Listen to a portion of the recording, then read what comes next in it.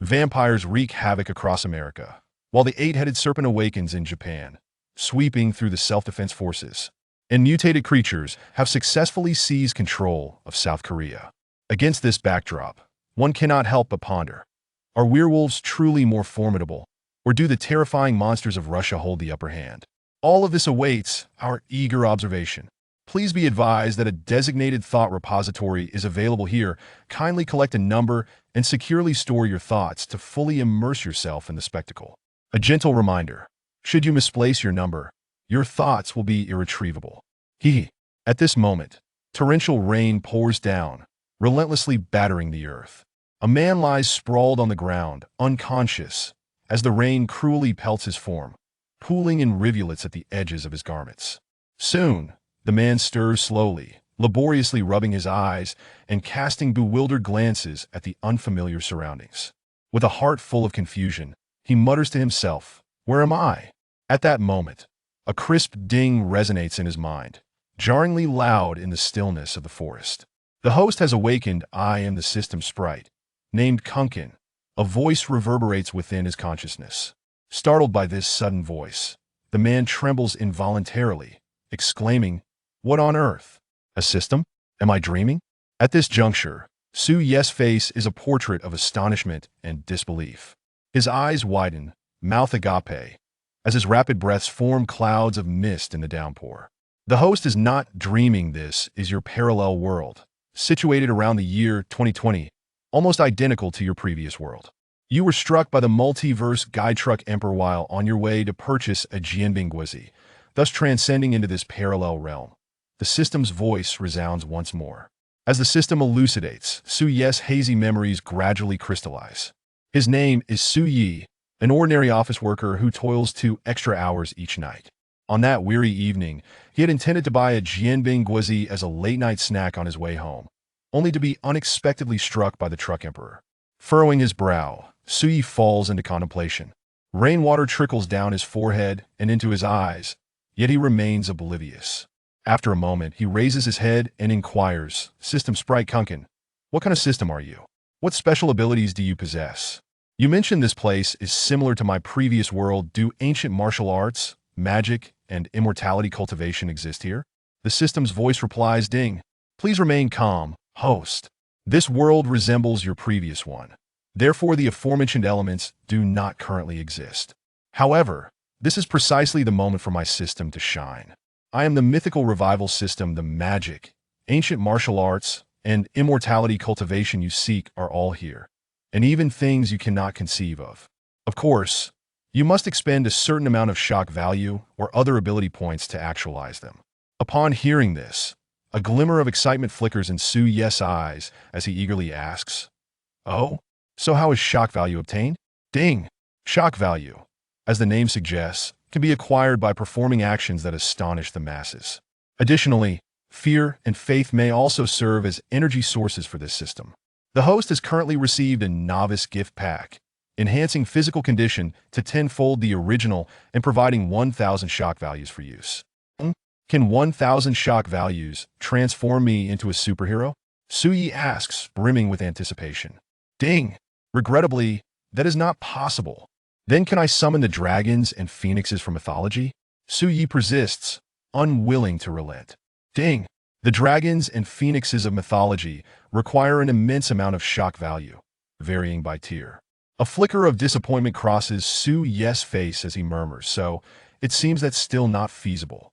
Suddenly, a light ignites in his eyes as an idea strikes him. Eureka!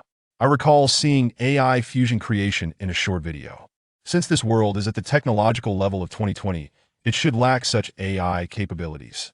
Furthermore, I can fuse ordinary animals to generate substantial shock value in the early stages. Ding! The AI functionality mentioned by the host can indeed be achieved by this system. Fusing with ordinary organisms does not require excessive shock value, and you may also augment other ability attributes. Excited by the revelation, Su Yi begins to contemplate fervently. Fear and faith are challenging to acquire at present, but isn't shock value readily accessible? For instance, fusing a python with a gecko's feet, or adding wings to a tiger, and so forth. Ah, a jiao! After fusion, I could incorporate some special abilities and stage a spectacle of a Jiao along the banks of the Yangtze. While I may not procure a true dragon or phoenix, combining the traits of a massive python, gecko, and pangolin scales, alongside water abilities, and enlarging its form should suffice. With this thought, Su Ye's face radiates confidence and anticipation, as if he can already envision the astonished expressions of the onlookers. Thus, Su Yi immediately sprints deeper into the forest. The howling wind rushes past his ears, branches and leaves whipping against him. Thanks to his enhanced physique tenfold, that of an ordinary person and, perhaps, the system's assistance, he senses the presence of creatures lurking within the depths. After a 10-minute dash, he spots a python. The creature is robust, approximately 9 meters long, its scales glimmering dully in the faint light. The python's eyes glint with a cold ferocity, its tongue flicking in and out, emitting a menacing hiss. Su Yi dashes forward, delivering a swift punch to the python's head like a bolt of lightning. There's a dull thud, and the python collapses, unable to react in time. After all, Su Yi possesses a physique that can be likened to a small superhero. Following this, Su Yi inquires of the system sprite how to deal with the fallen python. Ding! The host need only silently utter reclaim towards the defeated creature to retrieve it into the system space. Oh, I see. After murmuring reclaim towards the python's lifeless body, Su Yi suddenly notices a lizard perched on a nearby tree. Its body is a vibrant green, with a slender tail, agilely clinging to the trunk. Su Yi swiftly seizes it and stores it in the system space. Continuing his exploration of the forest, he searches for other desired creatures. He discovers a vigorous eagle, soaring in the air, scouting for shelter from the rain. Utilizing his agility and strength, he captures it. He also encounters a vividly colored centipede, crawling in a shadowy corner, which he carefully ensnares. Feeling satisfied, Su Yi opens the system's AI fusion interface, observing the python, lizard, eagle, and centipede within the space. He plans to use the python's body as the primary subject for fusion. He first integrates the centipede's hardened exoskeleton into the python's form, instantly enhancing its defense by 20-fold. Simultaneously, the centipede's venom is amplified by approximately 20 times, and it gains the ability to spray venom. Next, he enlarges and fuses the lizard's agile limbs onto the python, covering it with the python's scales, now fortified by 20-fold defense. The eagle's sharp talons replace the python's original claws, and its keen eyes transform into those of the Jiao, endowing it with acute vision.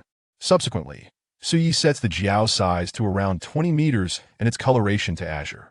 These fusions and enhancements consume roughly 5,000 energy points, prompting Su Yi to spend an additional 2,000 energy points to grant it water manipulation abilities, and 1,000 energy points for fire-breathing capabilities. Different ability points yield varying strengths and attributes. As he prepares for the final fusion, Su Yi watches the system space with a mix of anxiety and excitement. As radiant light flickers, the features of the various organisms seamlessly merge. When the brilliance fades, a magnificent Jiao materializes before him. Its elongated form is adorned with hard, gleaming scales, each seemingly imbued with boundless power. Its limbs are robust and powerful, with claws sharp as blades. The eagle-like eyes are piercing and regal, occasionally emitting flames or spraying venom. The water manipulation ability causes moisture to swirl around it, and the rain above spirals in response. Su Yi gazes at Jiao No, one in the space, his heart brimming with indescribable exhilaration. As a materialist of the 21st century, witnessing the birth of this mythical creature fills him with awe that defies verbal expression. Su Yi understands that his life is irrevocably altered. He is no longer the unremarkable office worker, but a visitor from another realm, endowed with the ability to create mythical beings. How he will wield this power and navigate survival in this parallel world remains shrouded in uncertainty and challenge. Taking a deep breath, he resolves to leave the forest and seek a safe location to observe and test the abilities of Jiao No. One with purposeful strides, Su Yi makes his way toward the forest's edge as his mind begins to concoct one audacious plan after another. Chapter 2: The Release of the Poisonous Dragon. The plan commences. Within the vast and profound historical expanse of the Yangtze River, there exists a place shrouded in mystery, aptly named the Abyss of the Dragon by ancient sages. This enigmatic locale lies quietly concealed within the majestic Teutong Gorge of the Three Gorges. Here, the river surges with fervor, akin to 1,000 galloping steeds, their thunderous roars echoing through the heavens. Since time immemorial, this site has been the cradle of the dragon lore, entwined with countless ancient and arcane tales. After much contemplation, Suyi resolutely chose this mysterious haven as the launch site for his meticulously crafted poisonous dragon. He passionately named it Dragon No. 1. The Poisonous Abyss of Mo. This title artfully intertwines ancient depictions of the dragon with its unique attributes. The dragon has always been capable of stirring tempests and unleashing torrential floods, while the term poison stems from its ability to project venom after merging with a centipede.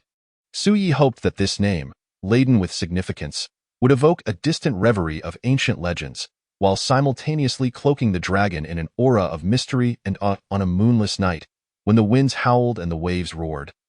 Suyi arrived at Teutong Gorge, his heart a tumult of anticipation and trepidation. He understood that this very place had been the origin of countless dragon tales. Tonight, he would resurrect the poisonous abyss of Mo, transforming myth into tangible reality. Due to the system's unique capabilities, satellites were unable to monitor the creature he had created. Thus, Suyi directly released the dragon by the riverbank. In an instant, the formidable and regal form of the poisonous abyss of Mo leaped forth from the confines of the system's space. Its body, adorned with hard scales, shimmered under the cold moonlight before plunging into the tumultuous waters below. The river erupted in a frenzy, enormous waves and whirlpools surging violently where the dragon entered, as if the entire Yangtze itself were fervently welcoming this mysterious and powerful newcomer. The poisonous abyss of Mo reveled in the waters, occasionally leaping high into the air, showcasing its unique and breathtaking physique along with its extraordinary abilities. Suyi was wholly engrossed in monitoring the dragon's every move through the system. His eyes alight with exhilaration, a sheen of sweat graced his brow, and his tightly clenched fists betrayed the excitement surging within him. The legendary creature was indeed before him, born of his own creation. A dragon. Although still a prototype, it had truly come to life. Suyi's heart screamed with joy, unaware of the ambition that was surreptitiously swelling within him, as the poisonous abyss of Mo frolicked through the waters. The river began to exhibit unusual changes. The currents grew increasingly turbulent, crashing waves relentlessly battering the rocky shores, producing deafening and heart-stopping sounds. Suyi gazed at the astonishing scene before him, his heart tumultuous and restless. He murmured to himself, "Is this the dragon?" Indeed, the reality of it is far removed from mere cinematic portrayals. Strictly speaking, this is merely the first generation, a hybrid creation, yet it evokes such a thrilling blend of fear and fascination. What truly wondrous creature must the mythical dragon be? Observing the Yangtze's waters shift direction at the command of the poisonous abyss of Mo, Suyi recognized this as a testament to the dragon's formidable hydromancy. It was heralding its grand arrival to the world in its own distinctive manner. Suyi swiftly activated his mobile device, registering for a short video account to meticulously document this extraordinary spectacle. He aimed to capture this unprecedented scene in its entirety, allowing the world to witness this astonishing and unimaginable occurrence, thereby garnering immense shock value. In the video, the poisonous abyss of Mo danced amidst the surging waters, its colossal form intermittently concealed within the crashing waves. Each rise and fall exuded unparalleled strength and majesty, radiating its enigmatic power. Suyi's camera closely followed the dragon, diligently recording its every breathtaking move and astonishing detail. This authenticity surpassed any special effects. Once the filming concluded, Suyi confidently instructed the system's sprite, Kurin Kuin, utilize 500 shock points to ensure this video goes viral. Ding, understood. Host. The sprite will arrange this immediately.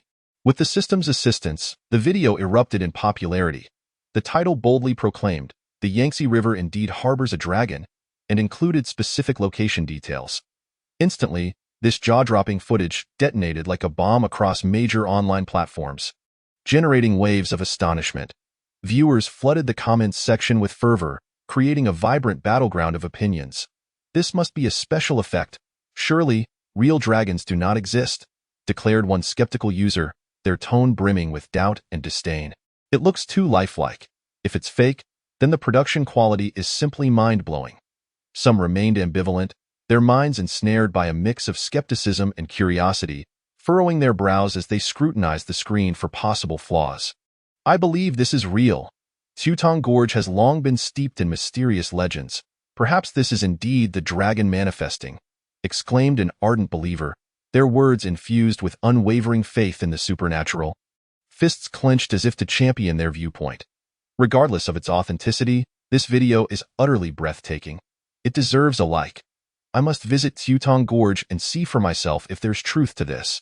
The following day, throngs of curious and expectant visitors flocked to the site. Hailing from all corners of the world, some embarked on arduous journeys spanning hundreds of kilometers, enduring hardships along the way. Their vehicles laden with various gear. Others hurriedly boarded the earliest flights, racing towards their destination upon landing. While still others navigated multiple trains, their exhaustion eclipsed by the excitement gleaming in their eyes. Armed with professional filming equipment and heavy packs, they arrived brimming with anticipation. Upon arrival, they eagerly set up their devices, some even constructing temporary tents, preparing for an extended vigil. Gathered together, they engaged in animated discussions. I firmly believe the dragon is real. How could it appear so convincingly? Exclaimed a middle-aged man with a scruffy beard, his voice trembling with excitement. Don't be foolish. It's undoubtedly special effects. Technology is so advanced now, retorted a bespectacled young man, busily adjusting his camera settings. Regardless, it's worth it just to witness it firsthand, mused an elderly gentleman with graying hair, his gaze filled with eagerness. Suyi utilized the system's invisibility mode. Refraining from revealing the dragon as the crowd waited by the river from dawn until dusk, their hopes remained unfulfilled. They began to murmur. It seems that video was indeed fabricated. What dragons? Clearly, it's all special effects. In the 21st century, such creatures could not possibly exist. If they did, they would have been discovered long ago. Disappointment etched on their faces, some kicked stones in frustration. Others chimed in, let us stay a few more days just in case. If nothing materializes, we can always return. However, on the following morning, the tranquil valley was suddenly shattered by a deep, resonant roar. The sound, as if traversing millennia, emanated from the depths of antiquity, reverberating through the valley and sending the remaining onlookers into a frenzy of excitement. Good heavens, what was that sound? A young woman exclaimed, covering her mouth, her eyes wide with disbelief. It must be the dragon. It has to be the dragon. A burly man exclaimed, dancing with excitement, nearly dropping his camera. Some were live-streaming, while others, with cameras still rolling, captured the sound and promptly uploaded it to short video platforms. Instantly, the internet erupted once more, discussions ignited. Is it real or fake? That sound carries such power. I felt my heart tremble even through the screen. Could there truly be a dragon? Fake. It's all fake. That must be a synthesized sound. How could any creature produce such a noise? Surely, it's all for video views. Don't be so skeptical. It's better to believe in what might be than dismiss it outright. I plan to check it out tomorrow. In the ensuing days, the influx of curious onlookers, adventurers, and media reporters swelled. They arrived equipped with more advanced gear and professional teams. Some erected large filming tents by the river, their equipment gleaming with lights as staff busily operated various devices. Others conducted interviews, seeking to extract more information from fellow attendees. During this time, Suya's shock value increased by approximately 2,000 points, with many still in disbelief, especially in this era where special effects abound. A video and a roar were hardly remarkable. Many were merely seeking amusement. Yet Suyi remained unfazed. He understood that as subsequent plans unfolded, even the doubters would be utterly convinced.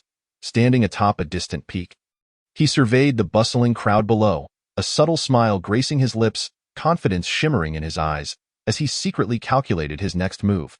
Chapter 3: The Madness of a Delusional Youth. As the popularity of the poisonous abyss of Mo's video continued to soar, Teutong Gorge became a veritable fortress of intrigue.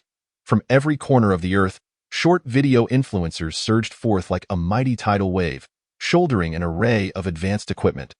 Their faces were a tapestry of excitement and avarice, as they hastily commenced their live broadcasts, fervently hoping to seize a substantial profit amidst this overwhelming surge of traffic.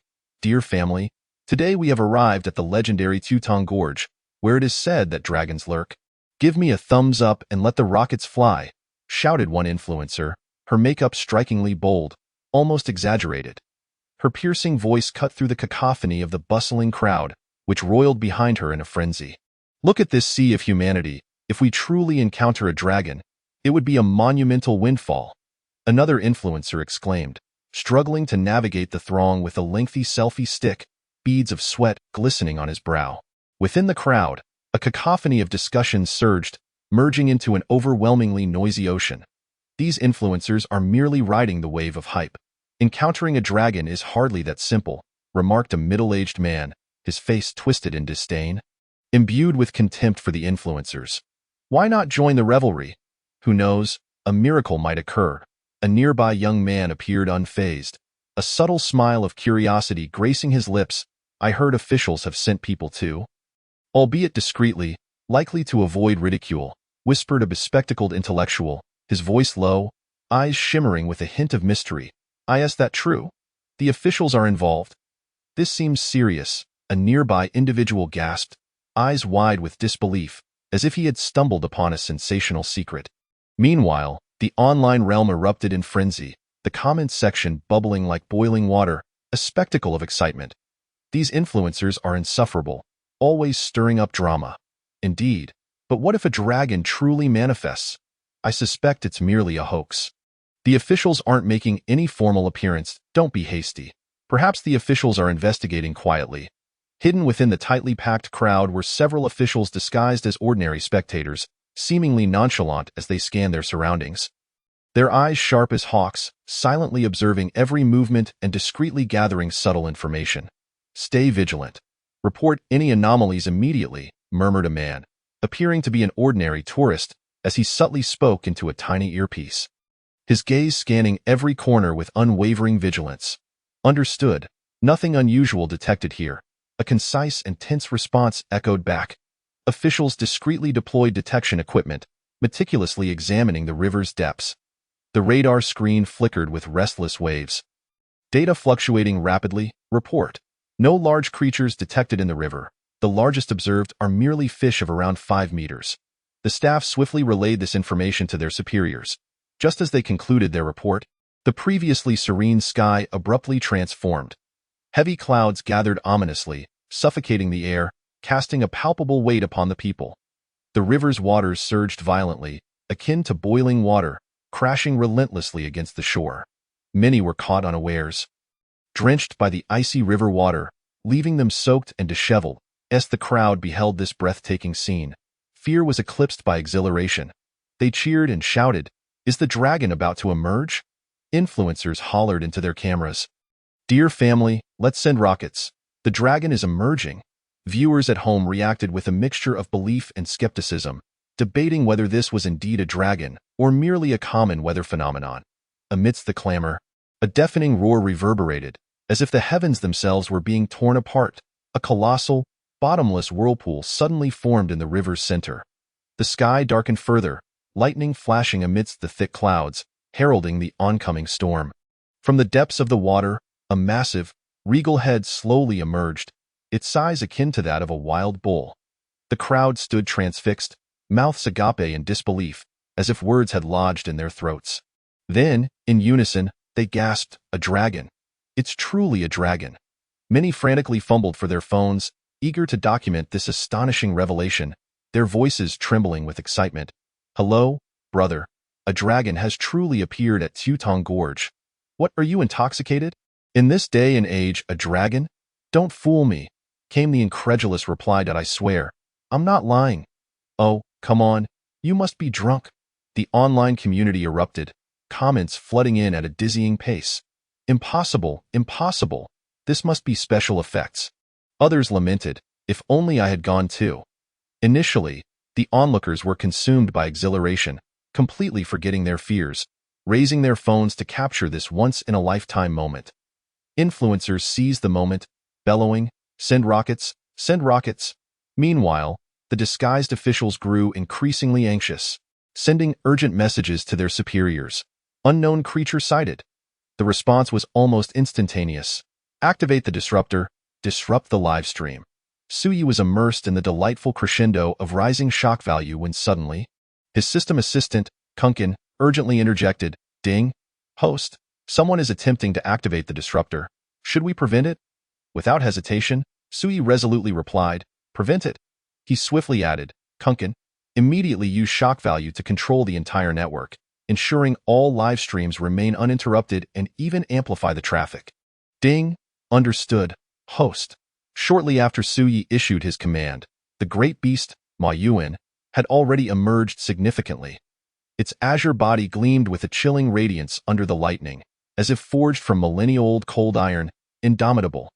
Its exoskeleton, reminiscent of an expanding centipede, was remarkably hard, every segment sharp as a blade, glimmering with a cold sheen.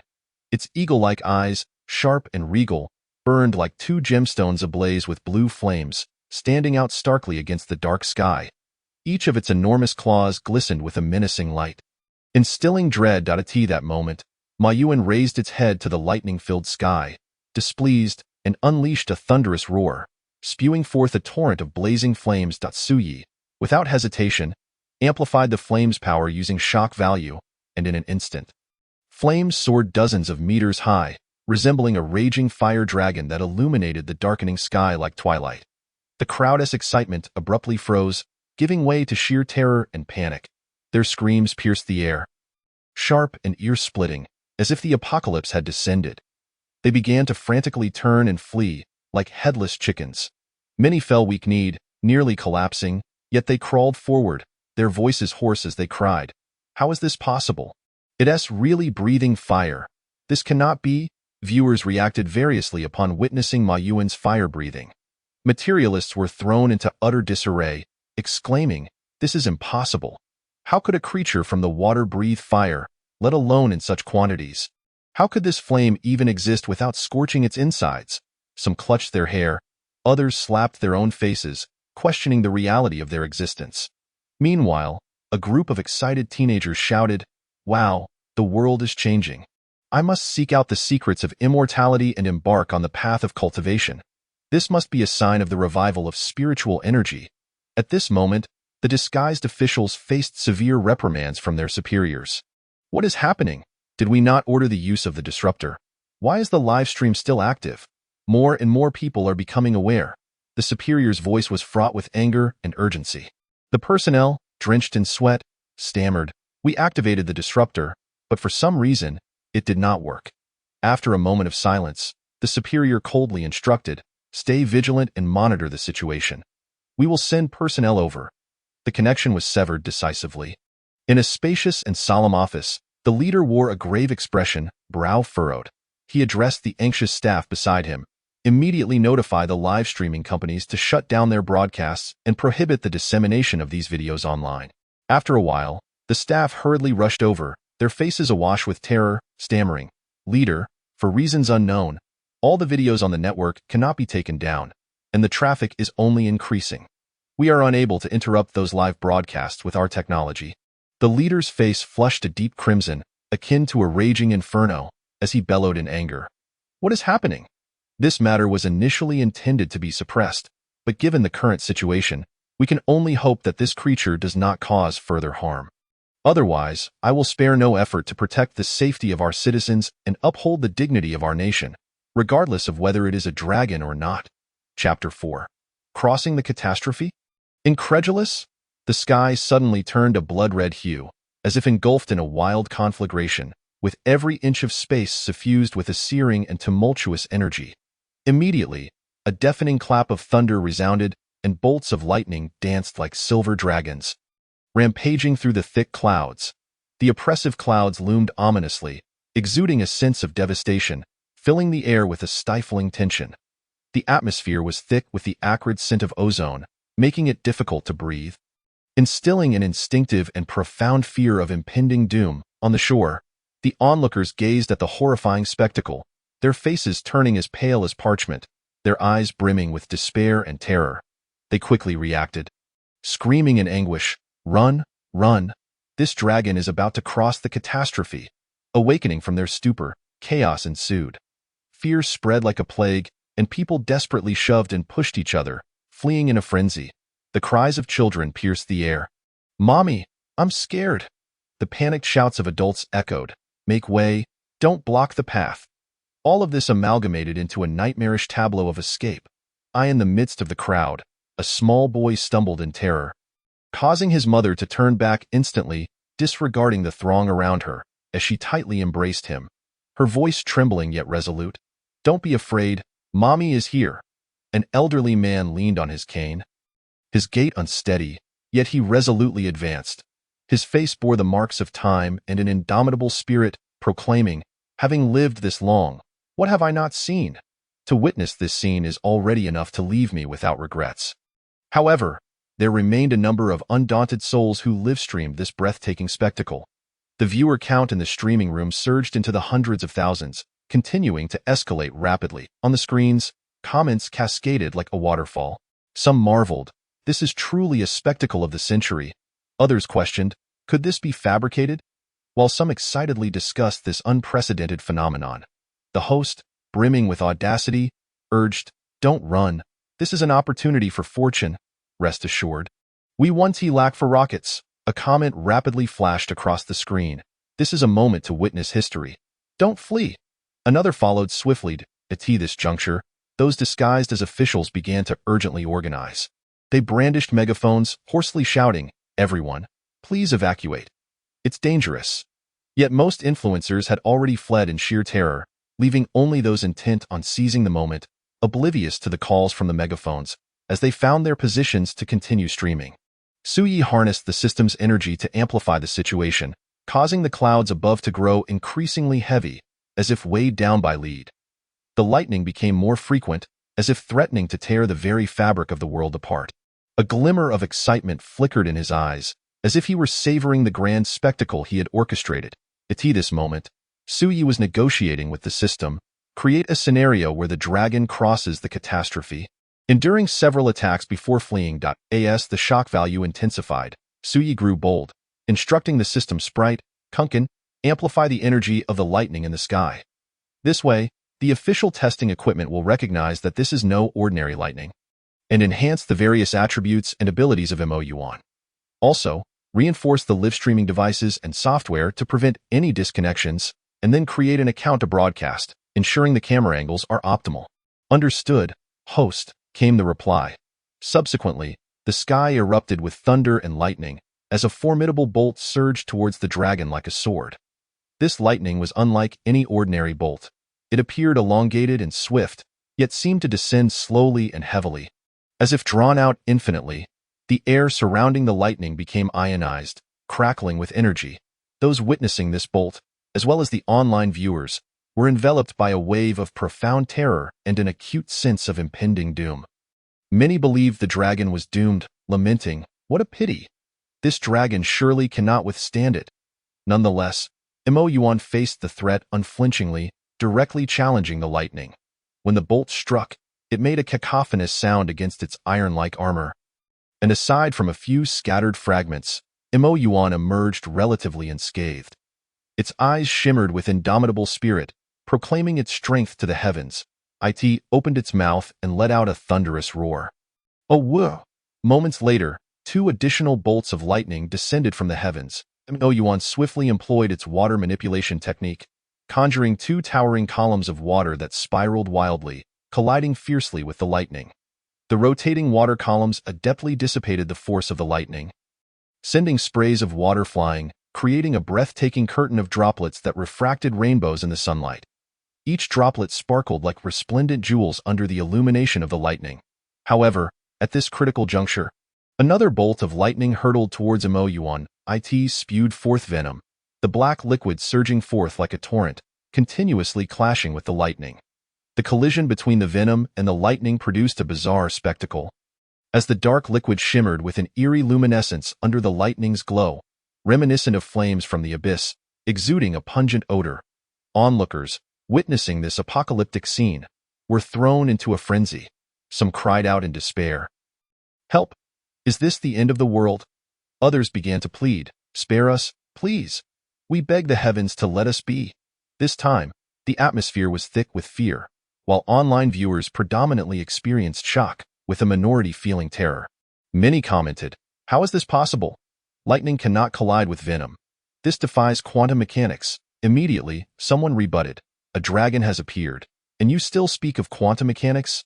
Even if Ultraman appeared now, I wouldn't be surprised. Many were left astounded by the scene, fervently discussing it. Newcomers gazed at the spectacle, exclaiming, "The special effects are incredible. What is the name of this movie?" They were swiftly met with the retort, "This is not a movie. It's a real dragon crossing the catastrophe."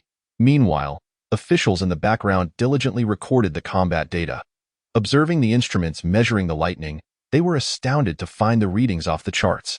Experts marveled, "The energy of this lightning is 100 times that of ordinary lightning. This instrument is calibrated for nuclear energy levels. How can lightning surpass that?" Yet, the dragon remained unscathed. Nearby, someone inquired, what weapon could possibly breach its defenses? Experts scrutinized Mo Yuan's manipulation of water and venom, their expressions grave as they replied, "At present, it exhibits formidable defense. Unless the lightning's readings are merely an error from the detection equipment, or if it possesses nuclear-level energy but lacks the potency of a nuclear weapon, then most military armaments may prove ineffective against it. Moreover, its ability to manipulate water is a technology we have yet to master." The leader regarded the data presented by the experts, brow furrowed, and asked, "If we were to confront this dragon, what would the damage be?" After a moment's contemplation, the expert replied, "In densely populated areas, the damage would be significant. However, in controlled environments, subduing it would not pose much of a challenge. While these data are alarming, they are merely numbers and do not reflect reality. Furthermore, we possess more than just a few nuclear weapons. Given our military strength, I believe we could capture this dragon, though I do not recommend pursuing it at present. If it seeks to flee, based on its manipulation of water, it could easily submerge into the Yangtze River or the ocean, entering into the mythos of dragons in the sea. Our naval vessels may struggle to contend with it." The leader pondered for a moment before issuing a command. "If the dragon does not pose a threat to the people, refrain from taking action for now.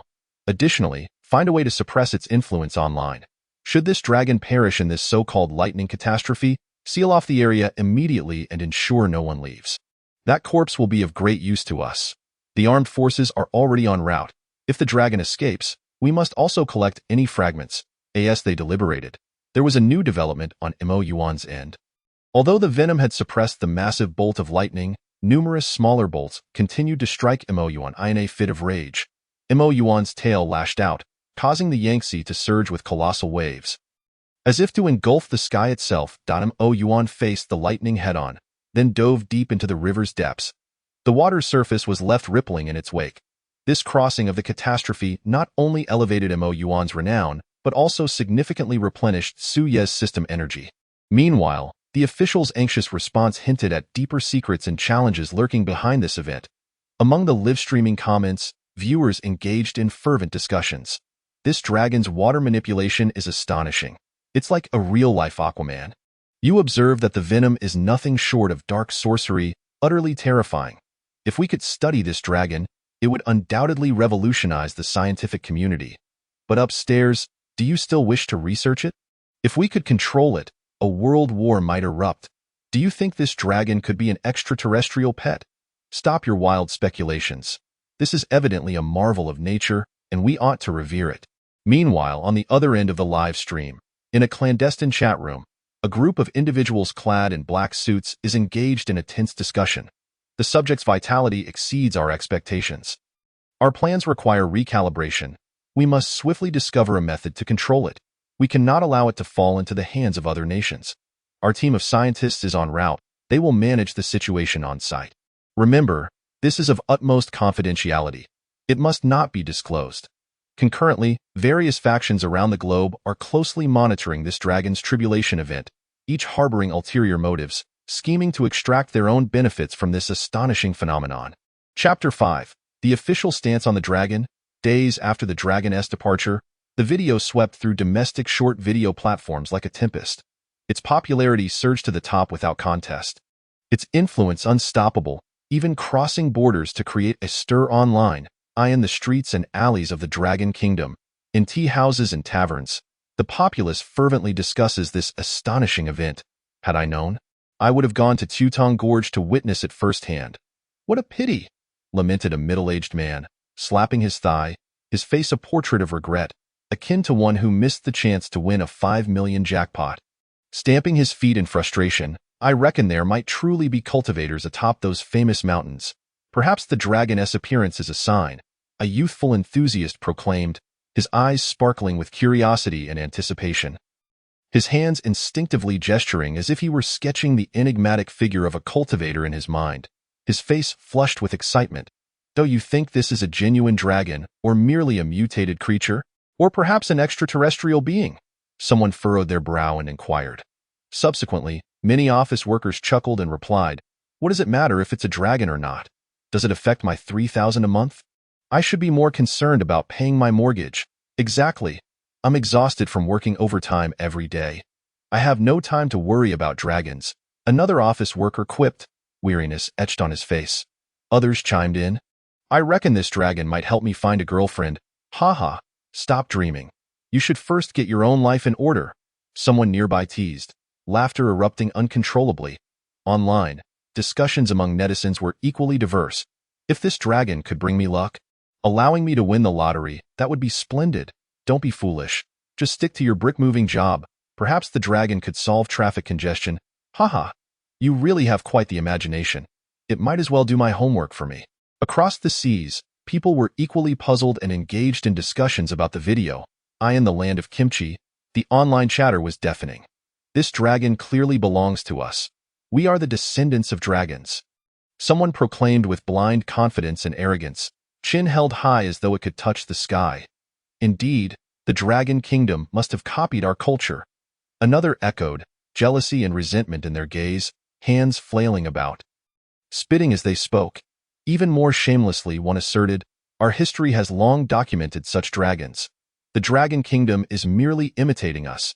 Meanwhile, netizens from the land of cherry blossoms exhibited a different attitude. This could very well be true. Is there a chance to visit the dragon kingdom and witness it firsthand? It would be wonderful to conduct research on it. Their tone conveyed curiosity and anticipation, pondering potential collaborative opportunities. If this video is genuine, could the legendary 8-headed serpent and various shikigami from our folklore also exist? If they do, that would be utterly marvelous. Simultaneously, various departments within the Dragon Kingdom convened an urgent meeting to discuss the matter. In a spacious, brightly lit conference room, the atmosphere was unusually grave as numerous leaders gathered. Among them were military personnel in uniform, standing tall with resolute expressions, their gazes sharp and unwavering, as though perpetually prepared to defend the nation's security.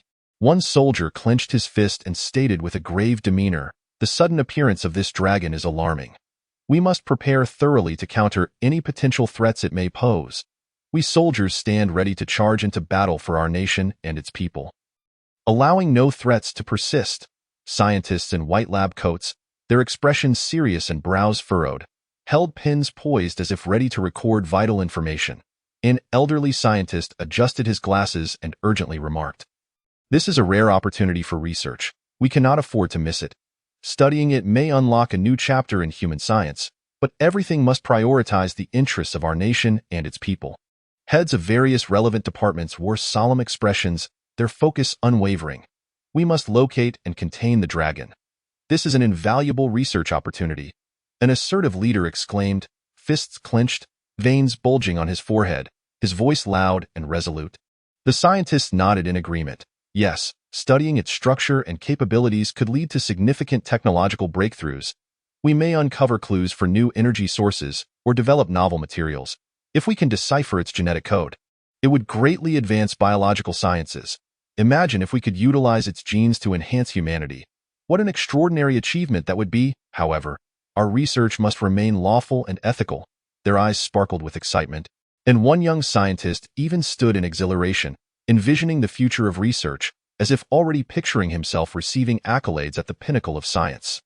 Yet, the dragon has not harmed the people, and our nation has always claimed to be the descendants of dragons. Acting rashly may be unwise. We should attempt to communicate with it first. A moderate leader suggested an alternative approach, his expression calm and voice steady, his gaze thoughtful, gently gesturing for everyone to remain composed. A hint of concern on his face. Communicate? Humph. This video can't be suppressed. Foreigners are already aware, and they will undoubtedly send people to investigate. What then will we do? the research faction immediately countered. Their faces flushed, voices raised an octave, beads of sweat forming on their foreheads, appearing agitated and anxious, one hand incessantly drumming on the table, eager to rush out and seize the dragon. Let us not argue. We need to think this through. A neutral leader attempted to ease the tension, his voice soft yet imbued with a calming authority, his expression a mix of resignation and worry, scanning the room with his gaze. In that moment, aside from the neutral faction's silence, the hall erupted in heated debate, the atmosphere tense and fervent, as if a fierce conflict could erupt at any moment. Just then, an elderly gentleman in a traditional Chinese jacket, his expression grave, pounded the table and declared, "What is all this commotion? What a disgraceful display!" His piercing gaze swept across everyone present. The authoritative intensity in his eyes rendered the previously raucous conference room suddenly silent. The sound of a pin dropping audible. The elder continued, "Times have changed. Whether this creature is a mythical being or not, it has not harmed our people, has it? It hasn't caused floods as the legendary dragon did, endangering the populace. Since it is a creature of our indigenous mythology, a part of our dragon kingdom, we must not act impulsively. How can we face our citizens? How can we claim to be descendants of dragons? Our foremost duty is to safeguard the lives and property of our people, to maintain peace and stability in our nation. As for the foreigners, this is no longer the past. If they dare to stir up trouble, we shall respond resolutely, yielding not an inch. As for the discussions online, we cannot prohibit them, so let them speak as they will. If mythical creatures truly exist, and we wish to study this dragon, what if there are others, or even real dragons? How shall we confront that? We are all part of Huaxia. There is no need to create enemies. Before these creatures act against us, we should employ gentle methods. Should this dragon dare to cause unrest, we will make it understand that the citizens of the Dragon Kingdom are not to be trifled with. If the thunderstorm does not vanquish it, we shall. We must steadfastly defend the dignity of our nation and the interests of our people, an unassailable duty." The attendees of the conference absorbed the elder's words, their expressions shifting from initial excitement and contention to calm resolve. Their gazes reflected respect for the elder and agreement with the future course of action. Subsequently, they all rose to salute, standing tall, their movements synchronized, ready to execute their respective tasks with clarity of purpose. Chapter 6. Does beautiful nation seek to wage war over the dragon? At this moment, on the opposite side of the earth, in a research base of the United States, a group of foreign scientists sat huddled together, their eyes fixed on the screen displaying the dragon video on a continuous loop. They repeatedly exclaimed, "Oh my God, is this really true? This utterly defies biology. How could it grow so large, breathe fire, control water, and emit poison? It is simply unbelievable." Among them, a professor named Smith, with his hair grizzled yet his spirit vibrant, was visibly agitated, his face flushed, as he animatedly gestured in the air. He turned to a nearby black officer and exclaimed, "Late Uns, just look at the capabilities this creature exhibits. It surpasses all our scientific understanding. This is undoubtedly a discovery that could alter the global landscape. We must acquire this creature. I am convinced that with our technology, we can unlock new forms of energy. Once harnessed, our nation will become even more formidable, unmatched by any foe." Late Uns furrowed his brow, his expression grave and serious, and replied, "Professor Smith, I comprehend your urgency. However, you must recognize that this matter is not so simple. The higher-ups are already deliberating on this issue. This country is not the Asian cherry blossom nation that we can manipulate at will. It is the Dragon Kingdom. The current Dragon Kingdom is no longer what it once was. They have significantly bolstered their military might and technological prowess. Acting recklessly could provoke unpredictable upheaval. Waging war over this is not worthwhile." Upon hearing this, the glimmer in Professor Smith's eyes dimmed slightly. Revealing a hint of disappointment, he bit his lip, unwilling to concede, and leaned closer to the screen, scrutinizing each detail of the video. He murmured to himself, "Then we must secure any fragments this creature leaves behind. We can analyze its DNA. Even a minuscule sample could yield groundbreaking discoveries." Late Uns, upon hearing this, shook his head in resignation and replied, "These matters are under discussion at higher levels. I am unaware of the specifics. However, I trust that the authorities will make the most prudent decision." Meanwhile, in the Cherry Blossom Nation, within a secret conference room, The atmosphere was so tense it seemed palpable. A group of scientists surrounded the conference table, their faces flushed with fervor.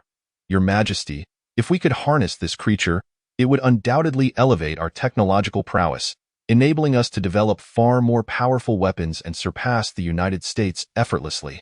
One bespectacled scientist, brimming with enthusiasm, waved his arms passionately, his voice taking on a sharp edge.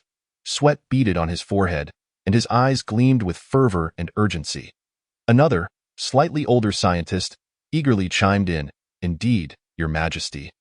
This is a once-in-a-lifetime opportunity that we cannot afford to miss. If we can obtain even a small sample from the dragon, our research will make tremendous strides. Just imagine, once we succeed, our nation's standing will be greatly enhanced, freeing us from the need to bow to other countries." Seated at the head of the table, the emperor wore a serious expression, his gaze sweeping over the faces of those present, his mind fraught with indecision. He was acutely aware of the Dragon Kingdom's might and understood the dire consequences of any rash actions. Yet, faced with the scientist's fervent eyes, he felt a twinge of temptation. Lowering his head slightly, he pondered for a moment before replying. "However, the Dragon Kingdom is not to be trifled with. If our actions provoke their ire, the consequences could be catastrophic. Your Majesty, are we to relinquish such an opportunity for our nation's ascent?" A young scientist implored, his voice laced with determination. "We can discreetly send a team, exercise caution, and we will surely succeed." His face flushed with excitement, his fists clenched tightly. "No, such an approach is far too perilous." A more composed minister interjected. "The Dragon Kingdom's intelligence capabilities are formidable. If discovered, it could precipitate a severe diplomatic crisis. Moreover, their military strength is vast. We cannot hope to contend with them." The minister's voice was steady and resolute, his gaze revealing a clear understanding of the situation. The scientists, however, were fervent, insisting that this opportunity must not slip through their fingers.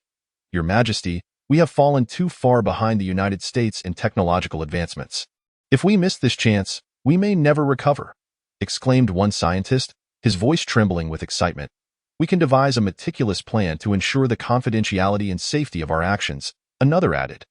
"But if we incite the Dragon Kingdom's wrath and ignite a conflict, our nation could face ruin," countered an opposing voice, equally insistent. "We cannot jeopardize our country for the sake of fleeting gains."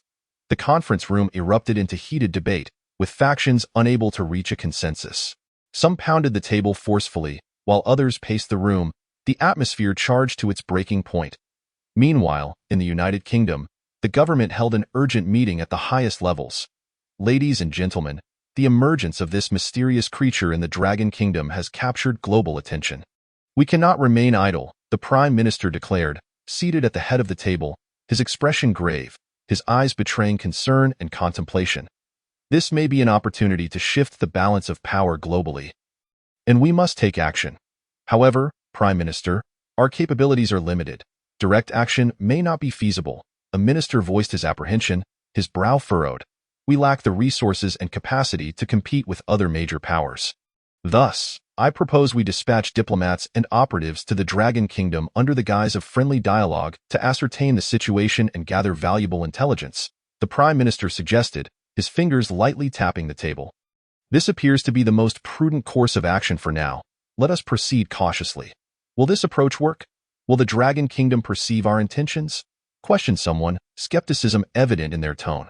"Their intelligence systems are highly sophisticated. Our actions may be exposed.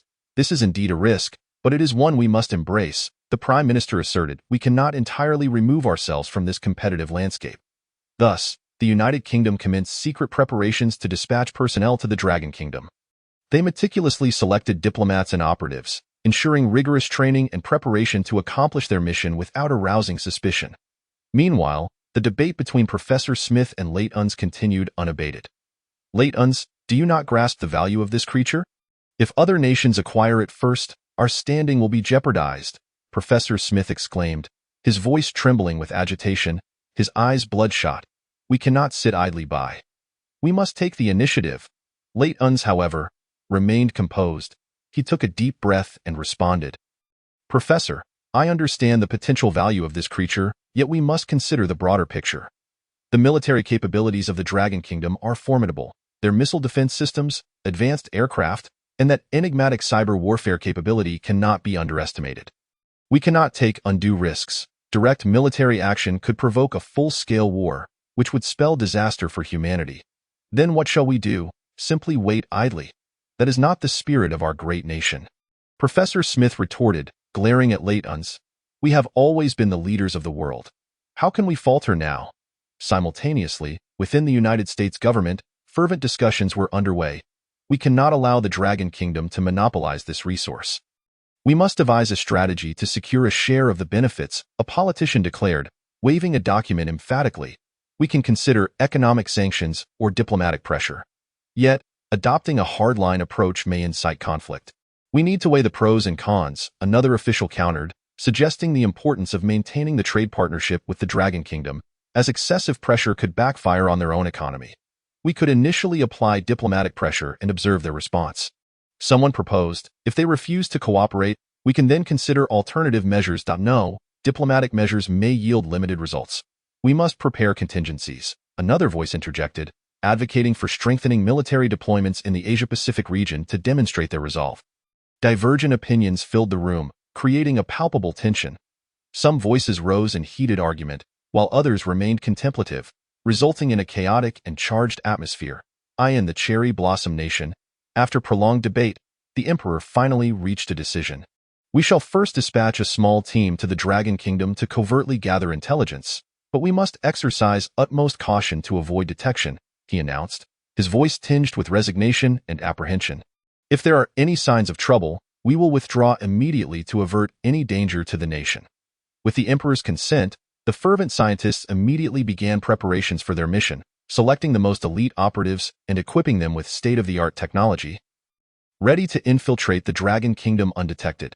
Meanwhile, the Dragon Kingdom had already sensed the movements of various nations.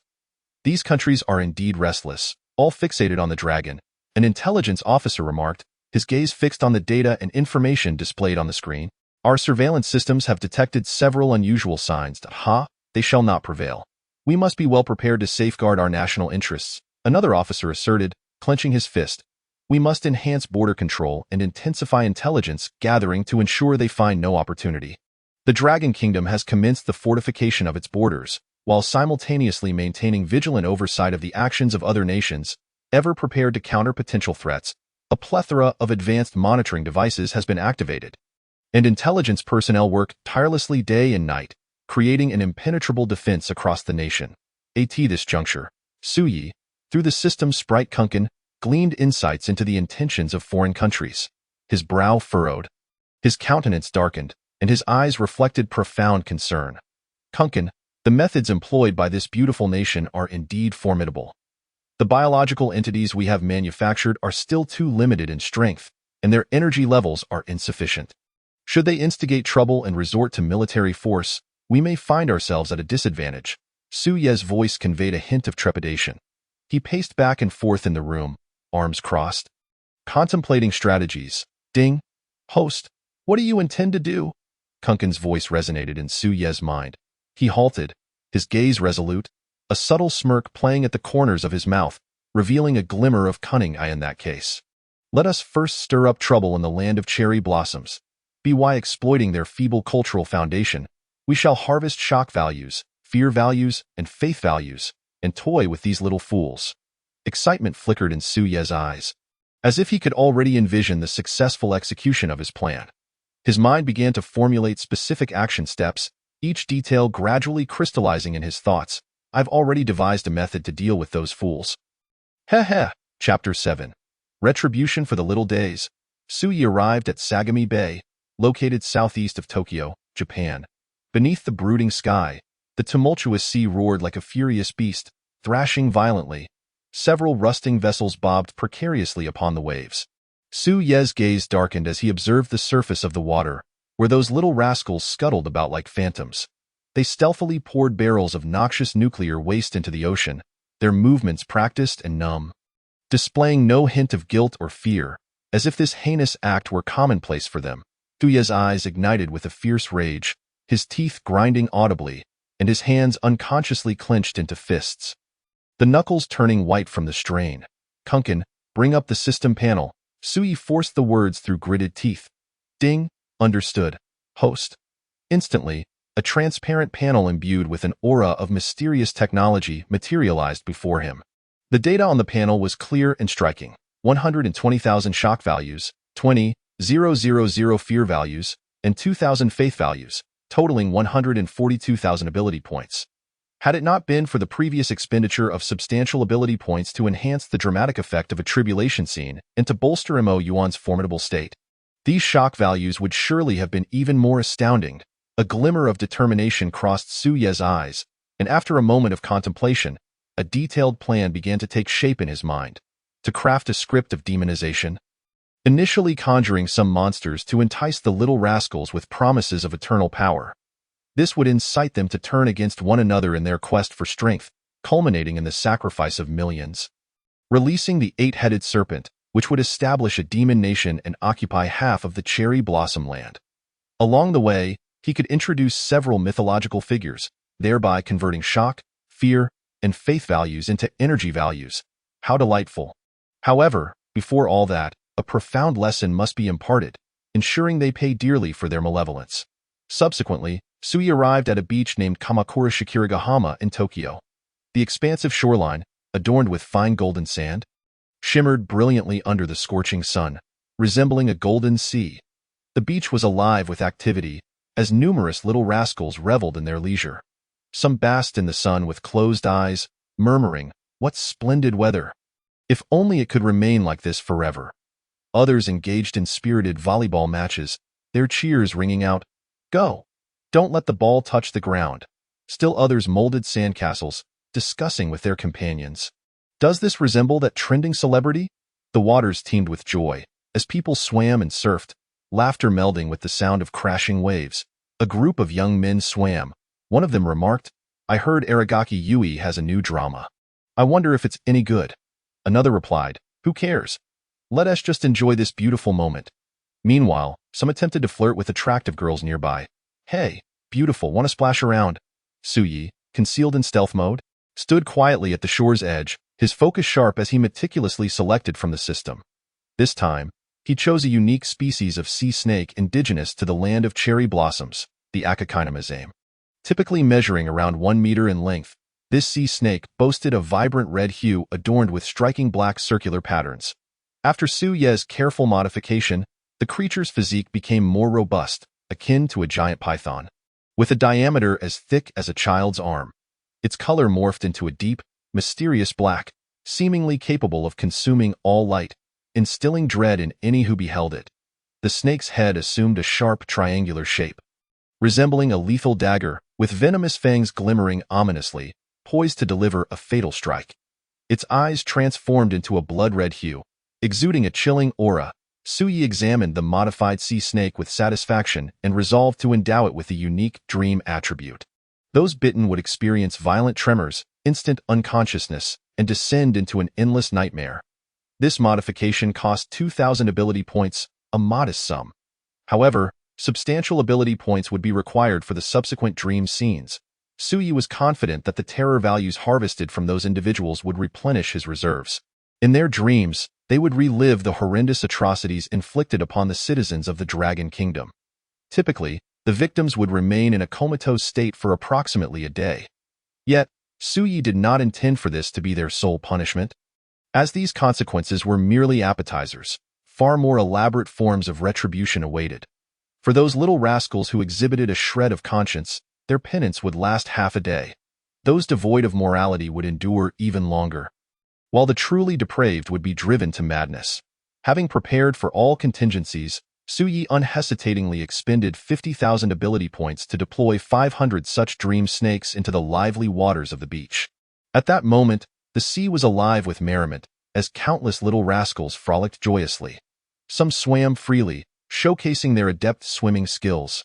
Others engaged in exuberant water fights, their laughter and shouts intertwining, while others leisurely floated on the surface, basking in the sun and the soothing waves.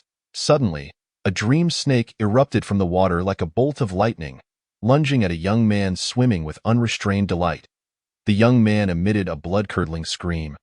"Ah, a snake! Help!" His voice pierced the air, shattering the previously cheerful atmosphere. This unexpected shriek acted as a catalyst, igniting panic across the entire beach. Onlookers beheld hundreds of snakes in the water and instantly succumbed to terror and despair. Some flailed desperately towards the shore, splashing wildly, shouting, "Snakes! So many snakes! Run for your lives!" as if demons were pursuing them. Others turned pale as ghosts, their movements stiff and frantic, crying out, "Someone save me! I don't want to die." While others stood frozen, dazed and muttering, "It's over. Everything is over." Reactions among those on the shore varied. Some were paralyzed with fear, their legs trembling, as if nailed to the ground, their eyes filled with boundless dread. Stammering, "What on earth is happening? Why are there so many snakes?" Others turned and fled in a panic, shouting, "Disaster has struck! Everyone run!" their voices trembling with terror, while some audaciously curious souls filmed the chaotic scene, eager to capture the heart-stopping moment, exclaiming, "This is bound to go viral." Even more disturbingly, some remained indifferent, laughing heartily and mocking. "Look at these cowards, just a few snakes have them so frightened." Yet, amidst the chaos, there were still some compassionate souls crying out, "Help! Who will save them?" Someone anxiously shouted. "Forget about it, just run," urged another, dragging their companion to flee. "Get this on video, it will definitely blow up," remarked someone still fixated on garnering attention. Those bitten by the dream snakes quickly fell into a deep coma, those closer to shore being pushed onto the sand by the waves, while those further out sank into the sea. However, under Su Ye's benevolent protection, those sinking would have an extra day to live until the dream concluded. Their bodies trembled violently, as if trapped in an icy abyss. In their dreams, they bore witness to the harrowing scenes of the Nanjing massacre. Clad in cherry blossom military uniforms, the little rascals wielded sharp sabers, their eyes filled with madness and cruelty as they ruthlessly slaughtered unarmed citizens of the Dragon Kingdom. Innocent souls fled in terror, their cries and pleas echoing throughout the city. The bitten individuals found themselves in the place of those victims, desperately running in their dreams, attempting to evade the bloody carnage. Yet no matter how fast they fled, they could never escape the relentless nightmare. Some individuals, upon witnessing the transformation of the military figure they once idolized into a fearsome demon brandishing a slaughtering knife, are engulfed by an overwhelming tide of terror and regret. In their dreams, they find themselves kneeling in supplication, weeping profusely, pleading for forgiveness. "I was wrong. I truly acknowledge my error. I should not have glorified you. I must bow in apology to the Dragon Nation." Conversely, those devoid of conscience, unrepentant, endure even more harrowing torments in their dreams. The military blade descends mercilessly, blood splattering and staining the earth crimson. They wail in agony, yet find no escape from this nightmare. Among them is a middle-aged man, bitten and pursued in his dream, running desperately through narrow alleys and scaling dilapidated walls, yet the pursuers draw ever nearer. The blade strikes him repeatedly, excruciating pain rendering him nearly unconscious. Yet he cannot break free from this horrific dream, crying out in despair, "Have mercy, spare me." Another young woman, confronted by the vengeful ghosts of the Dragon Nation as oppressed citizens, screams in terror and flees, only to discover herself ensnared in an endless labyrinth where despair and suffering await her in every direction, collapsing in a breakdown. "I shall never dare again." Meanwhile, Suyi coldly observes these nightmares, devoid of any sympathy, intent on ensuring these individuals pay a heavy price for their transgressions. Chapter 8. A biologist of ordinary days? Just as chaos envelopes the scene, media personnel from Sakura Nation's major television stations arrive like cats scenting blood. Burdened with heavy cameras and wielding long microphones, they swarm in like a tide, their eyes gleaming with urgency to capture the sensational breaking news. "Danger! No entry!" The security personnel guarding the scene shout hoarsely, attempting to block the frenzied reporters with their bodies. However, the reporters heed not their warnings, pressing forward relentlessly, their cameras clicking incessantly, flashes illuminating the chaotic scene as if it were daylight. Upon spotting armed personnel carrying a metal cage containing the dream serpent, they erupt with fervor, rapidly pressing their shutters, the flashes coalescing into a blinding light. A reporter broadcasting live exclaims excitedly into the camera, "Look! What manner of creature is this? A sea serpent of such immense size. Subsequently, he displays a whimsical headline on screen: Beach Nightmare. The giant monster serpent strikes. A throng of reporters, akin to ravenous wolves, rush toward the ambulance, encircling the medical personnel, rendering them unable to move. How are the injured faring? One reporter thrusts a microphone toward a medical staff member, nearly poking them in the face. It's too early to say. We are doing our utmost to save them. The medical personnel respond hurriedly while navigating the chaos. Sweat beading on their foreheads. Is this venom from an ordinary snake species? Why are they trembling incessantly? Another reporter presses on, his voice shrill and piercing. We cannot ascertain that yet. Further examination is required. The medical personnel reply, straining to maneuver the stretcher while attempting to evade the reporters, their faces etched with frustration and urgency. Some reporters seize the opportunity to question the security personnel. How did you capture these snakes? Was the process difficult? The security personnel respond with a serious demeanor, tension evident in their expressions. It was extremely perilous. These snakes are exceptionally fierce and incredibly swift. Several of our colleagues have already been injured. Are you frightened? The reporter presses relentlessly. At that moment, there was no time for such thoughts. Our only concern was to regain control and prevent further injuries. The security personnel retort, their voice tinged with anger. Regardless of the security personnel's attempts to obstruct and reprimand, the reporters persist in breaching the lines, jostling one another, even engaging in disputes to secure better vantage points for their shots. The atmosphere is rife with noise, shouts, and arguments, as pushing and shoving between security and reporters ensues. One reporter accidentally falls, breaking their camera and cursing vehemently on the ground. The scene becomes increasingly chaotic, as the already tense rescue efforts are further hindered by the reporters' interference. Following the release of videos and news reports, television stations across Japan fervently discuss the incident. Tokyo Television's headline stands out prominently: Giant sea serpent sighted at Shikiri Beach. Natural disaster or man-made catastrophe? The host exclaims dramatically, "Dear viewers, an astonishing event has transpired today at Kamakura's Shikiri Beach. From whence do these colossal sea serpents originate? Is it the mysterious forces of nature at play? Or a calamity of human making? What hidden secrets lie behind this?" Fuji Television adopts a suspenseful tone. Mysterious sea serpents invade the beach. Is the end nigh? The host, with a grave expression, intones, the emergence of these sea serpents instills profound dread within us. Could this be an omen of doom? Is it divine retribution, or a warning from some unknown force? How shall we respond to this sudden crisis? In a ramen shop, several office workers eat heartily while engaging in fervent discussion. This is terrifying. So many snakes. I'll never dare to approach the beach again. I was planning to go surfing this weekend. But that's all ruined now, lamented a bespectacled man, his mouth full of noodles. Who knows? Perhaps it was a leak from the nearby nuclear power plant, some radiation causing their mutation. Who knows what other bizarre creatures may emerge? Another man speculated, his brow furrowed with concern. Could they be experimental subjects that escaped from some secret laboratory? I've heard that some labs conduct perilous biological research, chimed in a nearby individual, eliciting gasps from the others. In an ordinary household, a family gathers in the living room, anxiously watching the television. Dad, what is going on with those snakes?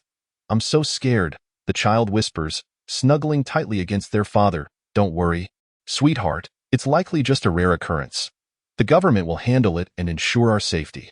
The father gently pats the child's back in comfort, though a hint of unease flickers in his eyes. But it looks so frightening. What if they come here? My classmates say this is a sign of the apocalypse. The child's voice trembles, tears streaming down their cheeks. Meanwhile, in the hospital, the condition of the young individuals admitted remains critical. Doctors race about, their brows slick with sweat. Nurses swiftly administer injections and intravenous fluids, their movements practiced and efficient. Increase the serum dosage. A doctor exclaims anxiously, his voice laced with tension, in addition to standard treatment methods. The doctors attempt alternative approaches.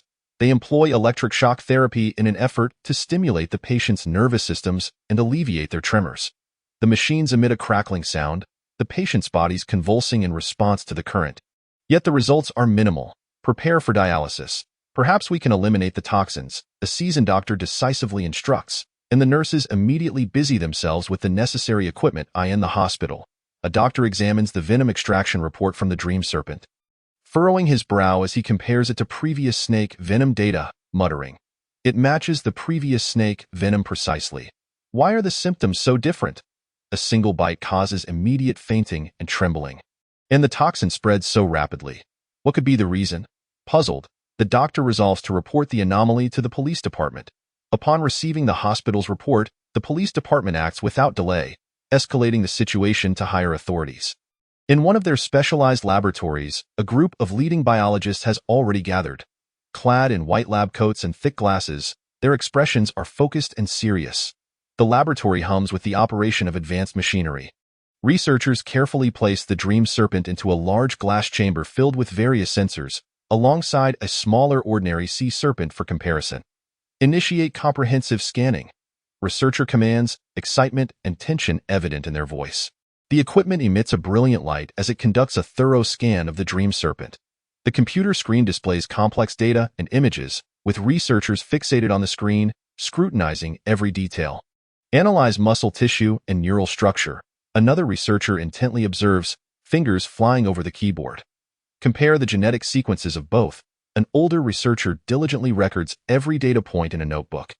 After extensive analysis, the researchers discover that apart from the obvious differences in size and appearance, certain cellular structures and protein expressions of the dream serpent exhibit subtle distinctions from those of the ordinary sea serpent.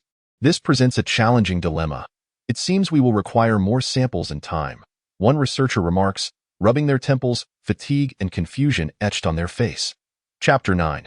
The Regretful Ordinary Days. Suyi, having secretly exposed the video of the nuclear wastewater discharge, promptly releases footage of the sea serpent attack.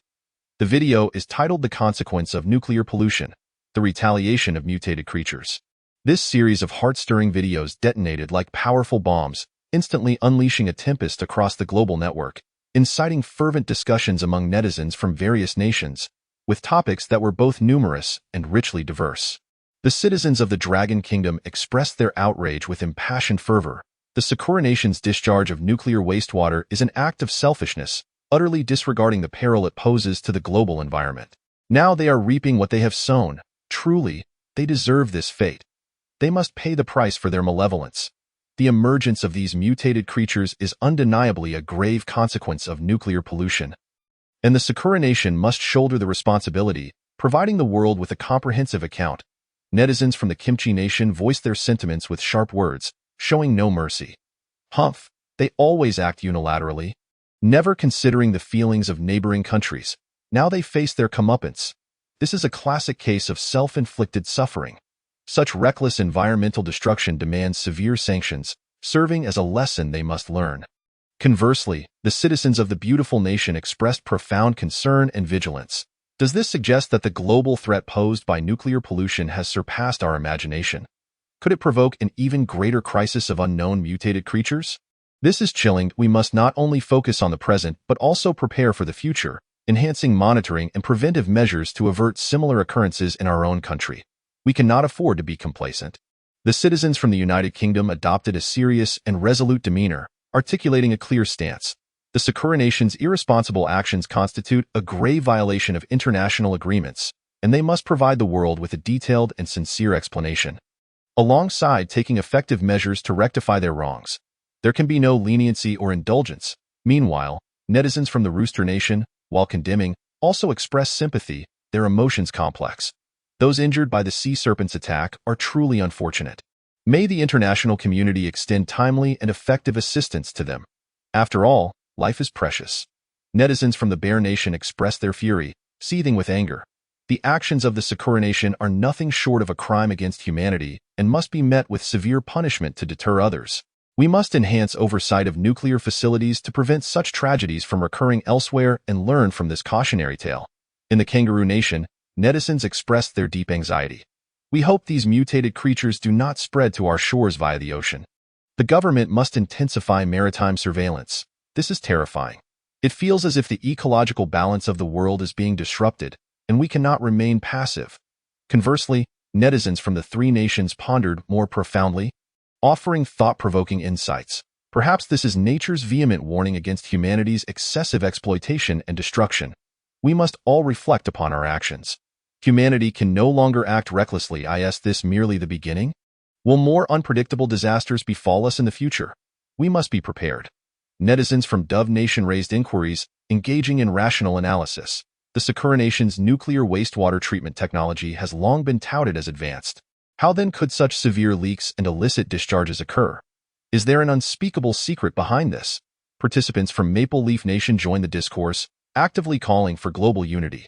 The world should unite to conduct a comprehensive investigation and supervision of the Sakura Nation's nuclear issues, preventing them from acting with impunity. We must stand together and confront this challenge. Amidst this tidal wave of public opinion, Suyi stood as a calm observer, quietly monitoring the situation's evolution, his mind racing as he contemplated how to further steer the developments. Laying the groundwork for subsequent plans, Suyi mused. It is worth considering the arrival of dark deities in the Sakura Nation, selecting a few fortunate individuals to gain power, gradually guiding the mainstream of society. After all, the Sakura Nation is not the Dragon Kingdom. It is not difficult to attain shock value, but I seek to evoke fear as well. The descent of the divine must not merely render the Dragon Kingdom a spectator. The Sakura Nation is a participant, and it must be handled with care. The onset of the divine must exhibit strength. Only then will it instill a sense of reverence, if harmed by ordinary military weapons.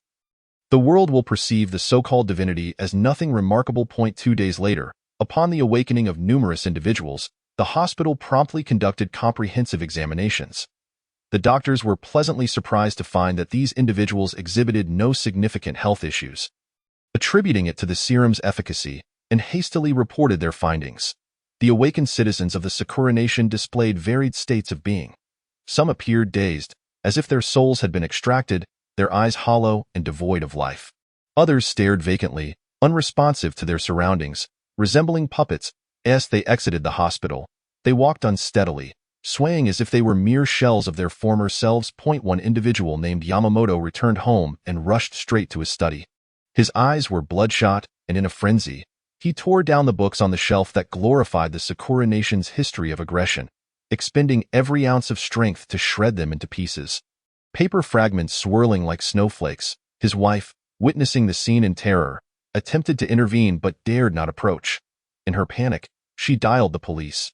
Her voice trembled as she exclaimed, "Officer, please hurry. My husband is acting strangely, tearing apart our books and speaking nonsense." Another individual named Sato locked himself in his bedroom upon returning home, crouching in a corner with his head cradled in his arms, his body trembling incessantly as he murmured, "We have committed unforgivable sins, unforgivable." Neighbors, hearing strange noises emanating from within, sensed something amiss and promptly alerted the authorities. "Officer, it seems Sato next door has lost his mind. He is crying and shouting in his home. It's terrifying. My voice is almost gone. It feels like something is about to happen." Yet another individual named Kimura sat motionless on the living room sofa, his gaze vacant. After a lengthy silence, he suddenly sprang to his feet. As if possessed, tearing down the Sakura Nation's military flag from the wall and trampling it underfoot while cursing. His family, frightened, quickly called the police, their voices tinged with desperation. "Please come quickly. Kimura is behaving irrationally. We barely recognize him anymore." Initially, the officers responding to the calls assumed these were merely cases of ordinary mental disturbances and did not take them seriously, casually remarking, perhaps they were just startled. A little reassurance should suffice. However, as the volume of calls increased, each describing similar erratic behaviors and confessions, the officers began to take the matter seriously. This was likely not an isolated incident. There might be deeper underlying causes. A seasoned officer frowned, his expression grave. The police department decided to initiate immediate apprehension operations. Teams of officers quickly assembled, police cars flashing their lights as they sped toward various locations. Upon arrival, the officers cautiously approached the residences. Some held shields at the front, carefully probing the situation, while others gripped batons, standing ready for action. "Yamamoto, open the door.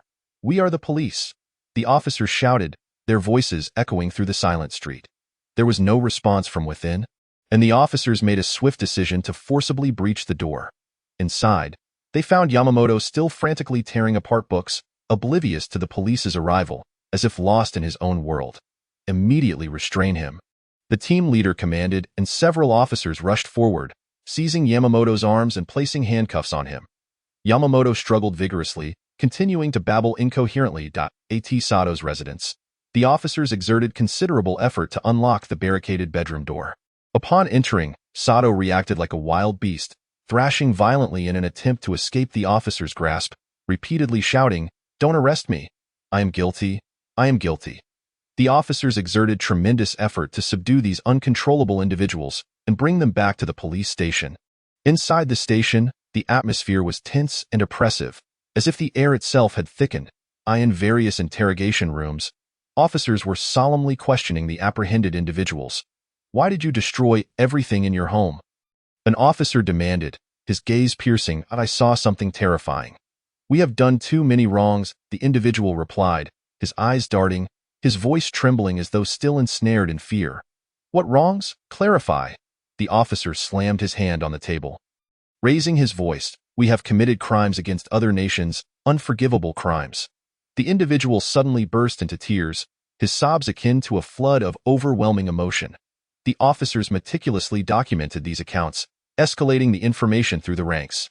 In the police station's office, the person in charge furrowed his brow as he examined the reports, subsequently picking up the phone with urgency. "Chief, there seems to be something amiss. These individuals' testimonies are alarmingly consistent, all mentioning strange dreams." Upon learning of the situation, higher officials immediately convened a meeting to discuss the matter. "This could very well be a manifestation of mysterious powers," one official remarked, curiosity glimmering in his eyes. "If we can harness such power, it may present us with a significant opportunity." Another official's eyes gleamed with greed, as if envisioning treasure. However, the source and mechanics of this power remain unclear. Concerns were voiced. Expressions serious. "Regardless, we must control those affected and conduct secret research." The leading official decisively issued orders, leaving no room for dissent. The higher-ups observed the test results with grim expressions, instructing the subordinate departments. "Publicly declare that this sea serpent is merely an ordinary mutated creature. The poisoning phenomenon is simply a hallucination resulting from mental disturbances." Then, turning to another individual, he whispered, "Deploy personnel to take custody of those bitten, conducting thorough examinations to determine if any mysterious forces are at work. We must acquire this power. This is certainly not an ordinary case of biological mutation. Moreover, this information absolutely must not be leaked.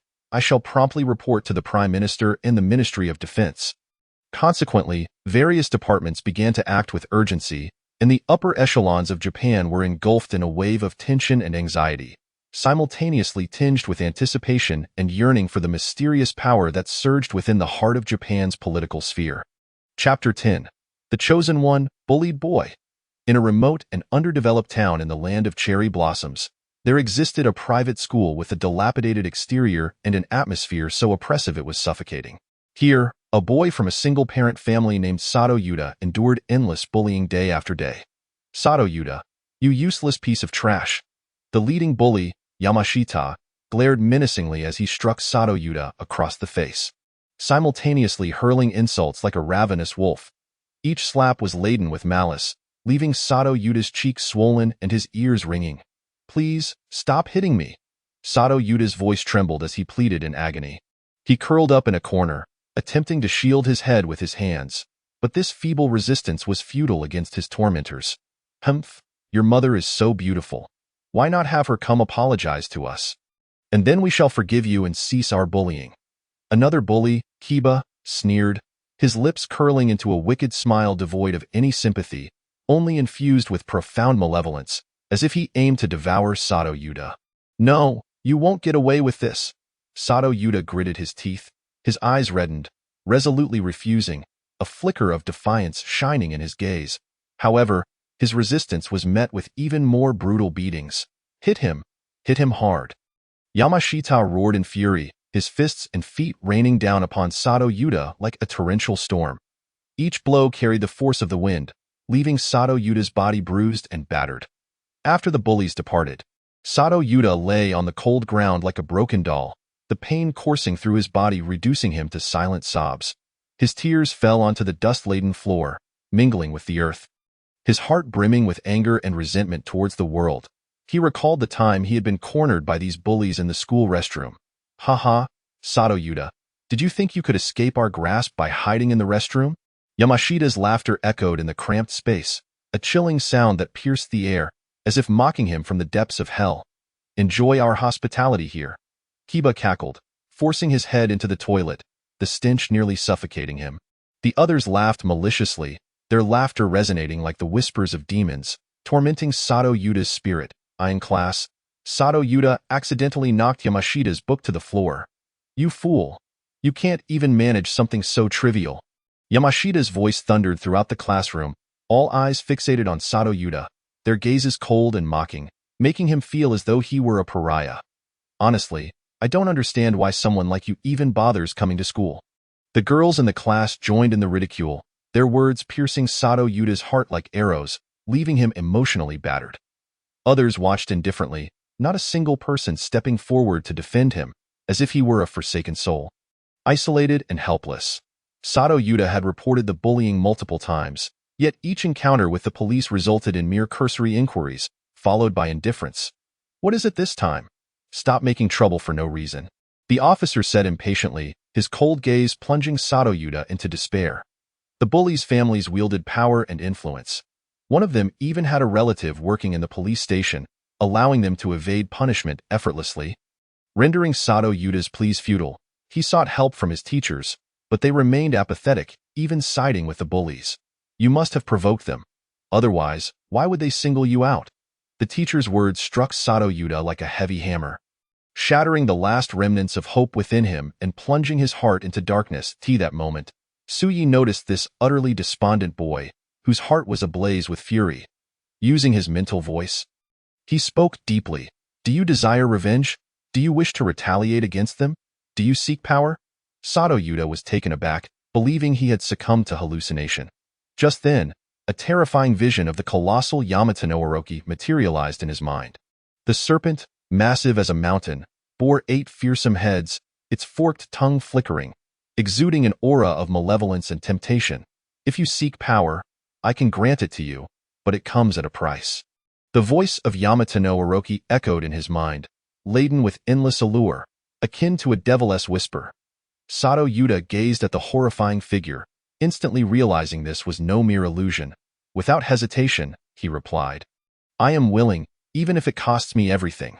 I yearn to become stronger, to no longer be bullied. I loathe this school, despise this class, abhor these indifferent people, and detest this unjust society. His voice brimmed with anger and resolve.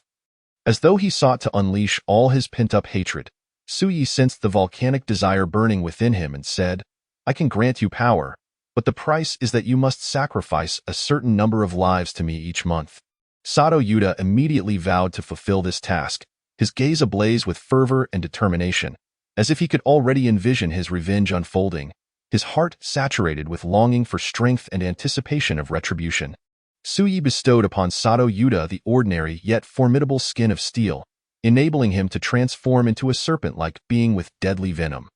The moment the power surged within him, Sato Yuda writhed in agony, his body contorting as he let out a tormented howl. His skin began to glisten with a metallic sheen, muscles bulging, bones cracking ominously, as if his body were on the verge of being torn apart by the immense power. Observing this, Suyi inquired of the system sprite, Kurin Kuin, will he betray me in the future? The sprite responded, Ding, the host will not betray you. The beings created by the host and those infused with power will remain loyal. To put it simply, they are merely vessels. Their previous memories are inconsequential, long since dominated by the system's power. Suyi fell silent upon hearing this. As Sato Yuda's trembling subsided, he knelt on the ground, fervently and reverently declaring, Thank you for the power, Lord Yamato no Orochi. I shall certainly provide you with sufficient sacrifices. His voice quivered with excitement, his eyes shimmering with a frenzied light, as if he had already glimpsed the dawn of his revenge.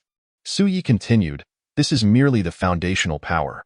The more sacrifices you make, the greater strength you will acquire. The sacrifices require souls. You merely need to eliminate them. By the way, they must be Japanese. As this will lift my seal. You can also increase your power by consuming their hearts.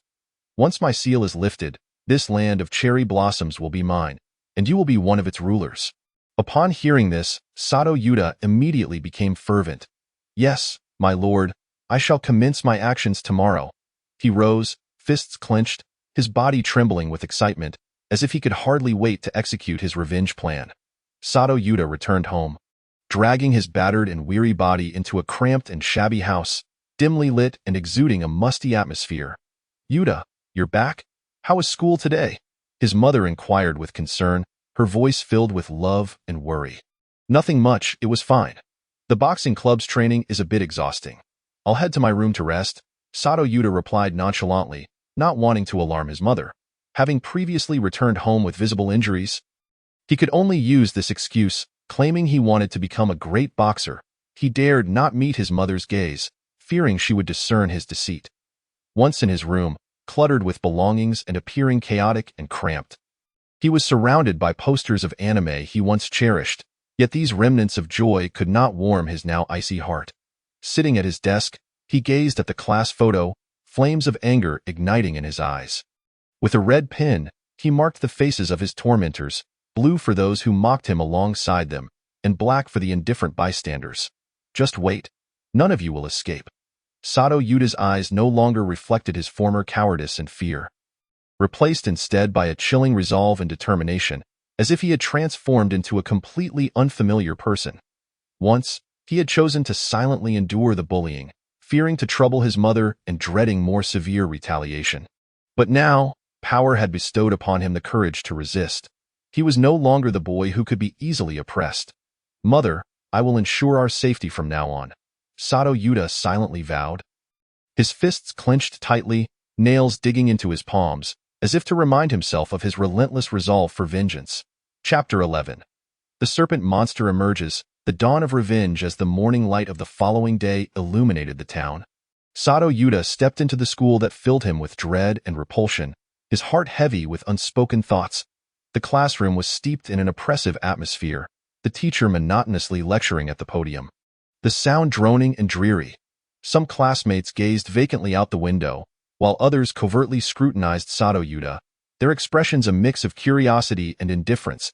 As the school bell chimed, the group of bullies, as was their custom, eagerly obstructed Yuta Sato's path.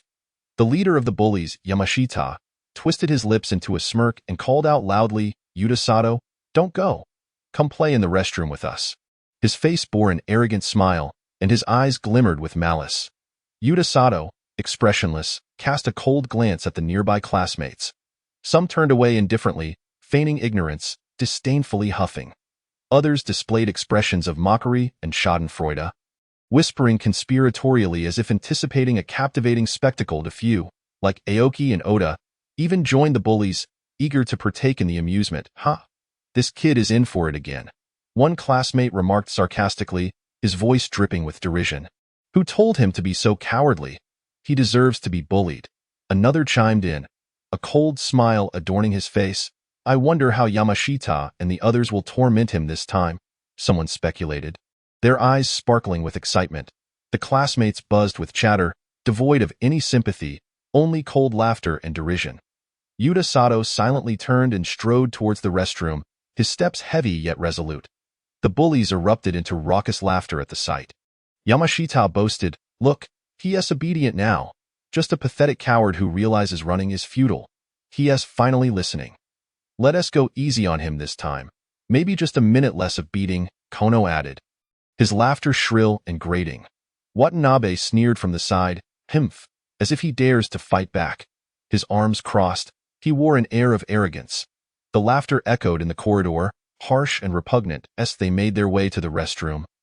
Classmates in the hallway, spotting the bullies escorting Yuta Sato, curiously called out, "Yamashita-kun, do you have a new game in store?" Yamashita responded with pride, "Of course, just wait and see." His face radiated with arrogance and conceit. This poor wretch has no idea how badly he'll be treated this time." A classmate chuckled, casting a contemptuous glance at Yuta Sato. "He is always so weak. It's his own fault for being bullied." Another agreed, their eyes filled with indifference, as if regarding a worthless waste.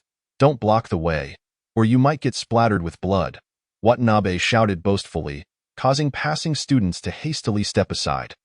Not a single classmate dared to speak up for Yuta Sato. Only merciless mockery and apathetic observation ensued. Some even paused, eager to witness the unfolding drama. The restroom was dim and damp, exuding an unpleasant odor, with flickering lights casting eerie shadows. The tiles on the walls had turned yellow, marred by water stains. As the bullies entered, perhaps due to Yuta Sato's unusually compliant demeanor today, they refrained from immediately resorting to violence, opting instead to toy with him. Here's the plan. I'll urinate in the toilet, and you'll drink it all down obediently if you do. We 1T beat you today, the foremost bully, Yamashita, declared with a twisted, malevolent expression, akin to that of a demon. Yuta Sato calmly replied, "Is that really what you intend?" The bullies erupted in laughter, Kono chiming in, "Of course it is. Just drink up obediently, and we'll let you off this once." Their eyes sparkled with mockery. Yuta Sato surveyed the three bullies, Yamashita, Kono, and Watanabe, along with the onlookers, Aoki and Oda. Aoki excitedly suggested, "Let us film him drinking urine and post it in the group chat, so everyone can see this coward-ass disgrace." The bullies all chimed in, "As expected of you. Aoki-kun, so clever. Haha, he is going to be famous now." They had already raised their phones, ready to capture the moment when Yuta Sato proposed, "Why don't you all come inside? If you stay outside, the teacher might notice." The bullies found this reasoning sound. Although the teacher might not intervene, it would disturb their enjoyment. Thus, Yamashita called out to the others, "Aoki-kun, Oda-kun, come in." He then addressed everyone, "Come, let us see how Yuta Sato drinks urine," while shouting his name. Yuta Sato interjected, "Class is about to start. How about after school instead?" The bully's expression shifted instantly to anger. Watanabe cursed, "You ungrateful fool. Are you trying to stall for time? Do you believe I 1T'd you right now?" His face flushed crimson, veins bulging on his forehead. Yamashita threatened fiercely, "Wanna die? If you refuse to drink, we'll make you." He flexed his fists as he spoke. Yuta Sato replied, "What a pity. I was hoping to grant you a few more hours of life. But you seem unwilling." The bullies retorted, "Did you get hit in the head yesterday to dare speak like that?" As they prepared to strike Yuta Sato, he waved his hands, and a faint azure mist enveloped the room. Instantly, the bullies were paralyzed, unable to move. Their eyes flickered with surprise, soon replaced by sheer terror. Yamashita's face turned pale, his lips quivering, unable to utter a sound, cold sweat streaming from his forehead. Kono's eyes widened in horror and despair, his breathing quickening. Watanabe's sweat dripped continuously, his gaze pleading, his body trembling slightly. Aoki and Oda, equally terrified, attempted to flee but found their legs unresponsive, emitting whimpering sounds. Then, Yuta Sato displayed a radiant smile, remarking, "All right, 5 of you. Who shall I deal with first?" The smile was sunny, yet his eyes gleamed with bloodlust, resembling a vengeful spirit from the depths of hell, sending chills down spines. Yuta Sato advanced towards the 5, easing the grip on their throats.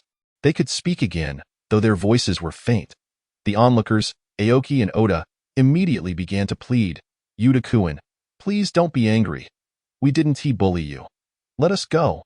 Their expressions were filled with utter fear, their bodies trembling, faces as pale as sheets.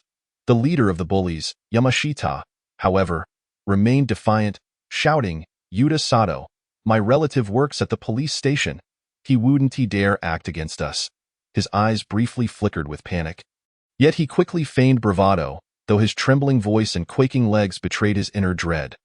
The other 2 bullies, Kono and Watanabe, hearing this, felt somewhat reassured and joined in the insults. "Just wait until the teacher and police arrive. You'll be sorry. We'll make your life a living hell, beat you to a pulp. After we get out, we'll pound you every day." Their voices quivered, yet they attempted to maintain a fierce facade, their expressions shifting from worry to arrogance, but their trembling lips and glistening foreheads revealed their fear. Yuta Sato patiently listened until they finished, then calmly responded, "Are you done? If this were before, I wouldn't have dared act this way. The police station?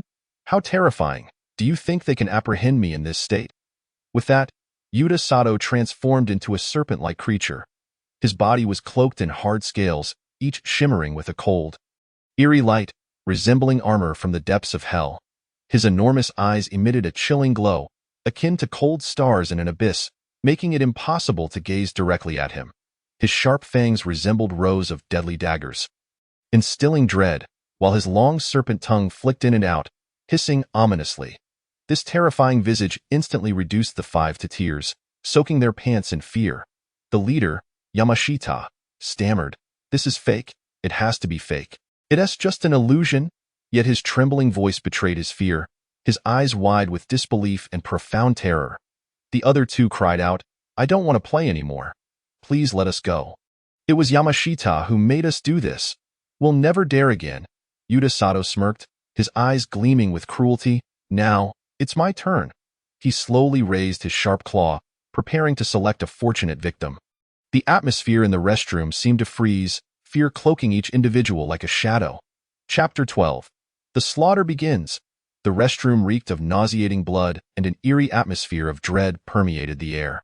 The dim lights casting sinister shadows on Yuta Sato's serpent form. He approached Yamashita with heavy, thunderous steps. Yuta Sato's massive presence enveloped Yamashita entirely. His thunderous breathing echoed in the cramped space, exuding an almost suffocating sense of terror. Yuta Sato suddenly stomped down on Yamashita's leg, the immense force producing a bone-chilling crack as Yamashita's leg twisted and shattered like a brittle twig. Yamashita emitted a horrifying wail, tears gushing forth uncontrollably as he writhed and struggled, yet was as helpless as an ant beneath an iron grip. "What's the matter? Afraid now? Where's that arrogance you displayed while bullying me? Since we started school, you've treated me as mere prey to torment. Did you ever care for my desperate pleas? Now, it is my turn." Yuta Sato's voice resonated with a deep, sinister timbre, akin to a curse emanating from the depths of the netherworld. With claws as sharp as daggers, he mercilessly raked across Yamada's back, the shrill sound of tearing flesh piercing the air. Deep, grotesque gashes, revealing bone beneath, emerged instantaneously, blood gushing forth like a tumultuous spring, instantly staining the filthy ground beneath them. He then violently seized Yamashima by the hair, hurling him against the wall like a sack of sand.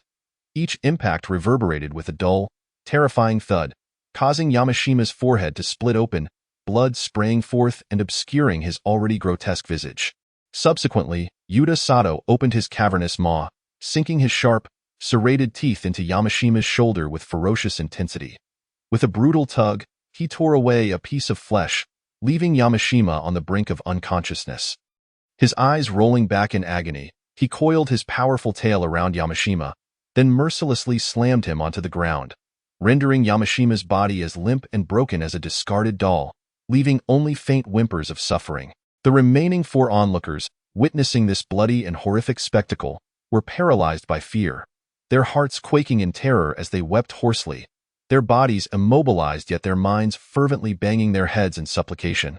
"Lord Yuta Sato, we were wrong. Spare us. We will serve you as slaves." Half an hour later, Yamashima lay battered and bruised, his clothing torn and drenched in thick blood. The spark of life had vanished from his eyes. No longer pleading for mercy, he instead screamed in despair and madness. "Come on, keep going. If you have the guts, kill me," Yuta Sato sneered, his serpentine grin sending chills down the spine, and replied, "If you continue to insult me, I might just finish you off after playing a little longer. Now you wish for death. It won't be that easy." With that, he spat a stream of venomous poison onto Yamashima's wounds, causing his entire body to writhe in agony as though besieged by a swarm of frenzied ants. His throat producing indistinct whimpers of suffering, his complexion pale as a ghost, and his gaze devoid of life. Yuta then advanced towards the other two bullies, Kimu and Watanabe. Approaching Kimu, Yuta found him utterly paralyzed with fear. Trembling uncontrollably, having lost control over his bodily functions, emanating a foul stench. Disgusted, Yuta wrinkled his brow but showed no sign of halting his torment. He lifted Kimu high with his tail and slammed him down with tremendous force, the sound of cracking bones echoing through the air. Next, Yuta raked his claws across Kimu's body, carving deep lacerations from which blood flowed incessantly. Still unsatisfied, he savagely bit chunks of flesh from Kimu, who screamed in anguish, his voice becoming hoarse. Observing Kimu's plight, Yuta felt no pity. He unleashed another stream of venom, igniting Kimu's wounds with excruciating pain, akin to being seared by flames. Then, Yuta turned his attention to the final bully, Watanabe, who stared wide-eyed in terror, his pupils dilated with fear, trembling as he begged for mercy. "Yuta Sato, please, spare me. I promise I'll never dare again." Unmoved, Yuta delivered a ruthless swipe, severing Watanabe's arm as easily as one would chop a twig. Blood sprang forth like a fountain. Watanabe howled in pain. "Ah, you demon! I will haunt you even in death," Yuta retaliated with his tail, striking Watanabe's face with the force of an iron whip. Leaving him bloodied, his teeth scattered like fallen grains, in agony, Watanabe stammered incoherently. "Spare me! Spare me! It was all Yamashima's doing." Yuta then unleashed a series of brutal kicks to Watanabe's lower body, each strike imbued with destructive intent. Watanabe's cries muffled and sorrowful, resembling the wails of the damned from the depths of hell. He ensnared Watanabe's legs with his powerful tail, tightening his grip until the sound of shattering bones echoed distinctly in the gruesome space. With his slick, serpentine tongue, Yuta licked Watanabe's wounds, the grotesque sensation driving Watanabe to the brink of madness. Once more, he opened his maw, releasing a cloud of deathly poison. Upon inhalation, Watanabe's skin began to rot as if engulfed in searing flames, eliciting agonized screams of despair. The two onlookers, Aoki and Oda, had long succumbed to the horror, unconscious like soulless husks. Yuta taunted, "Were you not the ones who sought to mock my mother? How does it feel now?" "Ha ha ha!" His laughter echoed maniacally in the restroom, reminiscent of a devil's triumphant cackle. Bored with his play, Yuta turned to Aoki and Oda, thrusting his tail through their chests, the sharp tip piercing their fragile skin and burrowing deep into their thoracic cavities. Their bodies jolted violently, pain jolting them from their stupor, their desperate cries tearing through the air. Their faces turned ashen, terror and despair washing over their eyes like a tidal wave. Their lips trembled with pleas. "Yuta Sato? Please spare us," Yuta, with a cold laugh, replied. "You brought this upon yourselves. You were meant to be at the back of the line, yet you chose to come forward today. I cannot be blamed for that. I am not a monster, and I initially had no intention of tormenting you, but your actions today have enraged me. Since I stated I would not torment you, let us conclude this swiftly, allowing you to savor the last remnants of fresh air." The two, uncertain of his meaning, nonetheless felt relief at the thought of not enduring further torment. Even as blood gushed from their gaping wounds, staining their garments, they hurriedly expressed their gratitude. "Thank you, Yuta Sato, thank you." With a smile, Yuta turned towards Yamada, who now lay in such agony that he could scarcely utter a word. His eyes filled with hatred and dread as they bore into Yuta. His body trembled incessantly, blood flowing from his wounds, pooling beneath him like a small crimson lake. Yuta smirked coldly, declaring, "That's enough. I've vented my rage, and now it's time to feast." He extended his sharp claws, ruthlessly plunging them into Yamada's chest. The claws effortlessly tore through flesh and bone, accompanied by the ghastly sound of tearing, as Yamada's chest cavity was barbarically opened, his heart exposed to the air. Still weakly pulsating, due to the presence of toxins, Yamada did not die immediately. He could only watch in horror as Yuta opened his gaping maw, devouring his still-beating heart. Yamada felt his life rapidly slipping away, the unending agony contorting his features beyond recognition. Yuta voraciously consumed Yamada's heart, a searing warmth coursing down his throat, filling him with a surge of power, an overwhelming sense of wicked satisfaction. Upon finishing, Yuta disdainfully remarked, "This heart is dreadfully dark. The taste is terrible." He then approached the other two bullies, Kimu and Watanabe, and, with the same brutal indifference, tore open their chests to extract their hearts.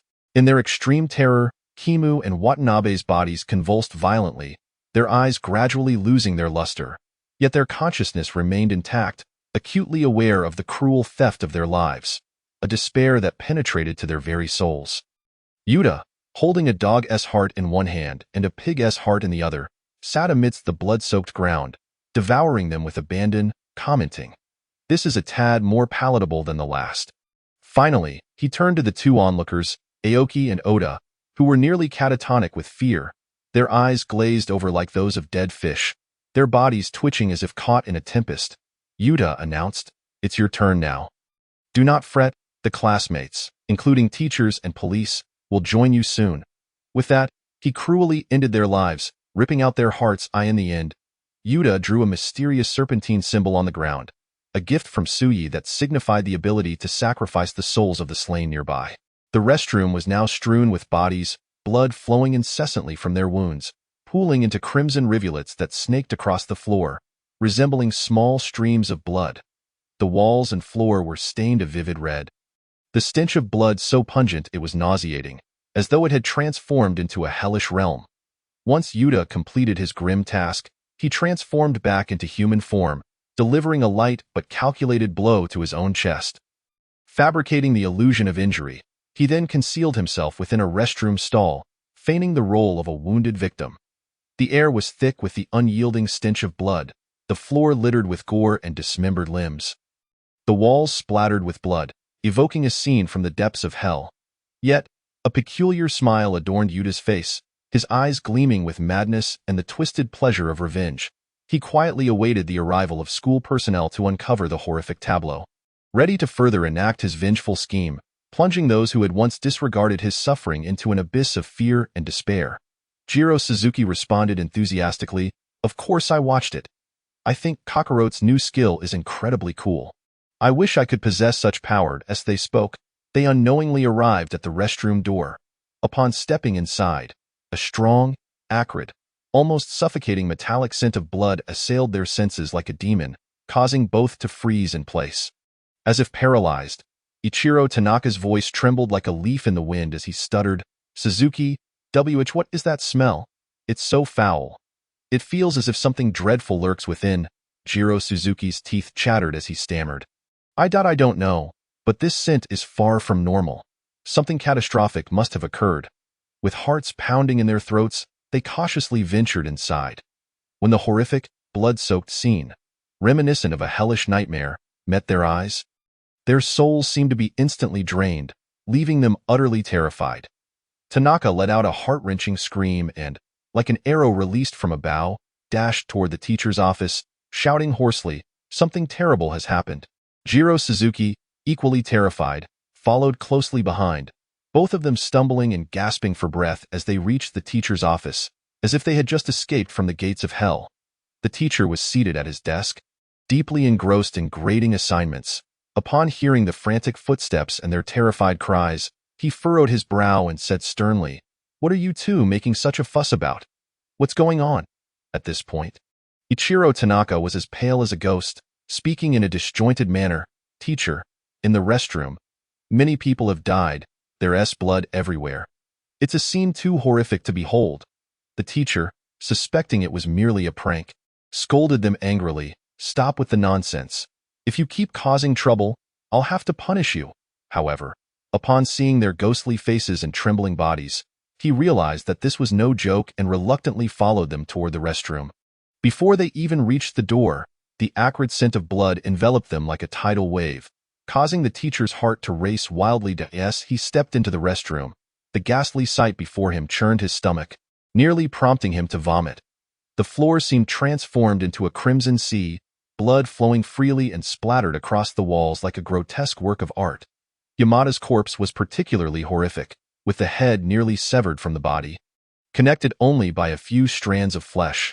His abdomen had been brutally sliced open, innards strewn about, presenting a scene too ghastly to endure. The teacher's legs buckled, almost collapsing to the ground as he fought back the urge to vomit. Stumbling out to notify the principal, Principal Junichiro Koizumi was struck like lightning upon receiving the dreadful news, trembling uncontrollably as he shakily picked up the phone to call the police. "Hello, this is the police station," came the calm voice on the other end. "Officer, something terrible has happened at our school. Many students have been murdered in the second-floor restroom, and the scene is drenched in blood. It's like a realm of hell." The principal's voice quivered with fear and desperation. "Please remain calm, sir. Can you provide more specific details? How many students are involved, and are there any suspicious signs at the scene?" The officer probed, striving to maintain composure. I don't know how many people. I was too terrified to look closely. All I saw was a floor covered in bodies and blood. It's horrific. Please, you must come quickly." The principal's words tumbled out in confusion, his mental state on the brink of collapse. "All right, sir, please stay calm and find a safe place. We'll be there shortly," the officer replied before hanging up and reporting to his superiors. The news spread like wildfire throughout the school, with students rushing to the second-floor restroom, curiosity mingling with fear. The area quickly became a tightly packed throng, whispers of terror and confusion filling the air. "This is horrifying. What could have happened?" I heard several people died. "Who could be so cruel?" Upon receiving the report, the local police department took the matter very seriously and swiftly mobilized their forces. The sirens blared as police cars sped toward the school. Among the responding team was Taro Yamamoto, Yamada's uncle. Upon learning that his nephew was among the deceased, he was rendered speechless, his face ashen and hands trembling uncontrollably, filled with disbelief and sorrow. The police arrived on the scene, shouting to disperse the crowd, "Stand back. No one is allowed to approach." They acted swiftly, erecting tightly secured barricades around the restroom area. Armed to the teeth, officers stood ready with shields and batons. Some took high-resolution photographs from various angles, missing no detail, while others used advanced fingerprint collectors to gather any possible prints, and others carefully bagged suspicious items found at the scene. Forensic expert Saburo Aoki entered the restroom, despite having seen numerous crime scenes in his career. The extreme brutality and bloodiness before him were shocking, causing his stomach to churn. He suppressed his discomfort, meticulously examining each corpse and carefully noting the shape, depth, and location of the wounds. The hospital received an urgent call from the police department and quickly dispatched a well-trained emergency response team. Led by the experienced and skilled Dr. Ichiro Matsumoto, followed closely by a group of tense and serious nurses. They hurried to the scene, pushing carts filled with advanced medical equipment. Upon arrival, Dr. Matsumoto swiftly and decisively directed the nurses. "Watch your step and protect the scene," he commanded, his voice resonating with authority and professionalism. The nurses carefully navigated around the blood and debris, cautiously approaching the injured. One nurse quickly took out professional equipment to measure Yuta Sato's vital signs. Her expression tense and focused. "His blood pressure is dangerously low, and his heartbeat is extremely faint," she exclaimed. Dr. Matsumoto rushed to assess the situation, his brow furrowed. "Quickly, prepare a stretcher and get him oxygen." The nurses, well-trained, moved swiftly and accurately without hesitation. As they carefully placed Yuta Sato onto the stretcher, they remained extraordinarily gentle, ensuring every movement was stable. "Be gentle, just a little lighter. We must not jostle him. Steady now." Dr. Matsumoto reminded, beads of sweat forming on his forehead. They swiftly transported Yuta Sato to the hospital. Within the police department, discussions regarding this chilling case intensified. Chief Kenichiro Sato sat at the head of the table, his imposing figure resembling an unshakable mountain, his eyes sharp as lightning, emanating an aura of seriousness that could freeze the air. Behind him hung a large board filled with shocking crime scene photographs and preliminary investigation leads. How could such a heinous crime occur in a school restroom? Chief Sato thundered, his voice booming like a bell, reverberating throughout the meeting room. Preliminary assessments indicated that this crime did not seem to be something a single individual could have executed. There were too many inexplicable signs present at the scene. For instance, the wounds on the bodies are large and irregular, as if inflicted by a force of tremendous strength, one officer stated, passing around photographs that sent chills down spines. "Nonsense. It must be the work of a deranged killer. Perhaps they used some special weapon," another officer countered, skepticism etched on his face. "It could also be an attack by some unknown beast," someone else suggested, bewilderment evident in their tone. "But how could a beast appear in a school? That is utterly absurd." Taro Yamamoto, now filled with agitation, turned his gaze and began to plot, asserting, in my opinion, it was that Yuta Sato who did it. He always had a sinister air about him. He might possess hidden violent tendencies. Besides, he was the only one left alive at the scene. Who else could it be? Don't spout nonsense. We all know about that boy. We turned a blind eye because of your influence, thinking you would educate your nephew. Now, how could he possibly have done this alone? Furthermore, given the scene's condition, this is not something a mere child could accomplish. A principled officer immediately retorted, his eyes filled with disapproval toward Yamamoto's claims. Then why did everyone else die, and he alone survived? That's suspicious. Yamamoto persisted, attempting to pin the blame on Yuta Sato. The room erupted in heated debate, the atmosphere thick with tension, as if it were a powder keg about to explode. Sato Kenichiro once again struck the table with force, exclaiming loudly, enough of the commotion. Let us now meticulously analyze the situation. Group 1, please revisit the scene and check for any overlooked clues. Group 2, retrieve all surveillance footage from around the school and thoroughly investigate any suspicious individuals. Group 3, conduct in-depth inquiries with the faculty and students, particularly those closely related to the deceased. I care not what methods you employ, but you must provide me with results within 3 days. Should you fail to uncover any leads, you might as well resign. Instantly, the room fell into a hushed silence, and all nodded in understanding, daring not to voice any dissent. Furthermore, when reporters arrive for interviews, attribute the mysterious pattern found in the restroom to a deranged religious fanatic. We already possess leads. As for the incident involving the bullied child, keep it entirely under wraps. Anyone who lets slip a word will bear the consequences. Sato Kenichiro declared sternly, his gaze radiating an unyielding resolve. He then turned his piercing eyes towards Yamamoto Taro, his tone icy as he warned, "If this matter leaks, your career will be over, and you will bear the repercussions alone. If you do not comply, you know full well the outcome that awaits you. While I may overlook certain issues at times, do not expect leniency this time, given the magnitude of this incident." Yamamoto's uncle, Yamamoto Taro, nodded vigorously, his expression one of terror as he promised, "Yes, sir, I will ensure that nothing of the sort occurs." Yet, what is the true nature of this matter? What unforeseen variables will arise upon Sato Yuda's awakening? All remains shrouded in uncertainty. Chapter 14. The panicked students and the journalists' inquiries. As the gruesome incident unfolded, the school was immediately enveloped in a wave of panic, prompting an announcement of an unexpected break. Students, gripped by sheer terror and confusion, scattered like startled birds, hastening homeward. The once bustling campus transformed in an instant into a desolate, silent expanse. To prevent any unauthorized entry, the school's gates were firmly shut. Guarded by personnel on high alert, the barricades swaying in the wind, casting a heavy gloom over the entire institution. With the case spreading like wildfire, journalists from far and wide descended upon the scene like sharks sensing blood in the water.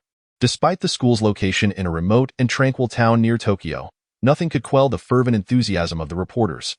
Numerous renowned television stations, including Fuji TV and NHK, hastily dispatched formidable reporting teams, eager to uncover the truth. Reporters, burdened with heavy and expensive cameras, brandished long microphones as they stormed the second-floor restroom upon their arrival. Even with conspicuous barricades before them, they exerted every effort to squeeze through. Desperate to capture exclusive photographs and shocking footage, some reporters, consumed by urgency, even attempted to scale the barriers, only to be swiftly restrained by vigilant police, who unceremoniously expelled them. "Let me in. The public has a right to know the truth," shouted one agitated journalist, his face flushed with emotion, veins bulging at his neck. "No. This is a crime scene, and no one is permitted to enter," the officer replied sternly, his expression resolute and uncompromising. The reporters, unwilling to relent, raised their cameras high, attempting to capture any glimpse of the restroom's interior, even if just a fraction. Amidst the chaos, a keen-eyed journalist inadvertently spotted the mysterious, eerie pattern on the ground. This astonishing discovery ignited a surge of excitement among the reporters, prompting their questions to become increasingly sharp and urgent. "Officer, could this enigmatic pattern be a crucial clue left by the perpetrator? What profound meaning does it represent?" The officer furrowed his brow and replied gravely, "The investigation is ongoing, and I cannot disclose any information at this time." However, the reporters were relentless, persistently pressing for answers. They swiftly shifted their focus to the principal. "Principal, how could such a horrific tragedy occur? Is this a premeditated murder, or an unfortunate encounter with a deranged killer?" The principal, wiping the sweat that cascaded down his forehead, spoke in a tone of helplessness. "Currently, the police are fully committed to a thorough investigation, and we, as the school, are equally in the dark regarding the specifics. Does the school's previously lauded security measures exhibit any significant flaws in light of this incident? Our school has always prioritized security, investing considerable human and material resources. Who could have foreseen such a heartbreaking occurrence?" The principal's face contorted with bitterness, as if he had swallowed a bitter pill. "Principal, have you ever encountered this mysterious pattern before? Is there any connection to this case?" The principal, looking bewildered, responded anxiously, "I have never seen it. It should have no relation to our school. The reporters were not to be deterred and cornered the teacher who first reported the incident.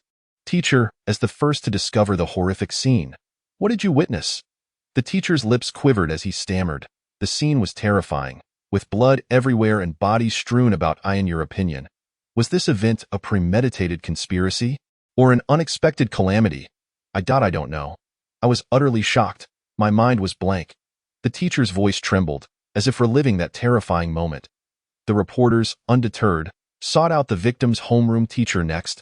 Homeroom teacher, given the tragedy your students faced, did you detect any abnormalities prior to the incident? The homeroom teacher, eyes wide with distress, shook his head fervently. No, these children behaved normally. I never imagined such a tragedy would occur. In your recollection, were there any hidden conflicts or unresolved disputes among the students? No, in my eyes, they were always harmonious and supportive of one another. The homeroom teacher's gaze darted, his words faltering. Despite the reporter's persistent efforts, nothing of value emerged, leading them to turn their hopes to other nearby teachers. Teacher, do you believe this is a case of malicious intent to kill for profit, hence the perpetrator's brutal actions? Or, as rumored, did they encounter a ferocious beast's attack? Is it possible that the chilling bear incident will repeat itself? The teachers waved their hands in fright, responding, we truly don't know. We are just as clueless. Ultimately, several group leaders arrived, including Yamamoto Taro. The reporters, as if discovering a new continent, immediately swarmed around them. Officer, what does this mysterious pattern signify? Could it be a symbol left by some unknown evil organization? Yamamoto Taro's complexion darkened, akin to an impending storm.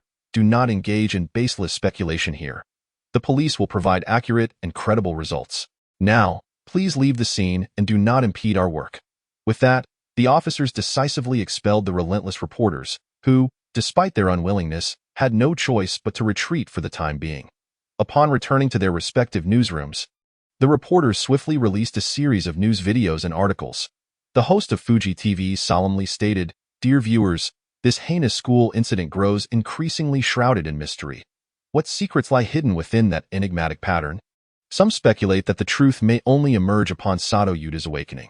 Meanwhile, our local police have yet to disclose any substantial leads. Are they genuinely laboring day and night to solve the case? Or are they utterly powerless?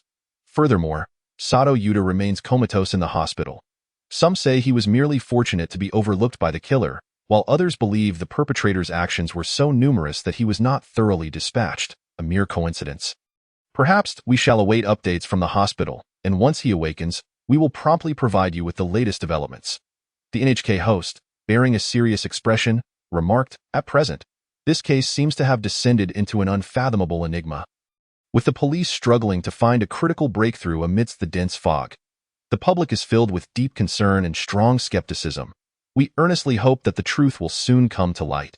Regarding Sato Yuda's condition in the hospital, opinions abound, yet one thing is certain. We will persistently monitor the situation. Moreover, the television hosts, in their quest for sensationalism and to boost viewership, have employed particularly sharp and unrelenting rhetoric. The local police have thus far failed to produce any valuable leads. Otherwise, why have they not disclosed information to the public? This undoubtedly suggests their incompetence and inefficiency. Such a heinous and brutal case, if ultimately reduced to an unsolved mystery, would constitute a profound affront to societal justice. As for Sato Yuda, is he merely a fortunate survivor, or is there a hidden narrative lurking beneath the surface? Let us await the unfolding of events. The citizens of Japan, upon witnessing the deluge of reports, have reacted with extreme intensity. It is terrifying. What can be done? The police must bring the perpetrator to justice and provide the victim with a semblance of fairness. The host's remarks ring true. The police's performance has been exceedingly disappointing. Are they truly so inept? I sincerely hope Sato Yuda awakens soon to unveil the enigma behind these events and reveal the truth to us. Alas, how has societal security deteriorated to such an alarming extent? It is genuinely distressing. At this moment, lying in a hospital bed, Sato Yuda appears to be in a deep coma, yet his mind remains lucid. He could instantly heal his wounds should he choose to do so, but he is currently harnessing the new powers bestowed upon him by Suyi through the system. This power is one with which we are all familiar. Chapter 15. Manipulating the masses? The reporter's cunning, in the hospital room, permeated by the pungent scent of disinfectant, Sato Yuta lies seemingly unconscious on the bed. The harsh white light ruthlessly illuminates his pallid face, and his feeble breath seems easily overwhelmed by the pristine white sheets covering him. The power that Suyi had previously imparted to Sato Yuta through the mysterious and enigmatic system swirls within him like an unfathomable black vortex. With a mere thought, he could instantaneously mend those ghastly wounds. However, at present, he silently endures the new strength transmitted by Suyi through the system. This power surges through his veins like a violent current, bringing with it sharp pangs of pain, yet simultaneously accompanied by an intoxicating sense of heightened perception. Suyi, through the system's sprite Kuan, has grasped the entirety of this situation, but he harbors a question. Why, in the absence of any monstrous manifestation, does this ordinary criminal case still yield both shock and fear values as energy? Thus, he inquires of the system sprite. Kuan, is it possible to acquire other energy values without exhibiting supernatural occurrences? Kuan, with its petite and exquisite form, shimmered with an otherworldly glow, its melodious and ethereal voice resonating in Suyi's ear. Ding.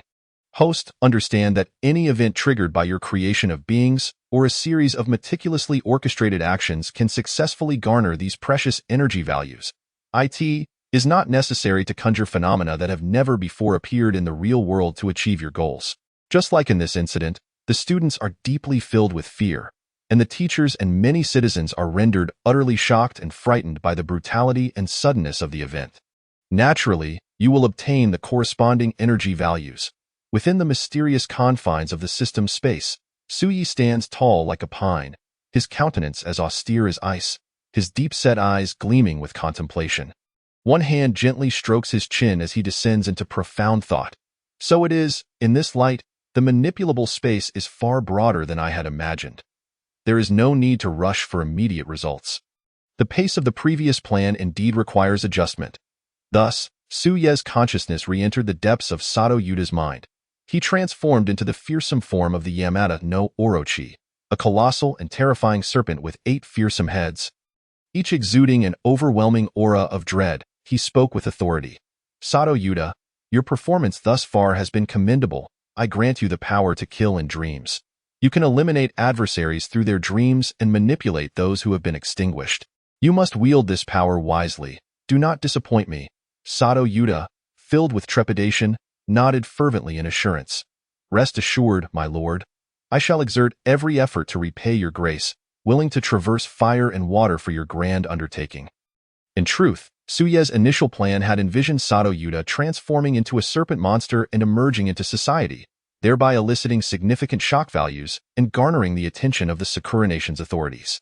However, at this juncture, he altered his strategy, believing that a gradual approach might cultivate greater intrigue, progressively intensifying the atmosphere of panic within Sakura Nation, thus laying a perfect foundation for the eventual emergence of numerous monsters.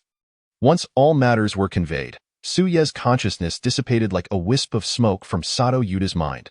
Subsequently, Sato Yuta comprehended Suyi's design and began to feign a gradual recovery. The nurse, who had been closely monitoring the instruments, was taken aback when she observed slight fluctuations in the heartbeat readings. Her face registered shock as she cried out, "Something is wrong." She hurriedly dashed out to summon the doctor. As she sprinted down the corridor, she shouted at the top of her lungs, "Dr. Lee, quick! There has been a change in Sato Yuta's condition." The renowned Dr. Lee, who was then engrossed in a lively discussion about cases with colleagues in his office, furrowed his brow upon hearing the urgent call, his expression becoming serious as he replied, "Don't panic. I will head over immediately." Dr. Lee arrived at the ward in record time, beads of sweat dotting his forehead. His gaze focused and tense, he swiftly donned a stethoscope to conduct a thorough examination of Sato Yuta while methodically directing the nurse. "Prepare the adrenaline injection, quickly. What's the blood pressure?" The nurse's voice trembled with evident anxiety. "Blood pressure is dropping, Dr. Lee." Dr. Lee's expression turned grave, his tone resolute. "Increase the oxygen supply and closely monitor all indicators." Once Sato Yuta regained consciousness, the nurse responsible for reporting, Xiaozhong, anxiously called the head nurse. "Head nurse, Sato Yuta has awakened." The head nurse, lowering her voice and speaking cautiously, responded, "Do not make this public yet. I will inform the director and await instructions from the police." However, prior to this, numerous reporters had secretly contacted hospital staff. One reporter discreetly grabbed Nurse Xiao Wang, slipping him a thick envelope filled with cash, his eyes gleaming with temptation as he whispered, "Brother, if you tell me when Sato Yuta awakens, this money is yours." After a brief hesitation, Xiao Wang glanced around and ultimately succumbed to the lure of money, accepting the envelope and whispering, "Fine. But don't say I told you." It was not just one clever reporter. In fact, the majority of ordinary personnel had already been bought off. Thus, when news of Sato Yuta's awakening spread, most reporters were immediately informed. Consequently, the police and reporters surged toward the hospital like a tumultuous tide. The police, riding in their squad cars, with sirens blaring, raced toward the hospital at breakneck speed. Before the vehicles had fully come to a halt, the officers leapt out and made a beeline for the hospital building. Their expressions were grave, their steps hurried, driven by a singular purpose: to firmly control the situation, safeguard Sato Yuta, and maintain order at the scene. Simultaneously, the reporters, armed with cameras and microphones, charged toward the hospital, their eyes sparkling with excitement and urgency, each yearning to seize this singularly significant news. The police arrived first at the floor housing Sato Yuta's ward and quickly erected a cordon. Attempting to secure the area, one officer shouted, "No one is allowed to approach.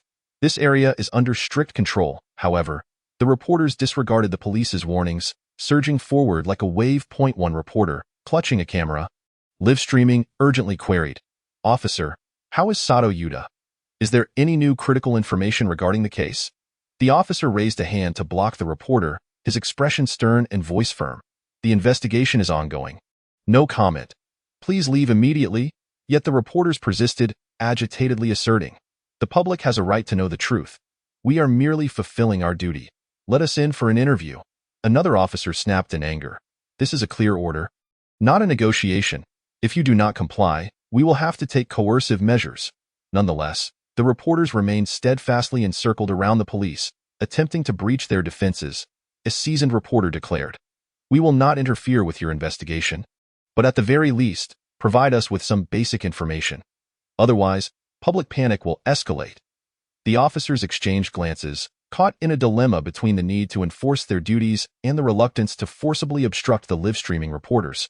Fearing it might provoke a more significant public relations crisis, at that moment, hospital security also hurriedly arrived to assist the police in maintaining order. The scene devolved into chaos, with shouts and cries intertwining into a cacophonous sea of noise. The police, besieged by the reporters, found themselves at a loss, led by a team leader named Kimura Masao. Masao Kimura stood tall and imposing, his expression grave and solemn, with a gaze imbued with decisiveness and determination. He furrowed his brow, pondering for a moment, before ultimately conceding to the reporter's request for an interview, albeit with repeated insistence on maintaining decorum. As the crowd entered the hospital room, they beheld Yuta Sato, who had just awakened, lying quietly on the bed, his complexion pale as parchment and his body utterly frail. The reporters immediately surged forward like ravenous wolves, clamoring with eager questions. "Yuta Sato, what exactly transpired? Was it the work of a deranged killer? Was it the savage act of a beast?" Observing the scene spiraling into chaos, Kimura erupted in a furious shout, "Silence! One at a time, do not frighten the patient." Sato feigned weakness as he lifted his head, his eyes brimming with sheer panic, and with a trembling voice, he declared, "It's a monster. A monster, not human, just a monster. A serpent beast. That serpent beast possessed razor-sharp fangs and claws. It viciously seized Yamada, who struggled desperately in vain. The creature, immensely powerful, opened its horrifying maw and bit off Yamada's arm in one swift motion.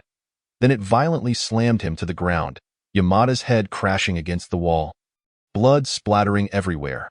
Following that, the serpent beast ruthlessly tore open Yamada's abdomen, spilling his innards. It is a mutated creature, not a mythical being. It can speak. It is not human. Upon finishing, he began to tremble uncontrollably, as if reliving the terror of that moment. The reporters, witnessing his distress, became even more agitated, eagerly pressing for more information. "What happened? Speak quickly." Yuta Sato, in a state of panic, described the serpent beast. It had a body as massive as a mountain, claws sharp as daggers, a gaping maw that seemed capable of swallowing the entire world. and eyes like burning lanterns. It lunged at Yamada and the others. In an instant, Sato spoke with increasing fervor. His emotions spiraled out of control, and he suddenly fainted again. The onlookers were momentarily taken aback by this unforeseen turn of events, and the room fell into a brief silence. At that moment, a doctor rushed in, his expression grave, and in an unyielding tone proclaimed, "The patient requires absolute quiet. Everyone must leave." Kimura, resigned, waved his hand and led the group out of the room. Once outside, he promptly stationed 2 individuals at the door, sternly instructing, "Keep a vigilant watch here to prevent any further disturbances." The reporters, undeterred, clamored to re-enter the room in pursuit of more sensational information, while the police resolutely blocked their path, igniting another heated confrontation. One reporter, agitated, shouted, "This is a matter of public concern. You cannot hinder us from reporting the truth." Kimura, with a serious demeanor, responded with conviction, "The case is under intense investigation. Your reckless actions cannot impede the patient's recovery or the successful resolution of the case." Other reporters, akin to sharks sensing blood, hastily returned to their writing, leveraging the footage and photographs they had captured to meticulously prepare for the next day's headlines.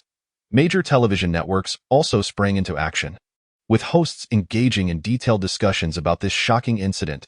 Fuji Television exclaimed, "Serpent beast sighted on campus. A bloody slaughter comparable to hell."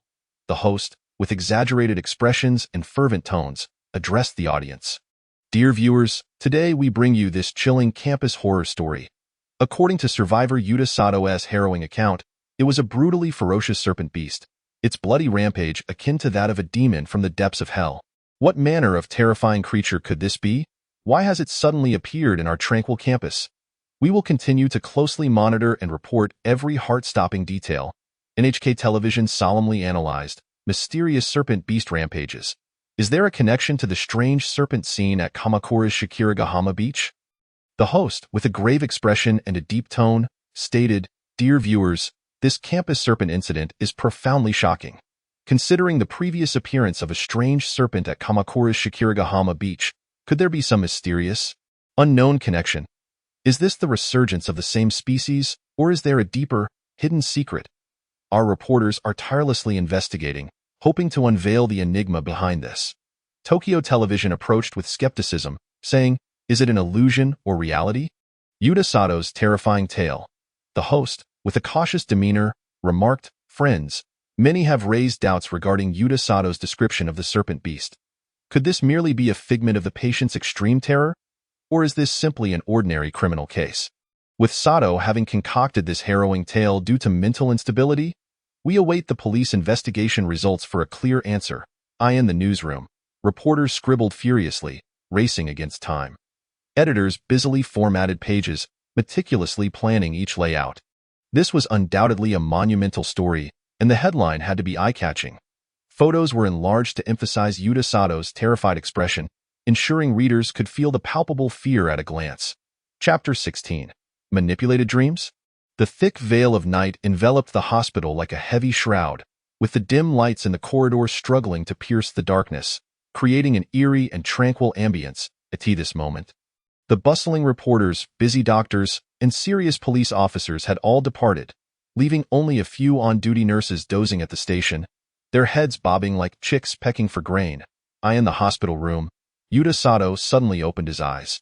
An ominous aura emanating from his gaze, as if it could freeze the very air around him. He slowly turned his head to regard his left hand, which was receiving an 4 drip. The fluid dripping down in steady drops, each sound echoing like the countdown of time, particularly distinct in the silence of the room. The show was about to commence. His voice, low and hoarse, resonated like a ghostly whisper in the stillness. Laden with an endless chill, then, his eyes gradually closed again, as if gathering some mysterious power. In an instant, an imperceptible dark force, like thick black mist, suddenly enveloped his entire being. Yuta Sato's soul abruptly broke free from the confines of his body. Floating weightlessly in the air, he gazed down at his lifeless form on the bed, a sinister and chilling smile creeping across his lips before turning to soar into the depths of the unknown darkness. Vanishing into the vast night, Yuta Sato's soul flitted through the city's night sky like a specter, ultimately pausing before a luxurious villa's window. Through the glass, he beheld a man named Ichiro Suzuki. Lost in a sweet slumber, a satisfied smile playing on his lips. Sato's spirit entered through the window, imbued with boundless malice and hatred. Ichiro Suzuki, awaken! Sato's voice thundered in Suzuki's mind, violently yanking him from his blissful dream into a horrifying nightmare. Ichiro Suzuki jolted awake, confusion and terror instantly overtaking his features. How did you get here? Aren't you in the hospital? Where is this place? Yuta Sato chuckled coldly, his laughter echoing like a voice from the depths of hell. Open your eyes and see where you are. As he spoke, the once chaotic space transformed into the familiar classroom they both knew. The bell rang sharply, its piercing sound tightening hearts. Before Suzuki could comprehend, he was confronted by Yamashita and two others, blocking his path with menacing intent. Suzuki stammered, Yamashita, what are you doing? Shouldn't you be bullying Yuta Sato? Why are you stopping me? Yamashita grinned, revealing a row of uneven yellow teeth. His eyes glinting with malice. Today is your unlucky day with that. He unleashed a powerful kick to Suzuki's abdomen. The blow was tremendous, causing Suzuki to double over in pain, beads of sweat instantly forming on his forehead. Another assailant, Kuro, seized Suzuki's hair, yanking it back as if intending to rip his scalp off, while incessantly hurling insults. You useless waste. Watch as I teach you a lesson today. The third bully, Watanabe, stood by clapping in approval, his eyes sparkling with excitement, occasionally rushing in to deliver a few punches, each accompanied by the sound of rushing wind. Suzuki attempted to fight back but was met with even harsher blows. His glasses were knocked off, the lenses shattering on the floor. His face bore bruises of blue and purple, resembling a palette of spilled paint. Yamashita picked up a book from the ground and, without hesitation, smashed it against Suzuki's head, scolding, You dare to resist? Teacher, help me! Suzuki cried out desperately to a passing teacher. However, the teacher turned a blind eye, merely hurrying past without even a glance, as if all of this were none of his concern. Mom, Dad, come save me! Returning home, Suzuki was covered in wounds, his clothes torn and tattered. He recounted his ordeal to his parents, his eyes filled with hope. Yet, his parents merely gazed at him with indifference, their faces devoid of any trace of compassion, instead admonishing him for his cowardice and inability to resolve his own issues. Officer, I have been bullied. In the police station, Ichiro Suzuki clutched the last remnants of hope, his voice trembling, his body shaking uncontrollably from fear. However, the officer merely waved him off impatiently, urging him not to create a disturbance and to refrain from wasting their time. The scenes within his dreams shifted incessantly, with Ichiro Suzuki perpetually ensnared in the torment of bullying. Bereft of even a moment's respite, on one occasion, on the school playground, Yamashita and his cohorts encircled Ichiro Suzuki, compelling him to lie on the ground and bark like a dog. Ichiro Suzuki bit down hard on his lip, his eyes brimming with defiance, resolutely refusing to comply. Yamashita, in a fit of rage, stomped on his back with force, mocking, You are even less than a dog. On another occasion, within the classroom, Kiba hurled Ichiro Suzuki's backpack out the window, then forced him to retrieve it. Just as Ichiro Suzuki reached the window, Watanabe pushed him violently from behind.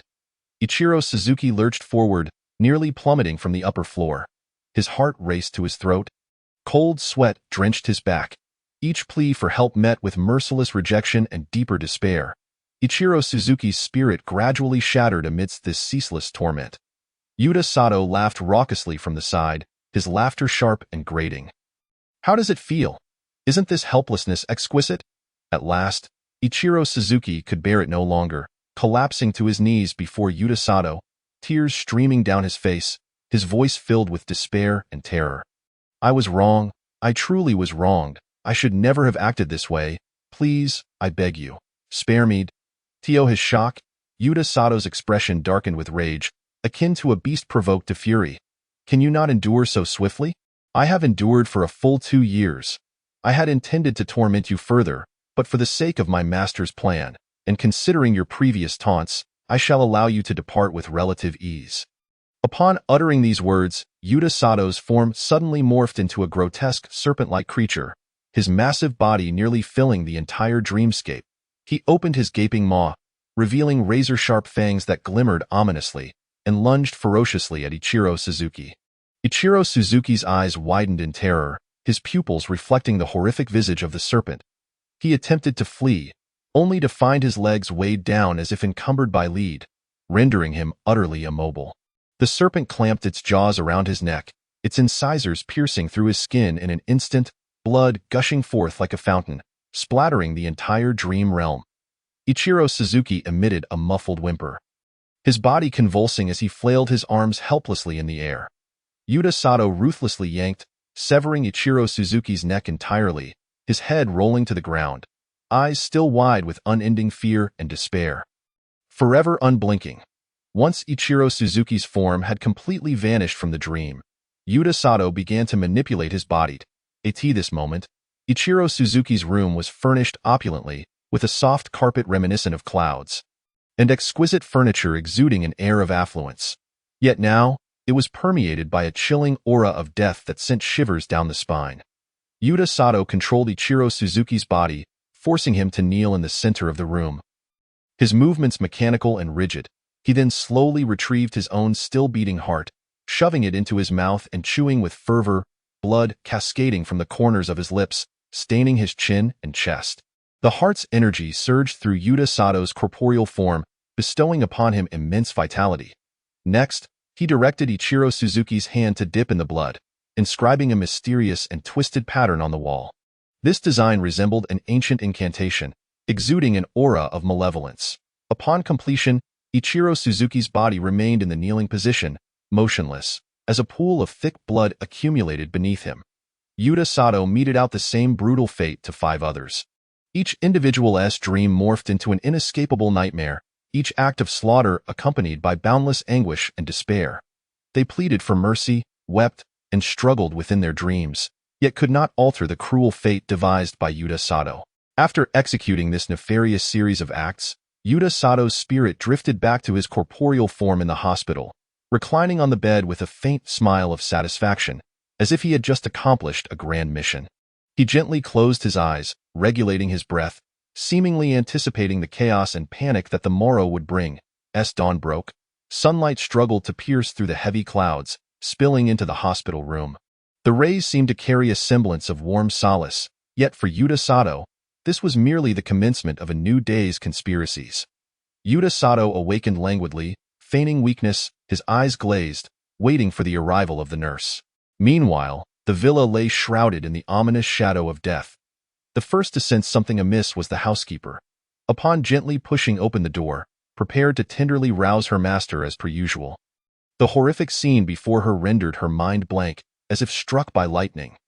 Her eyes widened, nearly popping from their sockets, and she let out a heart-wrenching scream that shattered the villa's tranquility. Echoing like a wail from the depths of hell, her body crumpled to the ground, trembling incessantly, akin to a leaf caught in an autumn breeze. "Help! There's a dead person." This chilling cry instantly shattered the villa's stillness. Akin to a stone cast into a lake, stirring up tumultuous waves, nearby residents were roused by the scream, rushing from all directions, their faces etched with fear and confusion. Chapter 17. 5 Deaths, the Incompetence of the Police.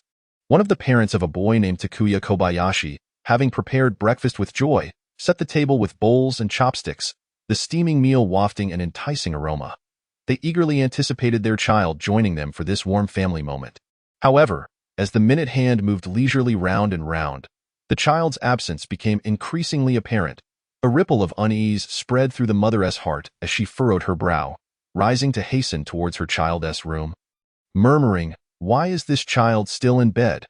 But upon gently pushing open the door, she was met with the horrific sight of her son's mangled corpse. In an instant, the world spun around her. Her throat felt as if gripped by a vice, releasing a piercing, mournful scream before everything faded to black, her body collapsing limply to the floor. Hearing his wife's scream, the father's heart leapt to his throat, and he rushed over in 3 swift strides. Upon witnessing the blood-soaked horror within the room, his hands trembled violently, as if sifting through chaff, and his phone fell with a clatter to the ground. Struggling to bend down and retrieve it, he dialed the emergency number with fingers that quaked uncontrollably, his voice thick with tears and unending dread, nearly screaming, "Officer, please come quickly. My son, he is dead. It's horrendous." The responding officer, calm yet urgent, inquired, "Sir, please remain calm and provide us with your address and a brief description of the situation." That moment, the father's mind was a blank slate, rambling incoherently. "My house is my son. He is covered in blood. His heart its missing. It's terrifying. Please hurry." Subsequently, the parents of the other deceased children gradually discovered their children's grim fates and began dialing emergency numbers, flooding the city's emergency response center with voices of terror and panic. Within the police station, the chief, having received multiple calls, wore an expression grave as storm clouds before a tempest, his brow furrowed tightly, pondering the situation, questioning why there had been such a surge of serial killings in recent days, fearing for his position as chief. After a moment's contemplation, he swiftly and decisively issued orders. Team 1. Proceed immediately to the Kobayashi residence. Bring the most advanced forensic toolkit, especially high-precision blood detection and sensitive fingerprint collection equipment. Team 2. Head to the Tanaka residence. Ensure to collect any surveillance footage from the vicinity. Even a small camera in the corner must not be overlooked. Team 3. Go to the Yamamoto residence. Focus on inspecting doors and windows for signs of forced entry or damage. Pay attention to any subtle scratches. Team 4. Go to the Koji residence. Search for any possible hair, fabric fibers, or footprints left behind. Team 5. You will go to the Pikachu residence. It is somewhat remote. Be cautious on the road, and upon arrival, thoroughly check every corner. Team 6. Remain in the station to coordinate and command, ready to support the front lines. Ensure meticulous examination of the scene. Do not overlook any minute detail. Upon arriving at the scene, the officers were met with a ghastly sight. "What on earth is this? Is there a connection to the previous school case?" A young officer, pale-faced and trembling, queried. His eyes were filled with fear and confusion, and he involuntarily trembled, beads of sweat rolling down his forehead. They all steeled themselves against nausea and began their work. Inside the police station's office, the atmosphere was tense and oppressive. Officers busily rifled through documents, the information on computer screens flickering continuously. One officer meticulously examined photographs taken at the scene with a magnifying glass, while another recorded various clues and suspicious details on a whiteboard. Upon learning of the news, reporters, sensing the scent of blood, sprang into action like sharks. "Quick, prepare the equipment. We must reach the scene at the earliest opportunity," a seasoned journalist shouted, his voice brimming with urgency. As he spoke, he swiftly inspected his high-definition camera, voice recorder, and portable computer, ensuring that everything was functioning properly to capture the most valuable news material at the earliest opportunity. He reached out to the police, inquiring if any exclusive information might be obtained. Meanwhile, another journalist anxiously fumbled with his camera while hastily dialing numbers, striving to uncover the case's ins and outs through various channels. The 5 locations, reporters, undeterred by the officers' barriers, surged forth like a tidal wave, attempting to breach the defenses to capture more footage. The cameras and camcorders in their hands flickered incessantly, akin to the brilliant stars dotting the night sky. "Officer, could you divulge any details regarding this case?" one reporter implored eagerly, his voice brimming with anticipation, eyes fixed intently on the policeman, a determination to not relent until his goal was achieved evident in his gaze. "No comments. Please do not obstruct our work," the officer retorted firmly, their bodies forming a solid wall, expressions grave and resolute, leaving no opportunity for the journalists. Despite the obstruction, the reporters remained undeterred, lingering just outside the police cordon, snapping photos and recording videos, determined to return and meticulously craft the latest scoop to secure the front page. The news spread like wildfire, captured by major media outlets in their headlines. "Mysterious death incident. Youth found dead overnight in villa. Yomiuri Shimbun 5 murdered. Is the culprit human or demon?" Fuji Television. The television hosts appeared tense and solemn, their voices resonating within the studio, reaching every household. "Dear viewers, last night in a town adjacent to Saitama Prefecture, an exceedingly bizarre and bloody incident transpired. 5 individuals died under mysterious circumstances. Is there a connection between the enigmatic symbols at the scene and previous school cases? What earth-shattering secrets lie concealed behind this?" The public found themselves engulfed in sheer panic, discussions of the horrifying case echoing through the streets. "This is terrifying. Could there truly be a demon among us?" An elderly man lamented while seated on a park bench, shaking his head repeatedly, his eyes reflecting fear and unease, hands instinctively clasped in prayer. What on earth is happening? The police must get to the bottom of this. A young person furiously commented on social media, fists clenched, burning with the desire to personally hunt down the perpetrator. Meanwhile, within the police station, officers were overwhelmed, grappling with a series of bizarre cases that left them at a loss. Investigate thoroughly. We must unearth any clues. The chief exclaimed, slamming his palm on the table, papers scattering across the floor. His bloodshot eyes conveyed his frustration, his voice hoarse with rage. We must scrutinize everyone connected to the deceased, including their social networks and financial dealings. No detail shall be overlooked. The detectives assigned to the case convened to analyze the clues at hand. Their expressions were grave and focused, the room thick with tension. From the scene, there are no obvious signs of forced entry. It appears these 6 individuals accepted their fate willingly, remarked an experienced detective, his fingers lightly tapping the table, lost in thought. Moreover, each victim had their heart removed. Such brutality is incomprehensible, another detective added, his eyes filled with shock and confusion. What kind of hatred could drive someone to commit such heinous acts? And what do the mysterious symbols on the wall signify? A young detective pondered, furrowing his brow as he gazed at the photographs in his hand, questioning whether they represented some form of malevolent symbol. Simultaneously, in the hospital, Sato Yuta displayed an unusual calmness. A nurse changed his dressing. He feigned a pitiful and fearful demeanor, tears glistening in his eyes as he trembled. "Nurse, I'm so scared. Has something terrible happened outside?" The nurse reassured him, "Do not worry. Focus on your recovery."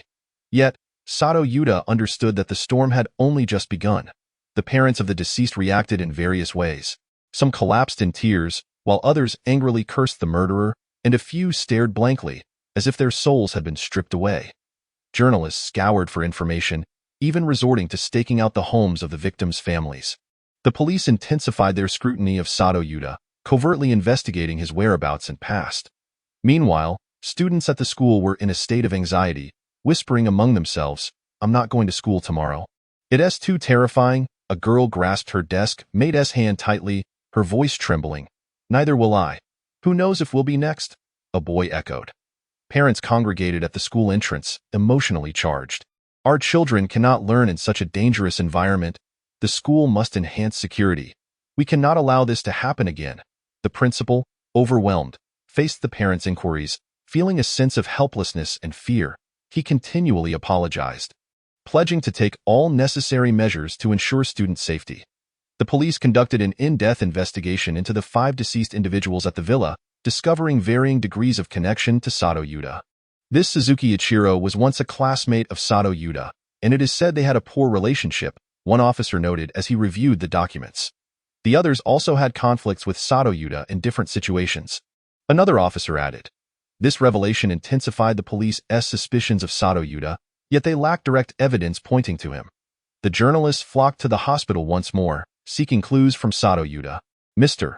Sato Yuta, what are your thoughts on the deaths at the villa? Do you know any of the deceased?" Sato Yuta feigned terror and innocence, saying nothing, his eyes darting and body trembling as if in fright. As society was thrown into disarray by this case, Suyi observed from the shadows, a satisfied smile playing on his lips. "Excellent, panic is spreading. My plan is proceeding smoothly." Meanwhile, Sato Yuta, having completed the task assigned by his master, awaited the next directive, fully aware that greater chaos lay ahead. Chapter 18. Suspicion and Investigation?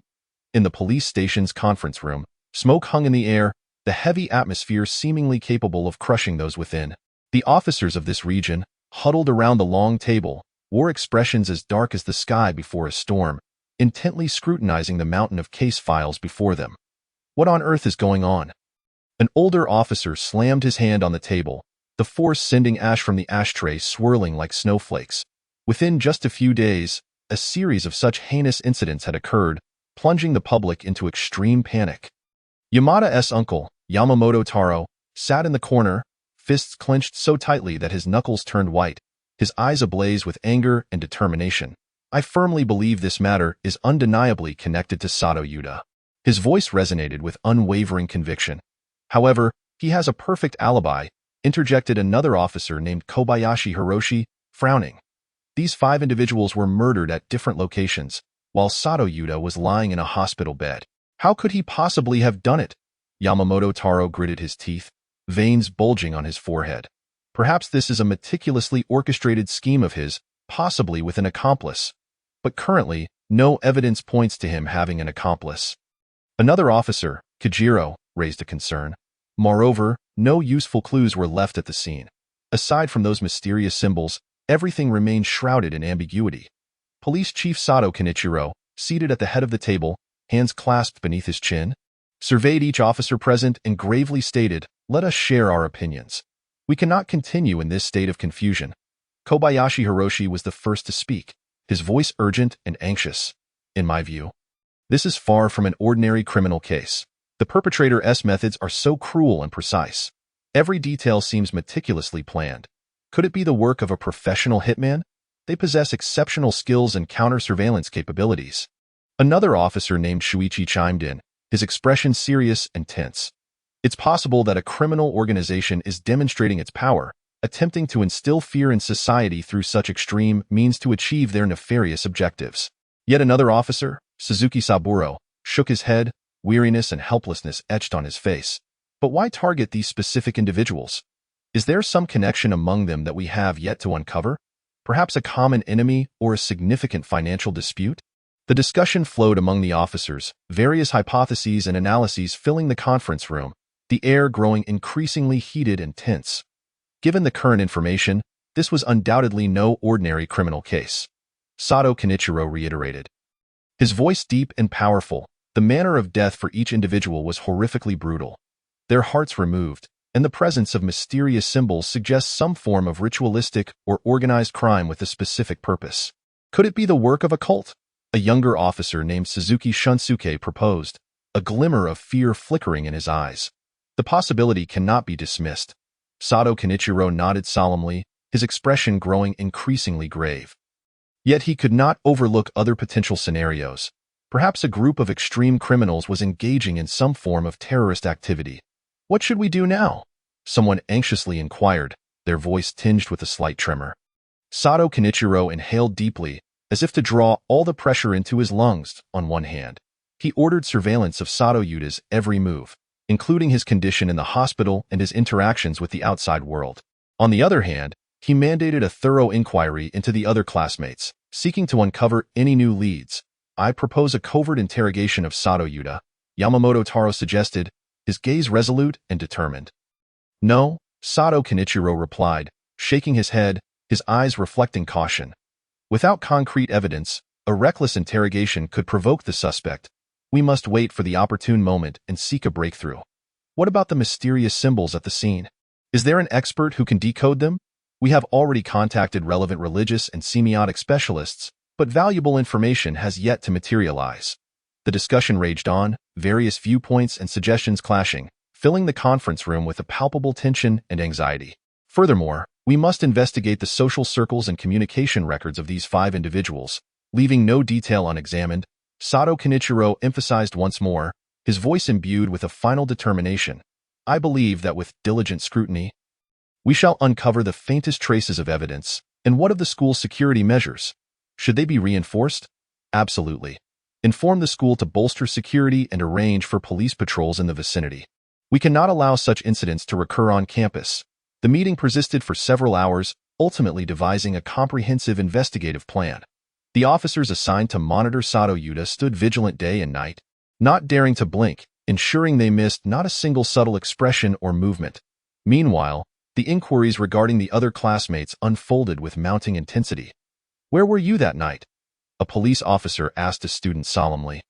His gaze piercing as if to penetrate the very soul. "I was at home," the student stammered, appearing somewhat anxious, his eyes darting away, unwilling to meet the officer's gaze.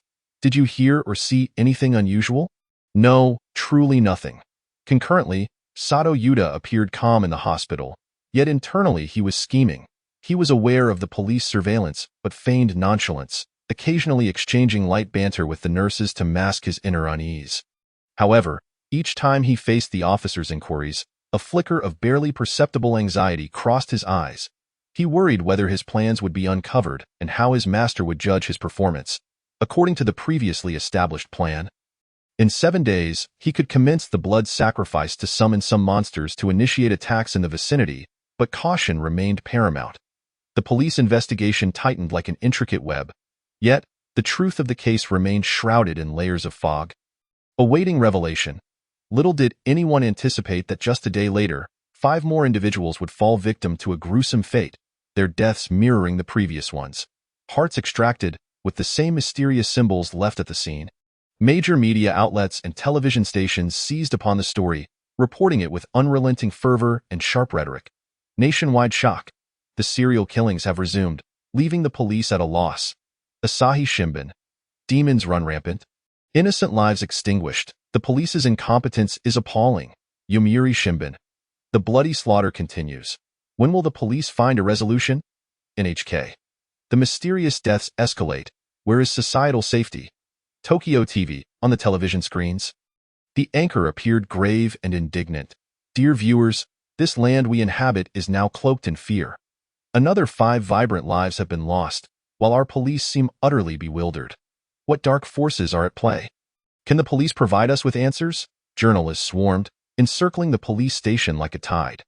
Sheriff Sato Kenichiro, what progress has the police made regarding this newly occurred case? Why has the perpetrator been able to strike repeatedly? Does the police force exhibit negligence? Faced with the media's inquiries, Sato Kenichiro's face turned ashen, and he bellowed in fury, "We have been diligently investigating. You media should refrain from merely casting blame." His voice grew hoarse with anger. Upon returning to the police station, Sato Kenichiro erupted entirely. He roared at his subordinates, "You worthless bunch. I provided you with opportunities and resources, yet you have only made matters worse. What on earth are you doing?" His subordinates fell silent, too intimidated to breathe, the room echoing solely with Sato Kenichiro's furious outburst. A policeman named Kimura could no longer contain his frustration. "This case is exceedingly difficult. There are nearly no leads. And we are equally powerless." His tone brimmed with despondency. Another officer, named Watanabe, added, "The pressure is overwhelming. I truly do not know what to do."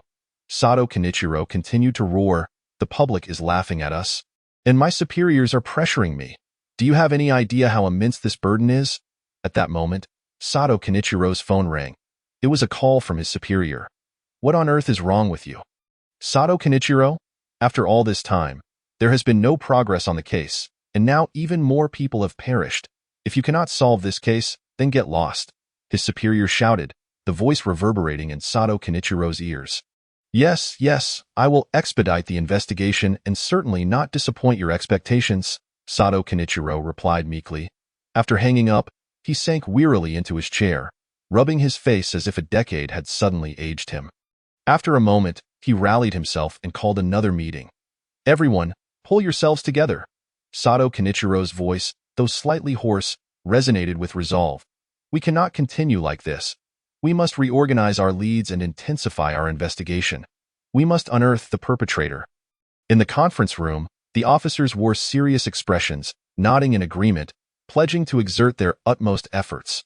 "From this moment forth, we will conduct a continuous 24-hour investigation, leaving no suspicious individual unexamined, no detail overlooked," Sato Kenichiro declared with unwavering determination, as if to crush all obstacles in their path. Amidst the immense pressure and chaos, the investigation resumed with renewed urgency. Following analysis, a singular commonality emerged. All the victims hailed from the same class. Sato Kenichiro realized that the remaining students from this class might be in grave danger. He immediately summoned additional personnel, deciding to implement comprehensive protection for the remaining students. Deploy officers immediately to ensure each student has a dedicated protector. Sato Kenichiro commanded, his tone urgent and resolute.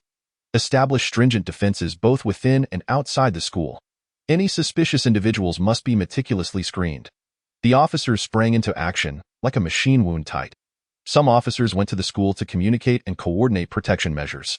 "Principal, we require your cooperation. Please provide us with detailed information on all the students in this class and their daily activities," one officer urged, his tone serious and urgent. The principal, visibly grave, nodded repeatedly. "I will fully cooperate. This concerns the safety of the children." Meanwhile, Another group of officers patrolled the school perimeter, vigilantly observing their surroundings. They scrutinized every corner, not overlooking any suspicious signs. The patrolling officers reminded each other, their eyes scanning the area incessantly. Inside the classroom, the students were engulfed in sheer panic, a palpable sense of fear permeating the air.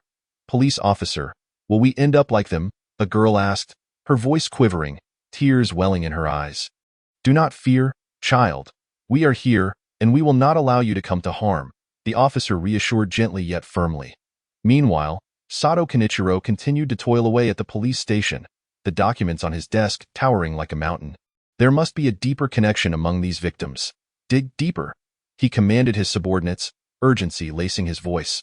The officers worked diligently, analyzing various leads and data, beads of sweat forming on their brows. "Sheriff, we discovered that these victims had participated in the same club activity at school." One officer reported, excitement tinging his voice. "Immediately investigate the details of this club, including its members and activities," Sato Kenichiro ordered, a flicker of hope igniting in his gaze. Simultaneously, media pressure mounted. "Local police have yet to solve the case. Is there an issue with their competence?" Daily Mail. "Students from the same class continue to fall victim. Are the police protection measures effective?" Fuji TV. Faced with the media scrutiny, Sato Kenichiro felt the weight of pressure intensify. Yet he understood that he could not be swayed by external distractions. He must focus on unraveling the case and safeguarding the students. However, the path to student protection was not without its challenges. One day, a suspicious individual attempted to approach the school but was promptly intercepted by patrolling officers. "Who are you? What are you doing here?" the officer demanded sternly, his hand resting on his sidearm. The suspicious individual averted his gaze, afraid to meet the officer's eyes. I was just passing by." The police harbored a strong intuition that this individual was suspicious, leading them to escort him back to the precinct for further investigation. Within the precinct, Joe Kenichiro received yet another urgent phone call from his superior. "J.O. Kenichiro, what is the progress of the case? Public discontent is escalating. You must provide me with results promptly," the superior barked, his voice resonating with an intensity that seemed capable of engulfing Joe Kenichiro. Taking a deep breath, Joe Kenichiro endeavored to maintain a calm demeanor as he replied, "Please grant me a little more time. We have gathered some leads and are pursuing them with utmost diligence." After ending the call, Joe Kenichiro rubbed his temples and returned to his work, acutely aware of the ticking clock and the pressing need to uncover the truth. Safeguard the remaining students and offer the public an explanation. Chapter 19. The net tightens, yet to no avail. As the police delved deeper into the chilling case, they stumbled upon a remarkable breakthrough. The first 5 victims formed a closely knit circle within their class, while the subsequent 5 were equally inseparable companions. This revelation led the police to surmise that the perpetrator's motive for targeting these two groups of 5 must be deeply sinister and concealed. Through further meticulous investigation, it became evident that these two sets of 5 were indeed good friends within the class. What enigmatic truths lay hidden beneath this connection? Officer Kobayashi Hiroshi, tasked with the case, furrowed his brow, ensnared in profound contemplation. The precinct was dimly lit, the clock on the wall ticking away, as if urging them to unravel the mystery swiftly. However, the inquiry into the social club yielded disappointing results. The 10 victims did not exhibit any connections through their club activities. The case appeared to be at a standstill once more. Captain Joe Kenichiro scrutinized the photographs taken at the crime scene, the hollowed-out hearts and bizarre patterns evoking immense frustration and confusion. The distorted lines in the photographs seemed to whisper to him a tale of unspeakable horror, in a bid to decipher the meaning behind these mysterious patterns. The police summoned renowned religious scholars from the land of cherry blossoms, including the eccentric Ichiro, well-versed in ancient religious symbols, and the astute Suzuki Yoshiko, proficient in the realm of the occult. The research room was cluttered with an array of ancient texts and manuscripts. The yellowed pages exuded an aura of antiquity as Ichiro, magnifying glass in hand, meticulously compared the patterns with those found in the ancient tomes. The lines of this pattern bear a slight resemblance to symbols from a form of ancient sorcery I have studied. Yet they possess subtle differences, he remarked slowly. Suzuki Yoshiko, perusing a fragile tome that seemed on the verge of disintegration, responded with intense focus. I have also discovered similar graphic descriptions within this ancient text, but the explanations remain obscure, hinting at some forbidden rituals. Officer Kobayashi Hiroshi leaned in eagerly, his eyes brimming with anticipation, inquiring, "Can we ascertain the origin and significance of these patterns?" Ichiro shook his head with a grave expression. As if water could drip from his countenance, "Not at this moment, but it is certain that these are no ordinary designs. They must conceal profound and astonishing secrets." Suzuki Yoshiko added, "We require additional time to examine more invaluable artifacts and unique additions. Perhaps they will yield critical clues." Captain Joe Kenichiro nodded, his tone resolute. "I appreciate your efforts. We must expedite our search for answers." Just as despair began to set in, an officer mentioned the sole survivor of this incident, who claimed to have witnessed the apparition of a serpent-like creature. Is that even possible? Could there truly be a serpent creature? Officer Kimura exclaimed, his eyes wide with astonishment, his incredulous voice echoing within the vast precinct. Captain Joe Kenichiro resolved to revisit the hospital to question Sato Yuta once more, seeking to determine whether his sighting of the serpent had been mere hallucination. At the hospital, the scent of disinfectant permeated every corner as Captain Joe Kenichiro fixed his sharp gaze upon Sato Yuta, asking sternly, "Sato Yuta, think carefully. Could what you saw truly have been a mere figment of your imagination?" Sato Yuta, his face a mask of terror, trembled slightly as he replied, "Captain, I truly saw it. The serpent was terrifying. Its eyes like burning flames and its body immense." Captain Joe Kenichiro pressed on, his eyes locked onto Sato Yuta's. When the serpent appeared, was there anything else unusual in the vicinity? Sounds, scents, or peculiar lights? Sato Yuta strained to recall, his visage contorted with anguish and fear. Everything happened so suddenly. I only remember that when the serpent appeared, the air around me felt bone-chilling. After the inquiry concluded, the police still found themselves lacking concrete information, and the case once again found itself mired in difficulty. As a busy day drew to a close and the sky darkened, Captain Joe Kenichiro convened a meeting to strategize the protection of the other students. Outside the precinct, the wind howled and branches swayed violently, as if dark claws sought to grasp something elusive. Captain Joe Kenichiro's expression was grave, and his tone heavy as he declared, "We cannot afford any further lapses. We must ensure the safety of every student. This is our duty and our mission." Officer Kobayashi Hiroshi responded, "Captain, I have arranged for personnel to be stationed in pairs near the students' homes. We are equipped with high-powered flashlights, stun guns, and advanced communication devices to maintain contact and respond to any emergencies." Officer Aoi added, "We have installed discrete high-definition cameras in the students' rooms, seamlessly connected to the precinct surveillance system, allowing us to monitor the situation at any time. Additionally, highly sensitive alarm systems have been set up around the houses, ready to emit piercing alerts at the slightest disturbance." Captain Joe Kenichiro nodded, a glimmer of approval in his eyes. "Excellent. Everyone must remain vigilant and be prepared for any unforeseen circumstances. Remember, we cannot allow tragedy to strike once more." "Understood," the group replied in unison, their voices firm and resolute. The officers paired off and swiftly made their way to the students' homes. The streets were eerily quiet, with only their synchronized, hurried footsteps echoing in the stillness. "We must be cautious. No suspicious signs should escape our notice," Officer Fujiya admonished his partner in a hushed tone. A tense atmosphere pervaded the tranquil night. Each officer remained alert, eyes wide open, ears keenly attuned to the slightest sounds. As night descended and the city's clamor gradually faded, the clock's hands crept toward 2 a.m., the hour most conducive to slumber, where silence reigned, occasionally interrupted by a chill wind stirring a few fallen leaves. In a surreal manner, Sato Yuta stealthily arrived at his target location, hovering like a specter, coldly observing the officers below. To stave off drowsiness, the officers resorted to smoking, wisps of smoke curling beneath the dim streetlights. Sato Yuta let out a chilling laugh. How foolish! His voice seemed to emanate from the depths of hell, laden with endless derision and contempt. Swiftly, he glided into the room, where children lay immersed in sweet slumber, blissfully unaware of the impending doom. Sato Yuta, with practiced cruelty, commenced his heinous acts, slaughtering them within their dreams, upon discovering the hidden camera. A sinister grin crept across his lips. First, he generated electronic interference to obscure the camera's view, ensuring that the precinct's monitoring room would see only the original footage, while the recordings captured would serve as a morbid surprise for them to peruse the following day. He then manipulated the corpses to display grotesque smiles towards the camera, their expressions appearing particularly harrowing under the dim light, as if they were faces from another realm. Without hesitation, he extracted a heart and consumed it before the camera, blood splattering the scene in a chilling spectacle. Following this, he erupted into a maniacal laugh, sketching the enigmatic pattern upon the ground, ultimately collapsing to his knees, a marionette bereft of spirit. Thus, he systematically replicated this gruesome ritual across 5 different households. The night grew increasingly sinister, shrouded in the shadows of death, sending shivers down spines.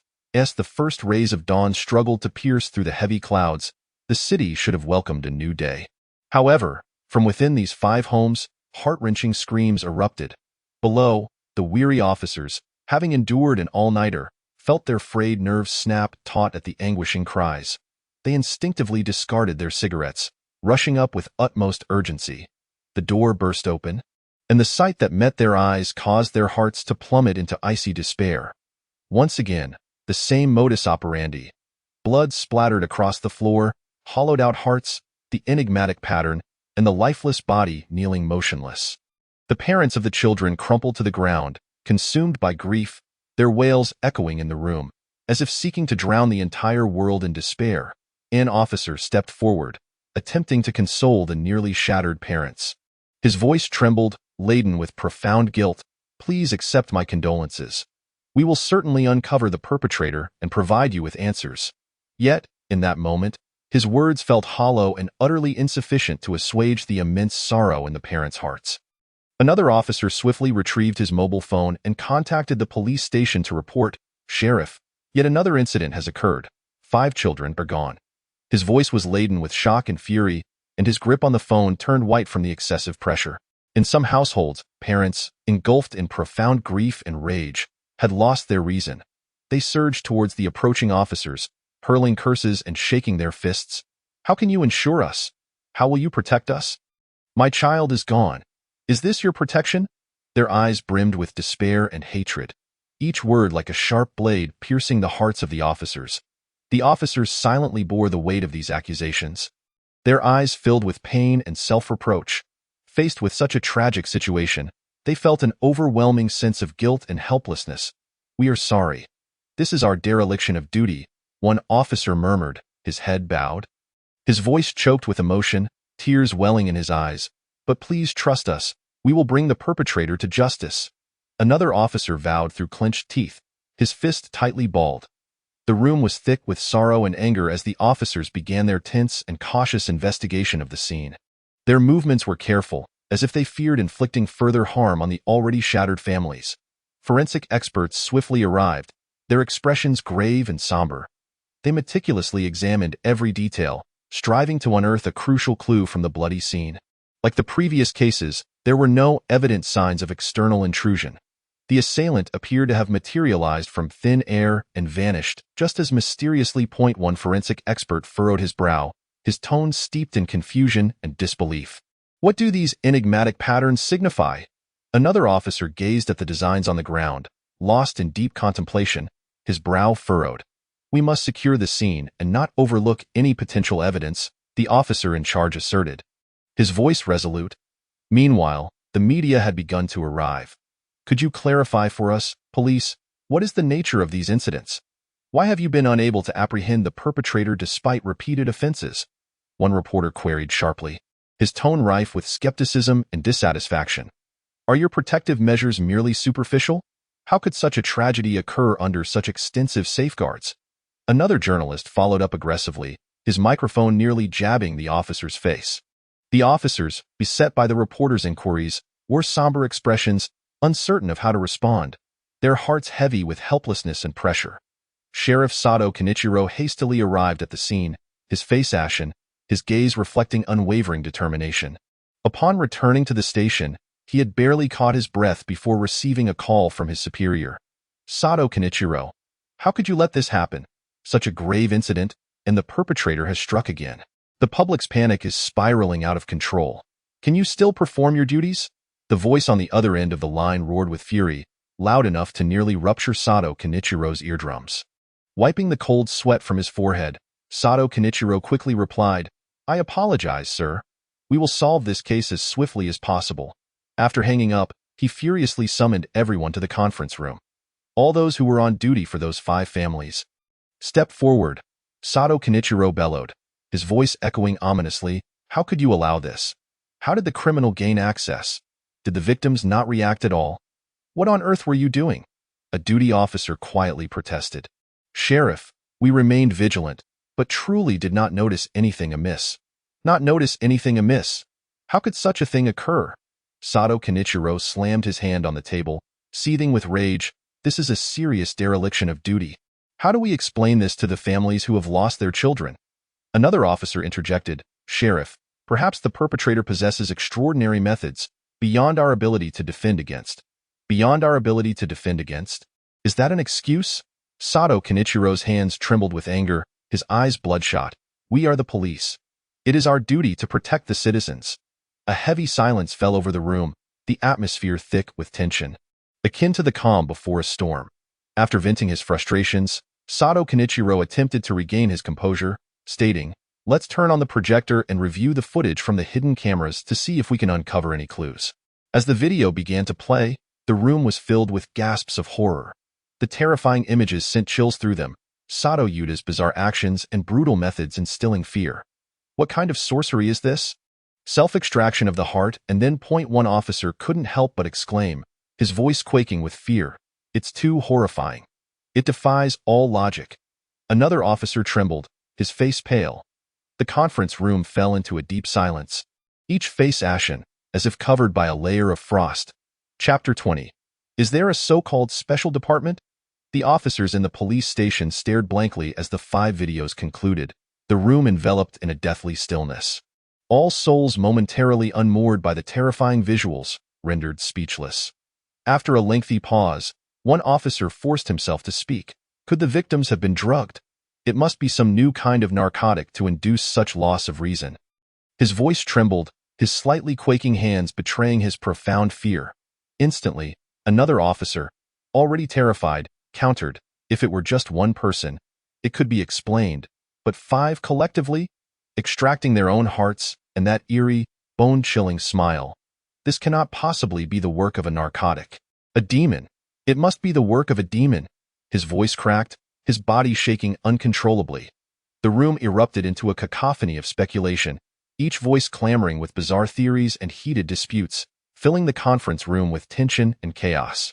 Perhaps it is a new form of crime we've never encountered before, employing high technology or mysterious psychological manipulation. Impossible. This is beyond what any normal human could do. This transcends the realm of human crime. I am terrified. I want no part in this case. What if the demon comes after me? If I'm assigned a task, I will resign. A timid officer cried hysterically. You are shirking responsibility. As police officers, how can we falter in the face of adversity? The conference room devolved into chaos, voices rising in a tumultuous uproar. At that moment, Sato Kenichiro slammed his hand on the table, roaring, silence. His voice thundered like a bolt of lightning, instantly silencing everyone. Taking a deep breath to calm himself, he said, I will report this matter to the higher-ups in Tokyo. This is a special case, and our resources are indeed limited. We can only hope that they will send professionals to assist us. Upon hearing this decision, the officers felt as though they had grasped a lifeline, releasing a collective sigh of relief. Someone cautiously inquired, So, do we still need to maintain surveillance tonight? Sato Kenichiro furrowed his brow. A glimmer of hesitation in his eyes, and after a moment's thought replied, Let's assess the situation. He then sent the chilling video to another relevant department, his heart racing with trepidation as he dialed his superior's number. Sir, have you viewed the video I sent? Sato Kenichiro's voice was filled with anxiety and helplessness.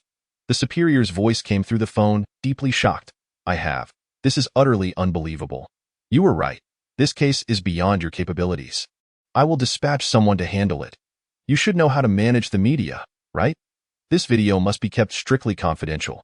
We cannot allow the media to learn of it. Those who thrive on chaos will only incite tremendous panic among the public, with no regard for the government. Understood. Sir, I will do my utmost to manage the media narrative and prevent the situation from escalating further, Sato Kenichiro assured. After hanging up, Sato Kenichiro slumped in his chair like a deflated balloon. Rubbing his throbbing temples, his mind racing with thoughts of how to communicate with the victims' families and confront the ravenous reporters. By afternoon, the police station's entrance was besieged by a throng of journalists. "Sheriff, is there any new breakthrough in the case? Why is the perpetrator still at large? What is the police force doing?" Sato Kenichiro steeled himself, striving to appear calm and composed as he addressed the reporters. "The investigation is progressing at a rapid pace. We have requested support from higher authorities and will provide a satisfactory update shortly. But so many lives have been lost. Why is your response so sluggish?" A reporter pressed sharply, their aggressive tone igniting a flicker of irritation in Sato Kenichiro. However, he maintained his composure, replying, "We are exerting every effort. Please trust in the police's professionalism and resolve." Finally managing to shake off the relentless reporters, Sato Kenichiro hurried to meet the parents of the victims. The parents' emotions erupted like a volcano, unable to contain their agitation. "Why did you fail to protect my child? Your promises are mere words. You must capture the perpetrator and ensure he suffers for my child's sake." Sheriff Sato Kenichiro could only bow repeatedly in apology, making various promises, his heart laden with endless guilt and overwhelming pressure. Upon returning to the police station, Sheriff Sato convened a meeting with his team once again. Everyone rallied their spirits. Although higher authorities would send personnel to handle the situation, we could not afford to remain idle. We must continue to dig for clues and meticulously organize information to prepare for the arrival of the professionals. However, the personnel assigned from above had yet to arrive, and a new day had dawned, rendering our tasks urgent. Sheriff Sato resolved to arrange for officers to oversee the remaining students in the police station. Sheriff Sato gathered everyone with a serious demeanor. "Gentlemen," he proclaimed, "though the elite professionals sent by our superiors have yet to arrive, we cannot sit idly by. The sacred duty of protecting the remaining students must continue." His voice was resolute and powerful. A moment of silence ensued, with many displaying apprehension, their eyes brimming with fear and hesitation. One officer murmured, "Sheriff, that gruesome and terrifying scene was too much for us to bear." Sheriff Sato raised his voice, emphatically stating, "I fully understand the fear within you, but we are police officers. Protecting the citizens is our inherent duty. If we falter at this critical moment, what will become of those innocent children? Their lives hang by a thread, entirely in our hands." He paused, his gaze piercing as he looked around, continuing passionately, "Recall the solemn oath we took when we joined the force. Think of the heart-wrenching pain endured by families who have lost their children. This is our responsibility. We have no retreat. We cannot escape. Moreover, we are organized into teams of 3, equipped with the finest gear, and our firearms are fully stocked. As long as we stand united, nothing can intimidate us." The officers exchanged glances. Although still shaken, under Sheriff Sato's relentless persuasion and repeated emphasis on their responsibilities, they ultimately nodded in agreement, expressing their willingness to rise once more for justice and duty. When the officers, fully armed, reached the students' homes, an unexpected new challenge awaited them. The parents of the students, overwhelmed with concern for their children's safety, insisted that the police not only guard outside but also remain inside the rooms with the children. "Sheriff, the parents are adamant. They demand we enter the rooms to watch over them. What should we do?" An anxious officer reported to Sheriff Sato. Approaching an agitated parent, Sheriff Sato spoke patiently and sincerely. "Madam, please rest assured. We will maintain the highest level of vigilance outside and will not allow any danger to approach your child." The parent, visibly distressed, retorted, "No. I cannot feel secure unless you are in the room with my child." Sheriff Sato explained, "We have deployed comprehensive monitoring and defense outside, enabling us to gain a broader perspective and respond swiftly to any anomalies. Moreover, the sudden presence of more people in the room may make the child feel tense and oppressed, adversely affecting their rest and emotional state." The parent was unyielding, resolutely declaring, "I don't care. My child's safety is paramount. If you refuse, I will file a complaint with the higher authorities for your negligence." Sheriff Sato sighed in resignation, fully aware that the parent's emotions were on the brink of collapse, and said, "Very well, we will arrange for officers to enter the room, but I hope you will cooperate with our operations and not hinder our actions." The parent's demeanor slightly softened, replying, "Fine. As long as you can guarantee my child's safety, I will comply with whatever is necessary."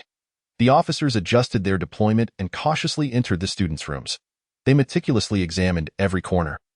Gripping their newly equipped firearms tightly, their expressions filled with vigilance, as if preparing for an impending battle, Chapter 21. A brutal killing in person. As darkness fell, an oppressive atmosphere enveloped the hospital ward. Sato Yuta lay on the hospital bed, an eerie smile etched upon his face, his gaze penetrating through the window as if piercing the endless darkness, reaching towards the corners soon to be drenched in blood and chaos. He could distinctly sense the tension of the guards stationed at the ward entrance, and a flicker of disdain washed over him. These ignorant and foolish individuals truly believe they can thwart my malevolent intentions? At this moment, the curtain of the fourth night had mercilessly risen, leaving only 3 long, despair-inducing nights until the malevolent formation set by the master was activated. Once the formation successfully engaged on the 7th night, all of Saitama, Tokyo, and indeed the entire land of cherry blossoms would welcome the arrival of monsters, plunging into an abyss of irretrievable despair. The clock struck 2 in the morning, tolling like a death knell from hell, reverberating heavily in the eerily silent night sky. Sato Yuta's spirit surged forth, a phantom racing towards the room of Yachting Maina.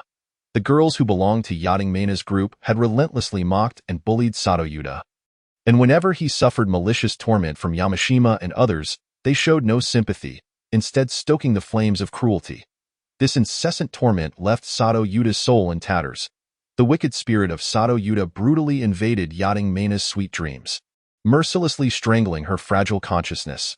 Subsequently, he manipulated Yachting Maina's body to rise slowly. The 3 officers lurking nearby initially presumed she was merely waking from sleep and did not intervene. However, the ensuing scene unfolded like a horror show torn from the depths of hell, gradually revealing itself before their eyes. Yachting Maina suddenly went berserk, stripping off her clothes at an unbelievable speed, stark naked as she approached the 3 officers, screaming with a chilling intensity, "Mom, Dad, they're going to harm me."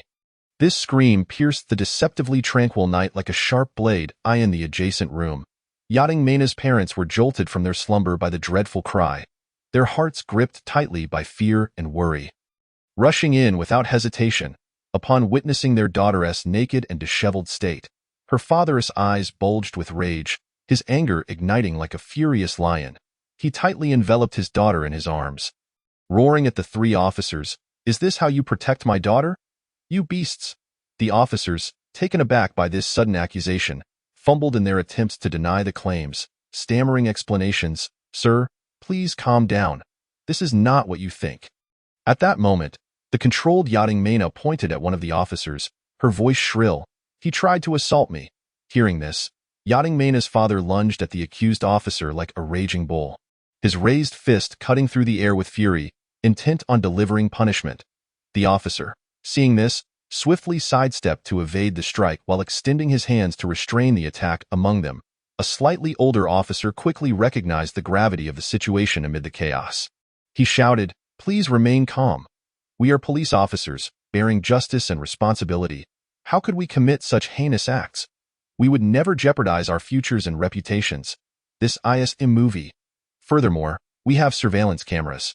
Your daughter suddenly got up and inexplicably disrobed.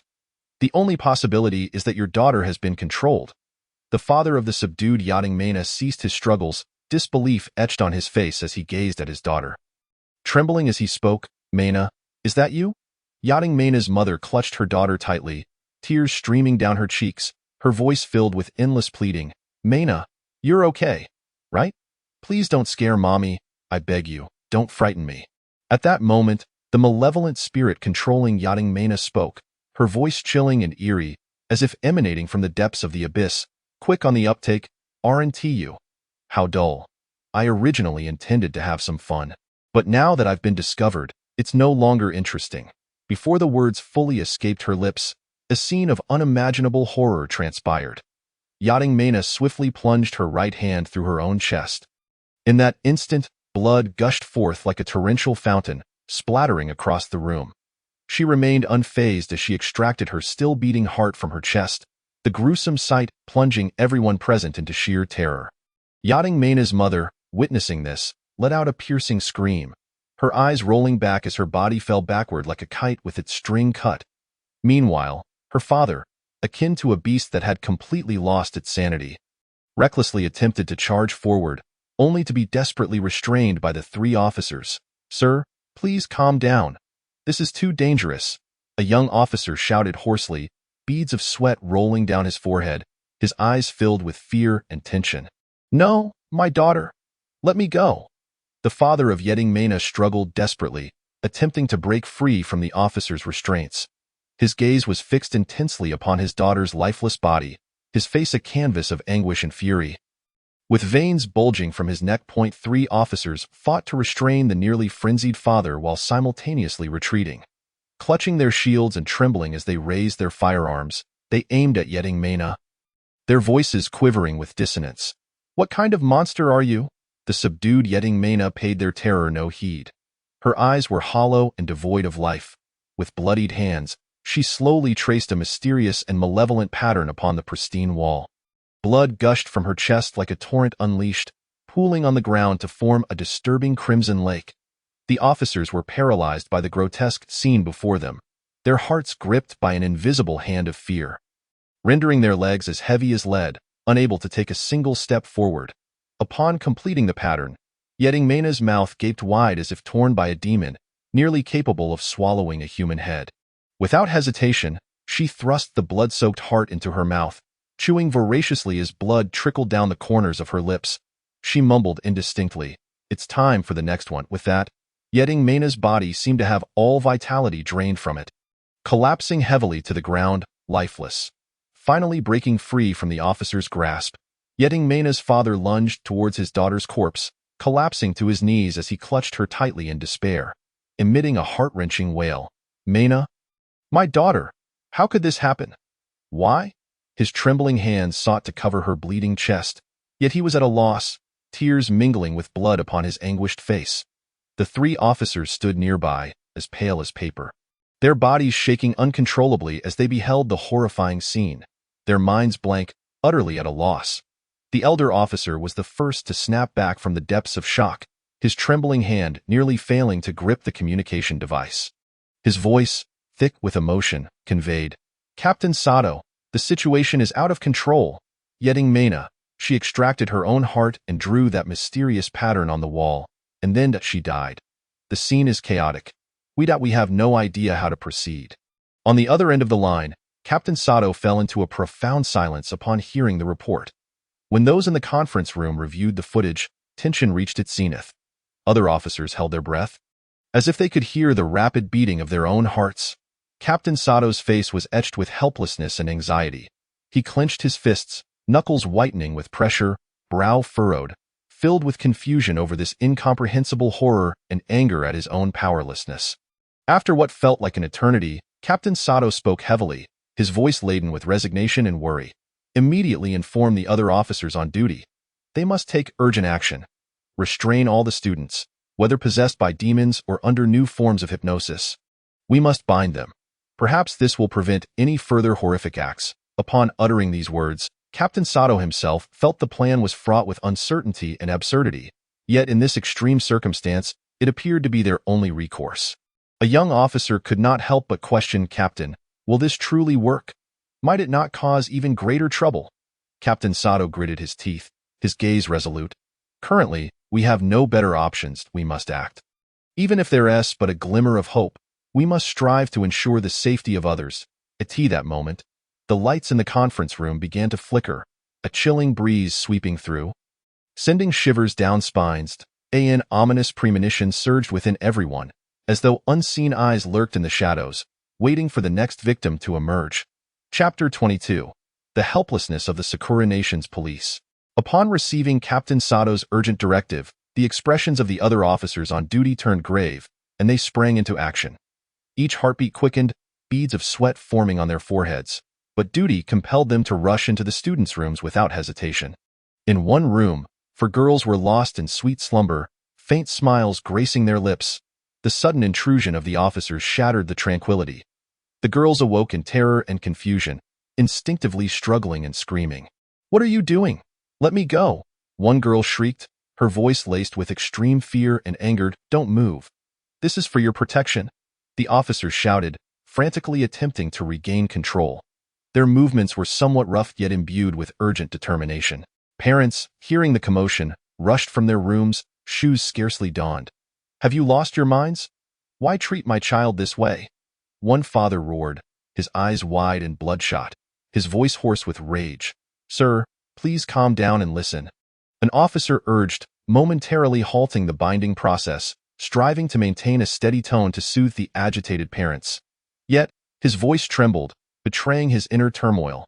The parents, however, were beyond reason, their emotions swelling, ready to erupt like a volcano. "What horrific thing! If you don't explain, don't even think about touching my daughter." A mother clutched her child tightly, tears brimming in her eyes, threatening to spill over. Just then, another officer interjected urgently. "Some girls have been controlled by an unknown malevolent force, committing self-harm and even more horrifying, brutal acts. We must secure the children first and await further instructions." Upon hearing such a terrifying account, the parents' anger was swiftly replaced by fear. Though their hearts were heavy with sorrow and concern, they recognized the gravity of the situation and ceased their vehement protests, silently standing by, expressing their willingness to remain in the room without further attempts to leave. Meanwhile, the malevolent spirit of Sato Yuta approached another girl's room. Inside, 3 officers stood ready, their hands firmly gripping their firearms, sweat dripping from their foreheads.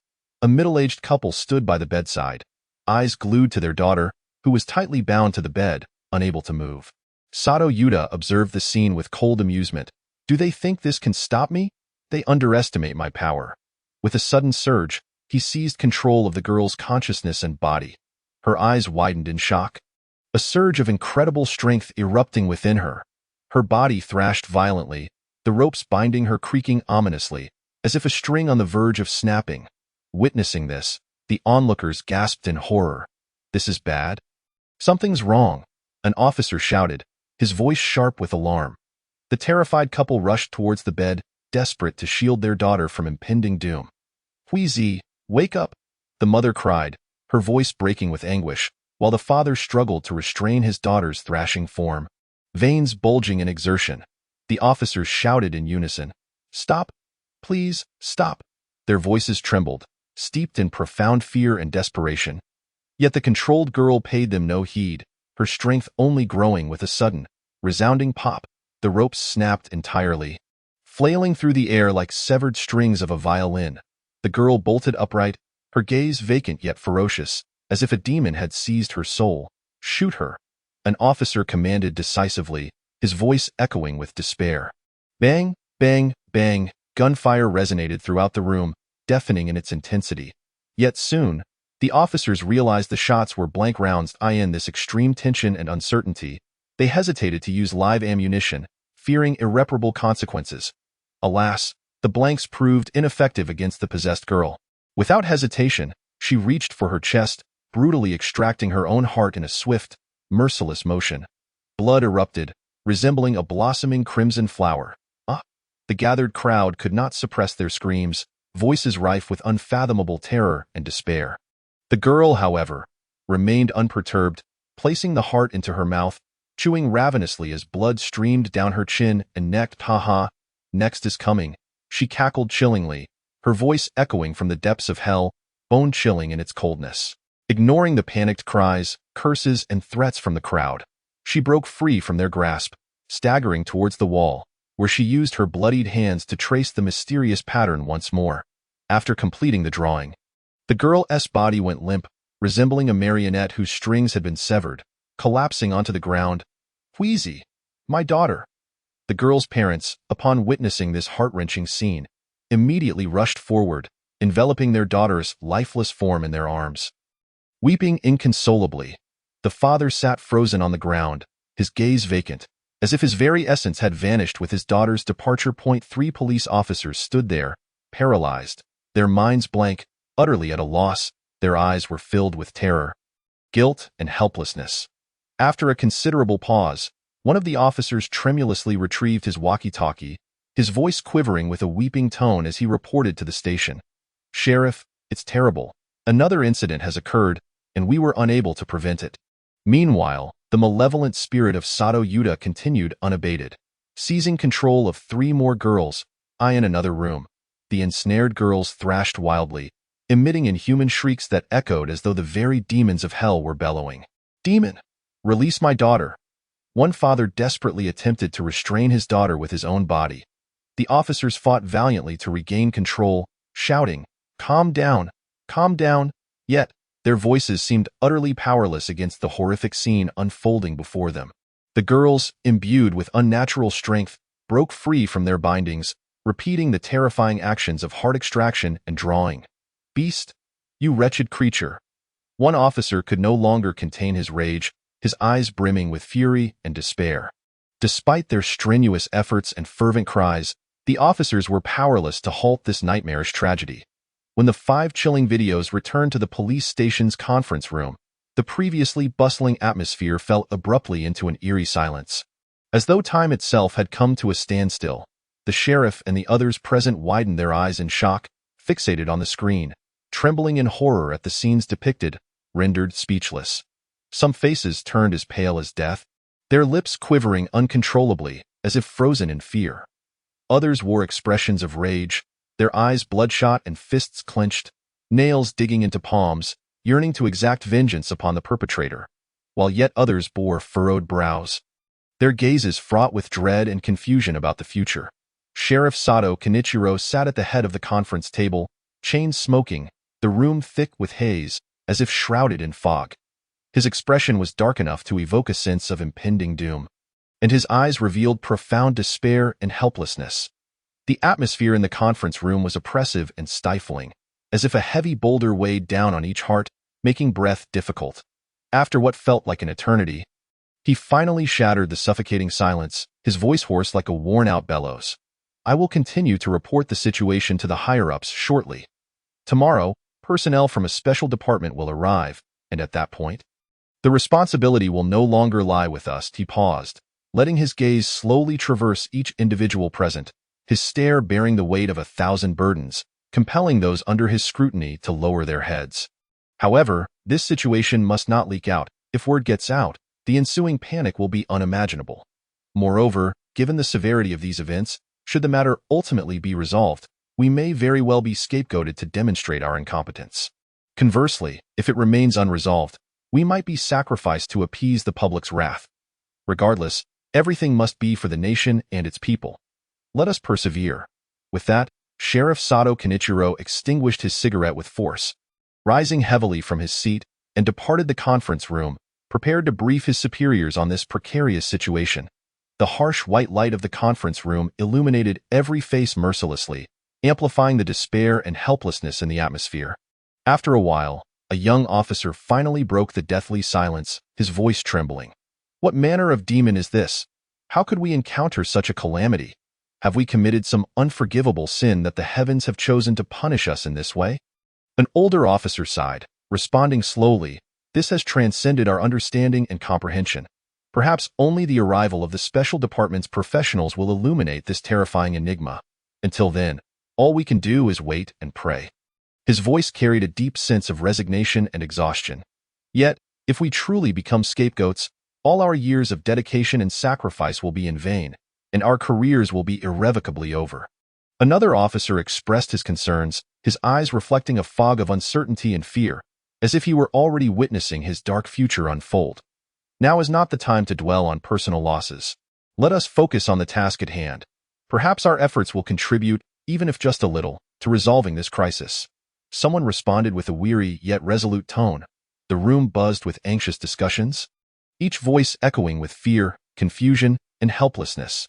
Every word seemed to be wrung from the depths of their souls, laden with profound anguish and apprehension. Chapter 23. The Special Department, Kudo Shinichi. After Sheriff Sato Kenichiro exited the conference room, the atmosphere grew increasingly oppressive. The officers could no longer suppress their inner dread and anxiety, and a heated debate erupted once more. Our current predicament is perilous, if the higher-ups shift the blame onto us. We are finished, a middle-aged officer declared with furrowed brows, deeply troubled. Are we to simply sit idly by, awaiting our roles as scapegoats or cannon fodder? A hot-tempered officer shouted in fury. What can we do? This has surpassed our capabilities. We are utterly powerless. A nearby officer retorted helplessly. Perhaps we should unite and devise a way to gather more evidence to prove this is not our fault, suggested a more composed officer. Gather evidence? How can we do that? Everything is in chaos, and these mysterious phenomena defy rational explanation. Someone immediately countered, "We can investigate the victims' backgrounds and interpersonal relationships. Perhaps we might uncover some clues." Don't be naive. This is far from an ordinary case. What use are those clues? Yet it is better than doing nothing and waiting around.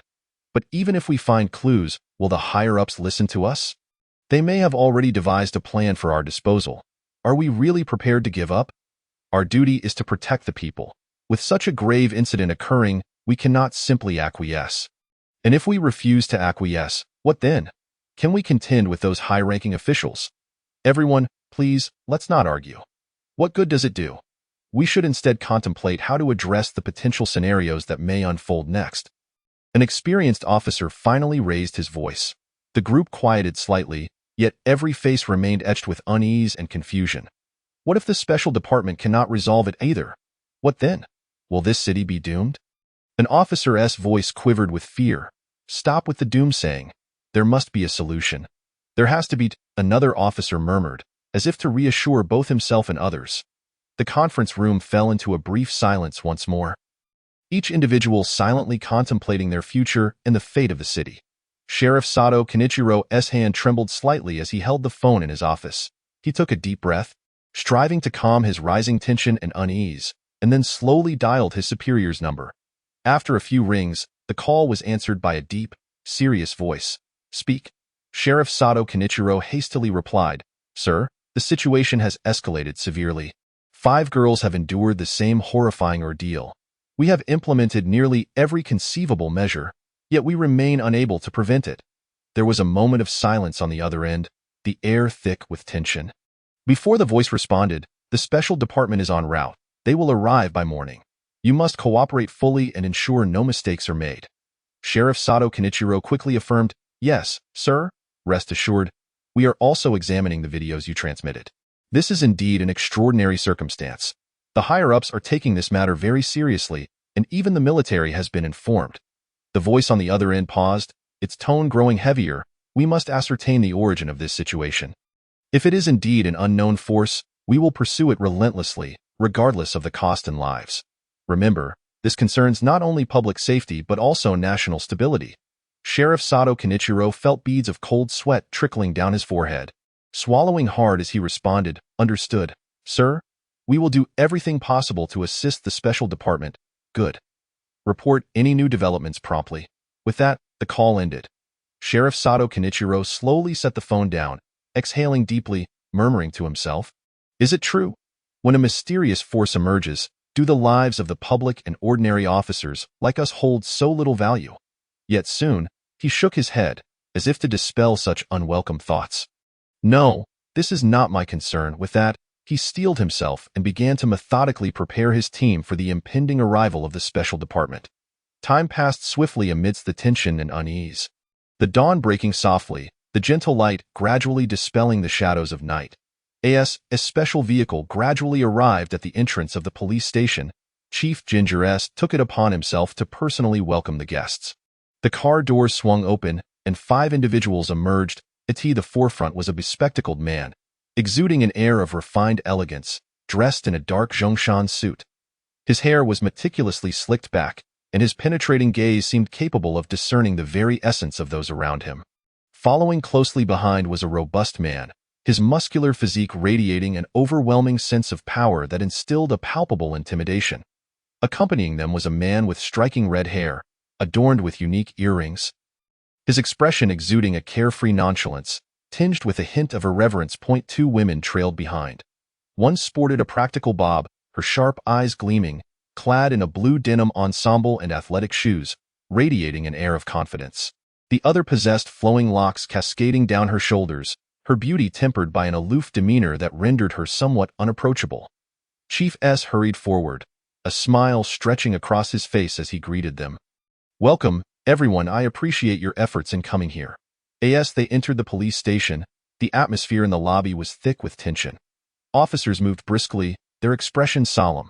Chief S. guided them to the conference room, which was simply furnished, dominated by a long rectangular table surrounded by several chairs.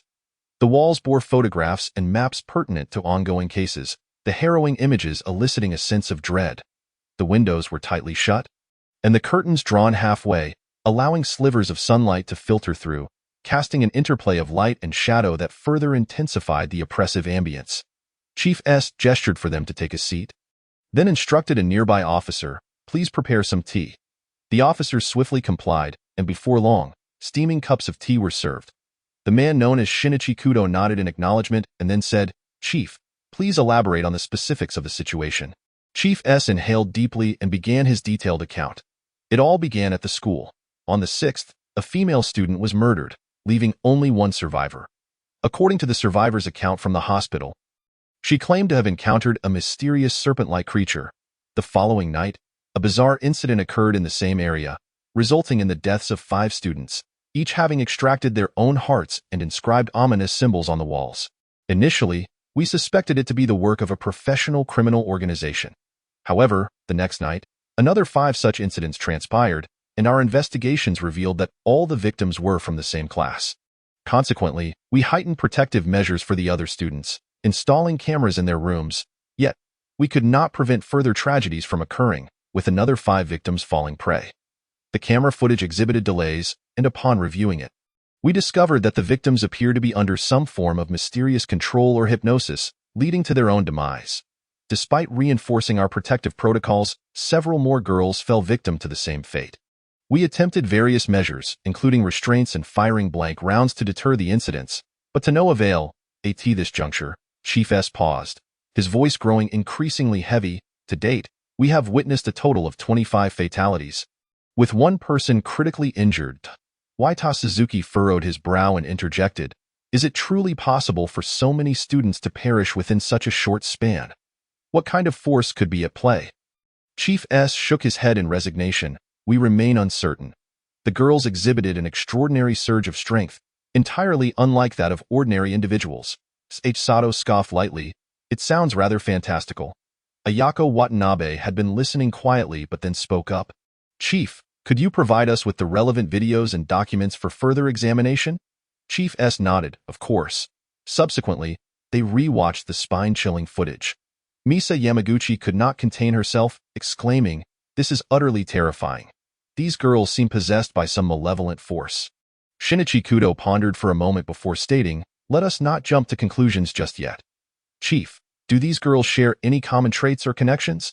Chief S contemplated briefly. "As far as our current understanding goes, they are all students from the same school and have maintained close relationships.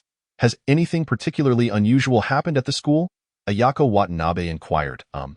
Nothing significant has been uncovered thus far," Chief S replied. Waita Suzuki remarked, "It appears we must delve deeper into the investigation." At that moment, Shinichi Kudo suggested, "Everyone, let us introduce ourselves for the sake of coordination in our future efforts. I am Shinichi Kudo, primarily responsible for overall planning and analysis, with a specialization in hypnosis." Waita Suzuki followed suit. "I am Waita Suzuki, skilled in combat and crisis management." Sh Sato cheerfully added, "I am Sh Sato, with a focus on tracking and investigation." Ayako Watanabe flicked her short hair. "I am Ayako Watanabe, proficient in firearms and close-quarters combat." Misa Yamaguchi softly stated, "I am Misa Yamaguchi, adept in spiritual perception and psychological analysis." Chief S concluded, "With your assistance, I am hopeful we can resolve this matter swiftly." Shinichi Kudo replied, "Chief, we will require your continued support and information." Chief S promptly nodded, "Absolutely." The atmosphere in the conference room remained heavy, as all present were acutely aware of the formidable challenge that lay ahead, yet they were resolute in their preparedness to confront it. Chapter 24. A renewed investigation? Is it really that simple? The newly arrived 5 decided to visit the hospital to consult Waita Sato, the sole survivor of the incident. As they made their way to the hospital, their minds were rife with various thoughts and expectations. Sage Sato wore an expression of excitement, his eyes gleaming with avarice. If this truly involves some unknown creature, we could be on the brink of a breakthrough. Our careers could ascend to new heights, and perhaps even be etched in history. Ayako Watanabe shot him a cold glare, derisively replying, "Humph, don't get ahead of yourself. We still have no confirmation of any mysterious force at play. It could merely be an ordinary criminal case. Don't let your imagination run wild." Misa Yamaguchi furrowed her brow, her countenance serious as she interjected, "Yet, With so many similar cases occurring, all so bizarre, it seems implausible to attribute this to mere ordinary criminal activity. I suspect it is far more complex. At that moment, the hypnosis expert, Misa Yamaguchi, turned to Shinichi Kudo, eagerly asking, "Shinichi, should I employ hypnosis to extract information from Waitasato? We might uncover the truth more swiftly." Shinichi Kudo contemplated for a moment before shaking his head, calmly responding, "Not just yet.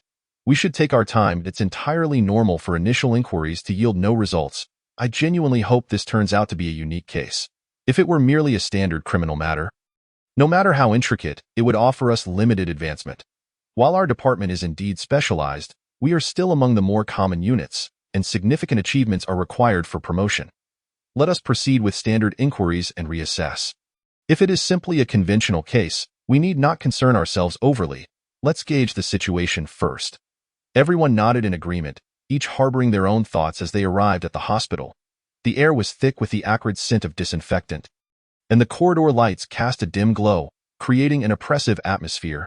Their footsteps echoed in the empty hallway, reminiscent of a countdown to fate, shattering the tranquility. Upon reaching Waitasato's room, they found him lying on the hospital bed, his body wrapped in bandages, resembling a tattered marionette. His pallid and haggard visage seemed devoid of vitality, and his eyes reflected a profound fear and exhaustion. Leading the group, Shinichi Kudo spoke first, his tone calm yet authoritative. "Waitasato, please recount the specifics of that day. Was there truly a serpent-like creature? Our investigation indicates that 3 of the other 5 were bullying you, Yamada, Kimura, and Watanabe, while the other 2 were not particularly close to you. Curiously, you are the sole survivor." Waitasato's body quivered slightly, as though the recollection of that day filled him with dread. Taking a deep breath, he began, "That day, indeed, they planned to bully me. Yamada was the ringleader, with Kimura and Watanabe following suit. We were in the restroom, and they beat me for half an hour. I was powerless to resist, enduring their blows and insults." His voice was hoarse, a flicker of pain and anger crossing his features. A deep-seated humiliation buried within. "And then what happened?" Sato pressed eagerly, his face alight with curiosity. Waitasato continued, "Suddenly, a serpent-like creature appeared behind Yamada. I shouted to them about the monster, but they dismissed me as a liar, thinking I was playing some trick. Yamada even mocked me, accusing me of trying to find an excuse to escape. But in the next moment, Yamada was brutally slain by the creature. The scene was horrific. The creature moved with astonishing speed and possessed incredible strength. His voice trembled, as though reliving that bloody moment, his breathing quickening. Waita Suzuki furrowed his brow and interjected, "And then? What did the creature do next?" Waitasato swallowed hard, continuing, "Then the creature lunged at me, piercing through my chest and tossing me aside." The others shrieked in terror at the sight. It seemed the creature was enraged by their screams. As it began to mercilessly slaughter them, I felt darkness enveloping me, my consciousness fading, and when I awoke, I found myself in the hospital. I am truly grateful to be alive." Having spoken, he closed his eyes, a solitary tear cascading down his cheek, as if it were a manifestation of his relief at being alive. Kudo Shinichi, upon hearing this, fell into contemplation. He summoned the others to the corridor outside the ward to deliberate collectively. "What are your thoughts?" he inquired. "I find his words rather dubious. What are the odds that he alone survived?" Watanabe Ayako crossed her arms, her expression rife with skepticism, her gaze imbued with suspicion. "Not necessarily. Perhaps he truly was fortunate. However, if that serpent creature exists, we could be in grave trouble." Yamamoto Misa remarked, her brow furrowed, a hint of anxiety flickering in her eyes. "I believe further investigation is imperative. We cannot rely solely on his account," Suzuki Yuta declared. "There may be other underlying circumstances we have yet to uncover. He might be concealing something." Sato Sho nodded in agreement, suggesting, "Indeed, we should examine the restroom where the incident occurred. Perhaps we might discover some clues, something he has not disclosed." After a moment's reflection, Kudo Shinichi replied, "Very well, that shall be our course of action. Suzuki Yuta and Sato Sho will investigate the restroom, while Watanabe Ayako and Yamamoto Misa will inquire with the hospital staff and potential witnesses. I will speak with Sato Yuta to see if I can extract any further information." The group nodded in unison. then dispersed to execute their tasks. Kudo Shinichi re-entered the ward, taking a seat beside Sato Yuda's bedside, and softly asked, "Sato Yuda, please reflect carefully. Is there any detail you might have overlooked? Perhaps the appearance of the serpent creature or any distinct characteristics? Its mannerisms, perhaps?" Sato Yuda strained to recollect, stating, "That serpent creature was enormous, its body seemingly covered in black scales that reflected a cold light under the illumination. Its eyes were red, glistening ominously, truly terrifying.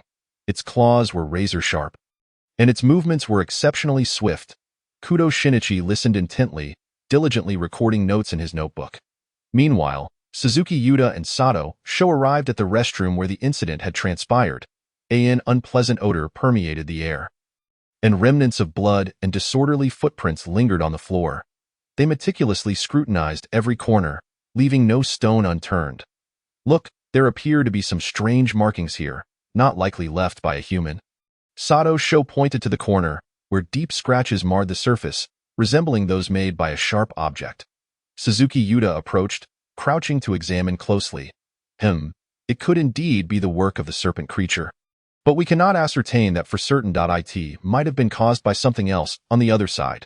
Watanabe Ayako and Yamamoto Misa were questioning the hospital staff assigned to the school at that time. The scene was utterly horrifying. Upon receiving the police call, we rushed over, and upon arrival, we were all petrified. The bodies were dismembered, blood was everywhere, and the injured lay scattered. A nurse recounted, her face pale, as if she were reliving the terror of that moment. "Did you observe anything unusual?" Watanabe Ayako pressed, her gaze fixed intently upon the nurse. The nurse shook her head. "No, we only saw the injured students, but the scene was truly horrific." Yamamoto Misa then inquired, "Was the remaining patient, who previously spoke of the serpent creature, not someone who suddenly altered their narrative?" The nurse pondered for a moment before responding. "It seems that patient had mentioned hearing beastly roars and the appearance of a serpent creature from the outset, but we cannot be certain of the specifics. Perhaps he was so traumatized that his memories became distorted." As time ticked away, the 5 individuals tirelessly sought clues, yet the truth remained shrouded in mystery. The atmosphere within the hospital grew increasingly tense, as if unseen eyes were scrutinizing their every move. Suddenly, the hospital lights flickered, and a chill swept through the corridor, sending shivers down their spines. Chapter 25. Special Perception?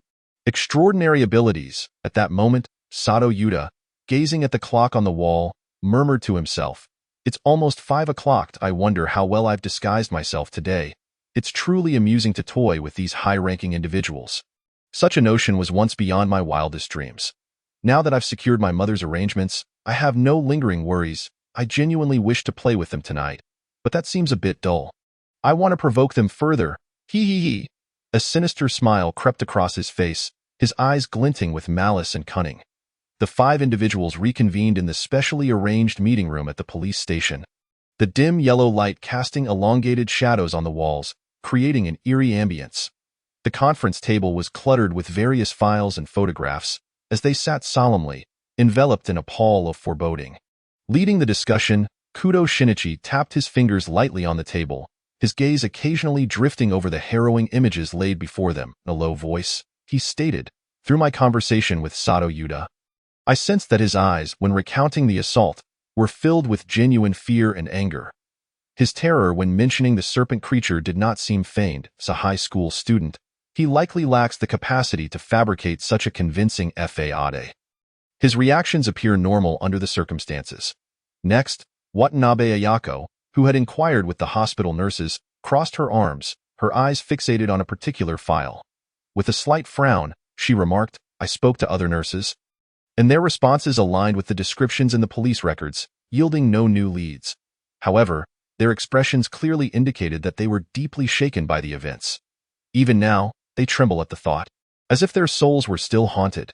Suzuki Yuda, who had investigated the restroom, chimed in, "The area has been cleaned, yet a faint scent of blood lingers, corroborating that the 5 individuals were indeed subjected to a brutal slaughter.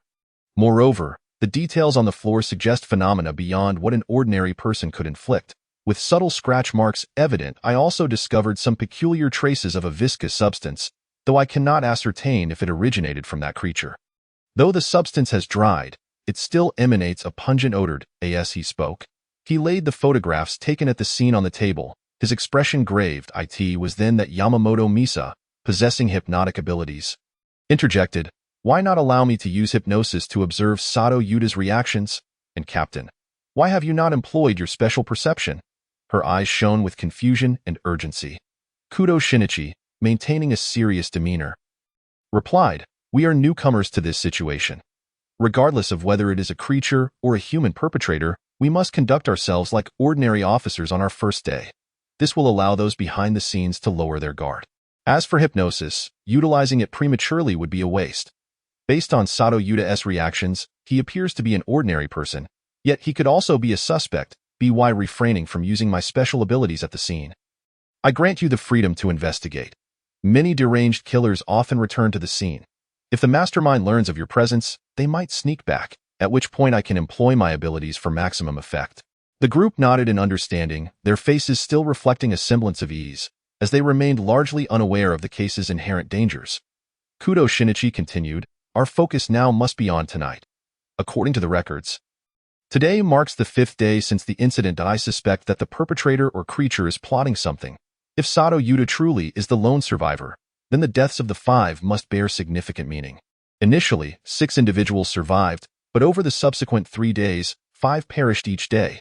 This pattern indicates that the perpetrator or creature is acting with purpose. Thus, tonight is of utmost importance." His tone grew increasingly grave. For the prospect of confronting a creature instilled a measure of trepidation, and he sought to understand the significance of the situation to his companions.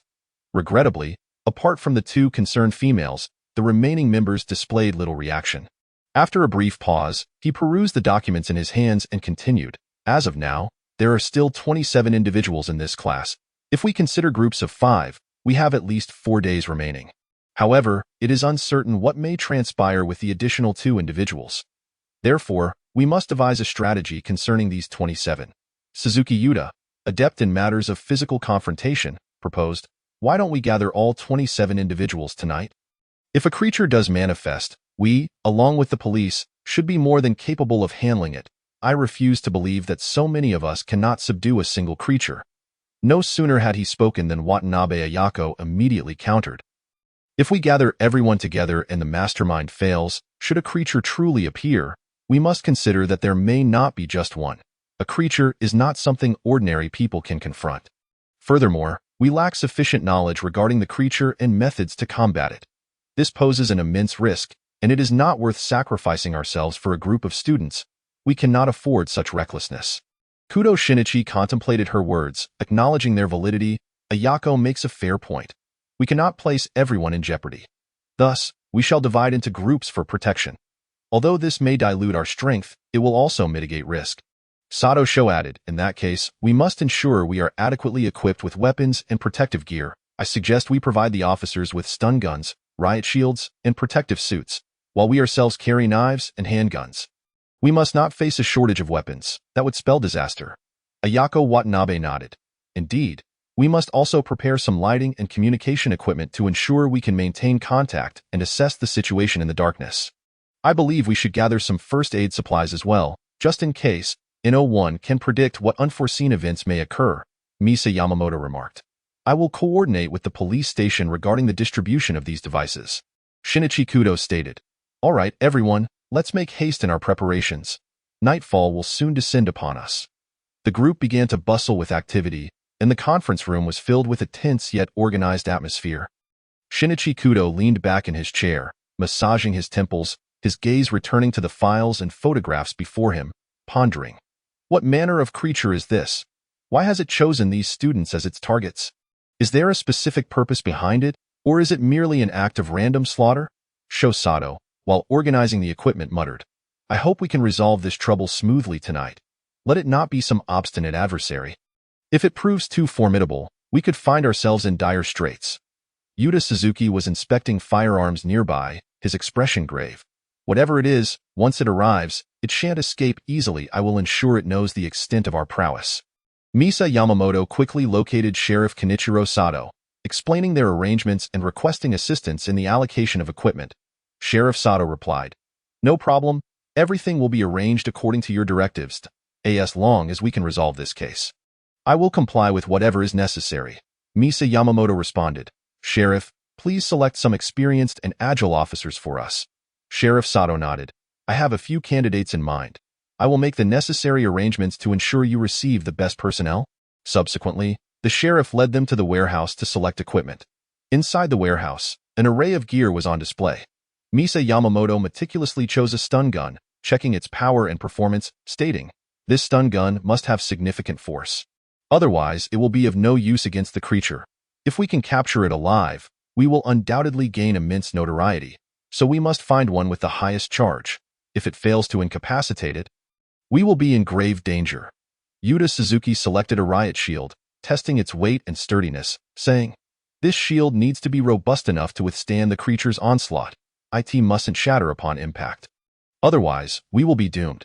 Sho Sato was nearby, selecting communication devices to ensure a clear and stable signal, declaring, we cannot afford any communication failures.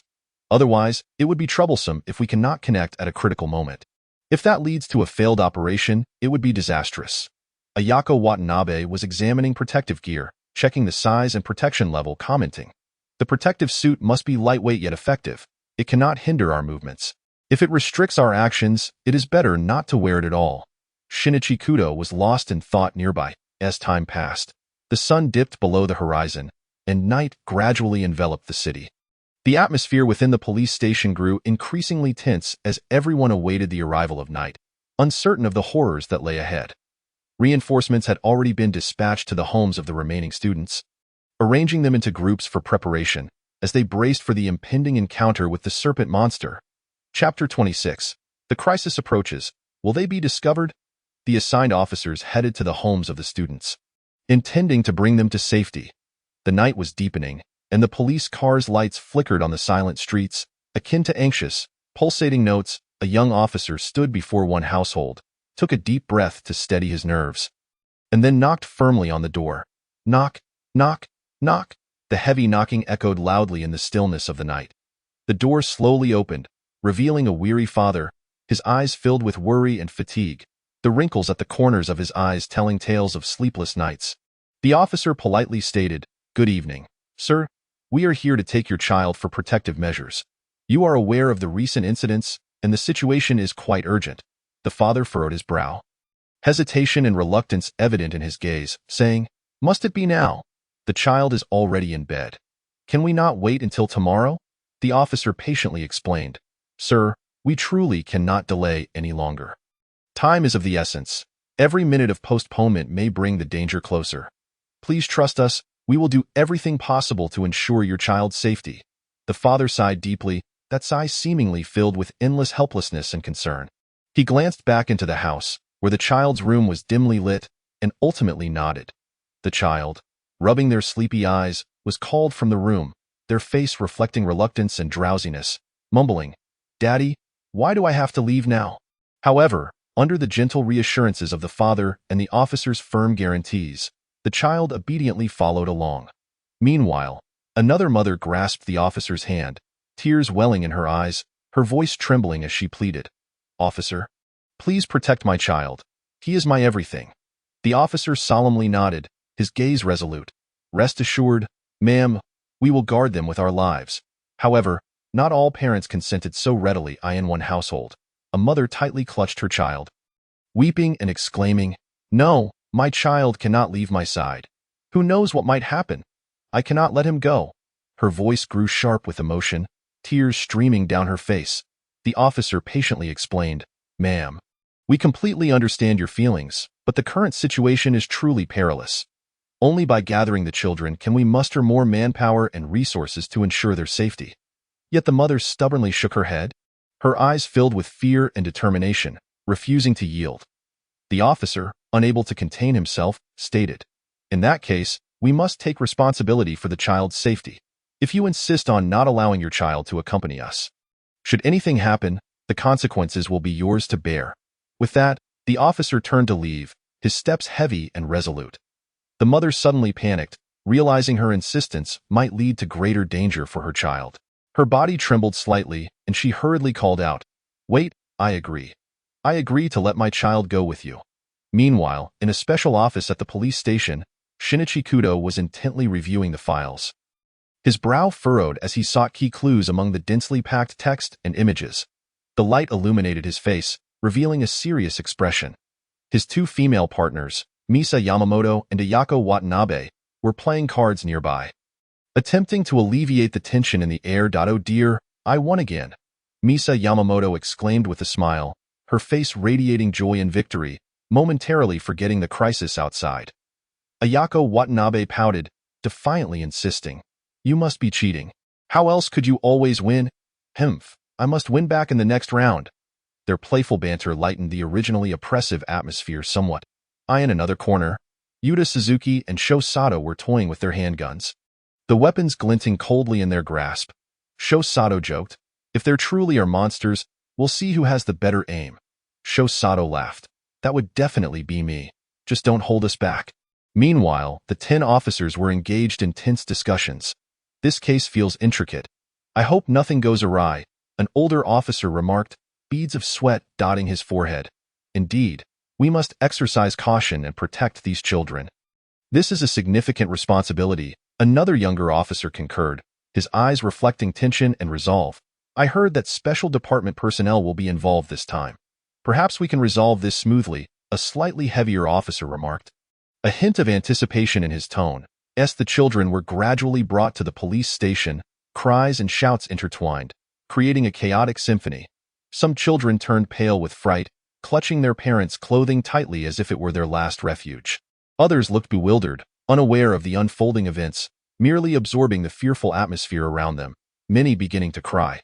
Observing this chaotic scene, Shinichi Kudo rose and declared loudly, "Dear parents, please entrust your children to us. We will do everything in our power to ensure their safety. Now, I will arrange the groups." His voice was firm and powerful, injecting a surge of reassurance into everyone present. Shinichi Kudo began to methodically assign groups. "Group 1 starts here. 5 children along with 10 officers. Group 2 over here." He pointed at the children while assigning tasks to the officers. "You must stay closely around the students, without a moment's lapse. Not even a fly shall approach." The officers responded in unison, "Yes, sir." Their voices were synchronized and resonant, brimming with determination. Once the groups were organized, Shinichi Kudo continued to emphasize, "Remember, our mission is to protect the students together, even at the cost of our lives. This is our duty and our calling." Time passed swiftly, and soon it was 2 a.m. Yuta Sato, feeling a surge of energy, released his perception, discovering that the personnel had gathered together, which sparked a flicker of excitement within him. A sly smile creeping across his lips. Finally, a reaction. Performing the same tasks daily can be rather dull. Yuta Sato mused to himself, then flew toward Shinichi Kudo, his figure gliding through the night like a wraith. At a distance of 20 meters, Shinichi Kudo suddenly glanced in his direction, which left Yuta Sato quite astonished. He had not anticipated that Kudo would possess such awareness. He feigned an attack, baring his teeth and adopting a fierce expression. However, Kudo's countenance revealed no trace of fear, which left Sato perplexed. His two teammates, Misa Yamaguchi and Ayako Watanabe, observed the situation, and Yamaguchi anxiously inquired, "Captain, have you noticed something?" Kudo's gaze remained fixed in that direction as he replied, "My instincts inform me that there is a peculiar energy to the right, distinct from the magnetic field energies we have previously encountered." Watanabe remarked, "Could it be that you are feeling a bit anxious and misinterpreting it? The magnetic field energies we dealt with before, often referred to as ghosts, were merely fluctuations in magnetic waves, not the malevolent entities depicted in films. There is nothing here." Kudo furrowed his brow and said, "Indeed, I do not sense an immediate threat, but it appears there is a shadowy figure present." Yamaguchi interjected, "Captain, could it be that you are overly sensitive? Perhaps it is merely the sound of the wind or another natural phenomenon causing this illusion." Kudo shook his head resolutely and stated, "No, my instincts are infallible. There must be something amiss with that." He summoned a nearby officer to investigate. The officer, upon hearing his name called, displayed a flicker of hesitation and fear. Yet he steeled himself and hurried over with a flashlight, his steps unsteady as if each stride was laden with trepidation. As he approached, his heartbeat quickened, palms slick with sweat, muttering, "Please let there be nothing. Please let there be nothing." Upon reaching the location, he found nothing amiss. only a chilling breeze that sent a shiver down his spine. He quickly turned and reported, "Captain, there is nothing here." Observing the situation, Kudo, though puzzled, resolved to inspect it himself. Just as he approached, the motionless Yuta Sato began to levitate, clapping his hands and whispering to himself, "Impressive, impressive. It seems there truly are individuals with special abilities in this world. You are the first to sense my presence after all this time. I am increasingly tempted to savor your heart." When Kudo reached the spot where Sato had stood, he extended his hand to feel the surrounding aura and remarked, "Perhaps it is merely my imagination." Although Kudo felt no immediate danger, he prudently utilized his communication device to alert the other two to remain vigilant. "Suzuki, Sato, stay alert. I just detected something unusual, though nothing has been found yet." "Better safe than sorry." "Understood, Captain. We will be cautious," was their reply. Subsequently, Sato approached the other individual, observing the two and the 10 officers. The officers appeared tense, gripping their weapons tightly, their eyes darting around as if a terrifying monster might leap from the darkness at any moment. Meanwhile, the personnel from the special department were engaged in hushed discussion regarding Kudo's earlier peculiar reaction. The students, unable to sleep, had wide eyes, their bodies trembling with fear. A timid girl whispered through her tears, "I am so scared. I want to go home." A nearby boy comforted her, "Do not be afraid. The police are here to protect us." Only one chubby boy remained blissfully oblivious, snoring loudly, his snores starkly contrasting the tense atmosphere. The children who were still awake continued to discuss their fears. A frail boy's voice trembled as he said, "I am so scared. What if we are next since the others have perished?" A slightly older child reassured him, "Do not fear. They were harmed by the murderer in their room. With so many of us and this many police officers, we will surely be safe." However, another child whispered conspiratorially, "I heard this might not be an ordinary case. There are rumors of monsters." Upon hearing this, the children's fear intensified. Some clung tightly to one another, shivering, while others could not suppress their sobs, their cries echoing in the stillness of the night. Observing this, Sato chuckled darkly, "Ah, I have thought of something amusing. My master has bestowed upon me abilities yet to be utilized, so I have decided." Just then, the factory lights began to flicker ominously, a chilling wind swept through, emitting a ghostly wail that sent shivers down spines. The students' cries abruptly ceased, and the officers gripped their weapons even tighter, the atmosphere thickening with tension as if a storm were about to break. Chapter 27. The fish is hooked. The game begins. Yuta Sato's malevolent gaze, akin to a cold, venomous serpent, silently fell upon the slumbering students, particularly the plump figure, as a sinister grin crept across his lips. He plotted in his mind, "I shall cast an illusion upon the chubby boy, chasing him with a myriad of monstrous entities in his dreams, ultimately shattering his mental defenses. When he awakens and gazes upon the others, he will perceive them as monsters, causing him to panic. Let us see if I can attract the attention of those 5. Once they arrive, I shall proceed to their previous location to enact my torment, enhancing the thrill of the experience, toying with them, ha ha ha." With that, Yuta Sato began to manipulate the dreamscape. In the chubby boy's slumber, the previously serene world transformed into a dark and foreboding realm. Thick fog enveloping him as he walked alone down a narrow, winding, and uneven alleyway, the cobblestones beneath his feet damp and exuding a nauseating stench. Suddenly, a massive, tusked beast lunged from the shadows, its eyes gleaming with a blood-red light. Exhaling a hot, foul breath, the boy's heart raced with terror as he let out a blood-curdling scream. "Help me!" His cries echoed through the eerie dreamscape, met only by the creature's heavy footsteps and a low, thunderous growl. The monster closed in behind him, each step resonating like a death knell, the distance shrinking. The boy's heart raced, his breath growing frantic and erratic, as if suffocation were imminent. His legs felt as heavy as lead. Yet the primal instinct for survival propelled him forward without pause. Just then, a grotesque horde of creatures emerged ahead, clawing and gnashing at him, their vicious forms seemingly intent on tearing him apart. "No, do not come closer," he wailed in despair. The chubby boy's piercing screams in the nightmare caught the attention of the officers on duty, their already taut nerves now heightened to a state of alarm. "What is happening?" one officer exclaimed, eyes wide with confusion and fear, As he sprinted toward the source of the boy's cries, his footsteps hurried and chaotic. Another officer, his expression twisted with anxiety, trembled as he grasped the radio. His voice rising in pitch, "Something is wrong. A child is screaming incessantly, and the sound is terrifying." They rushed to the boy's side, attempting to pull him from the abyss of his unending dread. "Child, wake up! Please wake up!" the officers urged, shaking him vigorously, their tones laced with urgency and concern. The boy suddenly opened his eyes, drenched in sweat, as if he had just emerged from water, his gaze filled with sheer terror. A palpable fear that seemed to solidify in the air. Upon seeing the officers, he screamed in panic, "Monsters! You are all monsters!"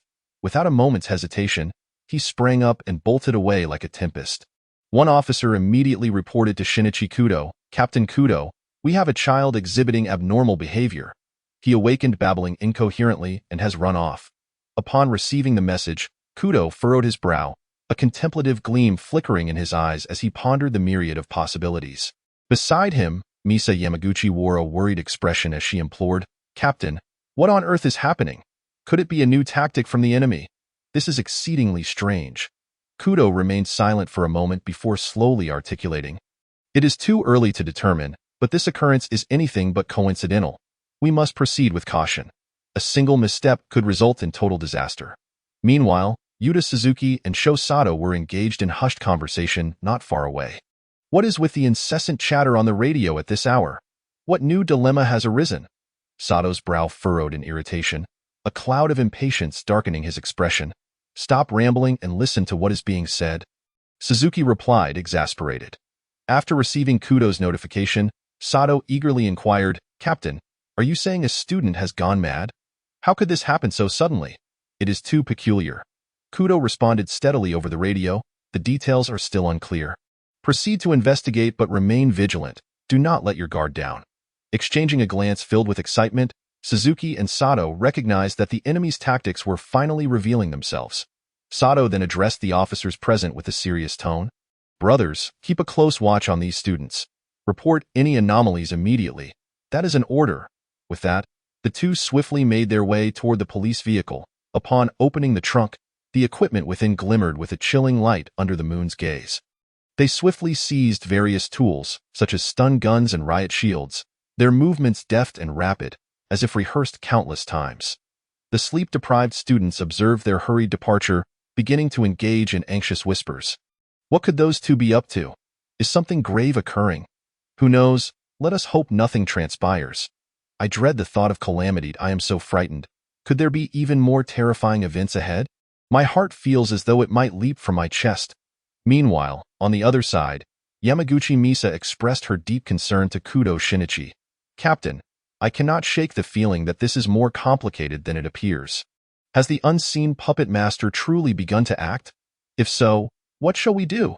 Kudo Shinichi gazed into the distance, where the shadows seemed to conceal countless secrets and dangers. After pondering for a moment, he replied, "It is indeed a possibility, yet we must not lose our composure. Let us first assess the situation with Suzuki and Sato, maintaining our calm amidst the chaos." A.S. Sato Sho and Suzuki Yuta sped in the police car. The piercing wail of the siren shattered the stillness of the night, the vehicle racing like a bolt of lightning toward the direction of the chubby boy. "Hurry, faster," Sato Sho urged, his heart ablaze with urgency. Eager to be the first to capture the monster, Suzuki Yuta focused intently on driving, hands gripping the steering wheel tightly, responding, "Do not rush. Safety is paramount. We shall arrive shortly, no matter how pressing the situation. We must avoid mishaps." Inside the factory, chaos reigned. The chubby boy dashed wildly in the darkness, heedlessly colliding with various objects, causing a cacophony that disturbed the tranquil night. The other students remained huddled in silence, too fearful to speak, while the police formed a protective barrier with their shields, adhering to Kudo Shinichi's earlier directive to safeguard the students, leaving the rest to others. "Stop, do not run," Sato Sho shouted, his voice echoing through the vast factory. Yet, the chubby boy seemed to have lost his senses, ignoring the command and fleeing with increasing speed, like the wind. Suzuki Yuta, taken aback, thought, how could this child possess such extraordinary speed? Far beyond the norm? Is he under some form of control? He suddenly accelerated. lunging forward to seize the chubby boy by the collar. The boy struggled fiercely, his strength astonishing, but Sato Sho quickly caught up and subdued him. Despite his considerable power, the boy remained immobilized under their grip. "Behave yourself," Sato Sho admonished sternly. Nevertheless, the chubby boy continued to writhe, chanting, "Let me go, you monsters." Gasping for breath, Suzuki Yuta remarked, "What on earth is wrong with this child? He seems possessed. This is utterly bizarre." Sato Sho furrowed his brow. "Let us take him back first and see how the captain wishes to proceed. No time to waste." While they pursued the chubby boy, Sato Yuta lurked in the shadows, a smug smile spreading across his face. "Ha ha, they've taken the bait. Now let us await the spectacle." On Kudo Shinichi's end, although he did not personally intervene, he remained vigilant through the walkie-talkie, his worry intensifying as though a heavy stone weighed upon his heart. "Suzuki, Sato, what is the situation?" Kudo Shinichi inquired, his voice tinged with urgency. "Captain, this boy is behaving like a madman, with strength and speed exceeding that of an ordinary person. Thank goodness we arrived, or these officers would never have been able to apprehend him," Suzuki Yuta replied, astonished and perplexed. Kudo Shinichi cautioned, "Be cautious. There may be something amiss. I have an inkling that this matter is not as straightforward as it seems. In any case, do not let your guard down." Chapter 28. The manipulated special individual. In an instant, Sato Yuta transported himself to another location, an expansive stadium, for what could only be a public venue at such a late hour with 5 students present. With 2 individuals having departed earlier, the 10 police officers on site were on high alert, their expressions grave, grips tight on their batons and shields, their stun guns glinting coldly in the moonlight as they scanned the surroundings warily. The 5 students huddled in a corner, bodies trembling incessantly, their eyes betraying an unmistakable terror. Many began speculating whether the 2 who had left had encountered an emergency, wondering if they might be in peril. The 10 officers formed a solid wall around the students, bracing for any eventuality. Observing this setup, Sato Yuta scoffed. "Not bad. Are we finally taking this seriously? Now it's starting to get interesting." I've grown weary of the games these past few days. No sooner had he spoken than Sato Yuta unleashed a novel technique, shadow manipulation. Since time immemorial, all things possess duality, black and white.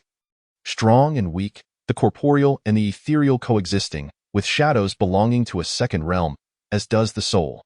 With his newfound power, Sato Yuta wasted no time, instantly ensnaring all 10 individuals. The controlled officers felt as though invisible shackles bound their bodies, their mouths unable to utter a sound. Despite their desperate attempts to break free, it was in vain. They could only tremble, attempting to signal the students. At that moment, Sato Yuta approached the students and officers, his face alight with a mocking grin. Meanwhile, Suzuki Yuta and Sato Sho, grappling with the fiercely struggling chubby boy, begrudgingly resorted to binding him. Sato Sho, his brow furrowed in confusion, remarked, "What is wrong with this child? His strength is simply beyond comprehension." Wiping the beads of sweat from his forehead, Suzuki Yuta replied, "Let us not dwell on that. We need to report to Captain Kudo and see how he wishes to proceed." Thus, they quickly took up the walkie-talkie to update Kudo Shinichi. "Captain, the chubby boy is under our control, yet he remains exceedingly agitated," Suzuki Yuta relayed urgently. Upon hearing this, Kudo Shinichi frowned, contemplating for a moment before instructing. "Ask the guarding officers for specifics about this rampaging boy." "Understood, Captain." Suzuki Yuta and Sato Sho promptly approached the guarding officer. "Excuse me, could you please elaborate on the situation regarding the chubby boy?" Sato Sho asked with a serious demeanor. The officer inhaled deeply, recollecting, initially all was well. Everyone was too anxious to sleep, except for this chubby boy who was sound asleep. Then it appeared he had a nightmare, suddenly screaming loudly, and proceeded to act as if he had lost his mind. Repeatedly shouting about monsters, we attempted to restrain him but were utterly helpless. Sato Sho furrowed his brow again, confirming, "Are you certain he was asleep and awoke from a nightmare to behave this way?" The officer nodded vigorously, affirming, "Absolutely, without a doubt. Everyone else was awake. He was the only one asleep. There is no mistaking that." Beside him, Suzuki Yuta pressed for further details. Prior to his slumber, did he exhibit any unusual behavior or utter any strange phrases? Even the slightest deviation would suffice. The officer lowered his head, pondering deeply for a moment. No, truly nothing. Everything seemed normal. There were no oddities. Ultimately, the two exchanged glances, conceding, "Let us report back to the captain." They once again seized the walkie-talkie, relaying this information to Kudo Shinichi. After listening, Kudo Shinichi tapped his fingers lightly on the table, lost in thought. Sleep, nightmares, madness, monsters. These words swirled in his mind like an unsolvable riddle. He murmured to himself, there must be some hidden connection here. Could it truly be some mysterious and formidable force at play behind the scenes? After a moment's reflection, Kudo Shinichi resolved to employ his unique perceptive abilities to delve deeper. He slowly closed his eyes, concentrating, attempting to discern clues concealed in the darkness. At that instant, Kudo Shinichi sensed a profoundly malevolent aura permeating the vicinity, tightening his heart with apprehension. This is bad. Something truly dreadful may be about to unfold. Meanwhile, in the stadium, Sato Yuta drew ever closer to the immobilized officers and the terrified students. This time, Sato Yuta revealed himself, but not in his previous serpent-like form. Instead, he appeared as a vague shadow. This shadow seemed to meld seamlessly with the boundless darkness, its indistinct outline vaguely humanoid, radiating an aura of endless malevolence and dread. The sudden emergence of this shadow sent the students into a frenzy, their screams piercing the air. "Monster! Officer, save us!" The cries of terror reverberated throughout the stadium, shattering the previously eerie silence. Yet, they soon realized the officers were unresponsive, their bodies trembling uncontrollably. A particularly bold student cautiously approached and prodded a nearby officer, only to receive no reply as he gazed at the encroaching Sato Yuta. The student's initial fear gradually transformed into determination. He shouted with all his might, "Fellow students, grab your weapons and confront this monster." Encouraged by his rallying cry, the other students found their courage, rushing toward the officers to swiftly seize their stun guns. The crackling sound of electricity erupted in the air, sharp and jarring. Armed with stun guns, the students charged recklessly towards Sato Yuta. As the current from the stun gun struck Yuta Sato, it was as if it had vanished into the abyss. The electricity passed through him as though it were a mere illusion, yielding no effect whatsoever. Yuta Sato erupted into a raucous laughter, exclaiming, "Have you all had your fun? Now, it's my turn." His sinister laughter reverberated throughout the stadium, sending shivers down the spines of those present. Meanwhile, on the other side, Shinichi Kudo was exerting every ounce of his special perception abilities. Initially, he sensed indications of mind control emanating from the chubby boy, prompting him to intensify his focus in hopes of uncovering more hidden clues. As his perception deepened, Kudo discerned a faint, mysterious wave departing towards the northwest. To pursue the source of this enigmatic disturbance, he amplified his sensory intensity, beads of sweat rolling down his forehead, his complexion growing increasingly pallid. Teetering on the brink of collapse, beside him, his two female companions, Misa Yamaguchi and Ayako Watanabe, had been anxiously monitoring Kudo's condition from the very beginning. Earlier, when Yuta Suzuki and Sho Sato reported to Kudo, they had remained by his side. Misa, filled with concern, urged Kudo, "Perhaps you should take a break. Don't push yourself too hard. Your body can't withstand it." Ayako, equally worried, chimed in, "Yes, we should go check the situation on site." Waiting idly isn't a solution. Kudo resolutely refused, stating, "No, I must uncover the secrets hidden behind this. Once we succeed, we will gain immense fame in the land of cherry blossoms." The two women, resigned, could only wait in silence. But as they observed Kudo's deteriorating state, panic set in. Although Kudo had experienced fatigue from using his special perception abilities before, he had never been on the verge of collapse like this. They hurriedly approached him, supporting his faltering form, with Misa's voice trembling, "Kudo, please don't scare us. What's wrong with you?" Enduring tremendous discomfort, Kudo managed to say, "That direction is where Yuta Suzuki and the others were stationed. Quickly inform them to head there immediately." Ayako, without a moment's delay, grabbed the walkie-talkie, her voice quivering as she relayed, "Suzuki, Sato, Captain Kudo urgently requests you to head northwest. The situation is dire." In the stadium, Yuta Sato was advancing step by step towards the terrified students. "You pitiful little insects, today marks your demise." His voice echoed as if it were a harbinger from the depths of hell, instilling dread in all who heard it. The students retreated, yet their stun guns remained steadfastly in hand. Their last glimmer of hope. "Don't be afraid. Let us all charge together," shouted one courageous student, attempting to rally his peers for one last stand. Just then, Yuta Sato suddenly extended his hand, a powerful and dark force surging forth, instantly propelling several students away. A piercing scream echoed throughout the stadium. Witnessing this horror, the remaining students felt their fear intensify, yet they did not abandon their resistance. Meanwhile, Yuta Suzuki and Sho Sato, upon receiving the news, sprinted towards the northwest without hesitation. "We must not miss it. This is a moment of historical significance," Sho exclaimed, his voice hoarse with urgency. Yuta urged, "Pick up the pace.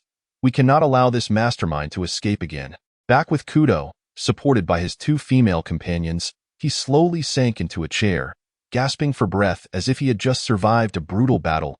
"Kudo, you must hold on," Misa said, her voice filled with worry. Kudo nodded faintly, his voice weak. "I'm fine. You both stay vigilant for any changes." At that moment, the situation in the stadium grew increasingly dire, with Sato's attacks becoming more ferocious, plunging the students into a life-or-death scenario. Chapter 29. An unexpected battle. As Sato observed the frantic movements of the 5 students, he remarked, "Let the game begin, my little darlings." Like a phantom, he swiftly appeared behind one student, his hands gripping their slender neck with a vice-like hold. With a sudden twist, a chilling crack echoed, and the student's cervical spine snapped, their body crumpling to the ground. Immediately afterward, he delivered a brutal kick to another student, sending them crashing against a hard wall, blood erupting from their mouth, leaving a ghastly stain. The remaining 3 students screamed in terror, pleading for mercy. "Please, spare us. We know nothing." Yet Sato showed no regard. He swiftly materialized before one of the students, his claws sharp as daggers, plunging them into the student's chest without hesitation, violently ripping out their innards. The student collapsed in a pool of blood, convulsing in agony, their struggles quickly ceasing. The other 2 students, horrified by this gruesome spectacle, collapsed to the ground, losing control of their bodily functions, the unpleasant odor wafting around them as they wept in despair, tears and snot smearing their terror-stricken faces. Sato, devoid of compassion, seized both students by their heads, crashing them together with a sickening crunch, their skulls shattering, gore splattering in a grotesque display. The last student, utterly terrified and mentally unraveling, stared blankly, muttering incoherently, "Don't kill me. Don't kill me." Sato, however, grinned malevolently, baring his blood-soaked teeth, and sank his fangs into the student's neck, ravenously drinking their blood, the sound of gulping filling the air as the student's body gradually shriveled. "Their life extinguished," Sato murmured. "Although the soul state can materialize, the power gained this way will never compare to that derived from a real body." He then, in front of the controlled police officers, brutally extracted the hearts of the 5 students with his bloodied hands. The hearts still pulsed faintly, warm blood dripping down his fingers. Sato nonchalantly stuffed a heart into his mouth, chewing and swallowing, his face smeared with blood, rendering him even more terrifying. The controlled officers trembled uncontrollably. Some shut their eyes tight, tears streaming from the corners, while others quaked incessantly, muttering incoherent sounds. Some wept openly, their throats producing pitiful whimpers. As the 5 students succumbed to their excruciating fate, Sato displayed no pity, preparing to depart. Just then, he sensed 2 individuals approaching. Curiosity piqued, he decided to confront the personnel from this special department. The earlier individual had sensed his presence, and he was eager to discover what abilities the others possessed. Thus, Sato stood atop the students' corpses, blood pooling beneath him, the air thick with the stench of death. The atmosphere felt stagnant, save for the occasional breeze that carried a hint of iron. The moon was completely obscured by clouds, plunging the entire stadium into darkness, save for the distant streetlights casting a faint glow point. 10 minutes later, Yuta Suzuki and Sho Sato cautiously entered, stun guns drawn. Upon entry, they were met with the sight of 10 police officers, their eyes devoid of life, resembling mere shells, causing their hearts to sink. Their gaze then shifted to the gruesome scene before them. The ground littered with remnants and blood, and standing amidst it all was Yuta Sato, radiating an aura of pure malevolence. the horrific tableau jolting them into shock, while they had grown accustomed to corpses. This scene was particularly brutal. Yet, facing this unknown entity, trepidation lingered in their hearts. However, this fear was soon eclipsed by excitement. Both men believed that capturing this creature would elevate their standing within the department, granting them access to superior enhancement agents. Yuta Suzuki raised his weapon, directing it at Sato, declaring loudly, "You vile monster, what are you? A man or a ghost? Are you the true mastermind behind this? I advise you to surrender." Sato regarded them with derision, smirking as he replied, "With your pathetic guns. They hold no value against me. I sensed you exerting effort just to capture that chubby boy I had under control." He then cast a glance at the 10 police officers, continuing, "Let us play a game. If you can withstand 10 of my attacks, I will leave you and spare your lives. If you cannot, not only will you perish, but these others will as well. And as for why I chose 10 attacks, you dispatched 10 officers. I would be remiss not to honor that, wouldn't I?" The two men burst into laughter, arrogantly retorting, "Do you truly believe we are mere ordinary individuals?" With that, both unleashed their power, veins bulging, their presence transforming into something formidable and fierce. Yuta Suzuki's muscles tensed, each one rippling as if ready to burst through his clothing. Exuding an overwhelming sense of strength, Sho Sato's form became agile, his legs elongating slightly, poised for action. Subsequently, they charged towards Yuta Sato, one from the left and the other from the right, their movements synchronized with an unspoken understanding. Sato, sensing their presence, let out a cold laugh. "It seems I have underestimated you." With a swift motion, he exerted his telekinetic power to hurl 2 heavy stone pedestals at them with tremendous force. Each pedestal weighed at least 100 pounds, and combined with their astonishing speed, they possessed enough impact to crush not just an ordinary person, but even a sturdy truck. Yuta Suzuki, undeterred, shouted, "Bring it on," and swung his fist to confront the stone pedestal head-on. A thunderous crash resonated as the pedestal was shattered into pieces, debris flying like bullets, showcasing his remarkable explosive strength. Meanwhile, Sho Sato, known for his speed, swiftly dodged the attack, evading the stone's onslaught with ease. This display piqued Yuta Sato's interest further, prompting him to direct the electric guns scattered on the ground to fire at them. The air crackled with the sound of electricity, forming a perilous web of danger. This time, Sho Sato opted against a direct confrontation. Instead, he struck the ground forcefully, raising a substantial barrier of stones to shield against the assault. Sparks erupted as the electric currents collided with the stones. Although the other individual managed to evade most of the electric blasts, a few stray currents grazed him, causing only a slight shudder without any injury. The duo then retaliated against Yuta Sato. Yuta Suzuki, wielding immense strength, lifted a massive boulder and hurled it like a champion wrestler, the stone whistling through the air like a cannonball aimed at Yuta Sato. Sho Sato, on the other hand, swiftly darted behind Yuta Sato, drawing 2 handguns from his waist and firing without hesitation. To their surprise, Yuta Sato did not flinch or attempt to evade the incoming attacks, as the boulder and bullets simultaneously approached. They inexplicably passed through Yuta Sato's form, resulting in a cloud of dust upon collision. The two exchanged glances, retreating immediately. Yuta Suzuki remarked, "I initially thought we were dealing with an ordinary monster, but it turns out we are facing a psychic being. We were unprepared without our sonic weapons or any specialized gear against psychic entities. We need to find a way to notify the captain for backup." Sho Sato replied, "I'll activate my transformation mode shortly. You contact the captain." He retrieved a small box from his pocket, revealing 3 small needles within. He grasped one and inserted it into his body. In an instant, his physique began to transform.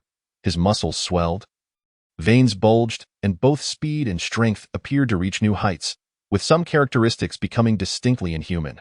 Meanwhile, Yuta Sato remained at his post, a cold smile gracing his lips as he seemed to await their next move. The intensity of the battle escalating further. Chapter 30.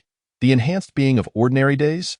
Yuta Sato observed Sho Sato's transformation after inserting the needle, astonishment momentarily flickering across his face as his gaze fixated on the grasshopper-like hind leg protrusions that had developed. Those hind legs were robust, covered with a resilient exoskeleton that shimmered with a chilling metallic sheen.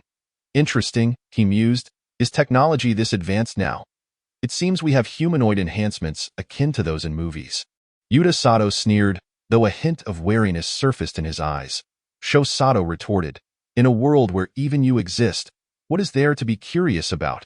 Without missing a beat, he propelled himself off the ground. Charging at Yuta Sato like a released arrow, his speed rivaled lightning, the explosive power in his leg muscles launching him towards his target, creating a gust that set the dilapidated wire fences around the stadium rattling. Yuta Sato, refusing to be caught off guard, swiftly dodged his attack, as Sho Sato's kick struck the ground. A resounding boom echoed, creating a massive crater as dust billowed into the air and debris scattered. Some of the rubble struck the rusted bleachers of the stadium, producing a sharp clanging sound, while others passed through Yuta Sato harmlessly. Observing this, Sho Sato shouted, "Your illusions must have limitations. Otherwise, why do you rely on remote-controlled attacks instead of confronting us directly? This indicates that when you choose to attack, you too become vulnerable, allowing me the chance to strike back." Yuta Sato applauded, impressive, indeed. You are certainly worthy of your special department affiliation. But are you so certain you can close the distance? With that, he vanished in a flicker, reappearing 100 meters away, continuing to provoke. I am curious to see whether your leap is swifter than my teleportation. Without hesitation, Sho Sato readied himself, channeling power into his legs as he leapt high into the air. Covering a distance of several meters, I may not be able to match your speed, but does your teleportation come without cost? Meanwhile, Yuta Suzuki anxiously relayed the situation to Shinichi Kudo. Captain, the situation is dire. The police are all incapacitated, and not a single student has escaped. We are facing a mysterious creature that is immune to physical attacks and possesses formidable telekinetic abilities. We cannot contend with it at our current level. Sho Sato's initial transformation is insufficient to handle him. We request immediate backup. His voice trembled with urgency, beads of sweat rolling down his forehead. Upon hearing this, Shinichi Kudo's expression turned grave. Hold your ground. We are on our way. If you cannot withstand it, retreat immediately, and do not resort to the second stage of transformation. He then swiftly organized his two allies, Misaki Yamaguchi and Ayako Watanabe, ordering, gather the secret weapons. And move quickly. Without hesitation, they seized their gear and followed Kudo's lead. At that moment, a police officer inquired, Captain, should we assist? Kudo resolutely shook his head. No, your involvement would be futile. This unknown entity is exceedingly powerful and enigmatic. Its presence renders all surveillance equipment ineffective, showing only normal footage. We will only be able to access the previous day's events after a full day has passed, if we do not return by dawn. Inform the sheriff and escalate the matter. Thus, they piled into the police vehicle, the sirens piercing the night as they raced towards the stadium. Within the stadium, the clash between Sho Sato and Yuta Sato continued unabated. Sho Sato leaped and pursued relentlessly, each jump generating a gust of wind, his legs acting like powerful springs, allowing him to cover distance in an instant. His attacks were swift and fierce, each kick aimed at Yuta Sato producing a sharp whistle through the air. Yuta Sato, utilizing his teleportation abilities, deftly evaded each of Sho Sato's strikes. He reappeared behind a massive concrete pillar, attempting to elude Sho Sato's pursuit. You won't catch me this way, Yuta Sato mocked. Your so-called enhanced abilities are mere child's play before me. With gritted teeth, Sho Sato leaped over the concrete pillar, declaring, I refuse to believe you can evade me indefinitely. At that moment, Yuta Sato manipulated a massive stone slab to crash towards Sho Sato. Reacting swiftly, Sho Sato delivered a powerful kick to the slab, shattering it into countless fragments that shot forth like bullets, some embedding themselves into the stadium walls. Is this all you've got? Sho Sato roared. Yuta Sato's expression darkened. Is it? Then brace yourself for this. He commanded the surrounding debris to rise, forming a torrent of stones that surged towards Sho Sato like a tidal wave. Seeing this, Sho Sato propelled himself upward, attempting to evade the onslaught. However, the breadth of the stone wave was too vast, and he was struck by several fragments, leaving him with numerous abrasions, blood seeping through his attire. Damn it! Sho Sato cursed. What kind of creature are you, and what is your name? Yuta Sato replied, Monster suits me just fine. I am indeed a monster. Spotting Yuta Suzuki approaching, he added, What is the matter? Have you reported back? Turning to Sho Sato, he continued, You and he are teammates. You must possess that transformation ability as well. Go ahead. I 1T interfere. I'll wait for you to transform. Sho Sato cautioned Yuta Suzuki. Be careful, you overused it last time. Another injection may have severe repercussions. Yuta Suzuki responded, I can't just watch you perish. Besides, it's only the first needle. I managed the second one last time. He retrieved a wooden box from his pocket, opening it to reveal 3 small needles. He picked one up and plunged it into his chest. Instantly, his body trembled, a grimace of pain contorting his features. His arms began to exhibit ant-like characteristics, growing bulkier, muscles bulging, and a tough exoskeleton gleaming with an ominous sheen. Seemingly impervious to harm, that moment, Yuta Sato launched a sudden assault, sweeping his hands to release a wave of dark energy towards Sho Sato and Yuta Suzuki. Caught off guard, Sho Sato was struck by the energy wave, sending him crashing against the stadium wall, which collapsed under the impact. Suzuki Yuta let out a fierce roar, crossing his arms defiantly in front of himself, bracing for the impact. Though he withstood the blow, he was forced back several paces, leaving deep impressions in the ground beneath his feet. Sato struggled to rise from the rubble, wiping the blood from the corner of his mouth, and charged once more at Sato Yuta. With a boisterous laugh, Sato Yuta taunted, You think you can challenge me with such feeble attempts? His mocking smile faded slightly as he continued, I have unleashed 5 attacks upon you. There are still 5 more to come. Will you withstand them and earn your reprieve, or will you perish under my onslaught? Although you have reported the situation, distant waters cannot quench nearby fires. Come. Sato Yuta's shadowy figure began to morph, his arms transforming into elongated scythes that glinted ominously in the moonlight. At that moment, Kudo Shinichi and his team approached the stadium in their police vehicle. With unwavering determination, Kudo clenched his fists tightly, declaring, Prepare yourselves. A fierce battle awaits us. Yamamoto Misa and Watanabe Ayako gripped their weapons resolutely, their eyes filled with resolve as they nodded in agreement. The atmosphere had reached a palpable tension. As an exhilarating clash was on the brink of eruption. Chapter 31. An unexpected coordination? Sato Yuta lunged at Suzuki Yuta with the scythe that had formed from his right hand, his face adorned with arrogance and disdain as he bellowed. Let us see if you can withstand my strike. The scythe shimmered with a sinister cold light under the moon, making it abundantly clear to even the dimmest of minds that its sharpness was no jest. Suzuki Yuta scoffed, taking a step back to respond, Monster, do not gloat. He fixed his gaze on Sato Yuta's advancing form, then swiftly turned his attention to a nearby load-bearing stone pillar. Gripping it tightly, he summoned all his strength to uproot the massive structure with eased eye in his hands. The pillar seemed as light as a mere stick, and he swung it toward the menacing scythe. Unfortunately, he greatly underestimated the razor-sharp edge of Sato Yuta's weapon. In an instant, as the two collided, the stone pillar was cleaved as effortlessly as if it were tofu, the cut pristine and smooth.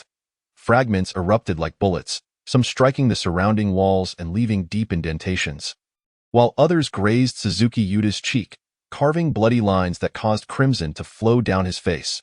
His expression turned grim as he widened his eyes, a mixture of terror and resolve washing over him as he faced the descending scythe. In a moment of life and death, he gritted his teeth, preparing to absorb the blow with his arm's armor. Yet, at that moment, Sato Yuta sensed a powerful presence approaching from behind. He quickly turned his head, his left hand morphing into a shield. The shield transformed into a massive, dark iron barrier, its surface awash with mysterious runes that pulsed with formidable energy. Meanwhile, Suzuki Yuta, witnessing this, wasted no time in fleeing. For during Sato Yuta's assault, Sato Sho had stealthily maneuvered behind him, poised to launch a surprise attack. With muscles taut and legs coiled, Sato Sho prepared to deliver a fatal blow, knowing that Sato Yuta's offensive actions indicated that he could not phase out. He thought to himself, this is our rare opportunity. We must strike a decisive blow against this creature, who is far stronger than anticipated. I hope this move is effective, or I will have no choice but to enter the second phase of transformation. Observing the shifting shield, Sato Sho felt a surge of contempt, confidently believing he could shatter it with a single kick. As his legs gathered energy, sharp spikes emerged, glinting coldly and boosting his confidence further. Alas, he severely underestimated the defensive capabilities of Sato Yuta's shield. When he unleashed his full force upon it, he did not hear the anticipated sound of shattering. Instead, a crisp crack echoed. All of Sato Sho's spikes snapped under the intense recoil.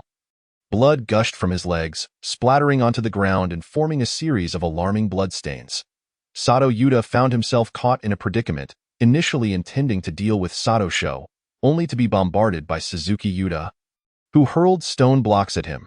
The projectiles soared like cannonballs, forcing Sato Yuta to wield his scythe with precision, each swing accompanied by a fierce gust and blinding light. The stones were effortlessly sliced apart, cascading to the ground like a torrential downpour, creating numerous craters. Irritated by the incessant assaults from both adversaries, Sato Yuta exclaimed, "Two little insects, quite cunning indeed. It appears I must eliminate one of you first." His gaze flicked between the two, his eyes gleaming with malice and intent to kill. He mused silently. Although these two lack strength, their coordination is rather bothersome. Were it not for the plan, I would have eliminated them already to report my findings to the others. Within the stadium, the atmosphere was charged with tension. Moonlight bathed the ruins, casting elongated, menacing shadows of the three figures. Sato Sho, wounded in the leg, knelt on one knee, blood staining the ground beneath him, forming a ghastly pool. Yet his gaze remained steadfast, fixed upon Sato Yuta, resolute in his thoughts. Even if it costs me my life, I must ensure Yuta escapes. He saved me last time, and now it is my turn to repay him. Suzuki Yuta, panting heavily, felt the toll of his earlier resistance draining his strength, sweat soaking through his clothing. Nevertheless, he clutched the remaining stone block tightly, poised to strike again, strategizing. I must divert his attention. He will likely aim to eliminate Sato Sho first, so I must impede him at all costs. Sato Yuta advanced step by step, exuding a tremendous air of oppression with each move, stirring dust that rose in a hazy cloud beneath his feet. Coming to a halt between the two, he wore an amused expression as he declared, "For more attacks remain. Who shall I eliminate? It hardly seems fair to face you both at once, so it's decided. You?" Sato Yuta pointed decisively at Sato Sho, his form flickering before appearing directly in front of him. The scythe rose high, accompanied by a fierce gust, and struck down with ferocity. Sato Sho, enduring excruciating pain in his leg, rolled aside to evade the blow. The scythe struck the ground, sending sparks flying like fireworks. The earth was cleaved open, dirt and stone erupting outward. Seizing the opportunity, Suzuki Yuta charged forward, hurling a massive concrete block at Sato Yuta. Sato Yuta sidestepped, delivering a powerful kick to Suzuki Yuta. The force sent Yuta sprawling backward, akin to a kite severed from its string, crashing heavily against a crumbling wall. The structure collapsed under the impact, burying him beneath the debris. "Yuta!" Sato Sho shouted, his eyes filled with concern and fury. Sato Yuta sneered, swiftly turning back to Sato Sho. Gritting his teeth, Sato Sho struggled to rise, preparing to face Sato Yuta's next onslaught. Just then, the distant wail of police sirens echoed. Sato Yuta's movements momentarily faltered, a flicker of wariness crossing his features. "It seems your doom is near." Sato Sho gasped, sensing a glimmer of hope. Yet Sato Yuta remained unfazed, continuing his assault on Sato Sho. "Even if your allies arrive, they cannot save you. Their arrival is still 5 minutes away at best. You have 3 attacks left. Let us see if you can endure until they arrive or withstand my remaining strikes." Back to back, Sato Sho and the recently liberated Suzuki Yuta steadied themselves, ready to face Sato Yuta's final onslaught. Observing this, Sato Yuta chuckled, "How about this?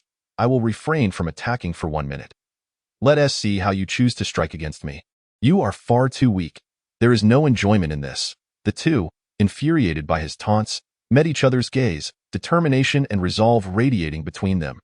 Suzuki Yuta seized an opportunity, launching forward with a punch aimed at Sato Yuta. Sato Yuta raised his shield to block, the tremendous force leaving Suzuki Yuta's arm numb, as if it might shatter. Simultaneously, Sato Sho attacked from the side, a sharp dagger appearing in his hand. Aimed at Sato Yuta. Sato Yuta sidestepped, continuing to taunt them with disdain. In that tense moment, a flash of lightning split the sky, followed by a thunderous roar, as torrential raindrops began to pour, intensifying the struggle. With their allies still 5 minutes away, the question lingered. Who would sustain injuries from the 3 remaining attacks, and would they unlock the second phase of transformation? Chapter 32. A Deadly Crisis. Timely Rescue. Sato Yuta now bore a menacing expression as he addressed Sato Sho and Suzuki Yuta. Have you two had your fun? Now it's my turn. Before the words left his mouth, his left hand transformed the shield into a serpentine whip, its movements akin to a great python in the darkness, slicing through the air with a fierce wind, aimed directly at Sato Sho. Sato Sho's eyes narrowed, unflinching as he shouted, "Bring it on. Let us see what your whip can do to me." He was utterly focused, his body taut, every nerve highly attuned, confronting the sudden and lethal assault. The long whip lashed through the air with reckless abandon, carving eerie and perilous arcs.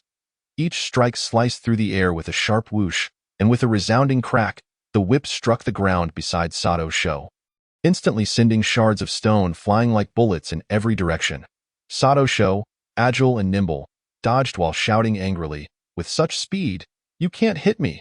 He leapt high at times and rolled low at others, the whip relentlessly pursuing him, producing a cacophony of sounds, stirring up dust, and leaving deep, unfathomable gashes in the earth. Just then, Sato Yuta suddenly pivoted, darting towards Suzuki Yuta with astonishing speed, akin to a shooting star. Reaching him in an instant, Suzuki Yuta's eyes widened in terror as he exclaimed, "This is bad." Yet, the stubbornness ingrained in him prevented any thought of retreat. Resolutely, he stood his ground, gritting his teeth, forced to watch as the glimmering, sharp scythe descended upon him mercilessly. Summoning all his strength, he bellowed, "Come on, let's see how tough you really are." Sato Sho, filled with urgency, shouted, "Yuta, be careful." With a deafening bang, the colossal impact struck Suzuki Yuta as if he were hit by a sledgehammer, causing him to tremble violently and spit blood, which appeared particularly crimson under the moonlight. His arm trembled uncontrollably, the shell shattered in many places, fragments strewn about. His complexion turned as pale as a sheet, his brow furrowed tightly, gasping for breath in agony. Observing this, Sato Yuta showed no trace of compassion. Instead, a glimmer of cruelty flashed in his eyes as he smirked, gradually increasing his force, taunting, "Is that all you've got?" Suzuki Yuta glared furiously, his eyes seemingly ablaze, panting as he shouted, "If you've got the guts, then kill me." Seeing this, Sato Sho, filled with anxiety, felt the veins on his forehead bulge as he urged, "Yuta, hold on." Without a moment's hesitation, he retrieved a second small needle from his pocket and decisively plunged it into his body. Instantly, his entire being shook violently, howling in agony as if every muscle and bone were enduring unimaginable torment. His mutated legs, resembling those of a grasshopper, were robust and powerful, their muscular definition akin to a masterful sculpture. Covered in a resilient keratin layer, they exuded an eerie glow, with complex and mysterious patterns at the joints, seemingly containing boundless explosive potential.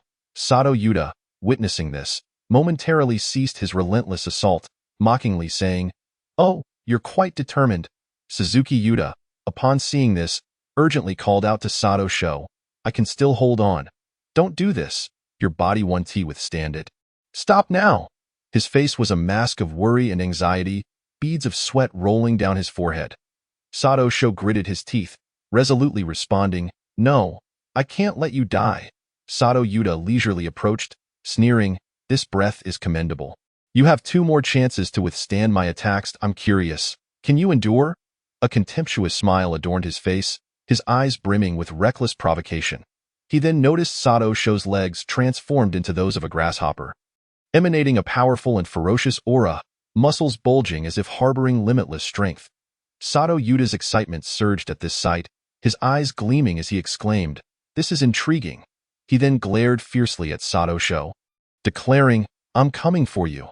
With that, he shielded his scythe with his left hand and, with overwhelming force, swung it down with wild abandon, the blade slicing through the air with a chilling whistle. Sato Sho's eyes turned bloodshot as he roared, "Bring it on." Without hesitation, he kicked out with his mutated leg, and when the two forces collided, a sharp, ear-piercing sound erupted, sparks flying and illuminating the dark corners around them. Although Sato Sho managed to block the attack, the tremendous force still sent him hurtling away, crashing heavily to the ground and creating a deep crater, dust billowing like a mushroom cloud. He lay in the pit, gasping for breath, yet his gaze remained steadfast and unyielding. Sato Yuta, witnessing this, laughed maniacally. "Now let us see if you can withstand my final attack." Instantly, a black aura emanated from the scythe, swirling like thick smoke. And then with a mighty swing, he unleashed a strike that resembled a dark slash. This slash seemed to carry terrifying power, distorting the air as it passed, producing a piercing whistle. Sato Sho, confronted with this unavoidable fatal move, felt a surge of thoughts race through his mind, muttering to himself, "If this monster keeps his word, at least Yuta might survive." In that critical moment of life and death, a massive metal shield descended like a divine intervention, blocking the astonishing strike. The powerful impact caused the shield to emit a deafening roar, sparks bursting forth like a dazzling firework display. In the stadium, dust swirled, obscuring the figure of the newcomer. Sato Yuta furrowed his brows and called out warily, "Who goes there?" At that moment, the resolute figure of Kudo Shinichi gradually came into focus. His expression serious, he fixed his gaze on Sato Yuta and calmly stated, "So, there truly exists such a monster. It seems this time, the harvest will be substantial." Sato Yuta, glancing at Kudo Shinichi, replied nonchalantly, "Time flies. Your timing is impeccable. I just told them I'd leave after 10 attacks, and now it's just about right. So, farewell, everyone. See you tomorrow." With that, his figure began to slowly dissipate, a triumphant smile lingering on his face. Suzuki Yuta, witnessing this, immediately grew frantic, exclaiming, "Captain, don't let him escape." He struggled fiercely to rise and intervene but was rendered immobile by his injuries. His eyes filled with resentment and fury. Kudo Shinichi, maintaining a calm demeanor, replied, "Let him go. We will have more opportunities to engage. Right now, the most important thing is to treat both of you, then you can report the overall situation. And we will record his data and prepare accordingly." His expression was composed and steady, as if everything were under control. He then gazed at the spot where Sato Yuta had vanished, his eyes resolute as he said, "I look forward to our encounter tomorrow." A glimmer of excitement and confidence shone in his gaze. Chapter 33, Post-Battle Analysis, a Special Secret Weapon. Kudo Shinichi's other two companions, Yamaguchi Misa and Watanabe Ayako, arrived shortly thereafter, their hurried footsteps echoing clearly in the stillness of the night. Upon seeing the injured Sato Sho and Suzuki Yuta, the urgency on Yamaguchi Misa's face swiftly transformed into concern.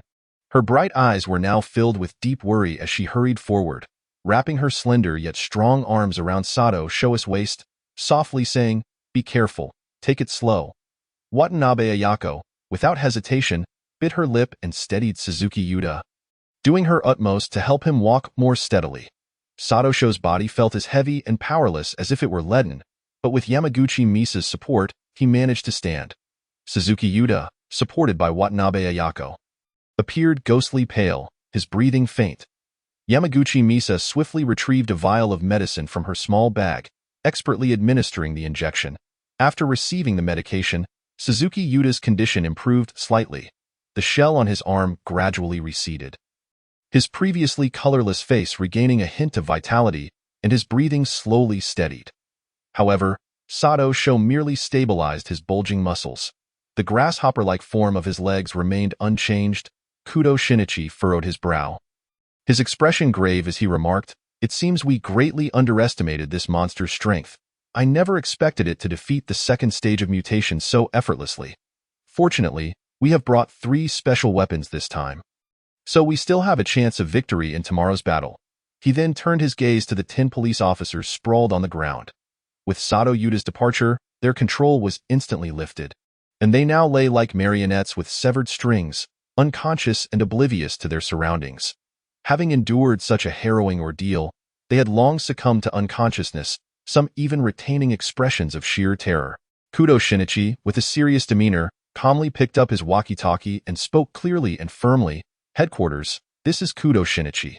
There has been a major emergency at the stadium. We request immediate reinforcement of police forces. There are 10 unconscious officers and 5 students' bodies that require urgent attention. Action must be swift and cautious." After speaking, he turned to Sato Sho and Suzuki Yuta, his tone urgent and serious as he asked, "Please recount every detail of your battle with the monster, leaving out no trivial specifics." Sato Sho, panting heavily, struggled to narrate. "At first, the monster was in that strange phantom state. Our physical attacks had no effect on it. Its ranged attacks were elusive and unpredictable, and it could manipulate the surrounding objects at will, making it exceedingly difficult for us to ascertain the direction and trajectory of its assaults. Kudo Shinichi nodded slightly, his fingers dancing rapidly and accurately across the laptop keyboard, diligently documenting every crucial piece of information. Suzuki Yuta then remarked, during our close combat encounter, his form shifted unpredictably. At one moment, he wielded a razor-sharp scythe, and at another, he transformed into a nimble whip, rendering us utterly defenseless. However, there was one distinction. He was not phasing out in close quarters, and our physical attacks proved effective. Kudo Shinichi's gaze remained focused, fully absorbed in listening and recording. Sato Sho continued, upon entering the second stage of transformation, I poured all my strength into a kick aimed at him, yet he instantly morphed his whip into a shield. I thought I could break through, only to find myself grievously injured instead. Kudo Shinichi furrowed his brow further, his recording pace quickening. Suzuki Yuta added, I attempted to block his scythe with a stone pillar, but to my astonishment, that pillar was severed in an instant. His strength is truly terrifying. Kudo Shinichi halted his recording and inquired, throughout the entire battle, did he reveal any weaknesses or flaws? The two fell silent for a moment, and Sato Sho slowly shook his head, none that we could discern. His reaction speed and movements are astonishingly swift, and his precision is frightening. Kudo Shinichi, pensive, paused before stating, let us board the vehicle. We shall deliberate our strategies in the conference room. The group ambled towards the car, with Kudo Shinichi cautiously opening the door with one hand while the other shielded Sato Sho and Suzuki Yuta's heads, preventing any accidental bumps. Yamamoto Misa and Watanabe Ayako carefully placed both individuals into the backseat. As the vehicle roared to life, the engine's growl pierced the stillness of the night, creating an atmosphere thick with tension and unease. The flickering glow of streetlights streamed through the windows, casting intermittent shadows on everyone's taut faces. Sato Sho leaned back in his seat, the pain from his wounds causing him to furrow his brow. Suzuki Yuta, eyes tightly shut, struggled to regulate his breathing in an effort to alleviate his discomfort. Upon reaching the conference room, the doctors responsible for their department were already on high alert, swiftly initiating further treatment for Sato Sho and Suzuki Yuta. The cacophony of various medical instruments reverberated throughout the room, heightening the atmosphere of anxiety and despondency. Kudo Shinichi sat to the side, opening his laptop to cross-reference his previous notes, continuing to refine every detail of the battle. Once the bandaging was completed, Kudo Shinichi instructed the doctors to leave, then turned his serious gaze towards Sato Sho and Suzuki Yuta, asking, given your current conditions, is there any chance of victory if you forcibly enter the third stage of transformation? Both men fell into a brief silence, the room enveloped in an instant of stillness. Sato Sho lowered his head, his brow furrowed as he weighed the pros and cons in his mind. Suzuki Yuta gazed at the ceiling, his eyes reflecting a glimmer of confusion and helplessness. After a moment, Sato Sho raised his head and spoke in a low voice, Captain, the risks of the third stage are far too great. We truly lack full confidence. Suzuki Yuta concurred, moreover, our control over the third stage remains insufficiently stable. Should we lose control during combat, the consequences would be dire. Kudo Shinichi remained silent for a moment before responding. I understand. Had we not prepared those 3 special pieces of equipment, we might have found ourselves utterly cornered. However, with those 3 items in hand, coupled with the evidence we possess against the monster, we can request the police department for more formidable weaponry and ensure their cooperation. It should not pose a significant issue. Meanwhile, in a hospital room, Sato Yuta suddenly opened his eyes, a sly smile gracing his lips as he murmured to himself, the game has only just begun. I eagerly await tomorrow. If I cannot be stopped, a horde of monsters shall descend upon this land of cherry blossoms. Chapter 34. Post-battle cleanup and the sheriff's schemes. Half an hour after Kudo Shinichi and his team departed, a contingent of police officers approached cautiously, their expressions grave, tightly gripping their batons and shields, the beams of their flashlights wavering in the thick darkness. They stepped into the chaotic scene, their eyes widening in horror at the devastation left in the wake of the fierce battle, gasping in disbelief as hushed discussions erupted amongst them. What manner of beast could inflict such destruction? It was almost beyond belief. A young officer's eyes widened in shock and fear, having never witnessed such a scene. The scale of the devastation was simply unimaginable. Another officer shook his head, his brow furrowed. Panic surged through the ranks as they stumbled upon the 10 fallen officers, the alarm spreading like electricity through their ranks. Each officer raised their weapons, moving slowly and hesitantly, their heartbeats echoing in the stillness like a drum. What is happening here? A young officer stammered, cold sweat beading on his forehead, glistening with fear under the dim light of the flashlight. Stay calm, be cautious, the team leader hissed, struggling to maintain composure while gripping his baton with a white-knuckled intensity. Gradually, they approached the unconscious officers, the weak and trembling light of the flashlight revealing the grim reality of the scene. Initially, they believed the officers to be dead, the weight of despair settling heavily upon them. Complex emotions etched across their faces, many revealing profound sorrow and hopelessness in their eyes. One officer, burdened with grief, stepped forward, preparing to tend to the bodies, only to be surprised to discover one officer still had a faint pulse. His voice trembled with excitement as he shouted, "They are not dead. Everyone, check if the others are still alive." Hearing this, the group clung to the glimmer of hope, swarming around to feel for breath and pulses on the other officers. This one still has breath, and this one too. Once they confirmed that all 10 had signs of life, a newfound determination surged among them, prompting swift action. At that moment, a rookie officer could no longer contain himself and exclaimed, "Why don't we call an ambulance?" No sooner had the words left his mouth than an experienced veteran spat back, "What do you know, kid? With so many officers injured, calling an ambulance would create too much noise. How can we keep this under wraps? If word gets out, society will descend into panic and chaos. Besides, they aren't dead. We can handle this ourselves." The young officer's face flushed crimson from the reprimand, and he quickly fell silent, red-faced as he rejoined the effort to carry the injured. Working in unison, they formed groups of 4, gently supporting the heads, shoulders, waists, and legs of the unconscious officers, their movements tender and cautious. Their steps steady yet swift, eyes filled with urgency, fearful of wasting even a moment. Meanwhile, another team of officers tasked with recovering the remains of 5 students bore an even heavier emotional burden. It was a cruel sight. Those children. One officer's voice trembled, and as he turned his head, his stomach churned violently, ultimately succumbing to the urge to vomit. What kind of monster could inflict such brutality upon innocent students? It was utterly inhumane. Someone roared in anger, their face contorted with rage, eyes bloodshot. Another officer silently lit a cigarette, inhaling deeply, his eyes reddened, the smoke swirling around him as he seethed. This beast, once captured, shall meet a fate worse than death.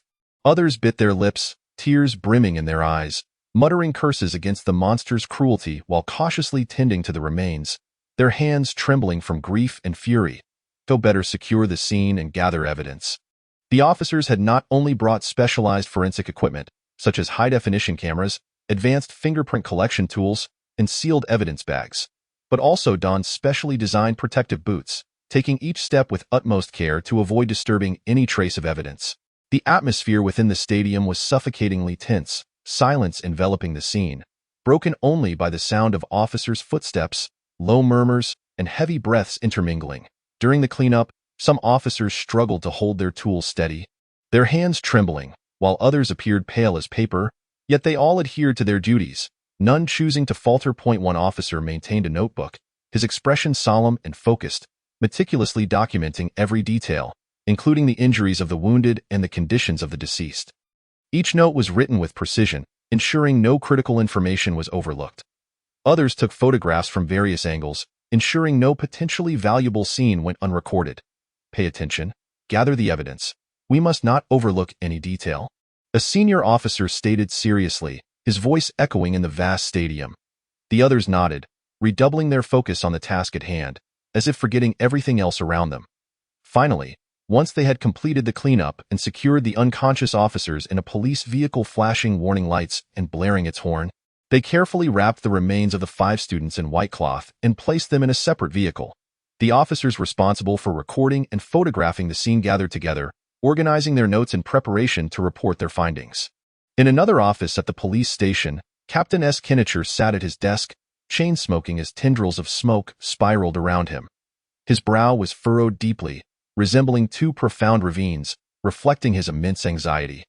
Not a single officer at the scene had reached out to him, and his heart was in torment, fearing that everyone might have perished. Suddenly, the phone on his desk rang, its sharp tone piercing the silence of the room. Kinnicher took a deep breath to steady himself before answering. "Captain, the scene has been secured. All 5 students are dead, and 10 officers have been rendered unconscious and sent to the hospital," came the fatigued voice of a subordinate on the other end. Upon hearing this news, Kinnicher's heart tightened momentarily, then he exhaled slightly, relieved that at least some officers still had a glimmer of hope for survival. "Understood. Were there any other findings at the scene?" he asked urgently. "For now, there are no significant discoveries. We have compiled the scene report and will provide you with detailed information upon our return," his subordinate replied. "Hurry back," Kinnicher urged, his tone tinged with urgency. After hanging up, he leaned back in his chair, his body relaxing somewhat, yet his expression remained grave. He couldn't help but recall what Kudo Shinichi had mentioned earlier about sending someone to survey the scene. He was left wondering what harrowing events had transpired there. The personnel dispatched were his trusted aides, and it was imperative that he meticulously gather all details of the situation. Although Kudo Shinichi had suggested a meeting later, given the prior circumstances, the surveillance cameras had been affected by an unknown, powerful magnetic force, making it impossible to review the footage for some time. Despite the higher-ups sending a department to assist, the responsibility for the outcome would ultimately rest with him, and he could not allow his officers to become mere fodder in vain. Fortunately, the 10 officers had only succumbed to unconsciousness and had not perished. Otherwise, he would have felt compelled to demand accountability, regardless of their origins. His subordinates were human lives, and he would not allow them to be sacrificed without cause. He resolved to investigate the circumstances surrounding the 5 deceased individuals. The so-called special department had failed to prevent the students' deaths, and tomorrow he would face a throng of reporters. Chapter 35. Combat Deployment and Arrangements. Kudo Shinichi gazed at Suzuki Waita, bandaged and recovering, alongside Satis H, who, though stabilized after treatment, still appeared weak. His expression was resolute and determined. "It's time to convene with the captain to report the current situation and discuss tomorrow's support arrangements," he stated. "Since this monster has already manifested and proves to be tenacious, our plans for tomorrow must be recalibrated." Beside him, Yamaguchi Misa furrowed her brow, her voice laced with concern. "Does Satis H need to attend the meeting? His condition is rather precarious. Even with a sedative, it's already fortunate if his leg can return to normal by tomorrow." Her tone was filled with anxiety, her gaze frequently darting towards Satis H. Watanabe Ayako chimed in, her expression equally troubled, her hands unconsciously twisting together. Indeed, given Satis H's predicament, if he continues to receive the mutagen tomorrow, the sedative may not have much effect. The consequences could be dire. Suzuki Waita, with a look of guilt, lowered his head, his voice deep and hoarse. "Captain, Satis H is in this state because he tried to save me. I hope he won't have to fight tomorrow. I don't want him to face danger because of me." After listening, Kudo Shinichi fell into a brief contemplation. His gaze lingered on Satis H for a moment before sweeping over the others. Then he spoke.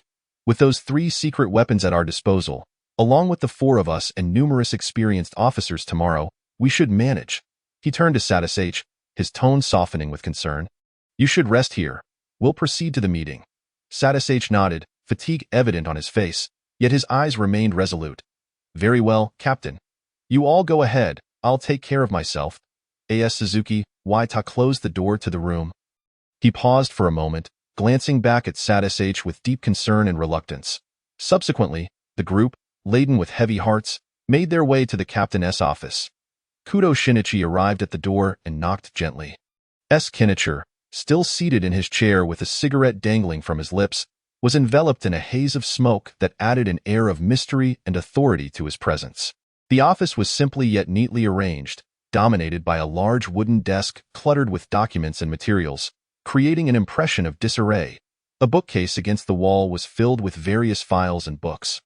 The volumes slightly crowded, as if burdened with countless secrets and stories. Upon hearing the knock, he said, "Come in." Kudo Shinichi entered and stated directly, "Captain, we need to hold a meeting shortly to report the situation."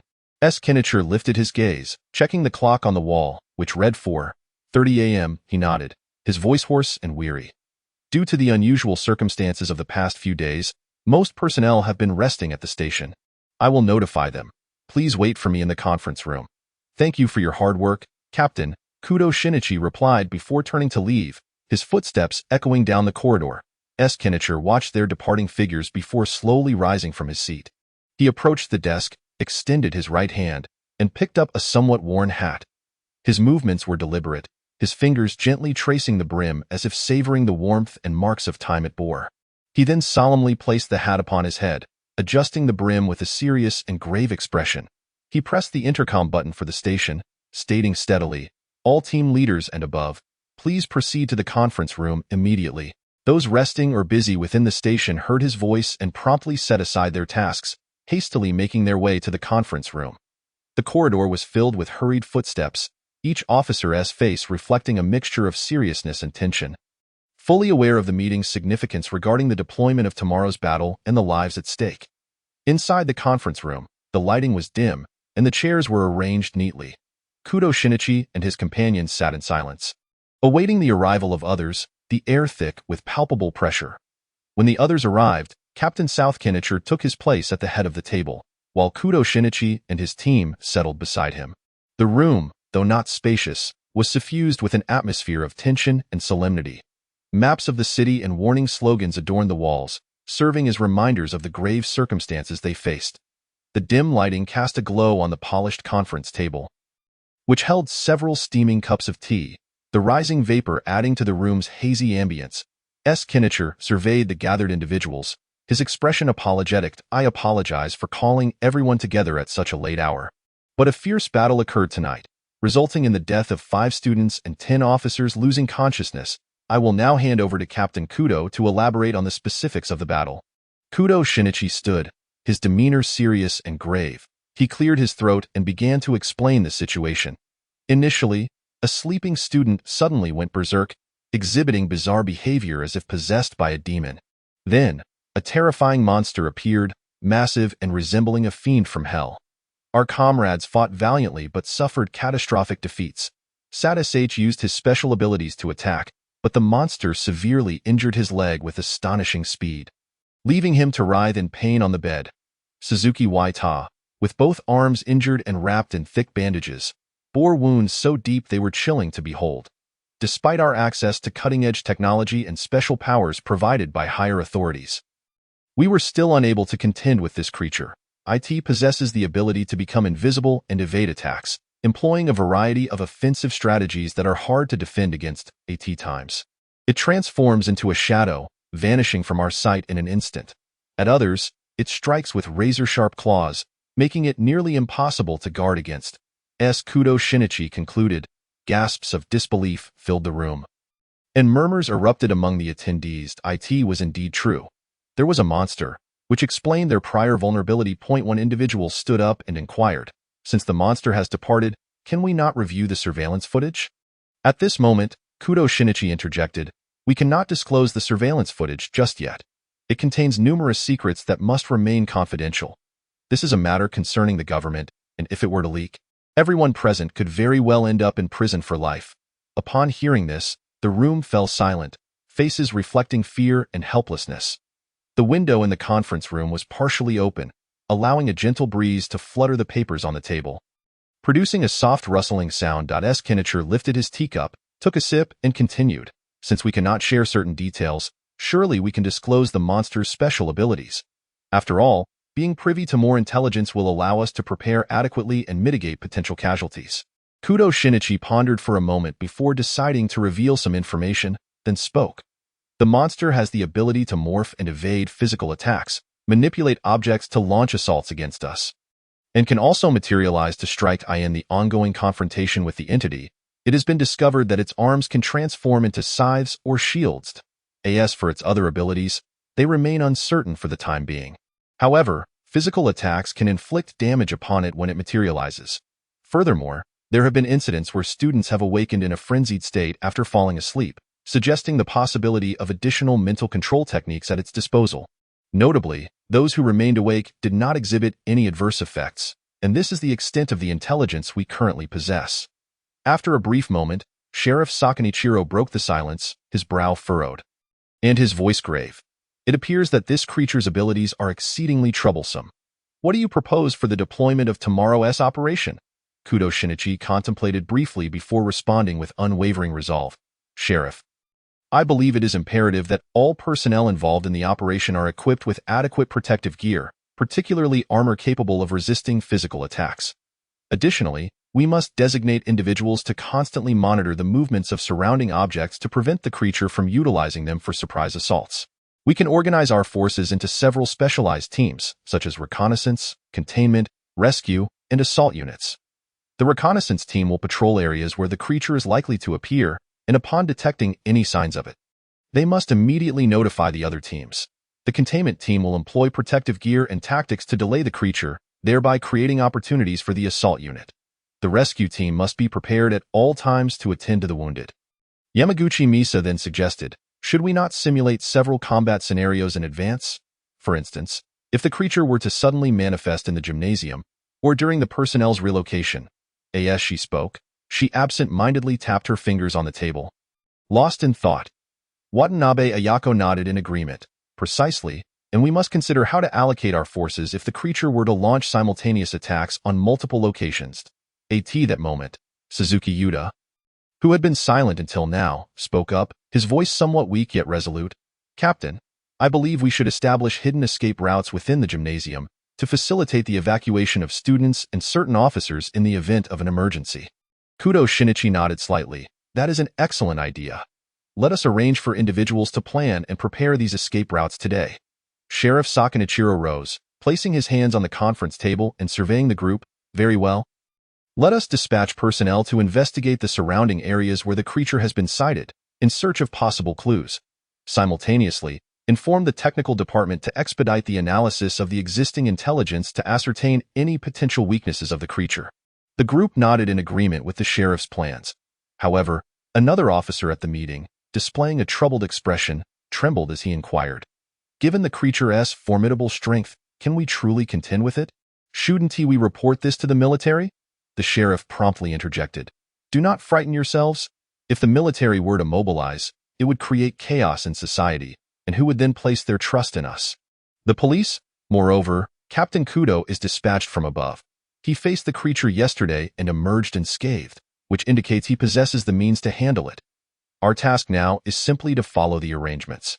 Kudo Shinichi then added, rest assured, we have a secret weapon provided by the higher dash-ups. As long as we adhere to the plan tomorrow, there will be no issues. He then turned to the sheriff. I appreciate your handling of the press tomorrow. As you know, we are not in a position to appear publicly. Sheriff Sakanichiro rubbed his eyes and remarked, very well, the journalists are a troublesome lot, difficult to deal with. He then continued, now that we have concluded our discussion regarding the creature, how shall we organize the operational layout for tomorrow? Kudo Shinichi produced a map indicating several points. We intend to establish multiple observation posts around the areas where the creature is anticipated to manifest, assigning police personnel to rotate shifts. Upon detecting the creature, they must immediately signal the others.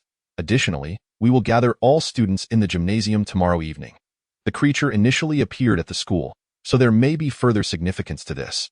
We will not allow the students to sleep, and will position 40 officers in ambush around the area. Each entrance to the gymnasium must be guarded, with obstacles and warning lines set up. Meanwhile, some officers diligently documented the proceedings, the sound of pens scratching on paper filling the air, while others furrowed their brows, their expressions heavy with contemplation. We will equip each officer with the latest stun guns, powerful enough to temporarily incapacitate the creature. Furthermore, we will provide strong tranquilizer guns. Should we have the opportunity to strike the creature, it will hinder its movements. The rescue team must be prepared with stretchers and first aid supplies, ready to assist any injured students or officers. The containment team will be armed with protective shields, stab-resistant suits, and blast shields, prioritizing disruption and delay over direct confrontation with the creature. The assault team, comprising myself and several individuals with specialized abilities, will be equipped with grenades and ample incendiary bottles for critical moments. Monitoring equipment will be installed within the gymnasium to ensure we maintain comprehensive awareness of the situation inside. Outside the gymnasium, 2 armored vehicles will be on standby, equipped with heavy weaponry such as rocket launchers and grenade launchers. At this juncture, an officer could no longer contain his curiosity. Can we truly utilize heavy weaponry? Kudo Shinichi replied. Our department has direct access to the higher-ups. Thus, employing such measures in necessary circumstances will not be an issue. Simultaneously, the technical team will set up jamming devices to thwart the creature's mental control. In critical moments, we will also prepare flashbangs and smoke grenades to disrupt the creature's actions and visibility. Yamaguchi Misa remarked, Captain, Watanabe Ayako and I will assist the rescue team, familiarizing ourselves with first aid procedures and medication usage in advance. Watanabe Ayako added, Indeed, we will ensure the efficiency of the rescue operations. Kudo Shinichi nodded. Thank you for your efforts.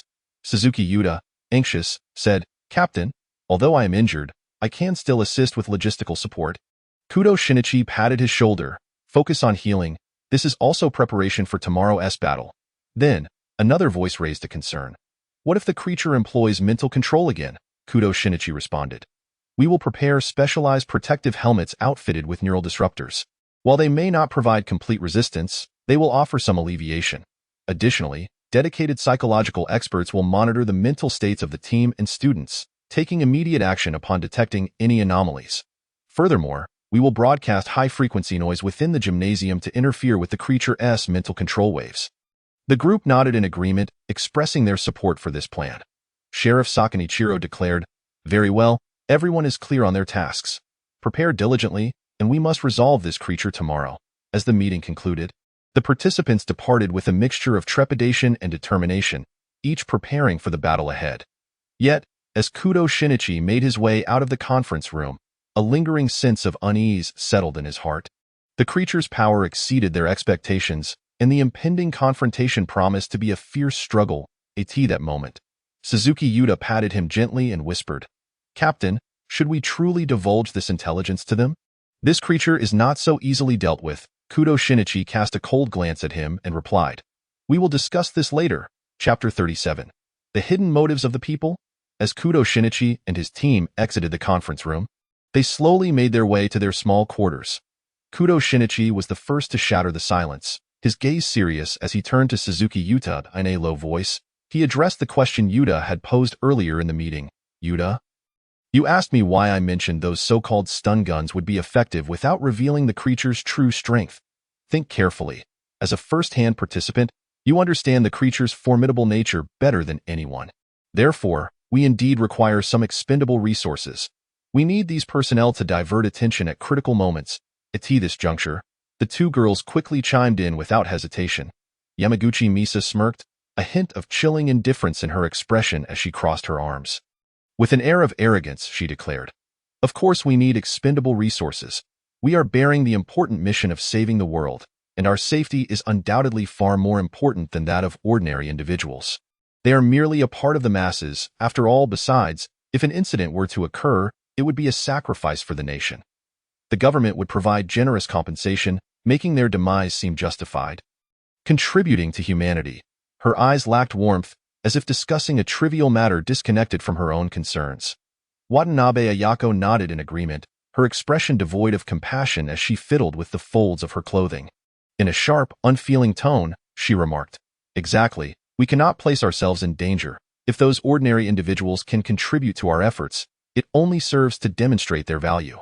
Upon hearing this, Suzuki Yuta replied with a hint of resignation in his voice. I'm not concerned for their well-being. But if they are entirely unaware of the creature's situation, they may not be of much use to us. If they charge blindly into the fray, they could disrupt our meticulously laid plans rather than attract the creature's attention. At that moment, Sato Sho, still lying in bed, struggled to prop himself up, his complexion pale as a sheet, gasping for breath. Yuta, that's precisely why we need personnel to assist us in testing. ISNT it. If we had sufficient manpower to help us better understand the creature's capabilities, we wouldn't have been caught so off guard last time. It was our lack of understanding of the creature's abilities that led to our significant losses, nearly resulting in our total annihilation. Suzuki Yuta pondered for a moment before slowly remarking, Indeed, there is some merit to that. Subsequently, Kudo Shinichi continued, We have resolved to visit the hospital to see the survivor. Sato Yuta, and employ hypnosis. We shall ascertain whether that young man has concealed any pertinent information from us. Based on what you mentioned yesterday, it is certainly not a mere snake monster. Either there is more than one of these creatures, or this monster possesses the ability to alter its form. Suzuki, take a few experienced and nimble individuals to the school to prepare. Remember to adhere strictly to what we discussed in the conference room. Ensure all defensive measures are in place, particularly regarding our device. The passage must remain unobstructed.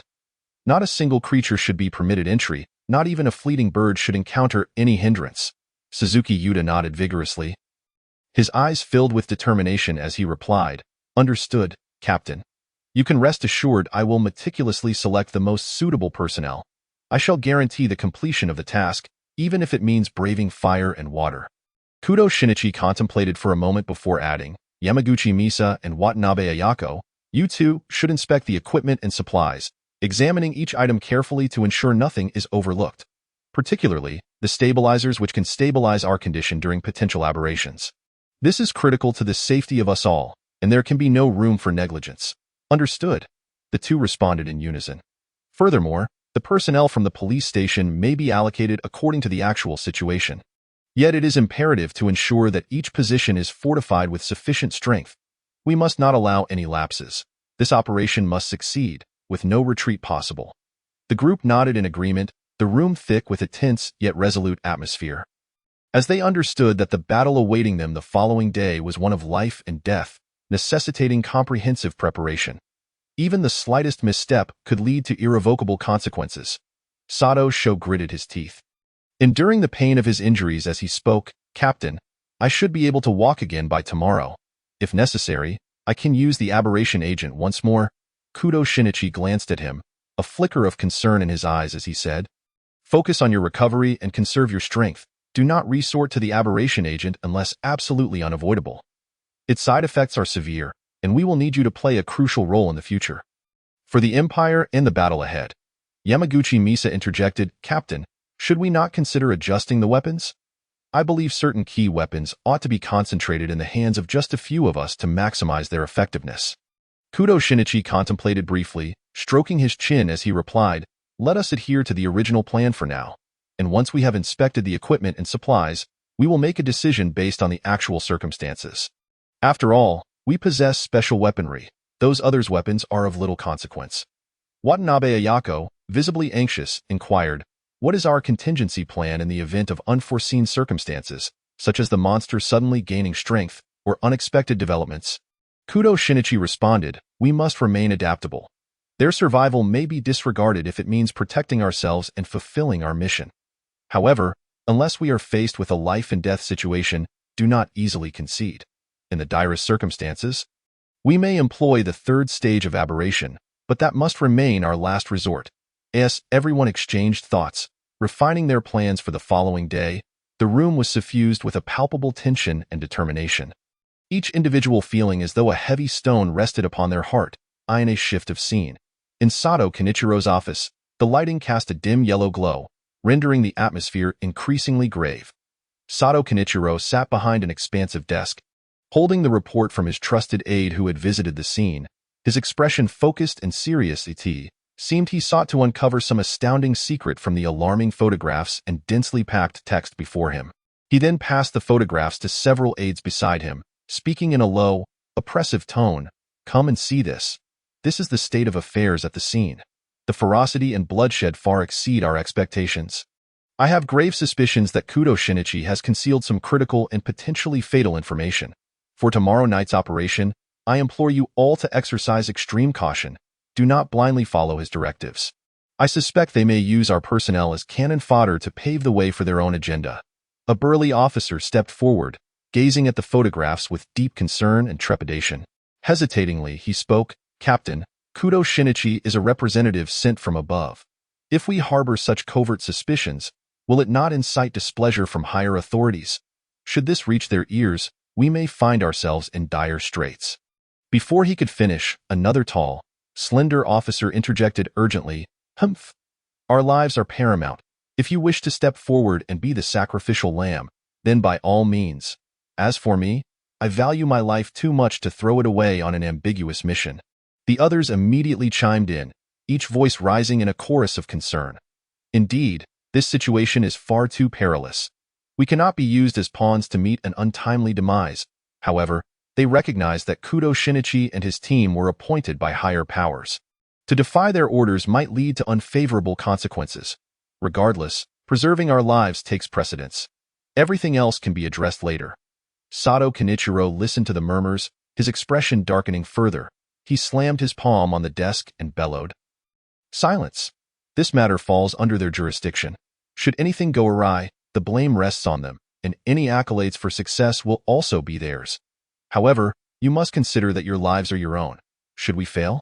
Our worst fate is mere dismissal, and we would be spared the burden of this extremely hazardous endeavor. If they truly regard us as expendable, would you willingly sacrifice yourselves? The room fell into a silence so profound that the sound of a needle dropping could be heard.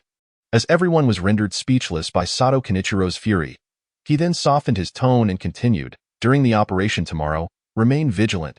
If something feels amiss, do not hesitate to flee. There is no shame in that. If the weapons we prepared prove ineffective, let Kudo Shinichi and his team bear the brunt. Our lives are valuable, and we must not so easily forfeit them in obscurity. I shall bear any responsibility."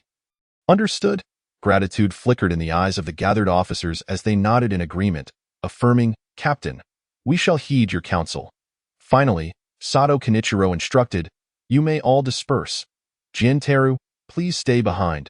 The others, feeling as though a great weight had been lifted, hurriedly exited, leaving only Sato Kenichiro and Jin-Teru in the room.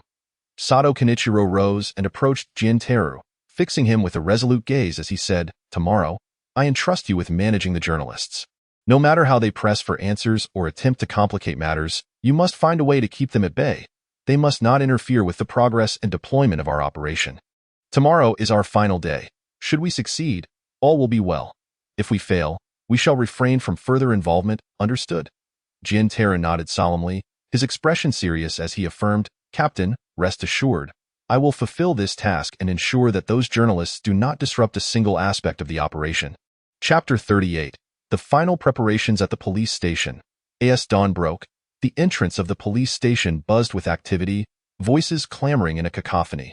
Waves of anxious reporters surged forth, their expressions urgent and their words heated. They hailed from the most prominent media outlets of Sakura Nation. The seasoned reporter from Asahi Shimbun had a piercing gaze. The ace photographer from Yomiuri Shimbun bore advanced and hefty equipment, while the star anchor from NHK was impeccably made up, her words sharp and incisive. Each one of them was eager and restless, clutching advanced cameras and brandishing lengthy microphones, akin to a pack of hungry wolves desperate for the latest news from the police station. Numerous officers formed a human barrier, resolutely attempting to hold back the throngs. Some officers extended their arms, their voices hoarse from shouting, "Please remain calm and do not act impulsively." Their voices nearly drowned in the din. Others held tightly to the arms of reporters attempting to breach the line, their foreheads straining with tension as they pushed back with all their might. That moment, Jin-Teru emerged, his expression hurried. Beads of sweat dotted his forehead, glinting in the sunlight, and his eyes betrayed an unmistakable tension. Though he strove to maintain an outward calm, Jin-Teru called out, "Please, everyone, do not panic. The captain and the others are engaged in crucial discussions. I am currently in charge of the situation at the police station." Upon hearing this, the reporters immediately swarmed around him like a hive of bees, bombarding him with questions. Where have the captain and the others gone? Wasn't there a lead earlier? What is the current situation? A female reporter from Asahi Shimbun, her glasses perched on her nose and urgency etched across her face, exclaimed, nearly thrusting her microphone into Jin-Teru's face without regard for anyone's safety. "Why have the parents of those students been quarantined? Is there some undisclosed secret?" A burly male reporter from Yomiuri Shimbun followed suit, shouting as he pressed forward, his shoulder colliding with an officer. Unconcerned as he fought to extract information. "What is the situation with those students? What on earth is going on? How many lives have been lost? Why has there been no resolution after all this time?" Another reporter from NHK, his voice sharp and filled with skepticism, chimed in, "Why has there been no clarity on the situation? We demand answers." Jin-Teru took a deep breath, striving to steady his trembling voice as he replied, "The investigation into the case is ongoing and remains highly sensitive. I cannot disclose specific details at this time. The parents of the students have been quarantined for their safety and to facilitate the investigation." However, the journalists were unsatisfied with such ambiguous responses and continued to press relentlessly for further answers. What should be done next? This issue is of grave concern and the entire nation is watching. Surely someone from above has been dispatched? Jian Tailing furrowed his brow, the agitation within him nearly unbearable. Yet he maintained his composure and replied, "This is a matter of privacy and cannot be addressed at this time. I urge everyone to be patient. The police will surely provide a satisfactory explanation." With that, Jian Tailing turned and entered the police station, disregarding the furious shouts of the reporters behind him. The other officers intensified their efforts to restrain the emotionally charged, near-hysterical journalists. Some reporters, unwilling to relent, attempted to breach the police line, resulting in fierce shoving, with one even losing a shoe in the chaos and awkwardly crouching on the ground while still shouting questions. Others stood before their cameras, vividly describing the tumultuous scene, tears streaming down their faces as they implored the police for a prompt revelation of the truth. Amidst this chaotic tableau, Jian Tailing hurried into the police station, his back already soaked with sweat, his clothing clinging to him, silently praying for a swift resolution to the turmoil. Once the officers extricated themselves from the journalists' clutches, they immediately set off for the school stadium to prepare. Inside the stadium, a scene of frenetic activity unfolded.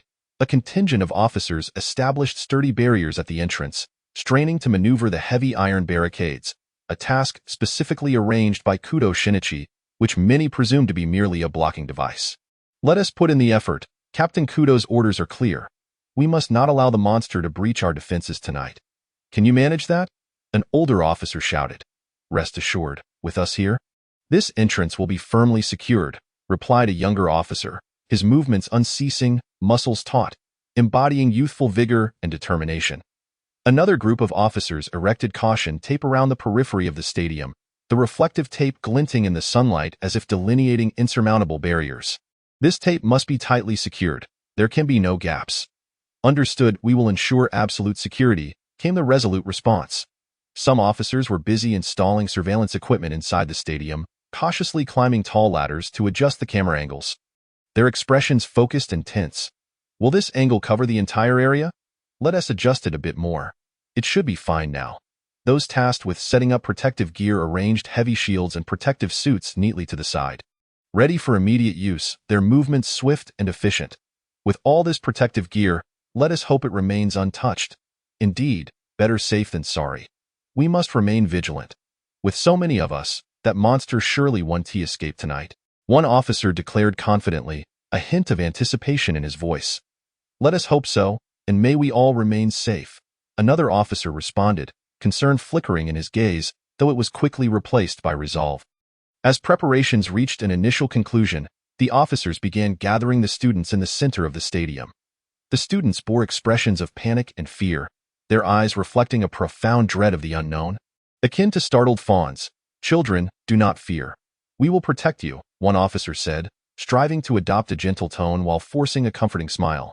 The police distributed various provisions, food, water, and even brought in video game consoles and blankets. "Sleep during the day. If you're tired at night, play games as long as you endure tonight. You will be safe," the officer proclaimed loudly, his voice echoing in the vast stadium. "Will we truly be safe?" "I am so scared," a girl said, her voice trembling as tears welled in her eyes. "I want to go home." "I don't want to stay here," a boy called out, his voice quivering with helplessness and fear. "Everyone, do not fear. We, the police, are here and will ensure your safety," the officers reassured the students, yet they remained restless. Some clung tightly to one another, seeking solace in physical proximity. Others silently wept, engulfed by a silent terror. The entire stadium was steeped in an atmosphere of tension and unease, the air growing palpably heavy. Soon, astute journalists, having sensed the police's presence at the school, swiftly followed suit. They rushed to the stadium entrance, each one burning with impatience, attempting to force their way in as if it were their last opportunity. "Let us in. We have a right to know, and the public deserves transparency," one reporter shouted passionately, his face flushed with fervor as he pushed forward, nearly breaching the caution line, his eyes alight with fervent determination. "It is our duty to deliver the truth to the public," another journalist echoed loudly, waving his microphone dangerously close to the officers blocking their path, heedless of the safety of others. "You cannot obstruct press freedom. This is unjust."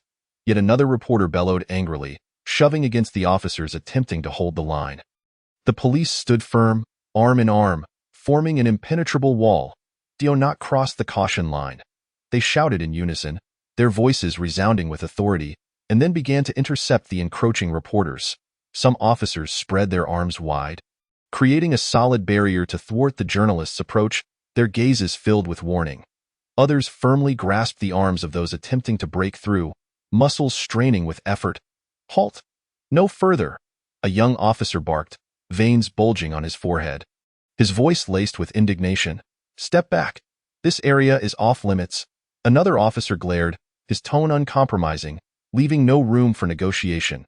At that moment, an older officer stepped forward to take control of the situation. This is a directive from above. If you continue to obstruct our duties, we are authorized to arrest you. Do you think your organization will protect you? His voice was deep and authoritative, imbued with undeniable power. Upon hearing this, the journalists fell silent, exchanging glances filled with anger and helplessness, yet hesitating to act recklessly. Humph, just wait until I return to write my report exposing your attitude. One journalist muttered quietly, though the defiance had faded from his voice, replaced by a sense of powerless fury. This is outrageous. It is a complete disrespect to journalists.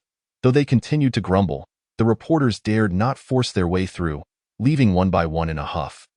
Many thought to themselves, just wait until I return to write my report exposing you. However, they knew that their current obstinacy would not affect any change. Inside the stadium, the officers continued their final preparations for the night's operations, temporarily casting aside external distractions. Meanwhile, Kudo Shinichi had already arrived at the hospital. Chapter 39. Rivals and Understanding. Kudo Shinichi and his team entered Yuta Sato's hospital room, where the scent of disinfectant lingered in the air. Kudo Shinichi wore an expression that appeared concerned as he initiated a facade of caring. Yuta, how are you feeling? Yuta Sato offered a weak smile, one that seemed to drain him of all his strength. Much better, thank you for your concern. Kudo Shinichi followed up with an inquiry, curiosity glimmering in his eyes. Is everything all right at the hospital? Are the doctors and nurses taking good care of you? Yuta Sato's gaze flickered as he replied, it's all fine, just that the daily checkups can be a bit tedious.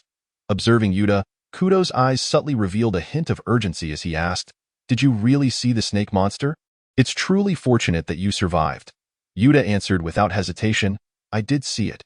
At that moment, I thought I was doomed, yet here I am, feeling incredibly lucky. After Yuta spoke, Kudo Shinichi slightly narrowed his eyes, discreetly signaling Misasa Yamaguchi to commence their plan. Misasa first engaged Yuta in casual conversation about mundane topics like the erratic weather and the bland hospital meals. As their conversation deepened, Misasa's eyes welled with tears, her voice quivering as if genuinely empathizing. Yuta, just the thought of what you endured pains my heart. Observing this, Yuta's eyes inexplicably mirrored her emotion, his voice trembling with an indescribable sense of grievance. I never expected it would come to this juncture. Misasa's tone grew even softer, her voice seemingly imbued with an invisible enchantment that could penetrate the heart. Then please, recount the details of that moment for me. If you would. Yuta's gaze gradually became entranced, as if caught in a web of memory, and he slowly began. I truly saw the snake monster. It was terrifying. Moreover, it harmed me, but it also punished those who had bullied me. To be honest, I initially thought that enduring this fate with them was worth it, yet I never expected to survive in the end. Truth be told, I don't see the snake monster as purely terrifying. I even feel it helped me. Upon hearing this, Kudo Shinichi's brow furrowed slightly, and he subtly gestured for Misasa Yamaguchi to cease the hypnotic probing. After Sato Yuta awakened, he suddenly murmured in a daze. That was quite strange. It felt as if I said something yet at the same time said nothing. Kudo Shinichi offered a faint smile, imbued with a hint of reassurance. You must be feeling a bit disoriented from being cooped up in the hospital for too long. You should rest well. We will take our leave now. With that, he led the others out. At the very moment the door clicked shut, a playful smile crept onto Sato Yuta's face. His lips moved gently as he murmured to himself. Kudo Shinichi, is it? I look forward to our encounter tonight. You certainly have piqued my curiosity. Alone in the room, Sato Yuta's eyes sparkled with a complex light, reminiscent of an unfathomable abyss, elusive and enigmatic. In the corridor, Kudo Shinichi's other female partner, Watanabe Ayako, cast a worried glance and whispered, "Captain, are you sure he is all right?" Immediately, the hypnotist Yamaguchi Misa replied confidently, her chin slightly raised with pride, "With my skills. Dealing with a high school student will be no challenge." Kudo Shinichi lowered his voice, his tone grave and serious. "Let us discuss this outside. It's too crowded and conspicuous here in the hospital." Subsequently, Kudo Shinichi led them to a nearby CAF. The air was thick with the intoxicating aroma of coffee, and soft, soothing music flowed through the atmosphere like a gentle stream. The three of them settled into a secluded corner, each ordering a cup of coffee, a tea. That moment, Kudo Shinichi took a delicate sip of his coffee, the steam rising before his eyes, and slowly remarked, "I believe Sato Yuta lacks the ability to escape Misa's hypnosis, and he has already revealed his innermost thoughts." According to the police department's records, Sato Yuta has been persistently bullied. Although being the sole survivor raises suspicions, his records do not indicate any contact with strangers. Moreover, he has endured bullying for an entire year. If this were an ordinary criminal case, one could justifiably doubt him and pursue further investigation. However, it is evident that this is a unique case. A high school student could not possibly possess such capabilities. Watanabe Ayako blinked in confusion and replied, "If that is the case, why are we still lingering near the hospital?" Kudo Shinichi intertwined his fingers beneath his chin, lost in a moment of contemplation, as if weighing an important decision. After a brief pause, he said, "Though I am reluctant to suspect him, my intuition suggests otherwise. Therefore, I plan to use my telepathy once more shortly." Yamaguchi Misa immediately interjected, concern etched on her face. "Captain, I believe Sato Yuta is not worth expending your special abilities on. It would take a toll on you. Since we have decided to deal with the monster tonight, it is vital to maintain your optimal condition." Kudo Shinichi furrowed his brow, resembling undulating mountains, deep in thought. After a moment, as if resolving to make a decision, he stated, "Very well, indeed. My current state is of utmost importance. There is no need to worry excessively. Regardless, the four of us can undoubtedly ensure our safety through our unusual methods, especially with a secret weapon at our disposal. Even if the monster is formidable and capable of evolving through 3 phases, which presents a considerable challenge, I believe our performance this time will at least secure us a superior sedative." Upon hearing this, the expressions of the other two relaxed considerably, their eyes now brimming with renewed confidence. They quietly sipped their coffee, gazing at the bustling street outside. In this tranquil moment, a group of ruffians swaggered over. The leader, sporting a gaudy mop of yellow hair and adorned with ostentatious earrings that glimmered under the light, whistled at the two girls and said, "What fun is there in playing with a guy and 2 beauties? You should join us for a real good time." Kudo Shinichi turned his head, casting a cold glance at them, his gaze seemingly capable of freezing a person in place. Disinterested in conversation, he raised his coffee cup to take a sip. Seeing this, the ruffians felt slighted and were about to unleash a torrent of insults. Watanabe Ayako scoffed, swiftly retrieving her identification from her bag and shaking it forcefully in front of the ruffians. The yellow-haired thug dismissed it, snatching it from her hands to glance at it. His face paled instantly, as if coated in white paint, and he stammered, "Boss, you need to see this." The leader of the ruffians cursed under his breath, "What are you so scared of? Even if they are cops. We can just leave." As he spoke, he rudely snatched the identification and opened it, revealing a series of intimidating information about a national special department. Instantly, panic set in. His tongue seemed to tie itself in knots as he stuttered, "I am sorry, so sorry. Please, take your time. We'll leave right away, Dado. And today's coffee is on me." He promptly placed a few thousand yen on the counter before hastily retreating with his companions. Yamaguchi Misa observed the scene with a disdainful curl of her lip, remarking, "I can't believe these ruffians still exist. I thought they had all vanished. They have no guts. How boring." Kudo Shinichi set down his coffee cup and stood up, declaring, "That's enough. It's time to head back and check on the arrangements at the stadium." The 3 of them rose and exited the CAF, their figures gradually blending into the throngs of people on the bustling street. Chapter 40. $0 shopping in Los Angeles. Suyi quietly arrived in the skies above Los Angeles, California. Cloaked in invisibility, he soared freely beneath the cloudless azure expanse. Gazing down, the stunning scenery of Los Angeles unfolded before him like a vibrant tapestry. Towering skyscrapers stood in a row, and the bustling streets twisted and turned with a ceaseless flow of traffic. Unbeknownst to him, how many days this city could endure remained a mystery, Suyi murmured to himself. The game is about to commence. Thus, like a specter, he instantaneously arrived at a street that appeared prosperous yet concealed peril. That moment, an American phenomenon. The $0 shopping spree was underway. A group of tall, menacing black individuals stormed into a store, their eyes gleaming with avarice, resembling a pack of ravenous wolves invading a sheepfold. Within the store, a burly white man quickly and gently concealed a trembling child hiding behind him in a corner. Offering a warm and steadfast gaze to comfort the child, "Do not fear, sweetheart, Daddy will protect you." He then turned, glaring furiously, attempting to expel the unwelcome intruders. "Get out!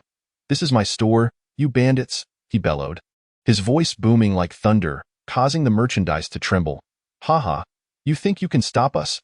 What a delusion!" One of the black men jeered, flashing a crooked grin that revealed a jagged set of teeth. "Don't overestimate yourself, white man. This place is our paradise today." Another chimed in, their eyes brimming with provocation and disdain. The white man's face flushed crimson, akin to a ripe apple, as he glared at the intruders. But his fierce gaze did nothing to deter them. In desperation, he trembled as he swiftly produced a gun from beneath the counter, aiming it at them while hoarsely shouting, "Stay back, or I will shoot." "Oh, you think a mere gun can intimidate us? We're not scared of you. We'll let you off this time." The group of black men shouted back, slowly retreating toward the door. Alas, as the initial group readied to leave, another group of black individuals passing outside spotted the commotion and rushed in, shouting for more friends to join them. Seeing the white man with a gun, they assumed he was bullying a fellow compatriot, and their fury ignited. They surged forward, overpowering the white man before he could react, bringing him down to the ground. "How dare you point a gun at us? Teach him a lesson. Let him know our strength." The initially hesitant black individuals now found their own malice ignited, rushing in to join the chaos, unleashing a flurry of punches and kicks upon the white man. Amidst the turmoil, the white man struggled desperately. But against the overwhelming numbers, he was quickly subdued and mercilessly beaten down. A resounding thud echoed as someone landed a solid kick to the white man's head, rendering him unconscious. "Keep hitting him," they shouted, fists raining down like relentless hail, each blow infused with boundless hatred and greed, until the white man lay lifeless, his body cold and rigid. Subsequently, the group of black individuals began to ransack the store, stuffing their pockets with food, tearing away clothing, and roughly seizing electronics, leaving nothing untouched. The shop lay in ruins, glass scattered across the floor, reflecting countless grim rays of light in the sun, shelves toppled and askew. Such scenes were all too commonplace in this land of plenty. When the chaos subsided, a lone white child remained huddled in a corner, trembling uncontrollably. His eyes were red, tears brimming at the edges. After witnessing his father's beating, he looked on in silence, too frightened to cry out, "Daddy, Daddy." His feeble voice was drowned out by the cacophony of looting, rendering him so small and helpless. Suyi gazed upon the dismal scene, a sardonic smile playing upon his lips, imbued with an air of indifference and malevolence. It appeared that a new plaything had emerged, a flicker of excitement and anticipation sparkled in his eyes, as if he were relishing a captivating performance. Meanwhile, within the suffocating atmosphere of a clandestine conference room at the upper echelons of Shaorizi, the dim yellow light seemed to have solidified, casting a pallor over the faces that were etched with solemnity bordering on rigidity. They were seated around an elongated conference table, its surface gleaming with a cold sheen, cluttered with mountains of documents and materials pertaining to the incident at hand. In disarray, as if narrating the complexity and intricacy of the situation, at the forefront of the room, a colossal projector displayed high-definition videos concerning the dream snake and the student case, the images so vivid they bordered on the surreal. The contorted, grotesque visage of the controlled student was juxtaposed against the chilling abilities of the lurking monster, its displacement conjuring a distortion of light and shadow, an eerie calm in the face of physical assault, and its horrifying transformations during spontaneous morphing. Each detail ensnared their gaze, compelling them to scrutinize every minuscule aspect. The first to speak was Ito Masayuki, his slightly squinted eyes glimmering with avarice as he remarked, After years of diligent research, we have indeed discovered methods to extract certain biological abilities for aberration. However, this unknown entity is exceedingly rare and tantalizing. His voice quivered with barely suppressed excitement, his eyes fixated on the screen. Next, Sakamoto Kanzuya furrowed his brow, his expression betraying deep suspicion and caution as he interjected. Could it be a product of clandestine development from another nation? If so, the implications are terrifying. Immediately, Matsuda Junshook, his voice charged with fervor, countered, slamming his fist onto the table with such force that the documents danced, his eyes wide with fury. Regardless of its origins, with so many extraordinary abilities, we must acquire it. We need to study it thoroughly. Our capacity for aberration will undoubtedly advance exponentially. International law restricts our research into heavy weaponry, thus this type of individual combat capability must be prioritized. As the room fell into a brief silence, each lost in contemplation, the final speaker, the aged yet authoritative leader Fuji Shuichi, slowly began, his voice calm yet imbued with undeniable resolve. Let Kudo Shinichi and his team handle it directly. There is no need to dispatch support. If this monster can eliminate them, it signifies its value is beyond measure. Moreover, I am intrigued. Will it evolve further as its carnage increases? For the greater good of the nation, some necessary sacrifices are inevitable.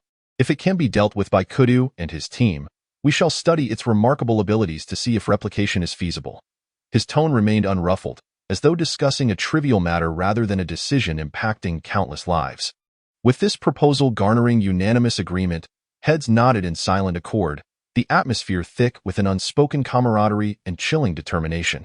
Ito Masayuki pressed on, now, we must address the second issue. Spies have infiltrated Longwa.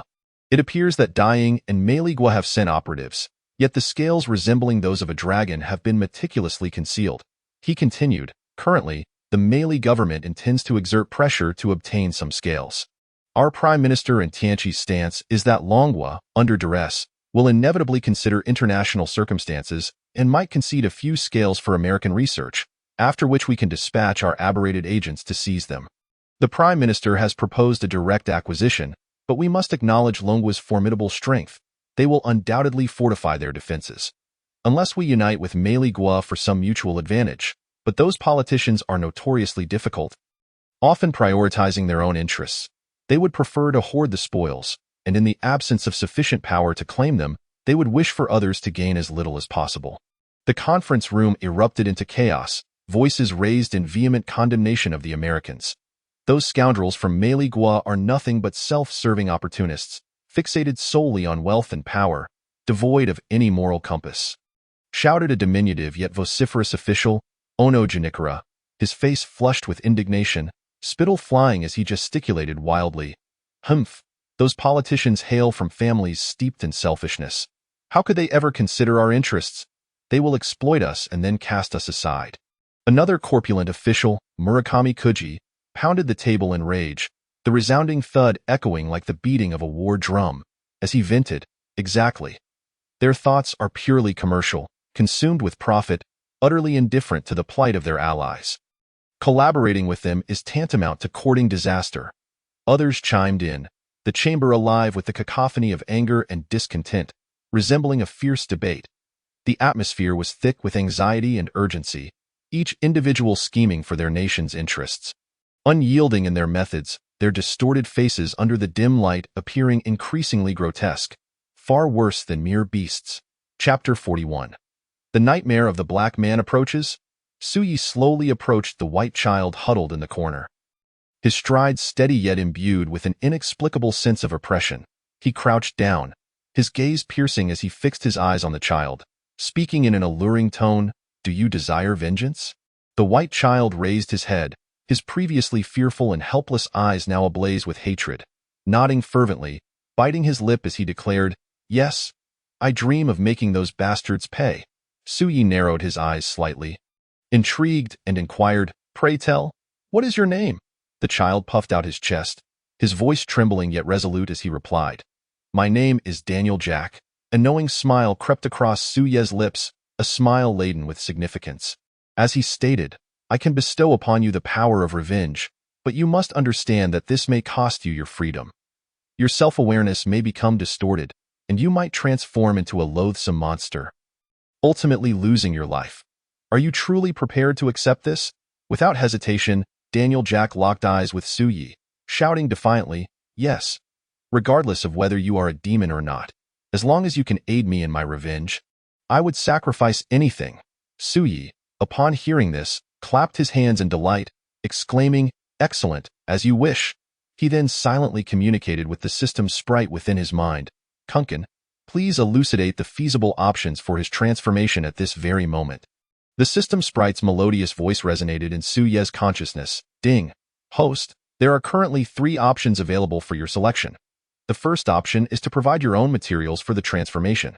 The second option involves utilizing the system's capabilities to acquire existing materials on Earth, albeit at a higher cost. The third option, which yields the best results, is to create entirely new materials. You may draw inspiration from films, novels, or animations, fabricating them from nothing. However, you must grasp that while moving from 1 to 100 is not the most challenging endeavor. The true difficulty lies in the transition from 0 to 1, making the cost of fabrication from thin air the highest. Should you choose existing biological abilities, you can further refine and evolve them. A process we term material fusion. In comparison to fabrication from nothing, the cost of material fusion is significantly lower. Su Yi listened intently, his brow furrowing in contemplation as he murmured, "I see." After a brief moment, he appeared to reach a resolution, pondering aloud, "Let us first incite panic by creating a monster. Inevitably, the government will dispatch personnel to address it. Subsequently, we can gradually escalate the difficulty, introducing mythical figures or mysterious entities step by step. Humanity requires a certain process to grapple with these extraordinary phenomena. Most importantly, this will ensure they fully comprehend the insurmountable chasm between mortals and deities. Of course, the primary goal remains to accumulate energy points." Once Su Yi concluded his thoughts, he led the white child into the enigmatic realm of the system. The surroundings were awash with ethereal light, vibrant colors, and an atmosphere thick with unknown energy fluctuations and peculiar runic brilliance. Su Ye's initial intention was to extract the formidable blood-sucking ability of a mosquito, amplifying its effects so that it could not only augment his power through blood consumption, but also grant him the ability to manipulate blood flow and form at will in the future. Next, he would incorporate the unyielding physical structure of a black bear, crafting for Daniel Jack a form that was not only robust but also brimming with strength and endurance. Additionally, he integrated the distinctive head and expansive wings of a bat, further enhancing his echolocation capabilities, enabling him to perceive his surroundings acutely while also empowering him with formidable soundwave-based attacks. Simultaneously, Su Yi spared no effort in bolstering his strength and defensive attributes, ensuring he would have a decisive advantage in the impending battle. During the fusion process, the entire system space was enveloped in a blinding radiance, with various peculiar energy lines intertwining like undulating serpents. Daniel Jack cried out in anguish, his voice piercing and sharp, as if it could penetrate the very soul. His body convulsed and contorted violently, bones emitting an eerie cracking sound, muscles swelling at a visible pace, while the surface of his skin revealed bizarre and mysterious patterns. Upon the completion of this grotesque transformation, a terrifying creature towering at 3 meters appeared before him. Its immense bat-like wings cast shadows reminiscent of the darkest night, each flap conjuring a gust of wind. Sharp fangs glimmered with a chilling light, seemingly capable of shattering anything in an instant. Its blood-red eyes radiated an insatiable thirst for blood and madness. Su Yi gazed upon this astonishing creation, nodding in satisfaction. After a moment of contemplation, he resolved to cast a memory-altering spell on Daniel Jack, propelling his tender intellect from the naivety of an 8-year-old to the maturity of an 18-year-old. Observing this newly forged entity, Su Yi couldn't help but smirk inwardly.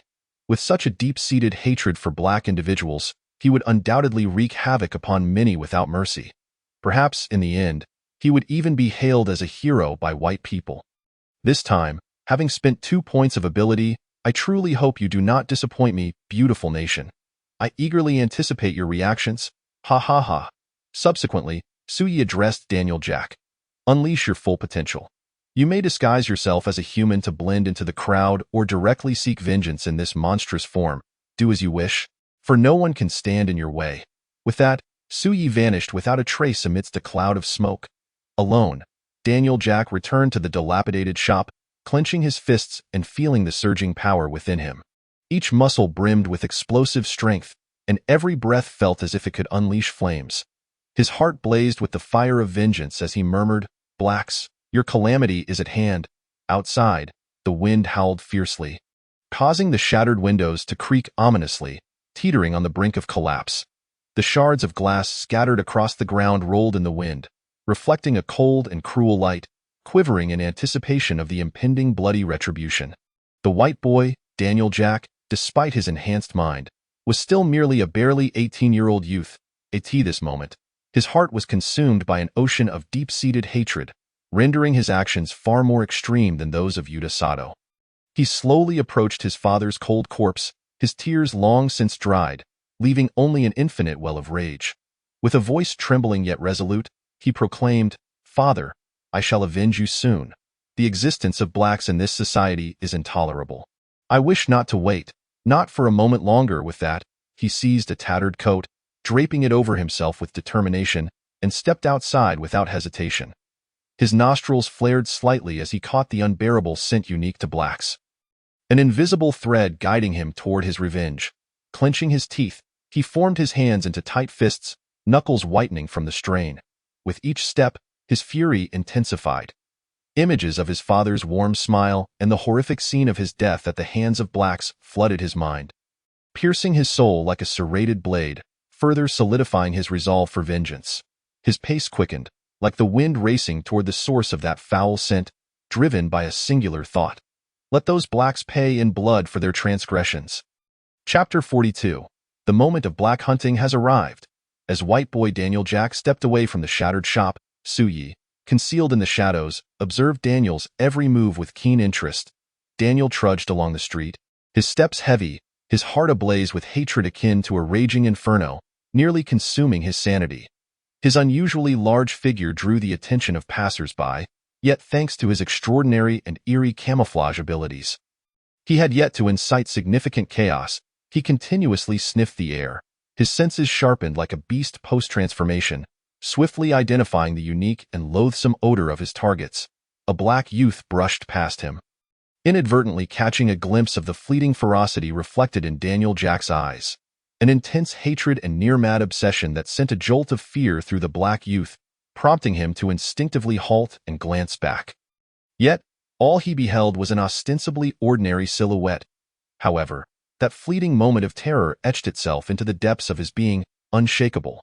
Following the repugnant scent, Daniel Jack ventured into a community densely populated by blacks. Like a specter, he lurked in the shadows, his eyes glinting with an insatiable thirst for vengeance, the raging fire within him resembling a volcano on the verge of eruption, poised to unleash cataclysmic power. Finally, unable to contain the pent-up fury any longer, he surged into the crowd like a cannonball. A monster! The cries of shock resonated throughout the community as Daniel Jack bared his razor-sharp fangs, resembling a demon clawing its way from the depths of hell. Instilling terror in all, he lunged at the terrified blacks, embodying a completely unhinged beast, attacking with reckless abandon.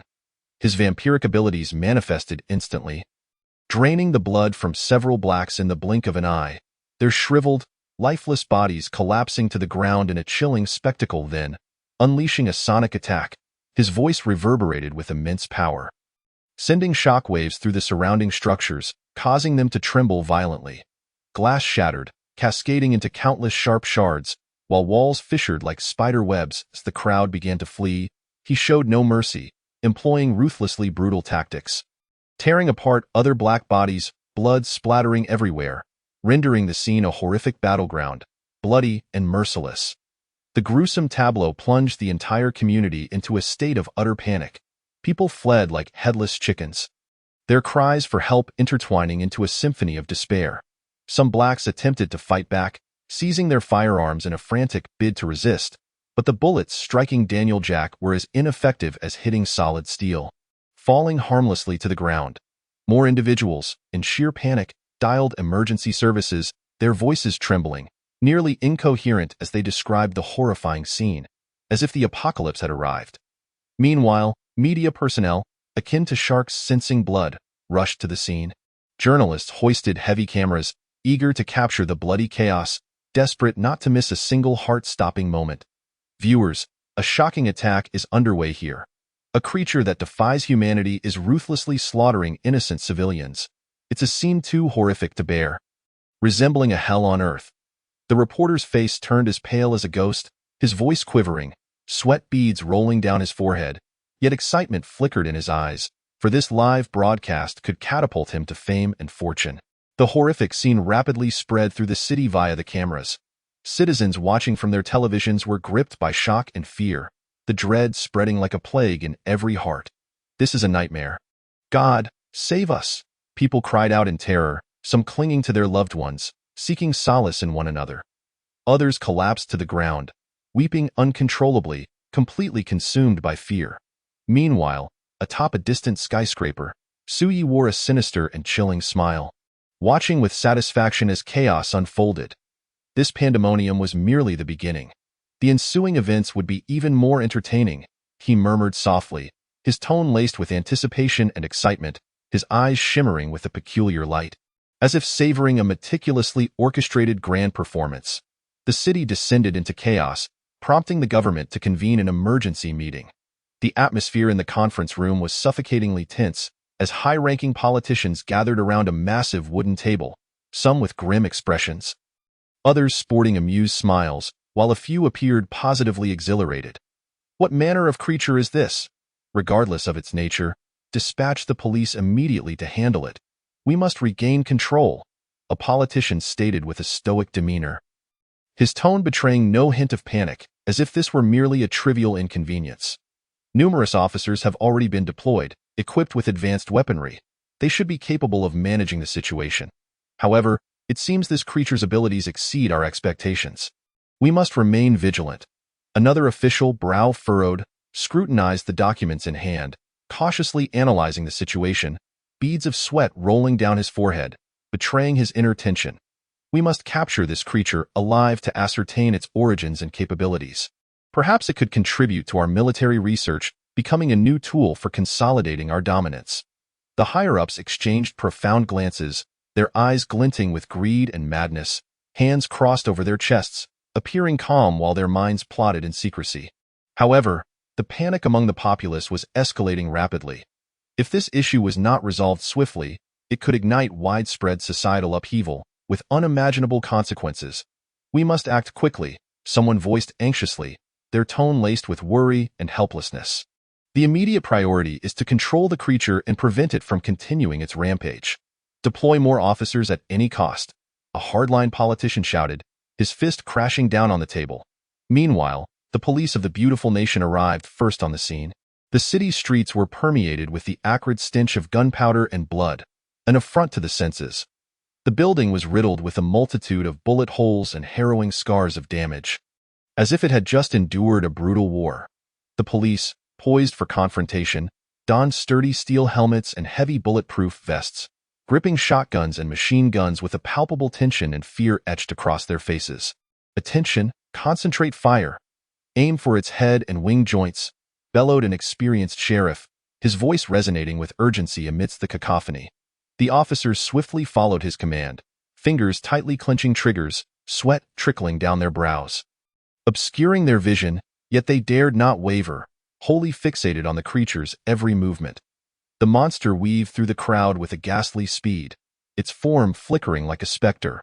With a sudden swipe of its claw, it effortlessly shattered the protective shield erected by the officers, the shield disintegrating into a heap of scrap metal. In a swift lunge, it seized a black officer by the neck, voraciously draining his blood.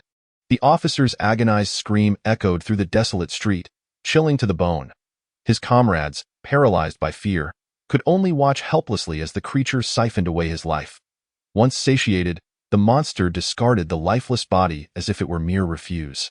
It then turned its wrath upon a police car, flipping the heavy vehicle effortlessly into the air, which then crashed down upon the police ranks, inciting chaos.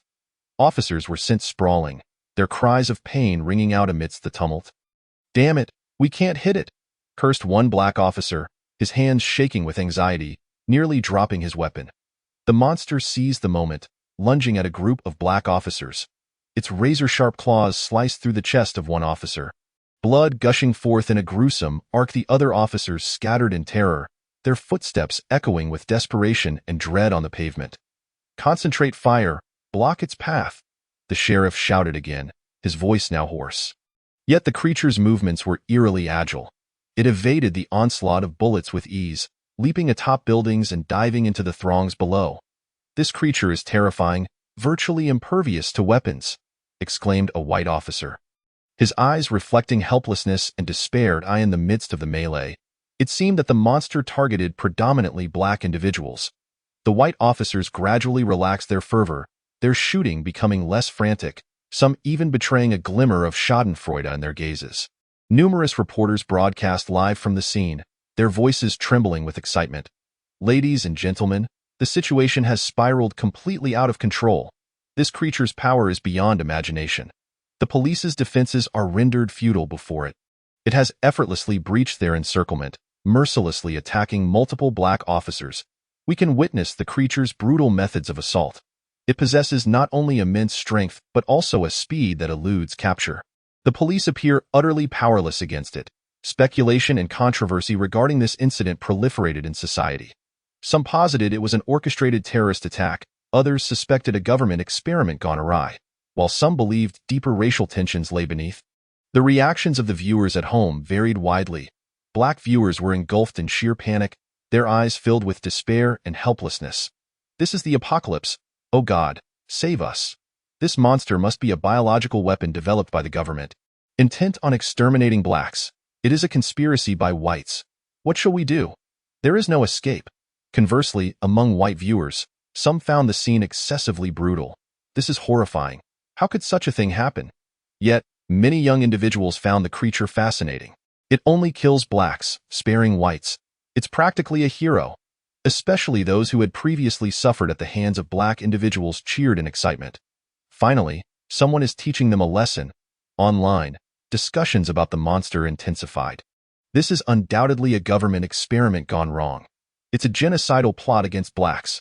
No, this is just an accident. Let us not jump to conclusions." Various opinions flooded the internet, exacerbating societal divisions and animosities, with hatred and prejudice spreading like wildfire in people's hearts, heralding an impending storm. Chapter 43. The Blood-Sucking Monster versus the FBI. As the beleaguered police faced the ferocious Daniel Jack, several black vehicles emblazoned with the FBI insignia sped onto the scene like lightning. The shrill screech of brakes cutting through the chaos of the streets.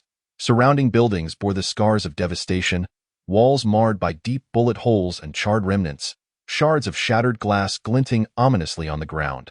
Once lush trees lining the road now stood blackened and withered, wisps of smoke rising, their leaves strewn across the ground. The car doors were violently flung open, and a squad of FBI agents poured out. Fully armed, clad in heavy, resilient bulletproof gear, their expressions grim, eyes glimmering with resolute courage. Agents wielding heavy machine guns swiftly sought suitable cover, unhesitatingly pulling triggers, unleashing a torrent of fire that interlaced like a dense curtain of bullets. Those carrying rocket launchers remained poised at the rear, their gazes focused and calm as they awaited the opportune moment to deliver a devastating strike upon the creature. "Open fire!" the commander shouted hoarsely. And in an instant, the deafening roar of gunfire erupted. The tongues of flame from the machine guns and the shells from the rocket launchers unleashed a torrential assault upon Daniel Jack. The creature's blood-red eyes, filled with rage, gleamed ominously as it unfurled its enormous, foreboding bat-like wings, darting through the hail of bullets with ghostly speed. Its form seemed ethereal, each movement perfectly evading the lethal onslaught. Bullets whizzed past, striking only its fleeting shadows. The streets were in utter disarray, throngs of civilians fleeing in terror, their screams and cries rivaling the din of gunfire. Yet, some daring souls sheltered in relatively safe corners. Trembling as they recorded the fierce battle on their phones, their hands shaking from both fear and the irresistible urge to capture this once-in-a-lifetime spectacle. What on earth is this creature? Is it a secret weapon manufactured by another nation to combat us? I suspect it's a catastrophic failure of the government's unspeakable experiments, resulting in this terrifying beast. This creature is formidable, rendering the FBI utterly defenseless. Various whispers and speculations circulated among the crowd, some trembling with shock and fear at the monster's power, while others cheered on its rampage with twisted excitement. The FBI agents fought fiercely, exchanging tactical communications that flickered in and out amidst the gunfire. Maintain fire suppression, do not let it breathe. Rocket launchers ready, await my command. Electrocution team, stand by. They coordinated seamlessly, a portion of the agents providing continuous fire suppression with their machine guns, crafting a dense barrage to restrict the creature's movements. Meanwhile, another group focused intently on the monster, prepared to launch their rockets at its momentary pauses, hoping to inflict severe damage. Agents armed with specialized stun guns cautiously maneuvered to the creature's flank, holding their breath as they awaited the perfect moment to strike unexpectedly. However, the relentless barrage only served to enrage Daniel Jack further. It chose no longer to evade, but to confront the assault head-on. Bullets ricocheted off its iron-like body, producing a resounding clatter, leaving only faint marks as if merely scratching its surface. Rockets detonated nearby, enveloping the area in thick clouds of smoke and scorching heat. Yet it emerged unscathed from the haze, a devil incarnate. What manner of monster is this? The FBI agents gaped in disbelief at the extraordinary spectacle before them, their shock rippling through their ranks. The tight-knit coordination seemed to momentarily stymie Daniel Jack's advance, inciting its fury as it began to ruthlessly target the agents. With a powerful flap of its enormous wings, it summoned a violent gale. Infused with its sonic force, instantly sweeping several agents off their feet like autumn leaves. Their bodies crashed heavily against the buildings, producing a sickening thud. The agents groaned in agony, their voices laced with despair and pain. In a swift dive, it slashed through the throat of one agent with claws as sharp as blades, blood erupting like a fountain, forming a horrifying arc in the air. The agent scarcely had time to utter a final cry before collapsing into a pool of blood. Subsequently, it opened its cavernous maw, unleashing a thick, inky smoke that bore corrosive properties. Agents caught in its path suffered instant burns, emitting acrid smoke as they writhed in agony on the ground, their cries heart-wrenching. "Help!" Their anguished cries reverberated through the air, a desperate indictment of this cruel reality. In a moment of sheer defiance, an agent, seized by the monstrous entity, resolutely pulled the pin of a grenade, intent on taking Daniel Jack down with him. Bellowing at the top of his lungs, "Die!" Yet, the explosion of the grenade scarcely affected Daniel Jack. He merely discarded the agent's lifeless body as one might toss away refuse, the corpse crashing to the ground and stirring up a cloud of dust, rendering life at that moment painfully fragile and insignificant. Consumed by bloodlust, Daniel Jack lunged at a wounded agent on the ground, sinking his fangs into the agent's neck, draining him of life until the body withered. Reduced to mere skin and bones. "Hold on, reinforcements are on the way." The remaining agents gritted their teeth, persevering in their resistance, their voices imbued with determination and resolve, though the underlying fear and tension were palpable. At that moment, the sharp wail of sirens and the thunderous roar of armored vehicles echoed from afar, heralding the arrival of additional support. "Wonderful, reinforcements are here," an agent exclaimed, a flicker of hope igniting in his eyes. As though a glimmer of dawn pierced through the darkness. However, Daniel Jack did not retreat. He unleashed another deafening sonic attack. The sound wave struck like a tangible wave of terror, upending nearby vehicles, shattering windows into countless sharp shards and sending debris flying like lethal projectiles. The walls of nearby buildings cracked under the force of the sonic blast, teetering on the brink of collapse, as if they would crumble entirely at any moment. The FBI agents were left disoriented by the overwhelming sound wave, their ears ringing as if a swarm of bees buzzed within their minds, their weapons nearly slipping from their grasp. "Steady, steady," the commander shouted hoarsely, striving to stabilize the situation. But some agents had already succumbed to the assault of the sound wave, collapsing to the ground in agony, their faces contorted, bodies convulsing involuntarily. "Damn creature!" One agent cursed, yet he remained steadfast at his post, relentlessly squeezing the trigger, his eyes aflame with indomitable fury. Seizing the chaos, Daniel Jack, like a bolt of black lightning, charged once more at the agent's defenses. His speed was beyond the realm of reflex. "Watch out!" Someone cried out in alarm. Yet it was too late. Daniel Jack swung his claws, sending two agents flying like kites severed from their strings, crashing heavily to the ground, their fates uncertain. "Concentrate fire!" the commander nearly shouted, himself hoarse. The agents steeled themselves, aligning their weapons toward Daniel Jack, their gazes filled with resolve and determination. The bullets from the heavy machine guns rained down in a torrential barrage, while rockets exploded around the creature, forming massive fireballs as if the very world were set ablaze.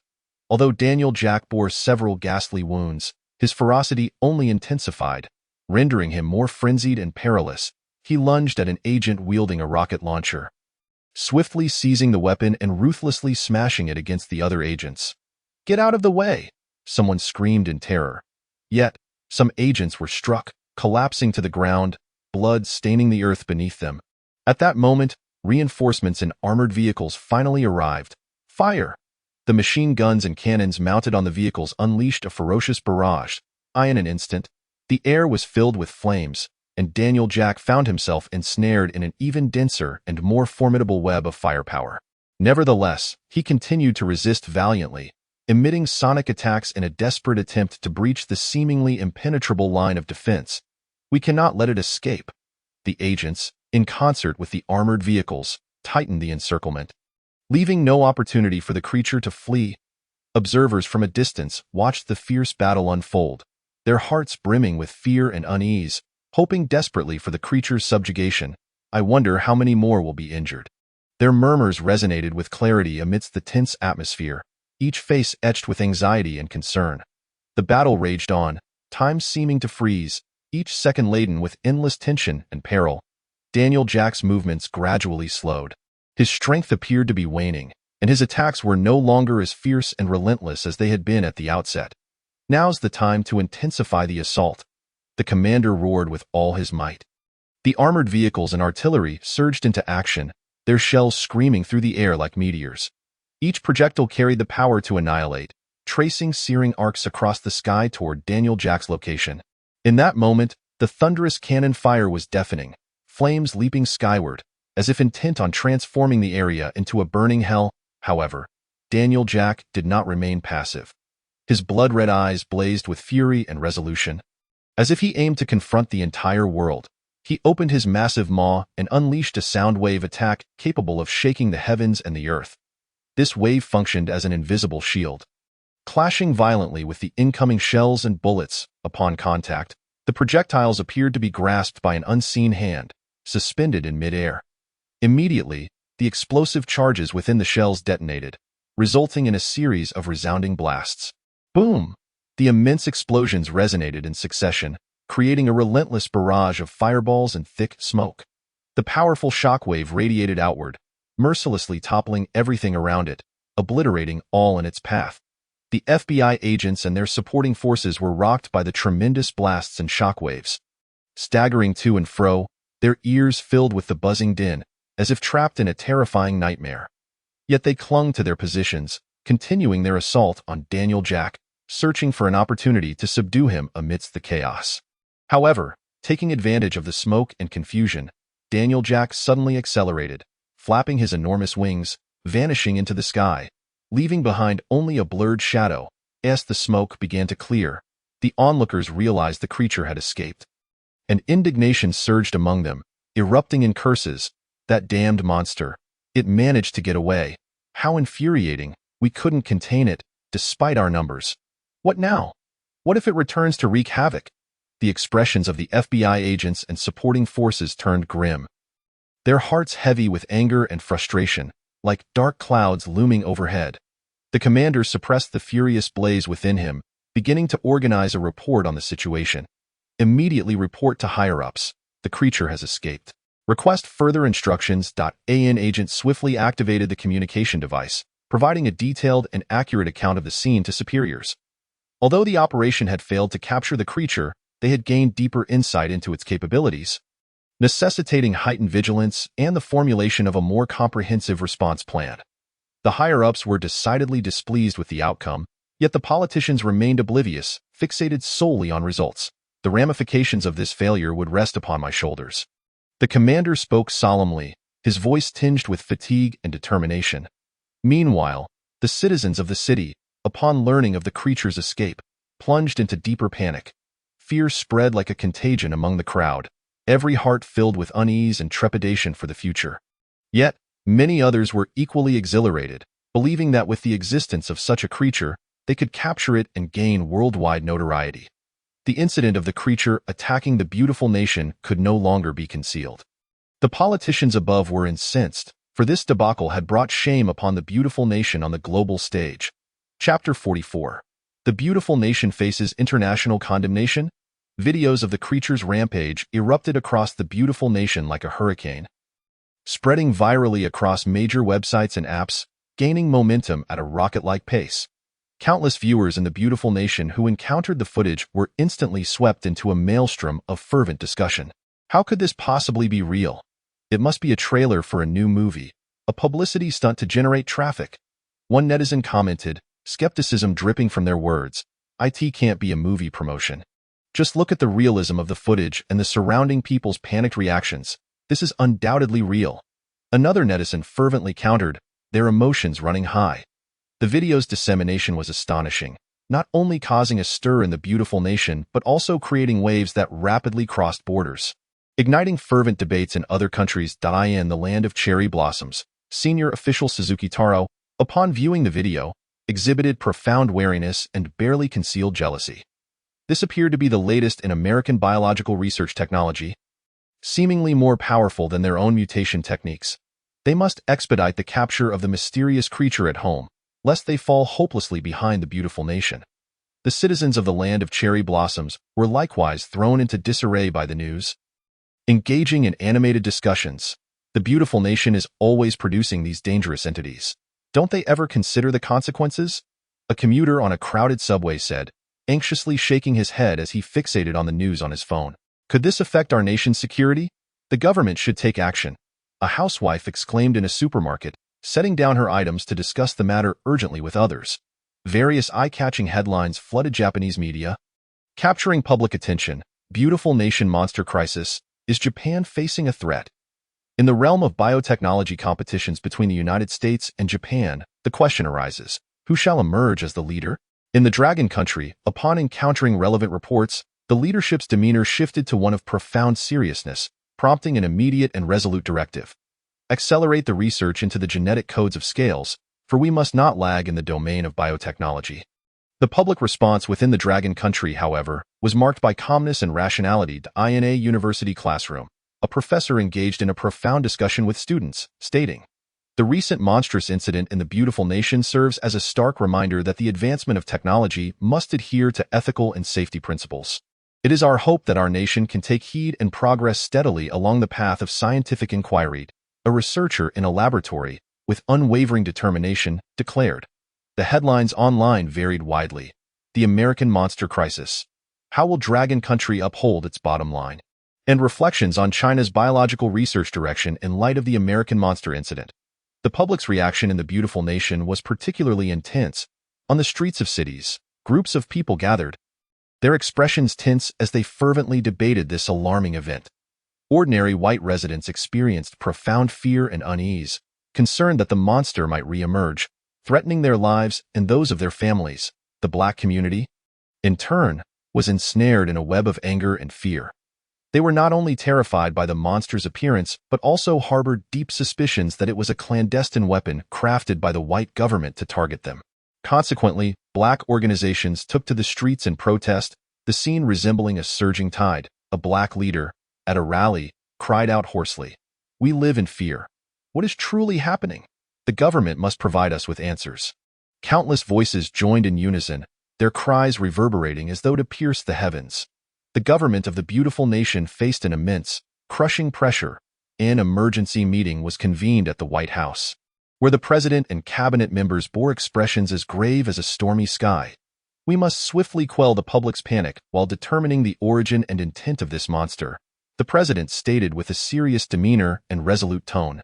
"Should we consider disclosing part of the investigative truth to stabilize the situation?" One official cautiously suggested, "No, now is not the time. We must first bolster security measures, deploy more troops for patrols, and expedite research into methods to counter the monster." On one hand, the government sought to reassure the populace, issuing statements that they were fully engaged in investigating the matter, promising to safeguard citizen safety with utmost sincerity.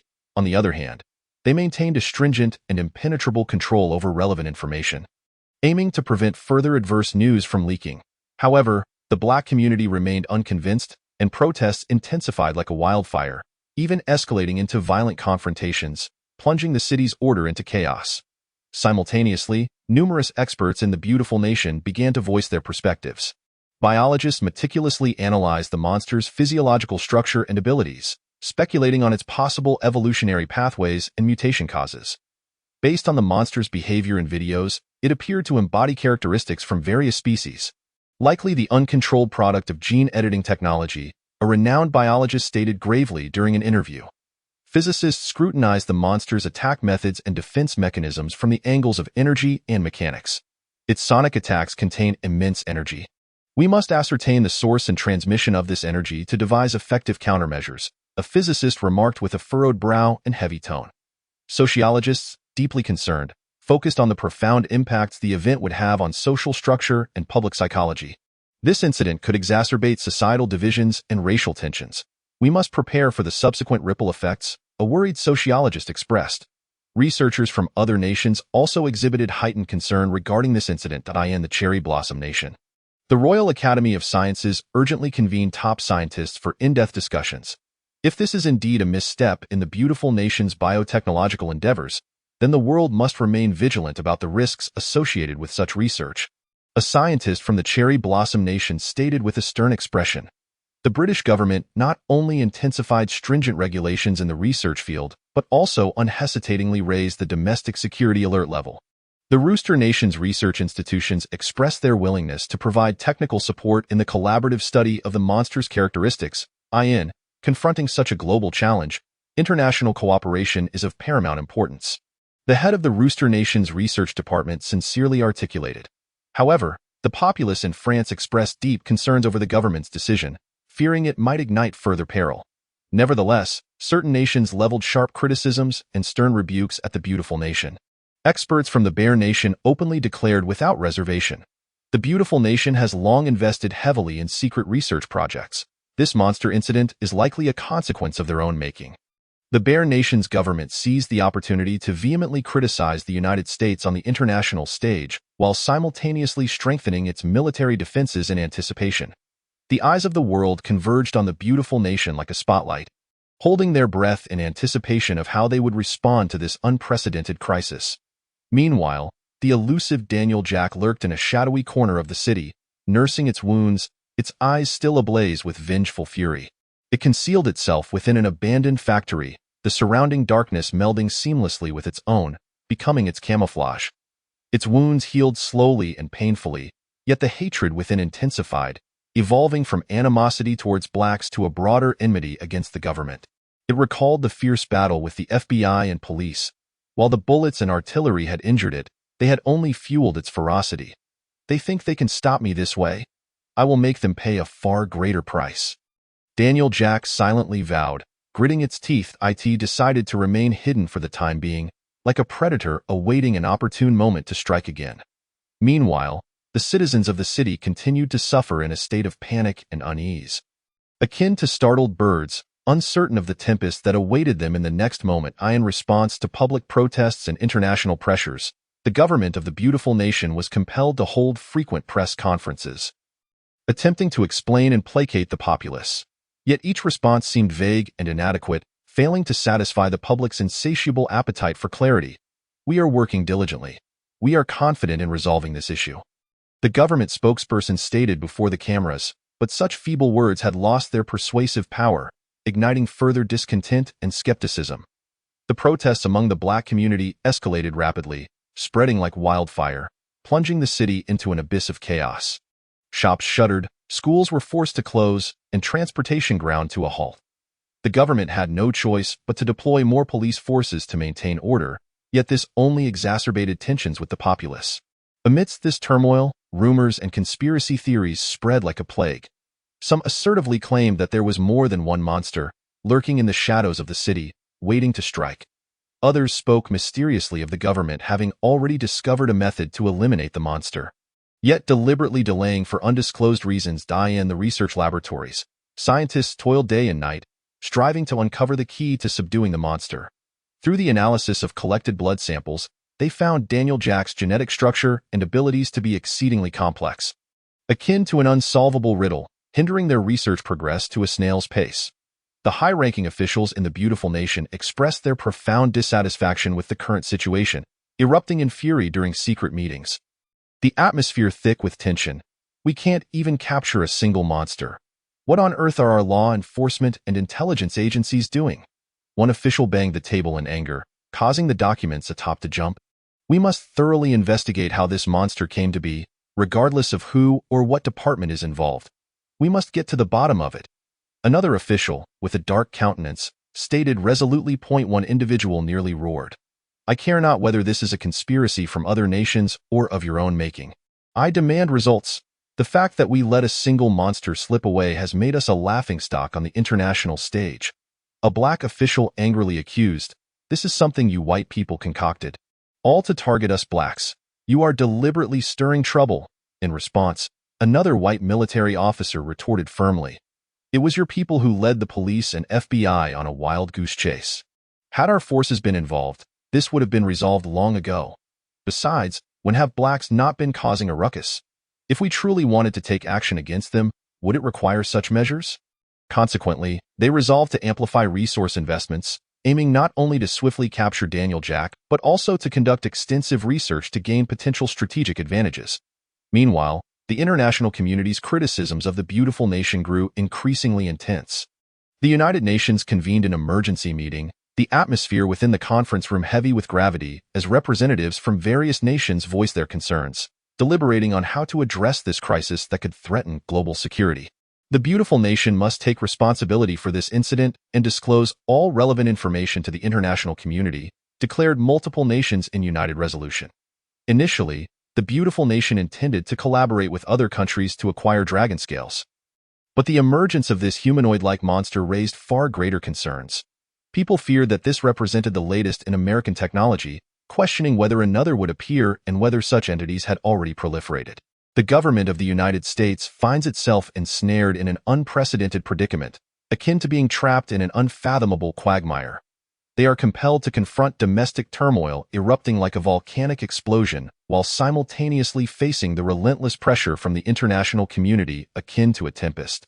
Meanwhile, Daniel Jack lurks in the shadows, biding his time, poised to unleash yet another wave of chaos and bloodshed. Chapter 45. The Twilight of the Black Man? Retaliation? Amidst this increasingly tense and chaotic scenario, the internal affairs of the New York City government have descended into utter disarray. Various departments, in a bid to evade responsibility, have engaged in vehement accusations against one another, with the conference room resonating with the cacophony of escalating disputes. This is a gross dereliction of duty on the part of the intelligence agency. How could they fail to procure accurate and detailed intelligence regarding the beast in advance? An official from the Department of Defense, consumed by rage, slammed his fist on the table, causing a mountain of documents to cascade to the ground like an avalanche. The operations department, completely blameless, with such an arsenal of cutting-edge weaponry at their disposal. How can they fail to subdue even a single monster? The head of the intelligence department's face reddened, resembling a ripe tomato, his gaze brimming with ire and resentment as he retorted without reservation. Meanwhile, the research team continued to toil day and night, delving into the genetic secrets of Daniel Jack. Yet their progress was akin to that of a snail's crawl. The genetic sequence of this creature is as complex as the most profound enigmas of the universe. We desperately require more time and ample resources. An elderly scientist, his hair peppered with gray, rubbed his aching temples, his visage etched with exhaustion, his eyes laced with a web of blood vessels, the prolonged intensity of research having drained him both physically and mentally. Concurrently, societal unrest spread like wildfire, escalating with each passing moment. The protests by the black community, which began as mere demonstrations on the streets, swiftly expanded into various neighborhoods, with individuals organizing themselves into formidable marching armies. Black leaders stood upon makeshift podiums, raising their arms in fervor, leading the masses in unified chants, fervently demanding that the government not only address the crisis of the monster's rampage with urgency, but also initiate a thorough transformation of the long-standing issues of entrenched racial discrimination. We have had enough. This is not merely a calamity wrought by a monster, but the bitter fruit of a decayed societal system. One black leader delivered a passionate address from the podium. They boldly obstructed thoroughfares, resolutely occupying public spaces. However, some white extremists seized the opportunity to incite further racial conflict, maliciously stoking the flames of discord. They disseminated hateful and malevolent rhetoric online, secretly organizing their own factions, provocatively instigating unrest in areas where the black community gathered, igniting a series of small-scale yet bloody and violent confrontations. On the international stage, an increasing number of nations adopted either a watchful or a resistant stance towards the United States. Previously close trade collaborations were abruptly put on hold, and travel restrictions were swiftly implemented. Until the truth surrounding the monster incident is fully unraveled, we must resolutely safeguard our nation's security and core interests. A diplomat from a European nation solemnly stated at a press conference, "The tourism economy of the United States has suffered an unprecedented blow as a result." After a period of recuperation, Daniel Jack once again stealthily resurfaced on the fringes of the city. It silently infiltrated a community predominantly inhabited by black residents. That moment, people were engrossed in their daily routines. Children frolicked in the community's open spaces, while adults gathered to engage in casual conversations. With astonishing swiftness, it pounced upon an unsuspecting black man, its razor-sharp claws piercing through his body like a sword. The others, paralyzed by the sudden terror, fled in a frenzy like headless chickens. Yet, Daniel Jack showed no signs of restraint. It rampaged through the crowd like a ferocious beast, leaving a trail of blood in its wake, akin to a hellish nightmare. It viciously sank its teeth into a black woman's shoulder, then violently hurled her against a wall. Even a child attempting to escape fell victim, snatched up and swiftly devoured. When the police, alerted by frantic calls, arrived hurriedly on the scene, Daniel Jack unfurled its massive, ominous wings without hesitation, emitting a piercing scream as it vanished into the sky, leaving behind a gruesome tableau of blood, cold corpses, and a cacophony of terrified cries. This horrific assault plunged the black community into an abyss of unfathomable fear, yet simultaneously ignited an even more fervent spirit of resistance among them. They understood that in the face of such a brutal and formidable monster, they must be impeccably prepared. The residents of the black community began to explore every possible avenue to gather arms, successfully acquiring handguns, rifles, and even powerful machine guns, as well as devising means to procure grenades and rocket launchers. They established fortified defensive positions in the heart of their community, assigning vigilant sentries, ever watchful and ready for Daniel Jack's return. At last, Daniel Jack surged forward with renewed ferocity. It opened its gaping maw, roaring like a tempest as it charged towards the black community, its eyes glinting with a chilling cruelty. "Prepare for battle," the black leaders shouted hoarsely as this terrifying creature approached. The self-defense forces stood resolute, firing without hesitation. The sound of gunfire from handguns and the thunderous roar of machine guns intertwined.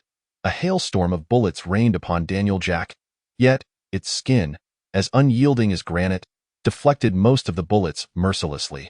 Daniel Jack lunged like lightning towards the self-defense team. A quick-witted member promptly hurled a grenade. With a deafening explosion, the creature was momentarily pushed back by the force of the blast, but in an instant, it surged forward once more ferociously than before. It wildly swung its sharp claws, knocking several team members to the ground. However, the self-defense forces showed no signs of retreat, continuing to shoot desperately. A valiant team member hoisted a rocket launcher, focusing intently as he aimed at the beast and decisively fired. The rocket detonated beside Daniel Jack, engendering a cloud of smoke that obscured the sky. Seizing this fleeting opportunity, the others hastily followed suit, tossing grenades one after another at the monster. In an instant, flames soared, smoke billowed, and the battlefield resembled a scene from the apocalypse.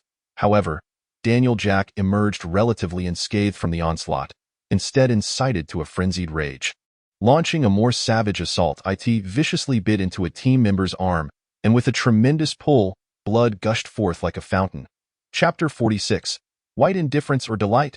Molotov cocktails, someone shouted hoarsely. The team members swiftly ignited their Molotov cocktails, hurling them towards the monster. Instantly, flames engulfed Daniel Jack, yet it pressed on recklessly towards the crowd. Just at that critical moment, the police arrived on the scene. Sensing the impending danger, Daniel Jack unfurled its massive wings once again and vanished like a specter into the vast sky. The black community, upon hearing this news, became increasingly enraged, their protests swelling like a snowball. The streets teemed with furious individuals, brandishing protest signs high and chanting slogans with fervor. The government must provide us with a fair and just explanation. Our lives are equally vital and must not be dismissed. A multitude of reporters surged onto the scene for interviews. Why have you organized such an unprecedented protest? A reporter swiftly thrust a microphone towards a black protester. We have long been subjected to extreme injustice. When the monster attacked, the government failed to protect us effectively. We had no choice but to take up arms in defiance. Yet even so, our fellow citizens continue to perish. We must seek justice for those who have fallen. Tears of indignation welled in the protesters' eyes, their voice trembling yet resolute. Do you believe such protests will ultimately yield the desired results? The reporter relentlessly pursued the question. We cannot know. But if we choose silence and refrain from protesting, we will only endure this inhumane torment in silence. We sincerely hope the government will genuinely prioritize our safety and eradicate racial discrimination and neglect. In this tumultuous and fear-ridden landscape, the hearts of the black populace are consumed by profound terror and endless panic. Each appearance of Daniel Jack unfolds like a terrifying nightmare anew. Within their community, they remain in a perpetual state of apprehension, their expressions rife with helplessness and despair.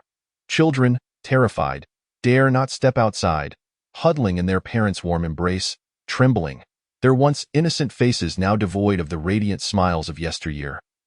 Replaced by an indelible shadow of fear. The adults were serious expressions, their exchanges laden with deep anxiety and extreme trepidation about an uncertain fate. When will this dreadful monster strike again? What are we to do?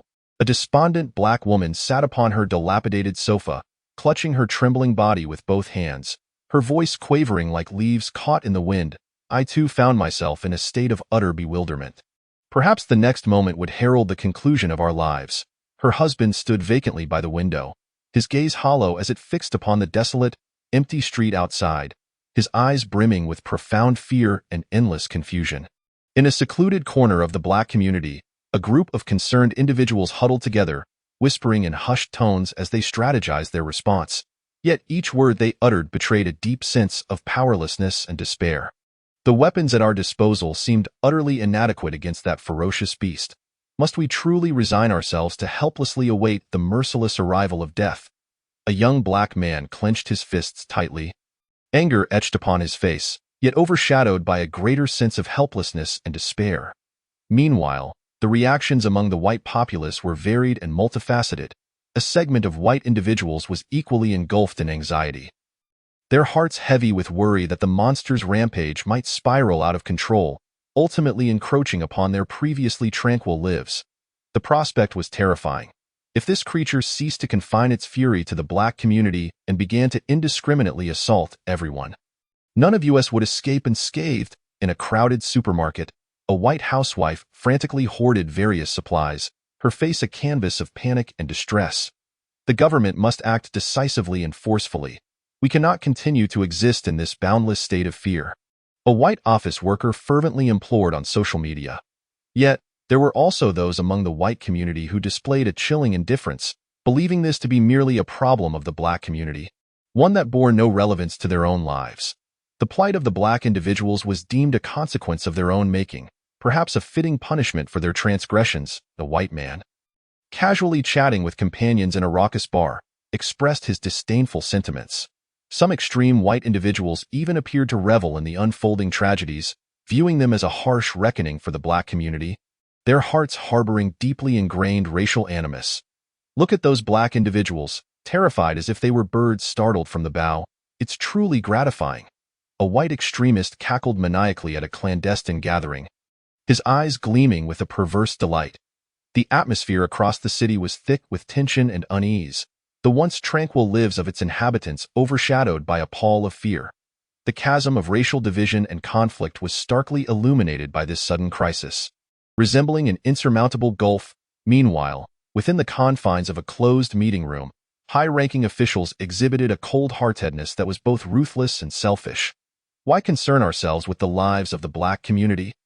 My focus lies solely on the creature's formidable power, the number of its hidden allies, and why it exclusively targets Black individuals.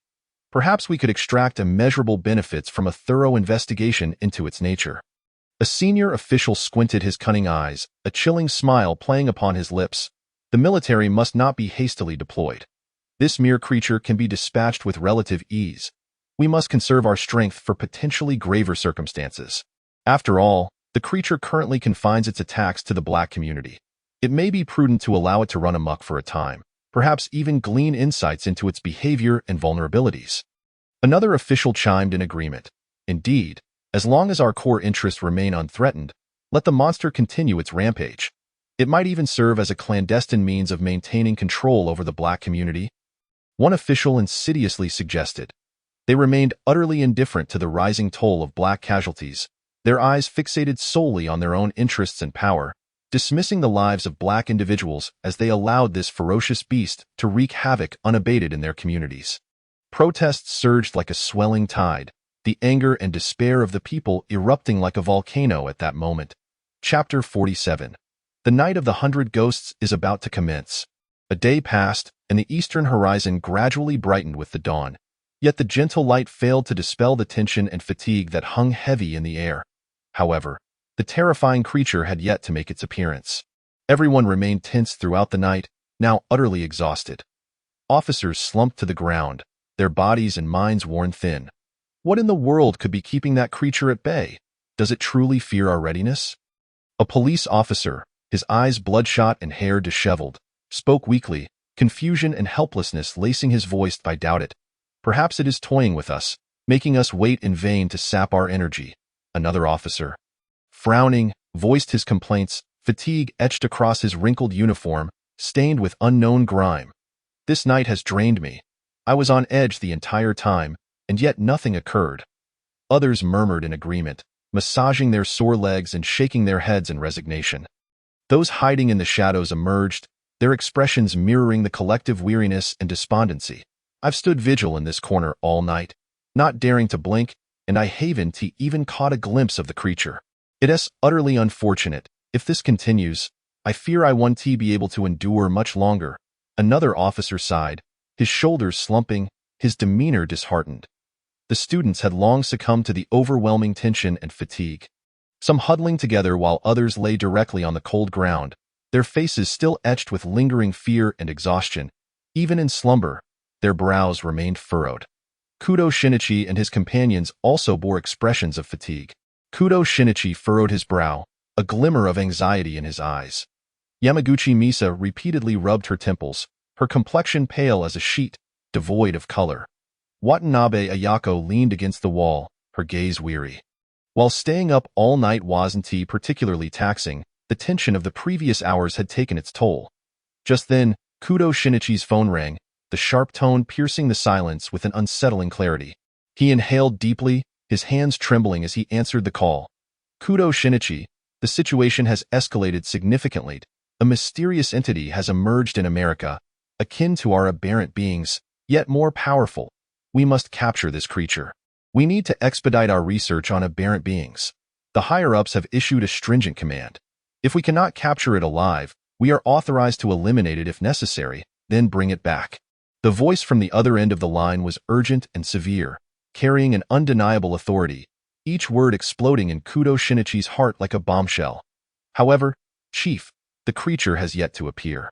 Our preparations seem futile. Furthermore, everyone is utterly exhausted, and the students are in poor condition. Kudo Shinichi attempted to convey their current predicament, his voice tinged with urgency and helplessness. I care not for these difficulties. This is an order. If this matter is mishandled, the consequences are yours to bear. The higher-up's words were unyielding, leaving no room for negotiation. Kudo Shinichi hung up the phone helplessly, his expression dark as the sky before a storm. He turned to the others and gravely stated, "The higher-ups have issued a strict command. We must address this creature at any cost. How can we manage that? We've already waited an entire night. And there's not a single lead. Yamaguchi Misa couldn't help but complain, her voice tinged with a sob, her eyes reddening. Indeed, continuing like this is not a viable option. Watanabe Ayako concurred, her brow furrowed in deep concern. Suzuki Yuta slammed his fist against the ground, exclaiming, "What could that creature possibly be thinking? Is there a more sinister plot afoot?" His voice was filled with anger and defiance. Kudo Shinichi paused for a moment before declaring, "Regardless, we must remain vigilant. Recheck the equipment and maintain surveillance. Should the creature appear, we must act swiftly." His words were resolute and powerful, aiming to instill a semblance of confidence within the group. Everyone nodded in agreement, steeling themselves to return to a state of heightened readiness. At that moment, Sheriff Sato Kenichiro rushed in, flanked by a group of individuals. The sound of his footsteps resonated clearly in the quiet atmosphere, instantly drawing the attention of all. Sato Kenichiro's expression was serious, yet a hint of concern shone through his eyes. He carried a bag filled with food and beverages, while those behind him bore boxes of supplies. Each person drenched in sweat yet too preoccupied to wipe their brows. "You all have worked hard," Sato Kenichiro proclaimed loudly, his voice resonant and full of vigor. Everyone lifted their heads to look at the sheriff, a flicker of hope igniting in their eyes, as if they had glimpsed a ray of light in the darkness. "I had already received word that you'd experienced a quiet night," Sato Kenichiro continued, scanning each weary face, "but do not lose heart. This could be a good sign. Perhaps the creature was intimidated by our preparations." Upon hearing the sheriff's words, the crowd began to murmur among themselves. "I truly hope that is the case. This night has been a torment. If the creature is genuinely afraid and dares not approach, that would be splendid." The previously oppressive atmosphere has eased somewhat, and a hint of relaxation has appeared on the faces of the people. The sheriff continued, "Let us persevere a little longer. If the next few days unfold in the same manner, it is likely that the creature has vacated our area, and our mission will be deemed accomplished. Everyone, let us muster our strength." His words lifted the spirits of the crowd, bringing forth smiles upon their faces. The sheriff was indeed correct. Perhaps the days of anxious trepidation would soon come to an end. The students, roused from their slumber, gazed blearily at the food before them, momentarily disregarding their surroundings as they surged forward. The officers, one by one, graciously allowed the students to take their fill first. "Children, do not rush. There is enough for everyone," a police officer said kindly, his face adorned with a benevolent smile as he patiently maintained order. The students devoured their meals, temporarily forgetting their fears, their faces radiating with satisfaction. However, Kudo Shinichi and his companions could not afford the luxury of relaxation like the others. This mission was pivotal for their futures. Failure could mean a lifetime devoid of promotion. Kudo was deep in thought, pondering, should we draw the serpent from its lair? Would separating our forces, as before, entice the creature to take the bait? Yet, according to Suzuki and the others, this monster seems to be toying with us, showing no fear whatsoever. What course of action should we take? The more he contemplated, the more agitated he became, squeezing his drink can until it creaked ominously, the plastic nearly crumpled in his grip. Yamamoto Misa glanced at him and softly remarked, "Captain, do not be overly anxious. There will surely be a solution." Beside her, Suzuki Yuta wore a troubled expression, downing his drink in one go and crushing the can in frustration, exclaiming, "That wretched creature has made us suffer enough." Kudo inhaled deeply, declaring, "No, we cannot simply wait idly. We must take the initiative." Watanabe Ayako expressed her concerns, "But how can we take the initiative? We are still in the dark about the creature's whereabouts." Kudo fell silent for a moment, his gaze resolute as he replied, "Let us think harder. A solution will surely present itself at that moment." While others rested and chatted, Kudo and his few companions remained burdened with worries regarding the mission, unaware that this would be their final day of relative peace. Sato Yuta had nearly completed his formation. If they did not resolve matters by nightfall, countless monsters would soon awaken. The era of yokai would once again descend upon Sakura country. The night parade of 100 demons was about to commence. Chapter 48. Cackling. The showdown begins. Just as Kudo and his companions found themselves in a state of disarray, a card flew towards him at an incredible speed. Suzuki Yuta, quick to react, instinctively caught it with his hand. Furrowing his brow, he examined the card closely, noticing the scrawled handwriting resembling a child's doodles. "The game begins today. Enjoy the remaining time." Cackle, cackle, cackle. Suzuki's eyes widened in fury, his anger flaring as he shouted, "That despicable coward! To make us wait in vain all night." The card was swiftly snatched by Kudo, who opened it slowly, instead of anger. A faint smile graced his lips, and a flicker of excitement glinted in his eyes as he firmly stated, "I fear only that the creature might be too frightened to show up. As long as it is willing to come, waiting is of no concern." Suzuki's outburst had drawn the attention of all the officers present. Sato Kenichiro approached briskly, his expression hurried as he inquired, "Captain Kudo, have you made a significant discovery?" Kudo's demeanor turned serious as he handed the card to Sato, his voice heavy with gravity. "The creature is issuing us a challenge." Sato scrutinized the card, pondering its contents before gritting his teeth and saying, "This monster is exceedingly arrogant, utterly lawless." Kudo's gaze hardened as he addressed the crowd. "Everyone, rest well during the day to conserve your strength. We shall make thorough preparations for tonight's confrontation, and together we will vanquish the creature. You shall be the true heroes." The officers exchanged glances, their thoughts a cacophony of differing emotions. Some felt a rush of anticipation, envisioning promotions and accolades should they successfully eliminate the monster, their faces lighting up with eager expectation, as if the bright future beckoned them. Others were skeptical, pondering whether this was merely a ruse to waste their time, shaking their heads in disappointment and sighing. Who knows if this is merely a trick by the creature? Perhaps tonight will yield nothing but empty hopes. Meanwhile, those who had previously encountered the monster were preoccupied with thoughts of survival, haunted by memories of its terrifying might. Yet, they maintained a serious and resolute demeanor as they responded, "Understood, Captain." Kudo then turned to Sato, requesting, "Please gather the necessary supplies. Everyone needs to replenish their energy to face the battle ahead. For today, let us dine and rest in the gymnasium." Sato nodded solemnly, affirming, "Of course, I will see to it, and I hope Captain Kudo resolves the creature soon." Kudo smiled in response, "I will." With that, he began to organize the officers to find suitable places for rest within the gymnasium. Sunlight streamed through the high windows, illuminating the space where students leaned against the walls or lay on makeshift beds, their faces still marked by fatigue. The officers found their own spots to sit, some closing their eyes to regain energy, while others whispered amongst themselves, their voices tinged with unease and anticipation. Kudo gathered his team in a relatively quiet corner. Yamamoto Misa, her brow furrowed with worry, said, "Captain, this creature is so brazen. The battle tonight will likely prove exceedingly challenging." Watanabe Ayako nodded in agreement, adding, "Indeed, and we are completely unaware of its new tactics, which places us at a disadvantage." Suzuki Yuta clenched his fists, veins standing out on the back of his hands, and boldly declared, "Let it come. We will fight with all our might." Kudo contemplated for a moment, his expression grave as he said, "Let us not panic. We must calmly analyze this card. The creature states that the game begins today, suggesting it has meticulously crafted a scheme. However, this also implies it possesses ample confidence in facing us, so we must exercise utmost caution and vigilance." Yamamoto Misa expressed her concerns. "Should we re-evaluate our battle strategy for tonight?"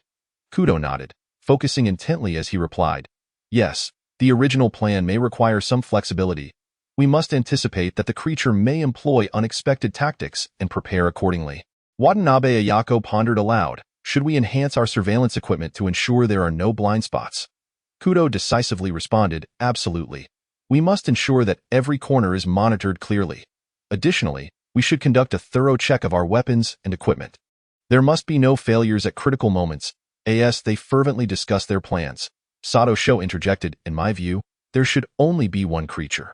However, relying solely on our strength, we may need to reach the third phase to ensure success." Kudo's gaze turned resolute as he confidently stated, "With a firm grasp of the third phase, coupled with 3 secret weapons, success is guaranteed. If we excel in this arduous task, we will not only enhance our genetic integration but also acquire an upgraded tranquilizer. This mission is not merely routine. It is entwined with our destinies. The situation in the beautiful country has already unveiled more formidable, mysterious beings. We must capture this creature. It is a direct order from above. Failure will render us pariahs within the department, with no chance for redemption." Upon hearing this, the group fell into a heavy silence, the weight of the situation settling upon them. What they had initially thought to be an ordinary monster had turned out to be a formidable adversary, and the stakes were higher than they had anticipated. Kudo, observing the solemnity of his companions, raised his voice to rally their spirits. Everyone, lift your spirits. We have no retreat. We can only succeed, and failure is not an option.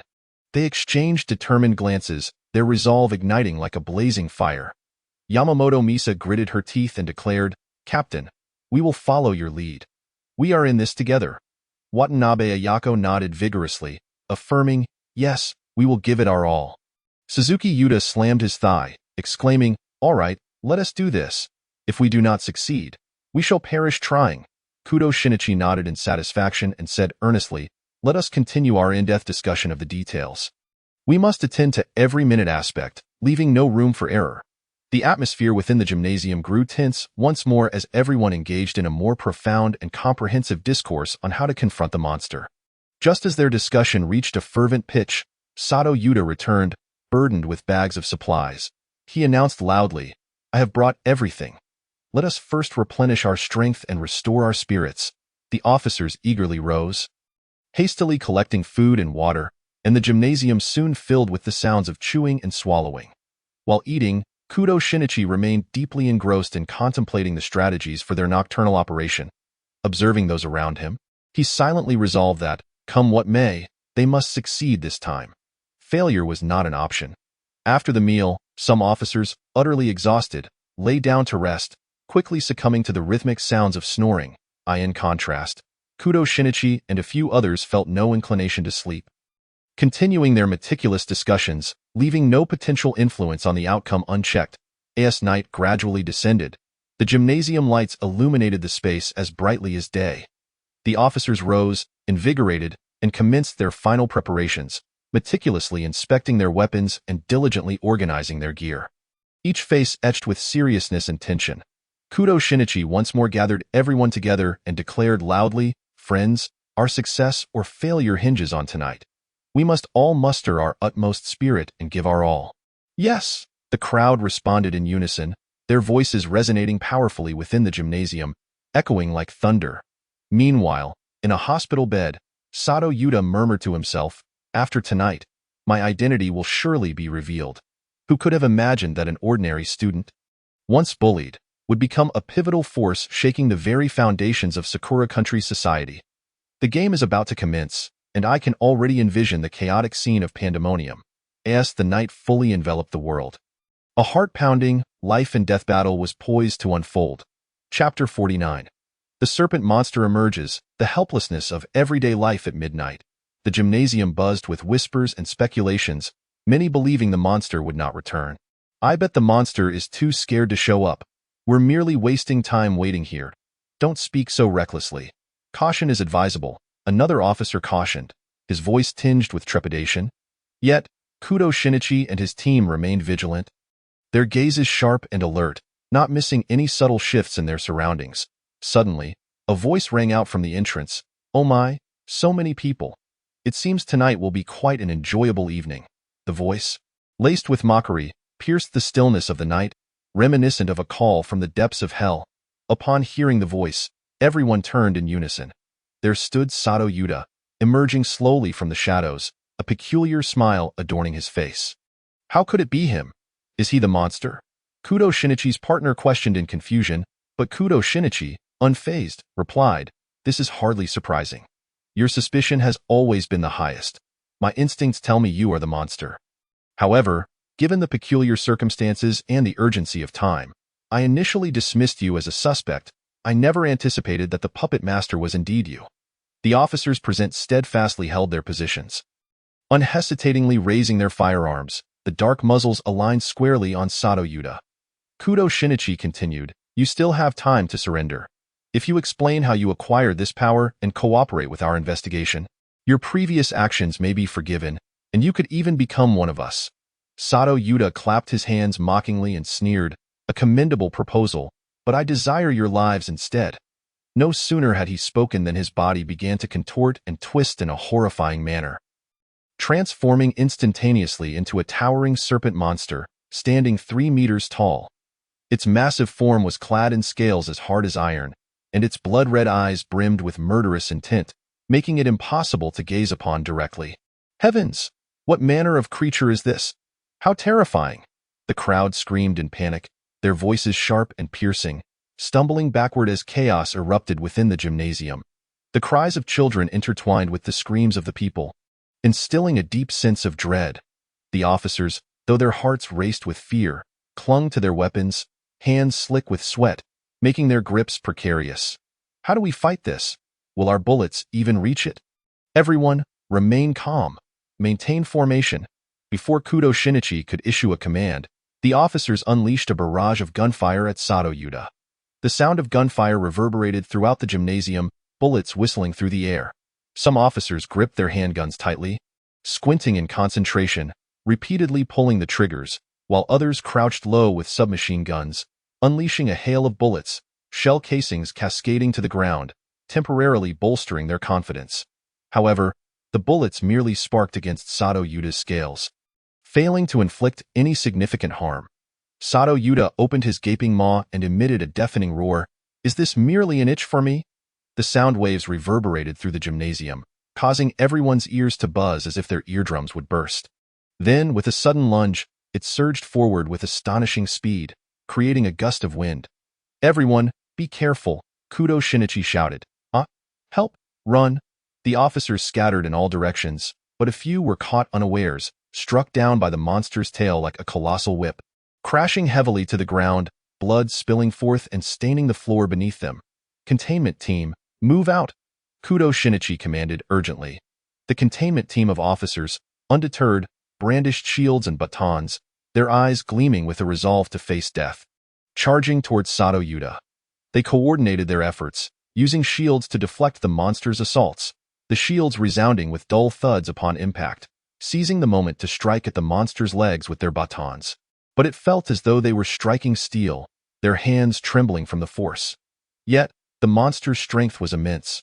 With a single swipe of its claws, several officers were sent flying, colliding with the walls with bone-rattling crashes, then plummeting to the ground with pained groans echoing in the air.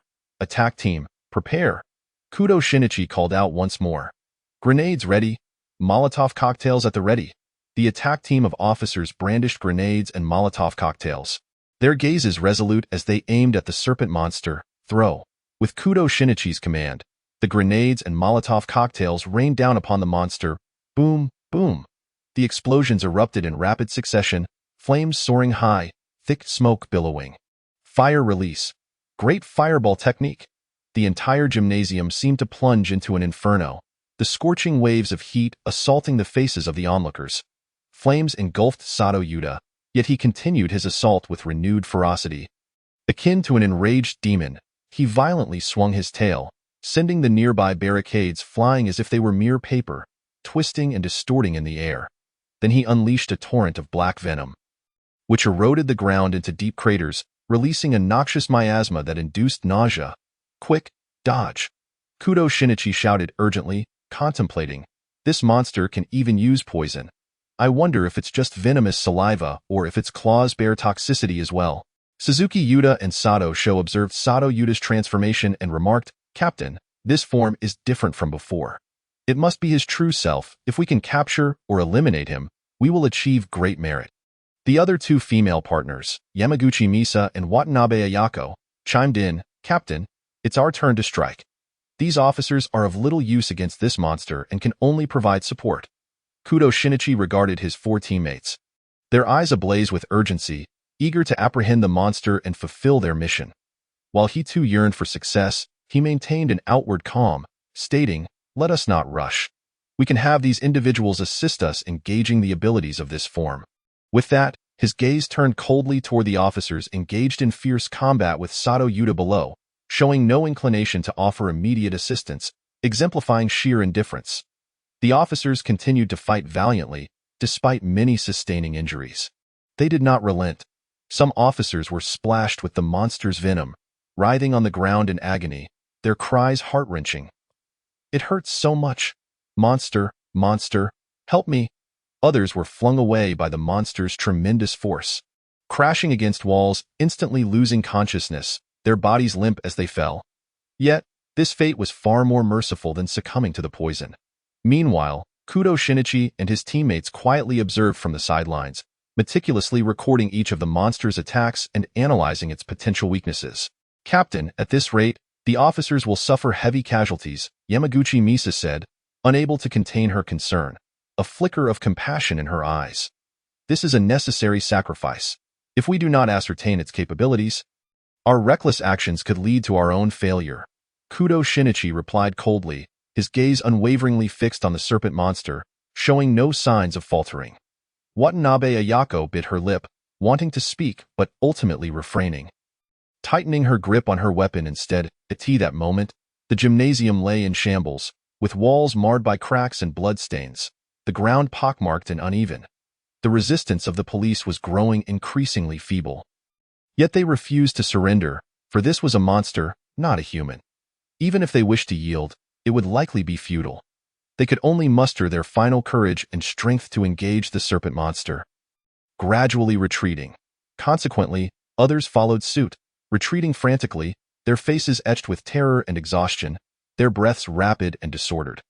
However, this was only a portion of the police force. A significant number had yet to engage in battle, standing anxiously at the rear with grave expressions, their hands gripping their weapons so tightly that their knuckles turned white. Without Kudo Shinichi's command, they could not act, yet this situation filled them with profound anger. "Captain, we request reinforcements. This monster is too powerful. We can't hold out any longer. Please help us."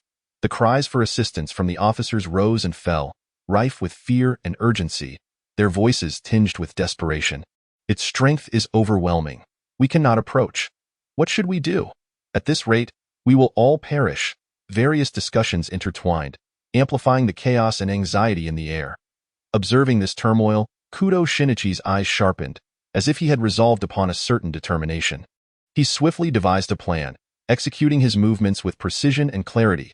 He turned to Suzuki Yuta and Sato Sho, instructing, "You lead the main assault. Fear not. Strike with all your might. Feel free to utilize your transformations. These ordinary individuals cannot detect the true extent of this monster's abilities."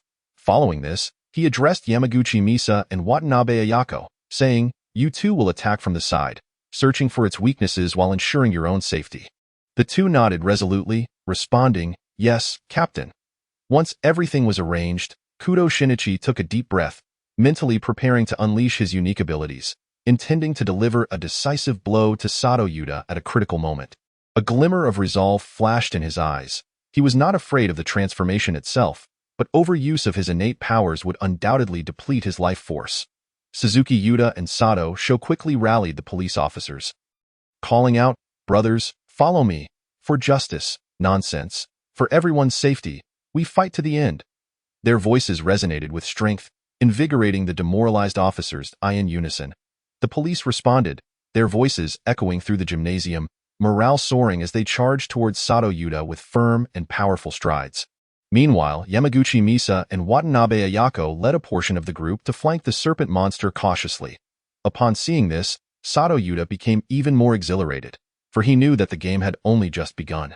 The minions were inconsequential, and the general had finally entered the fray. Chapter 50. The four transformed minions Suzuki Yuta and Sato Sho gazed at Sato Yuta, who had transformed into the serpent monster, his aura even more formidable than before. Without hesitation, they retrieved small boxes from their chests, extracting transformation agents and resolutely inserting them into their hearts. The energy absorbed was far greater than what they had previously drawn. But so were the side effects. In an instant, a powerful and mysterious force surged within them. Their bodies began to undergo dramatic transformations. Sato Sho's leg muscles bulged, exhibiting the formidable characteristics of a grasshopper, the muscle fibers straining against his pants, while his remarkable agility propelled him into the air. Suzuki Yuta's hands became encased in hard, insect-like exoskeletons, glimmering with a cold sheen, offering both offense and defense. The police behind them were initially taken aback, their eyes widening in shock, before elation washed over their faces, igniting a renewed sense of hope. "Excellent! Our chances against this monster have now improved," one officer exclaimed. "Indeed, but I wonder if they can withstand it," another officer replied, gripping his weapon tightly, his gaze tense as he focused ahead. "Sato Yuta, noticing the two charging towards him, wore a disdainful grin, cheerfully taunting, "Ah, it's you two again. Have you forgotten what happened last time? Well, now is the perfect moment to settle the score. There won't be any tin-hit agreement this time." With that, he opened his massive maw, revealing sharp fangs, and lunged forward, creating a gust of wind that sent debris flying in all directions. At that moment, Yamaguchi Misa and Watanabe Ayako, without hesitation, activated the first stage of their transformation agents. Yamaguchi Misa's arm instantaneously displayed numerous spider-like traits, delicate threads shooting forth from her fingertips. Watanabe Ayako's other arm exhibited features of a centipede, with sharp, venomous spikes sprouting from her limb. Yamaguchi Misa thought to herself, "I will first ensnare Sato Yuta with a web, and then Watanabe Ayako can strike with the centipede's venom." Meanwhile, Suzuki Yuta's eyes widened with fury as he bellowed, "Monster, prepare to meet your end." He swung his exoskeleton-clad hands aggressively at the advancing Sato Yuta. The police behind him, witnessing this, opened fire, attempting to distract Sato Yuta and create an opening for Suzuki Yuta. The rapid gunfire erupted, bullets soaring towards Sato Yuta like a swarm of locusts, casings clattering and rolling across the ground. However, Sato Yuta effortlessly caught Suzuki Yuta's assault with a single hand. His strength was immense. When he grasped Suzuki Yuta's arms, it felt as though an iron vice had clamped down, rendering him immobile. Just as Sato Yuta prepared to seize Suzuki Yuta, a barrage of bullets disrupted his movement, igniting his ire as he roared, "Insects, you seek death." His voice boomed like thunder, causing the entire gymnasium to tremble. Dust from the ceiling cascading down, and the police took a few fearful steps back. At that moment, Sato Sho descended from above, seizing the opportunity to deliver a powerful kick to Sato Yuta's head. This kick encompassed all his might, slicing through the air with a fierce momentum, successfully striking his target. Yet, Sato Yuta remained largely unscathed. Instead, Sato Sho was sent flying backward by the overwhelming recoil, his legs suffering the backlash. He crashed heavily to the ground, blood streaming from his legs, staining the floor crimson. Sato Sho groaned in pain, yet he exhibited no signs of retreat, struggling to rise once more. Just as Sato Yuta was about to charge towards the injured Sato Sho, he was suddenly ensnared by the web that had appeared behind him. Turning to see Yamaguchi Misa and Watanabe Ayako standing there, he remarked, "Oh, my dear flower, you must be incredibly beautiful, so I shall allow you to strike first." He did not immediately break free from the web, eager to observe their next move. Subsequently, Watanabe Ayako charged forward, her target clear as she swiftly utilized the centipede's pincers on her arm to attack Sato Yuta's lower body. Given Sato Yuta's towering height of 3 meters and Watanabe Ayako's modest stature of just over 1.5 meters, she was perfectly positioned to strike. However, as the centipede's pincers made contact with Sato Yuta's scales, a sharp crack echoed, and the pincers shattered entirely. Watanabe Ayako immediately leaped back, her hands trembling uncontrollably, gritting her teeth as she swung her aching hands, exclaiming, "I truly did not expect even that area to possess such high defense." Sato Yuta sneered, "Humph, how bold of you to target that area. I truly did not foresee this." With that, he swiped his claws, effortlessly severing the web binding him. The police, witnessing this spectacle, were left agape, unable to restrain themselves from whispering among one another, "This is extraordinary. We have never encountered such intense combat in our training.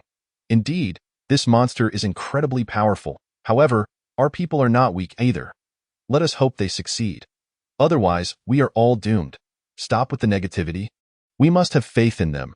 Kudo Shinichi closely monitored the unfolding battle, his expression grave, brows furrowed as he rapidly contemplated a strategy.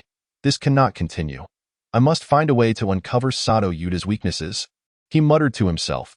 Suzuki Yuta, Sato Sho, Yamaguchi Misa, and Watanabe Ayako exchanged knowing glances, instantly understanding each other, and seamlessly initiated a coordinated assault. Suzuki Yuta roared, his exoskeleton-clad hands emanating an ethereal glow as he swung them with force, generating a fierce gust of wind aimed squarely at Sato Yuta. Simultaneously, Sato Sho's leg muscles tensed dramatically, his grasshopper-like legs propelling him skyward, in midair. His legs grew even more robust, imbued with tremendous force as he aimed a powerful kick towards Sato Yuta's head. intending to divert Sato Yuda's attention in conjunction with his teammates. Yamaguchi Misa, witnessing the two charging forward, cautioned, "You two be careful. I will keep him occupied." Her hands danced swiftly, shooting out incredibly resilient strands of silk. Those threads sped towards Sato Yuda, attempting to bind his limbs. With two assaulting and one restraining, Watanabe Ayako opted for a surprise attack, her abilities akin to that of an assassin, poised to deliver the final blow at the crucial moment. She appeared instantaneously at Sato Yuda's flank, her arm darting toward his waist with lightning speed. The police officers nearby were not idle. They consistently provided support from the sidelines. Gripping their firearms tightly, they fired relentlessly. Bang, bang, bang. Bullets rained down upon Sato Yuda like a torrential downpour. Some officers even knelt on one knee to enhance their accuracy, stabilizing their stances as sweat trickled down their foreheads, too absorbed in their duty to wipe it away. Yet, Sato Yuda displayed a despairingly formidable strength. In the face of Suzuki Yuda's powerful assault, he merely sidestepped, causing the forceful strike to miss entirely. In the next moment, he lifted a claw and effortlessly seized Sato's kicking leg, then hurled him violently against the wall, leaving a significant dent and causing him to crash down, blood spilling from his mouth. Yamaguchi Misa's webs shot forth, but Sato Yuda opened his maw wide, unleashing a jet of black flames that incinerated the threads into ashes. When Watanabe Ayako's claws lunged towards him, he merely swiped with his tail, sending her hurtling away, rolling several times before she barely regained her footing. A glint of mockery flickered in Sato Yuda's eyes as he began to toy with the four. Intentionally slowing his pace, he lured Suzuki Yuda to charge again.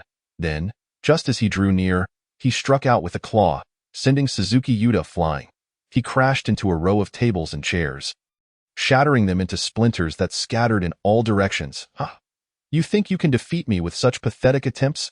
Sato Yuda sneered, his voice dripping with disdain, echoing throughout the arena and amplifying the fear in the hearts of those present. Undeterred, the four continued to coordinate closely, launching wave after wave of attacks. Yamaguchi Misa launched another volley of webs, this time denser, resembling a vast net. Sato Yuda prepared to evade. Watanabe Ayako seized the opportunity to charge, aiming her centipede-like claws at his eyes. Sato Yuda was forced to divide his attention, becoming entangled in the web with one arm. Suzuki Yuda, rising once more, charged with all his might, striking the arm that Sato Yuda had just ensnared. This time, Sato Yuda was hit and let out a furious roar as he broke free from the webs, simultaneously sweeping his tail towards Suzuki Yuda. Suddenly, Sato Yuda unleashed a surge of potent energy, sending shockwaves that severed all nearby webs and sent the four of them flying. That moment, the police seized the opportunity and hurled grenades. Boom, boom, boom. The grenades exploded in succession, flames shooting skyward and smoke billowing. The entire arena trembled, with debris raining down from the walls, the cacophony deafening. However, as the smoke dissipated, Sato Yuda stood there, unscathed, his aura now more ferocious than before. With a casual flick of his tongue, he brushed off the ash and chuckled. Is that all? I recall you could evolve to the next stage last time. Why haven't you done so yet? If you four remain in this state and do not reveal your true capabilities, I might genuinely have to eliminate you. How is this possible? Gasped the crowd, their faces a mixture of rage and panic, as a sense of despair began to spread among them. Kudo Shinichi had been observing Sato Yuda's every move calmly from the sidelines. His mind racing. He pondered. Perhaps they could be prompted to initiate their second evolution and then deploy the secret weapon, significantly increasing their chances of victory. He turned to his teammates and instructed, "Activate the second phase of evolution immediately and equip this weapon." Chapter 51. The Weapon of Faith. Are the gods real? Kudo Shinichi looked at the injured quartet, contemplating briefly before commanding, "Initiate the second phase of evolution." Upon hearing this, determination flashed in their eyes, and without hesitation, they produced the evolution serum once more, inhaled deeply, gritted their teeth, and plunged it into their hearts. Instantly, a more violent power surged within them. Sato's legs transformed entirely into the robust, elongated limbs of a grasshopper, muscular and defined, with sharp spines sprouting at the joints. Veins bulged on his forehead, his face contorted in pain yet resolute as he murmured, "This power must defeat him." Each slight movement radiated an astonishing sensation of strength, as if a mere leap could cover vast distances.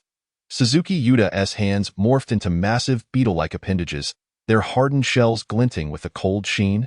The ends sharp as blades, capable of slicing through steel with ease. His eyes widened in determination as he silently vowed, "You monster, you will pay the price." Yamaguchi Misa tightly shut her eyes, her brow furrowed as if enduring immense agony.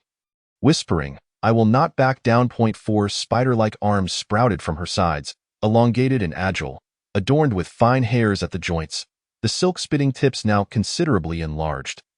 Watanabe Ayako found 6 additional centipede arms encircling her, their numerous segments weaving menacingly, each adorned with thicker, sharper barbs that inspired dread. She gasped for breath, sweat dripping profusely, exclaiming, "Let us go all out." In that moment, the 4 had transformed beyond recognition, their insectoid traits vividly manifesting. Exuding a chilling aura, the police from Sakura Country, witnessing this transformation, began to murmur amongst themselves. Are they truly normal humans? Who is the real monster here? Could this snake-like creature be a military escapee? Sato Yuda, observing their transformation, smirked, revealing his sharp teeth as he taunted. "Now this is interesting. But do you really think you can defeat me with such feeble attempts?" With that, he lunged at Suzuki Yuda, who was preparing his shell for defense. Sato Yuda suddenly opened his enormous mouth, unleashing a torrent of black venom that surged towards Suzuki Yuda like a deluge. The venom hissed ominously as it sliced through the air. Caught off guard, Suzuki Yuda was unable to evade and was struck directly, his arm corroding with a sizzling sound, the shell emitting wisps of black smoke as he cried out in agony. "Still so foolish, without any growth," Sato Yuda remarked coldly, readying another claw to attack the others, witnessing this, charged in a fit of rage. Yamaguchi Misa swiftly swung her newly acquired spider arms, unleashing a torrent of resilient silk that enveloped Sato Yuda, momentarily restraining him. "Let us see how you escape this," she declared, her arms dancing rapidly as silk continued to pour forth. Watanabe Ayako followed suit, her 8 centipede arms weaving like phantoms, their barbs slicing through the air toward Sato Yuda. "Die!" she shouted. Then, Sato Sho leapt high, his grasshopper-like legs taut with power as he aimed another kick at Sato Yuda. "This time, I will hit you," he shouted from the air. Both of their attacks landed on Sato Yuda, causing him to stagger back several meters, while Watanabe Ayako and Sato Sho were also knocked backward, their limbs aching but not injured. Sato Yuda forcefully tore through the webbing, coldly stating, "Is this all you have? I must have overestimated you. If you don't utilize that remaining serum, I might truly have to deal with you." Just as he prepared to strike, he suddenly found himself ensnared by something. Looking down, he realized that the fragments of the iron barrier he had shattered earlier were inexplicably adhering to him. He struggled fiercely to break free, yet a mysterious force held him temporarily captive. "What is this? Why does it suppress my strength?" he roared in fury, thrashing wildly to escape the strange bonds. The shards, now glowing with mysterious runes, seemed to pulsate with life, tightening around him, rendering him immobile. Kudo Shinichi, witnessing Sato Yuda's entrapment, smirked slightly and remarked, "That previous attack was merely to position you here. This is a special artifact that has existed since the Showa era, possessing unique energy control. While it may be ineffective against ordinary individuals, it has a suppressive effect on certain unique beings and phenomena. I never expected it to work so well on you. Thank you for shattering it earlier."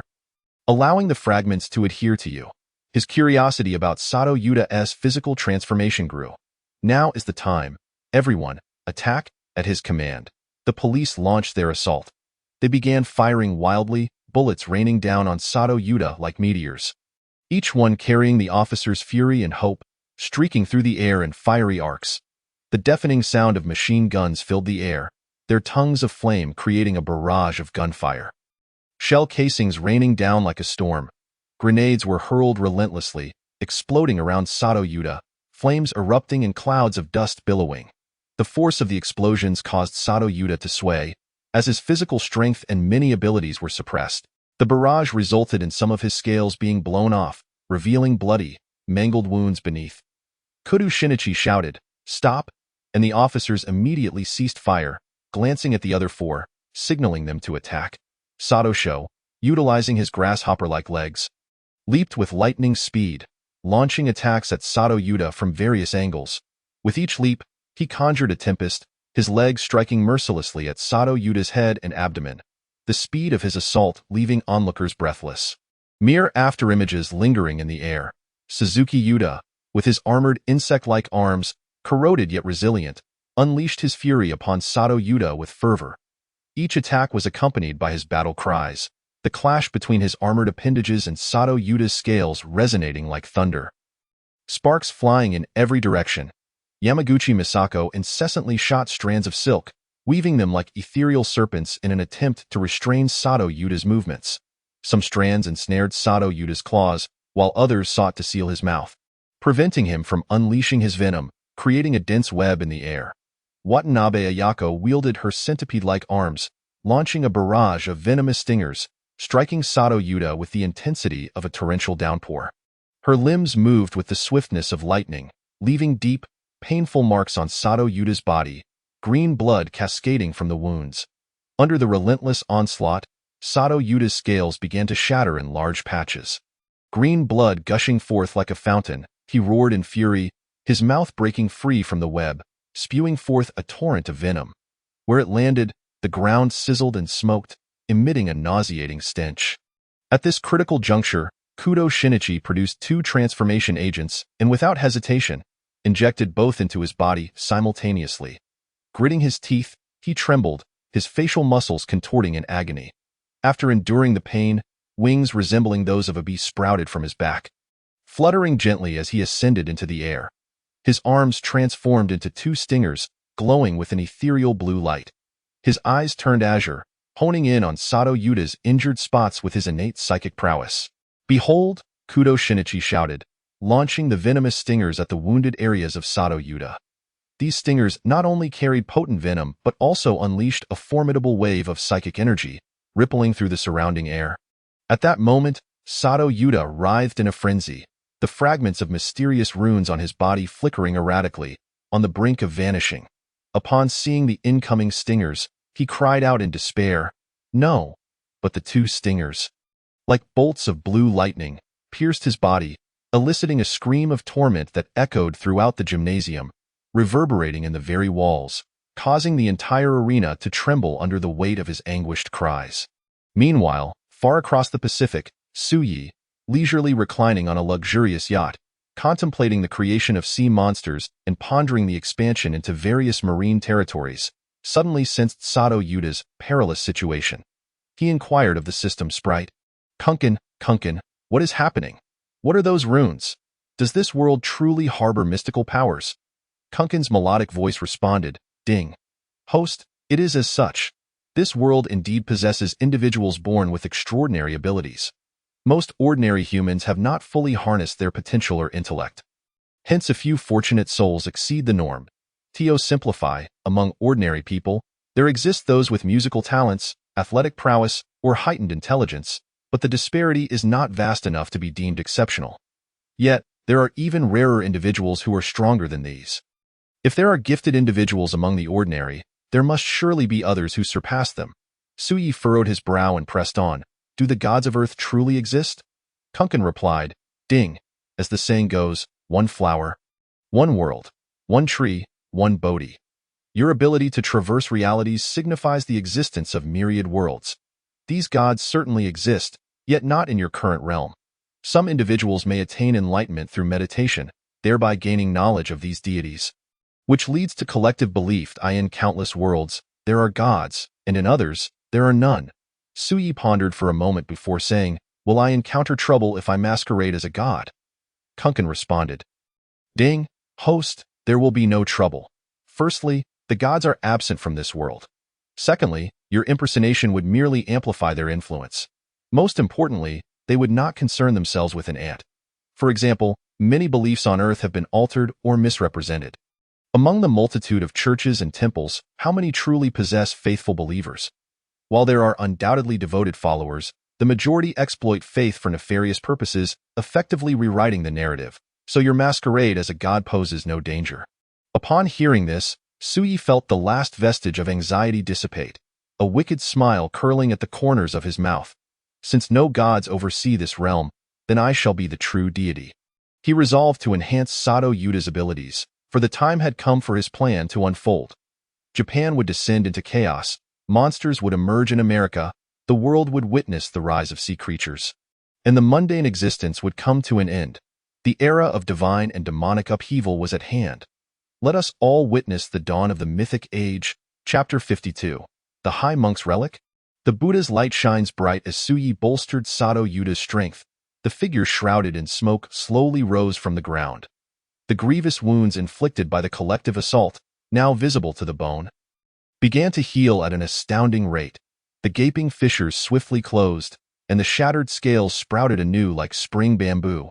The speed of his recovery astonishing all observers, as if he possessed an immortal essence.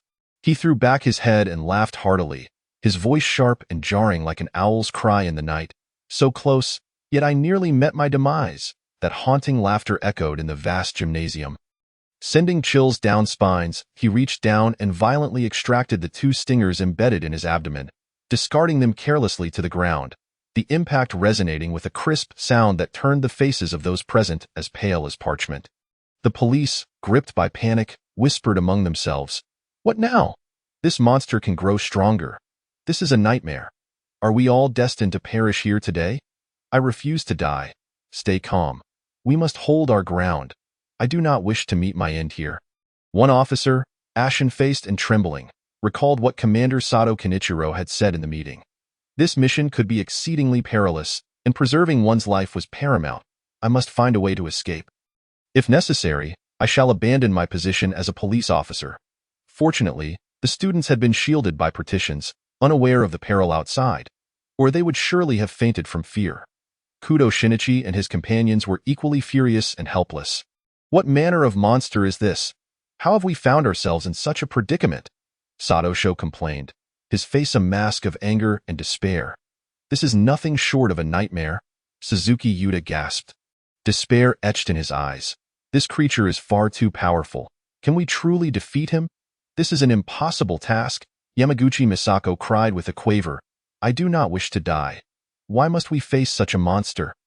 Watanabe Ayako gritted her teeth, her gaze resolute. No more complaints. We fight. If death is our fate, so be it. Sato Yuta, flicking his forked tongue like a serpent, taunted. Come forth, you pitiful ants. Let us see how you intend to impede me. With that, he charged directly at the group. They quickly retaliated, the police raising their firearms once more, shooting frantically. Bang, bang, bang. Bullets rained down like a tempest upon Sato Yuta, yet he moved with the swiftness of a wraith, deftly dodging left and right, the bullets missing their mark and striking the ground and walls, sending debris flying in the blink of an eye. Sato Yuta was upon the 4 of them, first targeting Sato Sho. With a gaping maw, he unleashed a torrent of viscous black venom, shooting it like an arrow towards Sato Sho. Sato Sho, utilizing his grasshopper-like legs, leaped back with all his might in an attempt to evade the venom. Yet the substance moved with the speed of a meteor, and some splattered against his leg, instantly corroding the skin. Producing billowing black smoke, he let out a pained scream but gritted his teeth. Jumping away once more, cursing, "You wretched monster." Immediately after, Sato Yuta turned to assault Suzuki Yuta, his razor-sharp claws aimed at him. Suzuki Yuta crossed his insect-like arms defensively, but with a resounding crash, Sato Yuta's claws collided with his appendages, sending brilliant sparks flying. However, Sato Yuta's strength was overwhelming, driving Suzuki Yuta back several steps, leaving deep gouges in the ground beneath his feet. Observing this, Yamaguchi Misako swiftly unleashed her silk, attempting to ensnare Sato Yuta. The strands flew towards him like beams of white light, yet Sato Yuta did not flinch, instead barreling through them with his hardened form, charging towards Yamaguchi Misako, mocking, "Do you think your feeble threads can stop me?" Yamaguchi Misako continued to fire strands, but none could hinder Sato Yuta's advance. As he closed in, she was left with no choice but to turn and flee, shouting, "This guy is too strong. There's no stopping him." Watanabe Ayako swung her centipede arms, aiming her stingers at Sato Yuta to prevent his attack on Yamaguchi Misako. However, Sato Yuta deftly dodged, countering with a sweeping motion of his tail toward Watanabe Ayako. Ayako Watanabe was struck heavily by the tail, her body soaring through the air like a projectile, crashing against the wall of the gymnasium before sliding down, blood spewing from her mouth as she cursed vehemently. Bastard. Seizing the opportunity, Sho Sato charged forward once more, propelling himself with forceful kicks, hurtling towards Yuta Sato like a cannonball, bellowing, "I'll fight you to the end." Yuta Sato waved his hand dismissively, swatting Sho Sato away as if he were a mere fly. Sho Sato tumbled through the air, rolling several times before crashing heavily to the ground, momentarily incapacitated, his eyes filled with hatred as he glared at Yuta Sato. Yuta Suzuki charged in again, striking Yuta Sato with his powerful beetle-like arm. Yuta Sato seized the arm with his claws, flinging Yuta Suzuki into a pile of debris, causing numerous wounds to erupt on his body, leaving him groaning in pain. Misako Yamaguchi and Ayako Watanabe exchanged glances, deciding to join forces in their assault. Misako Yamaguchi unleashed a torrent of spider silk, attempting to ensnare Yuta Sato's movements, shouting, "We must trap him." Ayako Watanabe took this chance to attack with her centipede-like arm's venomous stinger, exclaiming, "This time, we must succeed." As Yuta Sato dodged the venomous strikes, he forcefully broke free from the confines of the spider silk. Suddenly, he erupted with immense power, shattering the webbing entirely, and with a powerful punch, struck Ayako Watanabe, cursing, "You overestimate yourself?" Ayako Watanabe had no time to evade, collapsing to the ground, bloodied. Misako Yamaguchi continued to shoot webs, but Yuta Sato had already lunged before her. He kicked her in the abdomen, causing her to crumple in agony, curling up and crying out, "Help, Captain!" Shinichi Kudo, witnessing the dire situation of his comrades, brandished a shield and charged forward without hesitation. The shield, adorned with mysterious Buddhist symbols, emitted a faint golden glow. Utilizing his formidable mental strength, Shinichi Kudo made the shield hover before him, moving fluidly with his actions. Upon seeing Shinichi Kudo approach, Yuta Sato laughed mockingly. "Ha, even you, the captain, have come down. Do you think this will change anything?" Shinichi Kudo, his face stern, retorted loudly, "Yuta Sato, is this all you can do? You flail about like a headless chicken." Infuriated by Shinichi Kudo's taunts, Yuta Sato brandished his sharp claws, unleashing a furious swipe towards him with a howling wind, roaring, "I'll tear you to shreds." Shinichi Kudo swiftly maneuvered the shield, the impact resonating with a resounding clang as it successfully blocked the fierce strike. Sparks flying. Unwilling to relent, Yuta Sato unleashed a flurry of attacks, his claws raining down like a storm, each strike imbued with lethal intent, shouting, "Let's see how long you can hold out." Yet, with agile reflexes and precise control, Shinichi Kudo managed to deflect the threats repeatedly, the shield trembling under the relentless assault. Seeing his claw attacks ineffective, Yuta Sato opened his gaping maw, spewing forth a torrent of highly corrosive venom. The dark liquid surging like a flood towards Shinichi Kudo, cursing, "Let's see how you evade this." Shinichi Kudo hurriedly maneuvered the shield to protect himself and his allies behind him, the venom splattering against the shield with a hissing sound, releasing tendrils of black smoke, yet it remained unyielding. Frustrated by this, Yuta Sato shouted furiously, "Let us see if you can withstand this." Gathering all his strength into his right hand, a dense, nearly tangible orb of black energy coalesced in his palm, distorting the air around him with its malevolent force. Shinichi Kudo, hoping to buy time for his teammates, declared, "Unleash whatever you can. I dare you to show me how long you can be so arrogant." Yuta Sato sneered, "I want to see just how tough that shield of yours is." With that, he hurled the orb of terrifying energy towards Shinichi Kudo. Clenching his teeth, Shinichi Kudo unleashed his full mental power, the symbols on the shield glowing brilliantly as it collided fiercely with the black energy. In an instant, the brilliance was blinding, the tremendous shockwave fracturing the ground around them. Shinichi Kudo strained to hold the shield steady, the force of the impact causing it to tremble violently, as if it might shatter at any moment, yet it ultimately withstood the deadly blow. While Yuta Sato was drawn entirely into the confrontation with Shinichi Kudo, the other four swiftly retreated to rest, preparing to retrieve another secret weapon. Chapter 53, Defeat? A fight to the death. Shinichi Kudo continued to engage Yuta Sato fiercely, buying precious time. Relying on his serpentine form, which spanned over 3 meters, Yuta Sato showcased his overwhelming advantage in close combat. His gaping maw unleashed streams of highly corrosive venom, sweeping toward Shinichi Kudo like a black tide. Shinichi Kudo deftly maneuvered the shield, blocking and dodging as the venom splattered against it, producing a sickening hissing sound. The shield's glow began to dim, and fine cracks spread across its surface like a spider's web. Subsequently, Yuta Sato swung his powerful tail with ferocity, creating a violent gust of wind. Shinichi Kudo reacted swiftly, flapping his small wings and leaping high to narrowly evade the lethal strike. The tail struck the ground with tremendous force, leaving a deep, gaping scar, debris flying everywhere. Damn it! Shinichi Kudo cursed, seizing the moment when the shield blocked the venom to launch a series of poison needles at Yuta Sato. The needles glimmered with an eerie blue light as they shot towards him. However, these projectiles seemed to have little effect on Yuta Sato, who merely sidestepped with ease. Ha ha. Is this all you can do, Shinichi Kudo? Yuta Sato laughed triumphantly, contempt etched across his face. He then unleashed a torrent of flames, the fire roaring like a fierce beast, lunging toward Shinichi Kudo. The scorching heat distorted the air around them, igniting Shinichi Kudo's clothes and searing his skin, as if he were being scorched alive. Gritting his teeth, Shinichi Kudo braced the shield against Yuta Sato's onslaught.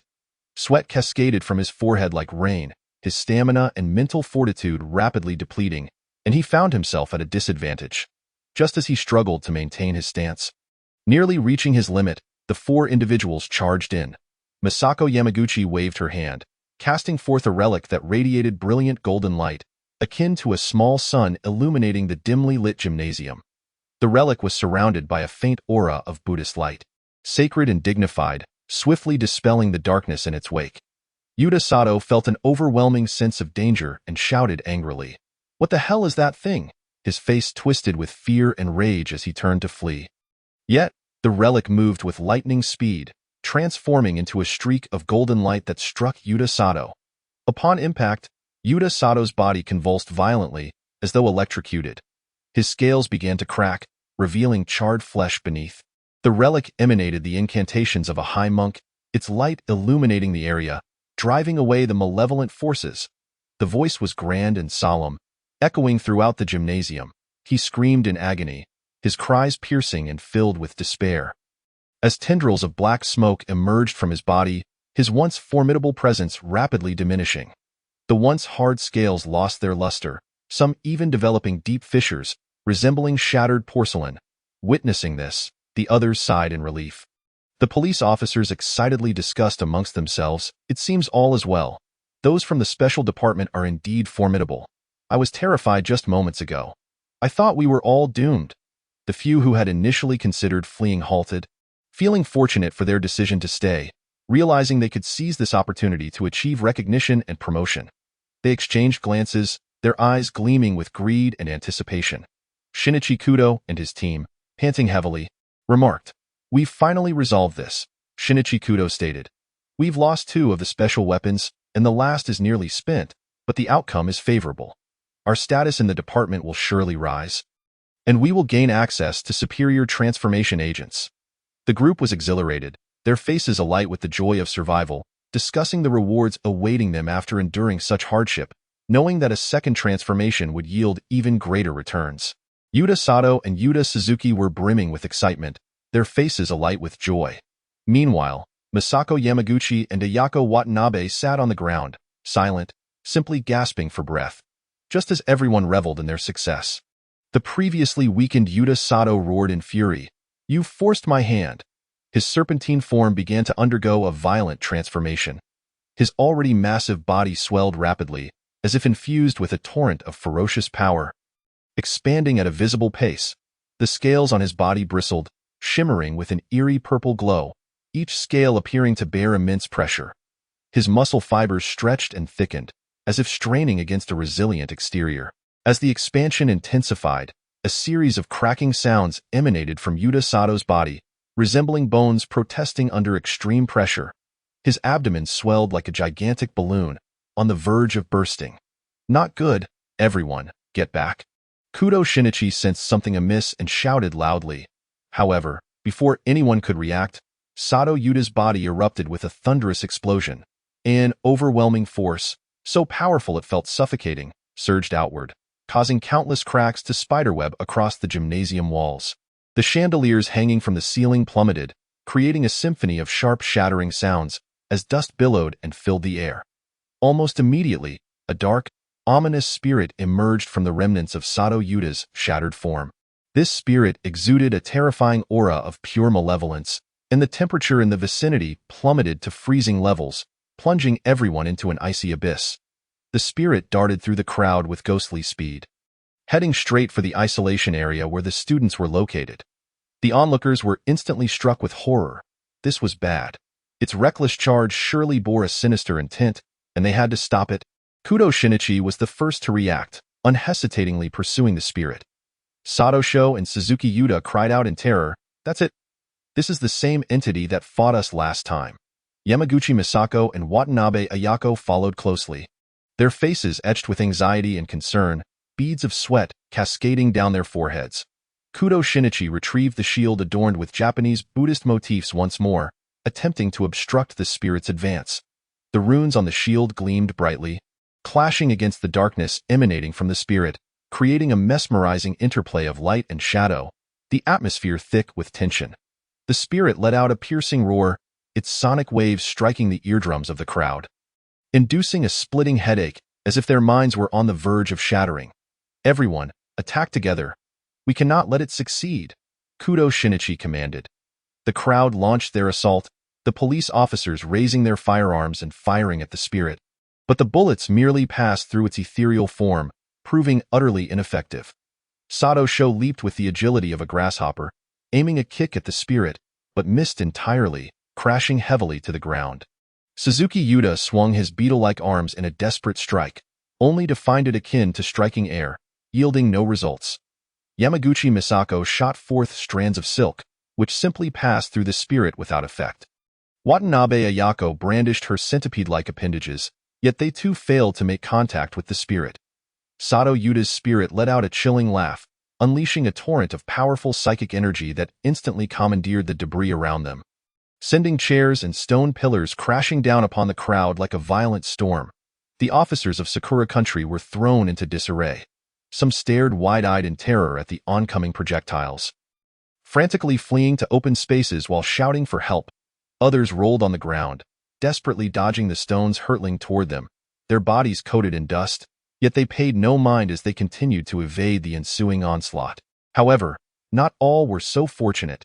A massive stone slab, under Sato Yuta's psychic control, smashed down upon a group of officers with tremendous force. They had no time to evade, and amidst cries of agony, the slab crashed to the ground, blood gushing from its edges, claiming the lives of several officers instantly, staining the ground crimson.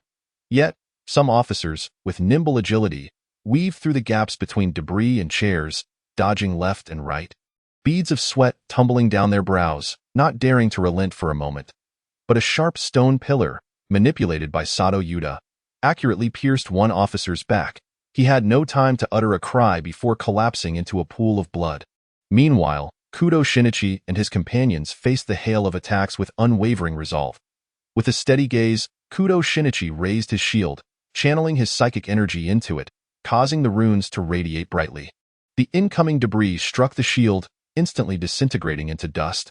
Sato Sho leaped high, vigorously swinging his legs to shatter the descending chairs into splinters. Suzuki Yuta unleashed a powerful swing with his beetle-like arms, breaking the approaching stone pillars into fragments. Yamaguchi Misako swiftly shot out silk, ensnaring the larger debris, then yanked it aside with great force. Watanabe Ayako wielded her centipede arms, the glint of poison glimmering as she pierced through the approaching objects one by one. United in their efforts, they finally thwarted this wave of attacks, but before they could catch their breath, Sato Yuta was already making a beeline for the students' isolation zone. Chapter 54. Creating 3 Giant Sea Monsters. In the system space where Suyi was busy crafting sea monsters, he sensed the situation surrounding Sato Yuta and muttered to himself, "Not bad. It seems I underestimated these individuals." After all, it was a rather formidable nation with a long-standing history, undoubtedly possessing some wondrous beings and phenomena. A cold, indifferent smile crept across Suye's lips as he contemplated that Sato Yuta's utility had nearly run its course. This tool was now expendable. Soon, he could initiate the great array of 10,000 demons, and whether he could survive would depend on Sato Yuda's fate. With that thought, Sui focused his attention on the creature before him, a monstrous amalgamation of an octopus and crab. This sea monster measured approximately 30 meters in length, its head resembling that of a gigantic octopus, with several stout tentacles adorned with suckers thrashing wildly. The surface of these tentacles was not smooth but covered with a hard, crab-like exoskeleton, with sharp spikes growing along the edges of each sucker. Once latched onto prey, it could effortlessly pierce through. The creature's eyes burned like blue hellfire, emanating a chilling, fearsome glow. Suye's hands moved rapidly, pouring a substantial amount of energy into a vast energy pool. Within the pool, radiant light interwove and coalesced, gradually outlining the form of the sea monster. First, the robust body, reminiscent of a crab's, emerged, its shell etched with mysterious and intricate runes that flickered with a dim light, as if siphoning energy from the surroundings. Next, 8 powerful crab legs extended from its sides, each ending in razor-sharp claws capable of tearing through solid objects with ease. Tio enhanced the creature's prowess. Suyi endowed it with unique abilities. Its tentacles could not only spray a highly corrosive black ink, blinding and inflicting agony upon foes, but also unleash powerful electric currents that could instantly paralyze opponents. Furthermore, its crab shell possessed formidable defensive capabilities. Allowing it to deflect a portion of enemy attacks, Suyi opened a spatial portal leading to the Pacific Ocean, the entrance shimmering with a mysterious light, the distant sound of crashing waves echoing within. With a vigorous motion of his hands, he propelled the sea monster into the portal. The creature surged through the passageway at breakneck speed, the surrounding light streaking past like currents of electricity. As the creature burst forth from the other side of the portal into the Pacific, the once calm surface of the sea erupted into chaos. The sea monster's colossal form breached the water, sending sprays of water soaring dozens of meters into the AI. IT let out a deep, resounding roar, sending nearby marine life into a frantic retreat. The monster swam freely through the ocean, stirring up massive whirlpools. Wherever it went, waves crashed and turmoil reigned. Suyi observed the successful deployment of the sea monster, nodding in satisfaction, his eyes glimmering with excitement and anticipation as he mused, "Let the chaotic spectacle commence." He then began to fabricate the next sea creature, the North Sea Giant. Concentrating intently, he sketched the form of the North Sea Giant on a virtual screen. The creature's mountain-like form gradually materialized within the energy pool. Its body was oval, covered in a thick, spiked leathery layer, colored in deep-sea blue, exuding an intimidating presence. The North Sea Giant possessed dozens of massive tentacles, each thicker than ancient trees, adorned with suckers of various sizes, which housed sharp, tooth-like structures capable of shredding anything they ensnared. Its head loomed large like a fortress, with 2 enormous eyes resembling burning red fireballs, radiating an intense and terrifying light. Suyi continuously adjusted the energy input, beads of sweat forming on his brow, yet he remained unfazed, wholly focused on imbuing the North Sea Giant with immense power. He granted the creature the ability to control water currents, enabling it to create massive whirlpools that could ensnare ships into the depths. Simultaneously, the North Sea Giant could exhale an intensely frigid breath, instantly freezing the surrounding seawater. Next, Suyi turned his attention to crafting the Swedish Olus. Olus resembled a giant water serpent, long and agile, adorned with shimmering scales that reflected a myriad of colors, like a rainbow in the water. Its head was sharp as an arrow, with eyes glimmering with a golden hue. Olus boasted long, slender tentacles capable of sensing the minutest changes in the surrounding environment. Suyi meticulously sculpted every detail, bestowing Olus with unique abilities. It could emit a disorienting sound wave that befuddled nearby creatures, plunging them into confusion and hallucination. Additionally, it could render itself invisible in the water, launching surprise attacks with stealth. As these 2 sea monsters gradually took shape, Suye's eyes sparkled with excitement, as if he envisioned the impending chaos and panic that awaited the world. Subsequently, Suyi began preparing for the most crucial task, the mass arrival of mythical monsters from Sakura country. He intended to utilize a significant amount of power to create a great array of 10,000 demons, in a mysterious and shadowy space. Suyi wore a playful smile as he carefully constructed this terrifying array. With his hands in motion, streams of mysterious light flowed from his gestures, intertwining in the void to form intricate runic patterns. These runes seemed alive, pulsating with eerie light, gradually shaping the outline of the array. Su Ye's gaze was both intense and frenzied as he murmured to himself, "This time, I must astonish the world. The myth must manifest before the eyes of all, and it cannot be weak." For that would render it meaningless. The heart of the grand formation lay a massive black crystal, pulsating with a dark crimson luminescence, as if it were imprisoning the tormented souls of the students who had come before. Surrounding the crystal, Suyi had arranged 49 white bone pillars, each intricately engraved with the grotesque visages of monsters from the land of cherry blossoms. The very center of this formation was the entirety of Tokyo. Its layout dictated by the various positions of the corpses.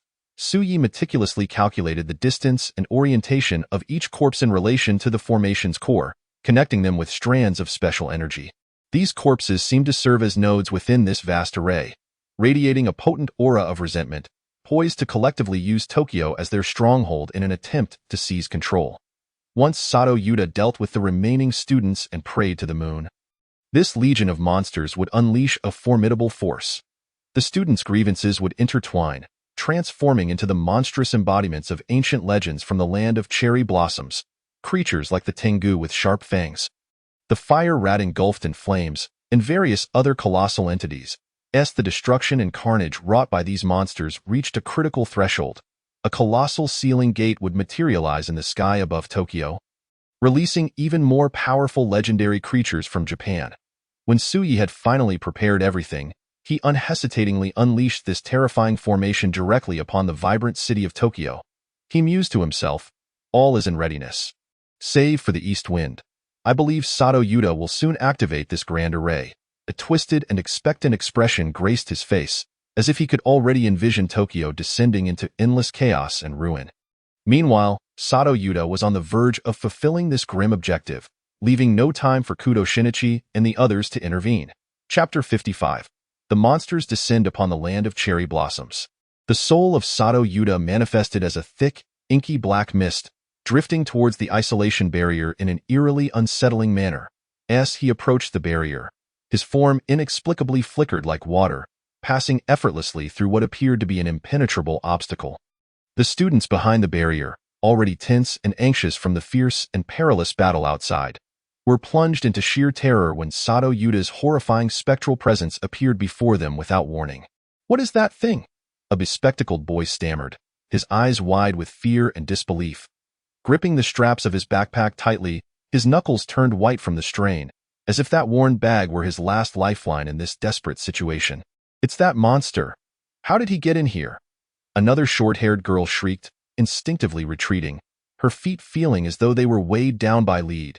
Each step a monumental effort. It wasn't until her back pressed against the cold wall that she realized she had nowhere left to escape, her legs trembling uncontrollably as liquid seeped from them. "Help! Someone save us!"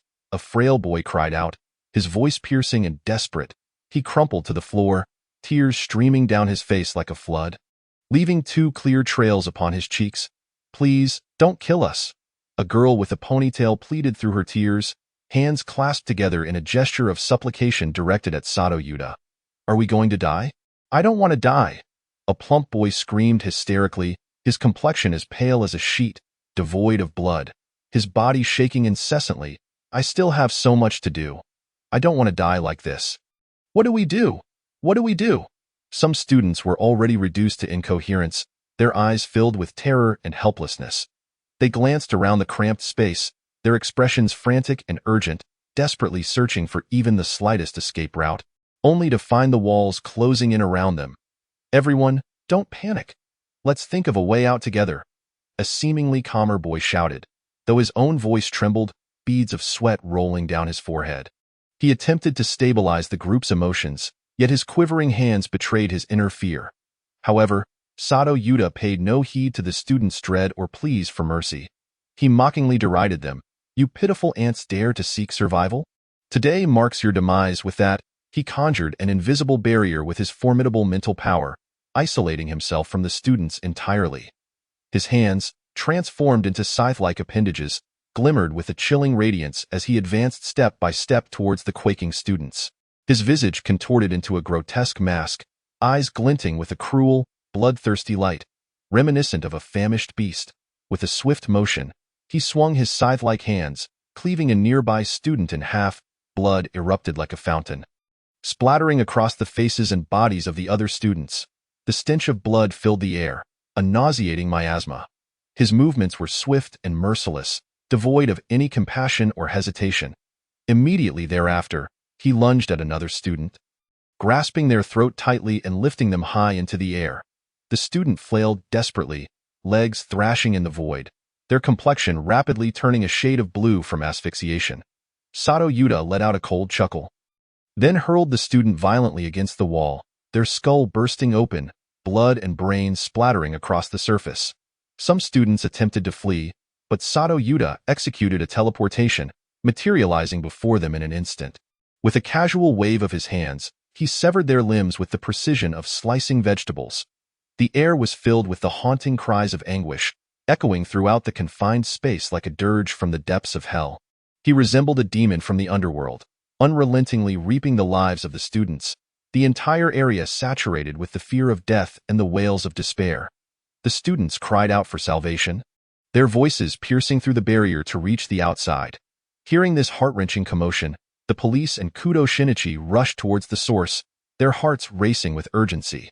The nearest officer attempted to unlock the barrier's door with a key, yet the lock seemed enchanted, refusing to budge.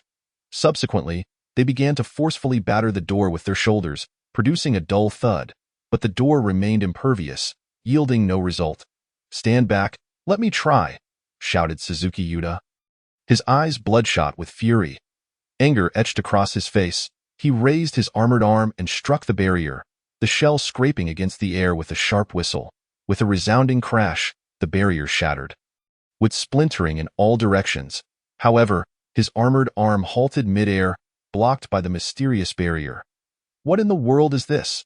Suzuki Yuta exclaimed, a mix of astonishment and wrath in his voice, exerting more force.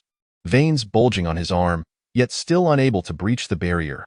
Just then, it seemed Sato Yuta was further incited, ramping up his brutal slaughter. His scythe-like hands whirled wildly, unleashing a torrential downpour of blood.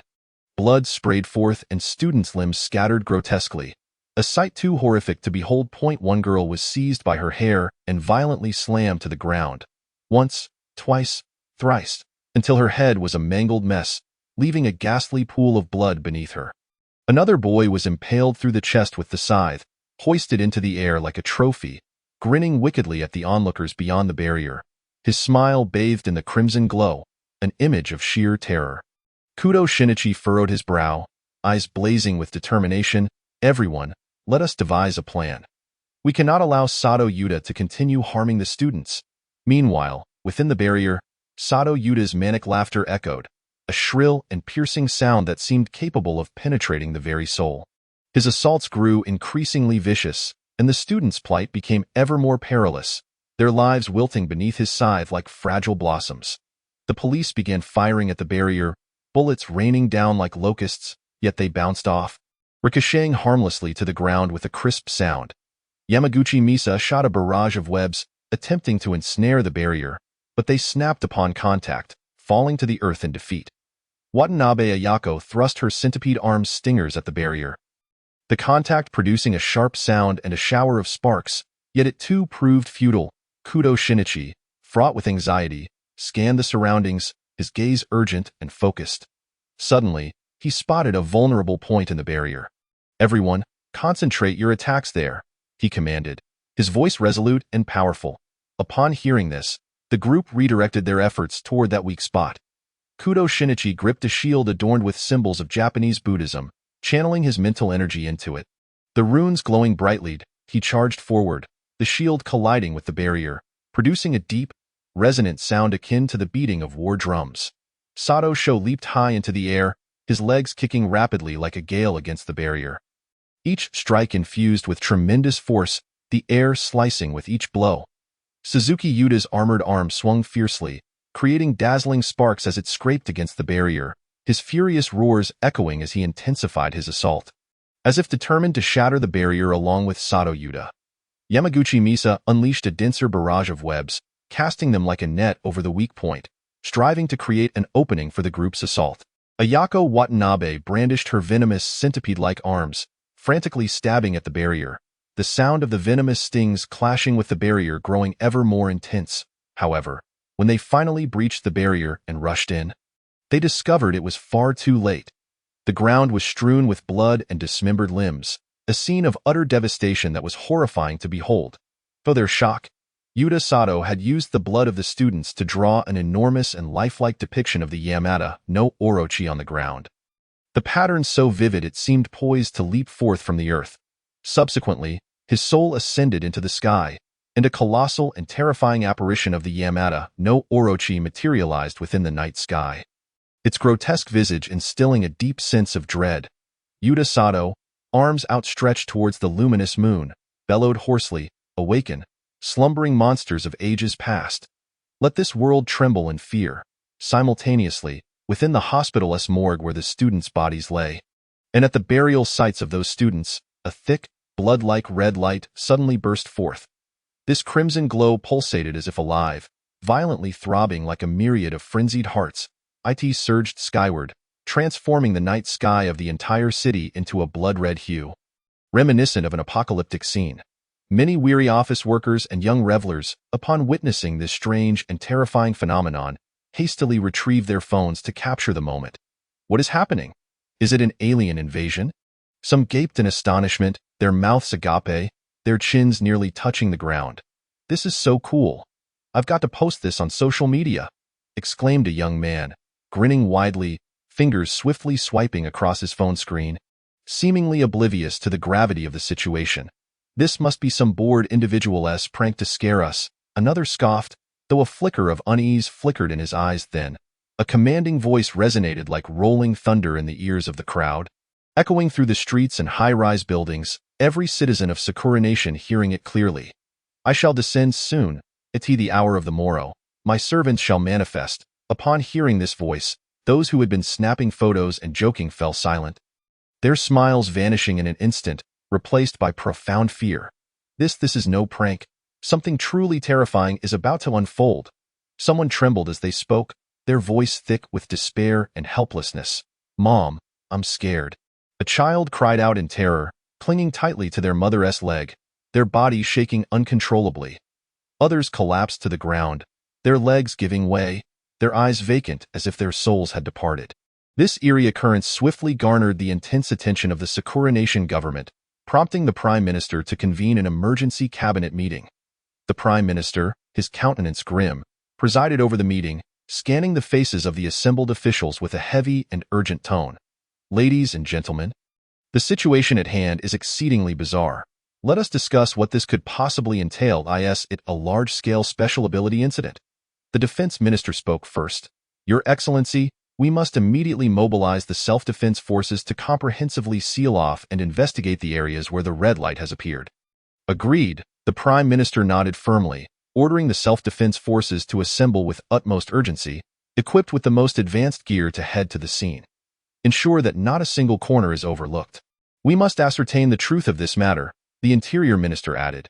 "Prime Minister, we also need to activate the National Emergency Alert System immediately to warn the public to remain indoors and avoid further panic and chaos."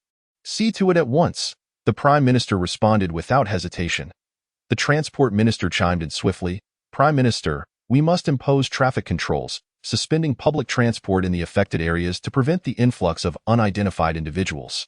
"Very well. Ensure everything is properly arranged," the Prime Minister said, his brow furrowed, his expression grave. The head of the Intelligence Department stated, "We will exert every effort to gather relevant information, analyze potential sources and impacts, and provide support for subsequent decisions." At that moment, an official hurried into the meeting room, visibly tense. "Prime Minister, this news has reached the Emperor." Upon hearing this, the Emperor was greatly alarmed and immediately summoned the core members of the royal family to discuss the matter. His Majesty expressed his intention to closely monitor the developments and demanded that the government spare no effort to safeguard the lives and safety of the populace. Simultaneously, His Majesty ordered the palace to enhance security measures to ensure the royal family's safety. Suddenly, someone recalled the previous incidents that Shinichi Kudo and his team had been handling, prompting the question, "Prime Minister, could this sudden situation be connected to what Shinichi Kudo and his group were dealing with?" This query ignited a fervent debate within the meeting room. Kudo and his team had been addressing mysterious supernatural phenomena.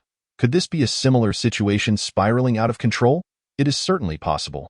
If there is a connection, we must swiftly obtain more information from them. Yet, we cannot jump to conclusions too hastily. It may merely be a coincidence. The Prime Minister raised his hand for silence and, after a moment of contemplation, stated, "Immediately contact Shinichi Kudo and his team to ascertain the information they possess that may provide clues for this crisis. Additionally, arrange for dedicated personnel to report to His Majesty in real time, ensuring he is kept apprised of our response measures and progress." With the orders given, the Self-Defense Forces camp became a flurry of activity. Soldiers swiftly donned their gear, boarding armored vehicles and helicopters. The roar of engines echoed deafeningly as the convoy and air fleet surged toward the target area like a torrent of steel. In the command center, officers of all ranks were diligently coordinating troop movements, the large screen displaying real-time routes and conditions. The Prime Minister personally oversaw the government's emergency command center, closely monitoring the evolving situation while continuously receiving updates from various sources. Prepared to issue further directives at any moment, the entire government of Sakura Nation operated like a high-speed machine, fully mobilized to respond to this sudden disaster. Chapter 56. The Sakura Nation military mobilizes. Surrounding the scene, a substantial contingent of the self-defense forces surged forth like a tumultuous tide of steel, racing swiftly towards the areas where the red light had manifested. The scene was crowded and noisy, the cacophony overwhelming. Many curious and fearless citizens flocked from all directions like a tidal wave, their faces a complex tapestry of curiosity and fear, yet they remained obstinately intent on approaching to uncover the truth. "Everyone, return home immediately. This place is extremely dangerous," the military commander shouted hoarsely through a megaphone, his voice barely piercing the din of the bustling crowd. Trained soldiers swiftly sprang into action, forming an impenetrable wall as they valiantly pushed back the throngs of people surging forward like a relentless tide. "Why can't we see? We have a right to know the truth," some agitated citizens shouted defiantly, their eyes wide and faces flushed with anger as they attempted to breach the soldiers' steadfast barrier. Yet, under the soldiers' resolute and unyielding force, they could only curse under their breath and reluctantly turn away, muttering their discontent. At various locations illuminated by the red light, the military methodically began their deployment. They swiftly unfurled long yellow warning tapes, sealing off the areas thoroughly.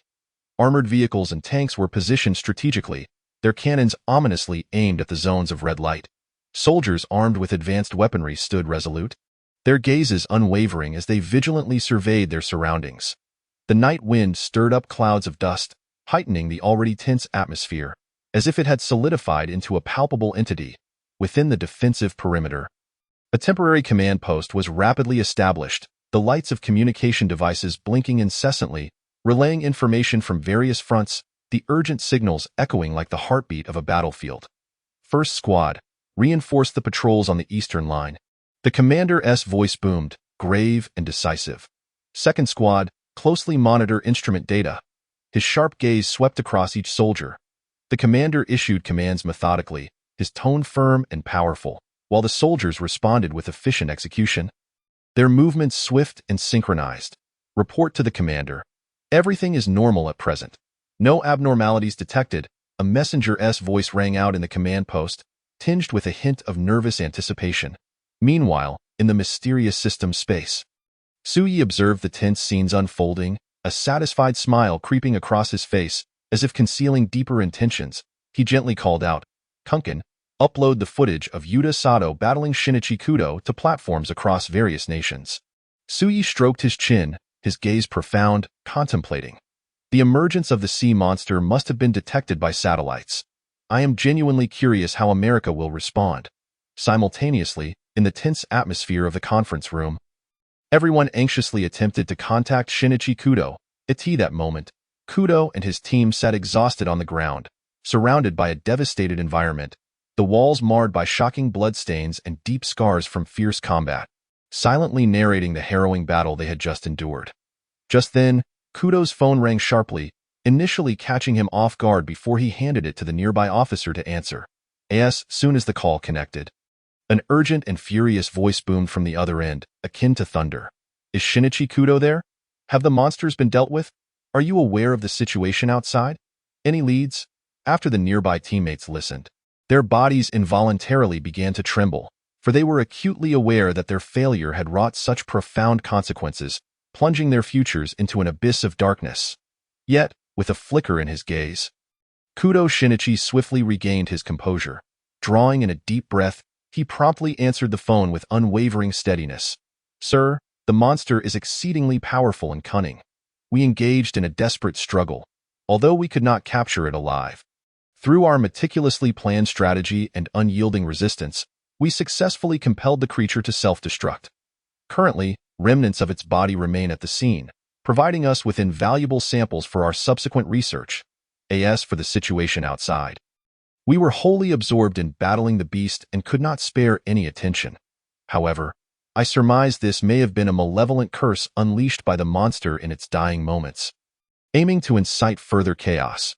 Rest assured, sir, we have exerted our utmost efforts and gathered crucial insights and experiences regarding such creatures, which will undoubtedly aid our future preventative measures."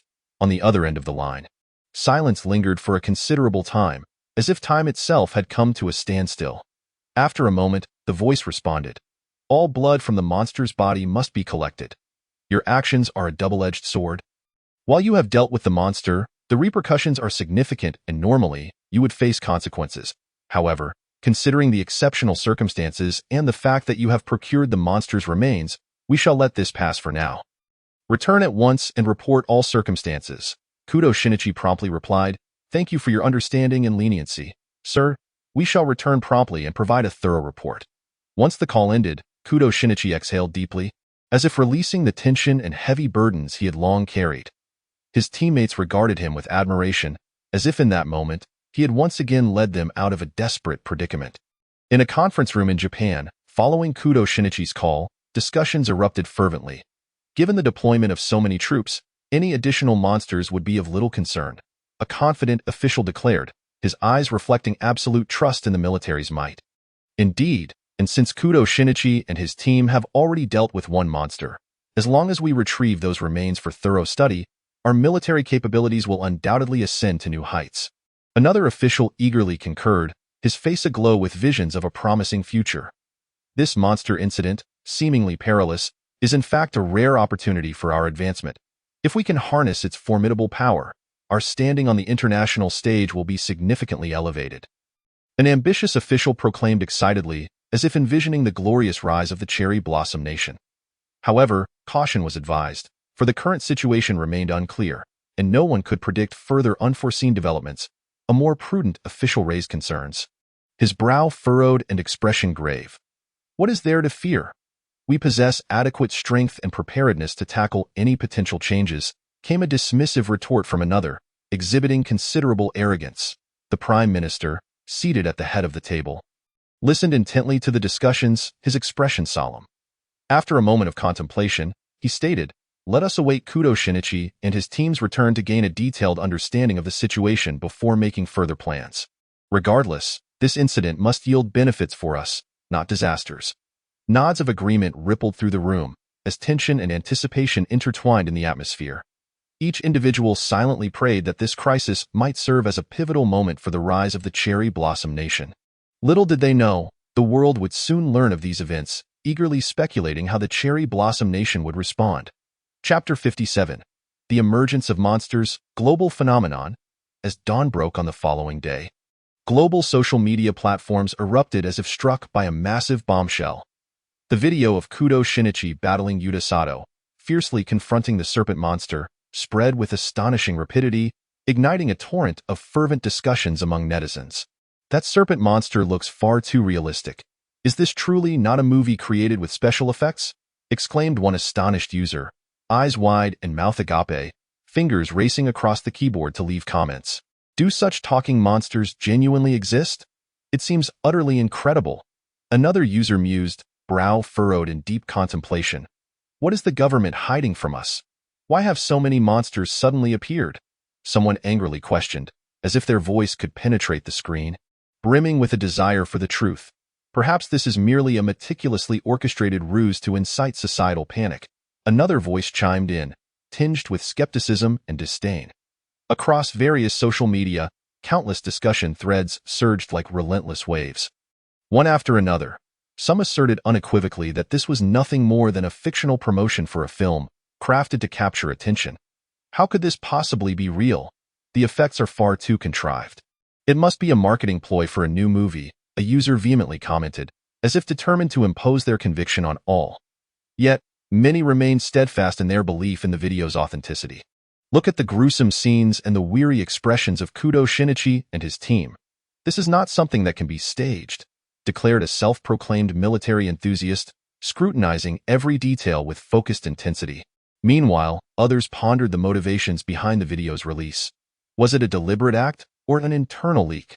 What secrets lay hidden beneath the surface? Speculations flickered through their minds, yet a definitive answer eluded them. Just as discussions reached a fever pitch, new video news captivated the audience's attention. In the Pacific Ocean, a massive whaling ship was at work. The sky was a brilliant blue, clouds drifting lazily, and the sea lay as calm as a mirror. Suddenly, without warning, the tranquil waters erupted into towering waves, as if an invisible hand were stirring the ocean. A colossal and grotesque figure emerged from the depths. It was a sea monster, a fusion of octopus and crab. Measuring approximately 30 meters in length, its head resembling that of a gigantic octopus. Several thick, sucker-covered tentacles writhed with wild abandon, their surfaces armored with a crab-like shell, each suction cup edged with razor-sharp spikes that glinted ominously. The creature charged toward the whaling ship, capsizing it in an instant, as terrified screams echoed from the crew, their voices dwarfed by the vastness of the sea, as they plunged into the water. The monster's tentacles swiftly ensnared those who had fallen overboard, effortlessly tearing them apart, the crimson spray blooming in the ocean, staining large swathes of water. This harrowing scene was captured by a fortunate passerby aboard a nearby vessel, whose trembling hands shook the camera, yet the heart-stopping images spread rapidly across the internet. In the Arctic Ocean, a cargo ship sailed steadily, dark smoke billowing from its chimney. Above, the aurora danced like a dream, casting an air of mystery over the frigid waters. Suddenly, a gargantuan sea monster surged forth from beneath the ice. Dubbed the North Sea Giant, this creature boasted an oval-shaped body covered in a thick, spiny hide, its hue a deep sea blue, seemingly capable of devouring all light. With dozens of massive tentacles, each thicker than ancient trees, the tentacles bore countless suction cups, their interiors lined with sharp, fang-like structures resembling those of a demon. The monster ensnared the cargo ship with its tentacles, its immense strength distorting the vessel in an instant, the metallic groans echoing across the silent waters, sending chills down the spine. Without effort, it dragged the ship into the abyss, leaving only wreckage and cargo bobbing atop the waves, as if narrating the tragedy that had just unfolded. This breathtaking spectacle was fortuitously captured by satellites in the waters near Sweden. A fishing boat was hauling in its nets. Brimming with a bountiful catch, the fishermen's faces radiant with joy. Yet, in that moment, a serpentine sea monster appeared. Its scales shimmered with bizarre colors, sparkling like jewels under the sun. With a head sharp as an arrow and eyes glowing like burning flames. This creature, known as Olivus, crashed into the fishing boat, causing it to sway violently. The monster then used its powerful body to tear through the fishing nets, scattering the catch across the deck in a frenzied leap. The crew, pale-faced and filled with despair and terror, recorded the horrifying scene with their cameras. This a portent of the apocalypse. Someone trembled, their voice quaking with fear. This cannot be real. It must be photoshopped. Another adamantly insisted, shutting their eyes to reject the terrifying reality. Where did these sea monsters originate? Speculations ran rampant, with absurd theories emerging. Could it be that humanity's overexploitation of the oceans has provoked these mysterious beings? One voice suggested, laden with worry. Perhaps it is due to some genetic mutation. Another voice timidly replied. A cacophony of speculations erupted, plunging the entire world into a state of chaos and bewilderment. People found themselves gripped by a dual sense of fear and curiosity towards these sudden, unknown entities, with an incessant stream of conjectures and debates filling the in the United States. A high-level emergency meeting convened in a solemn conference room. Heavy curtains tightly blocked out the sunlight, casting an atmosphere of stark coldness and oppression within.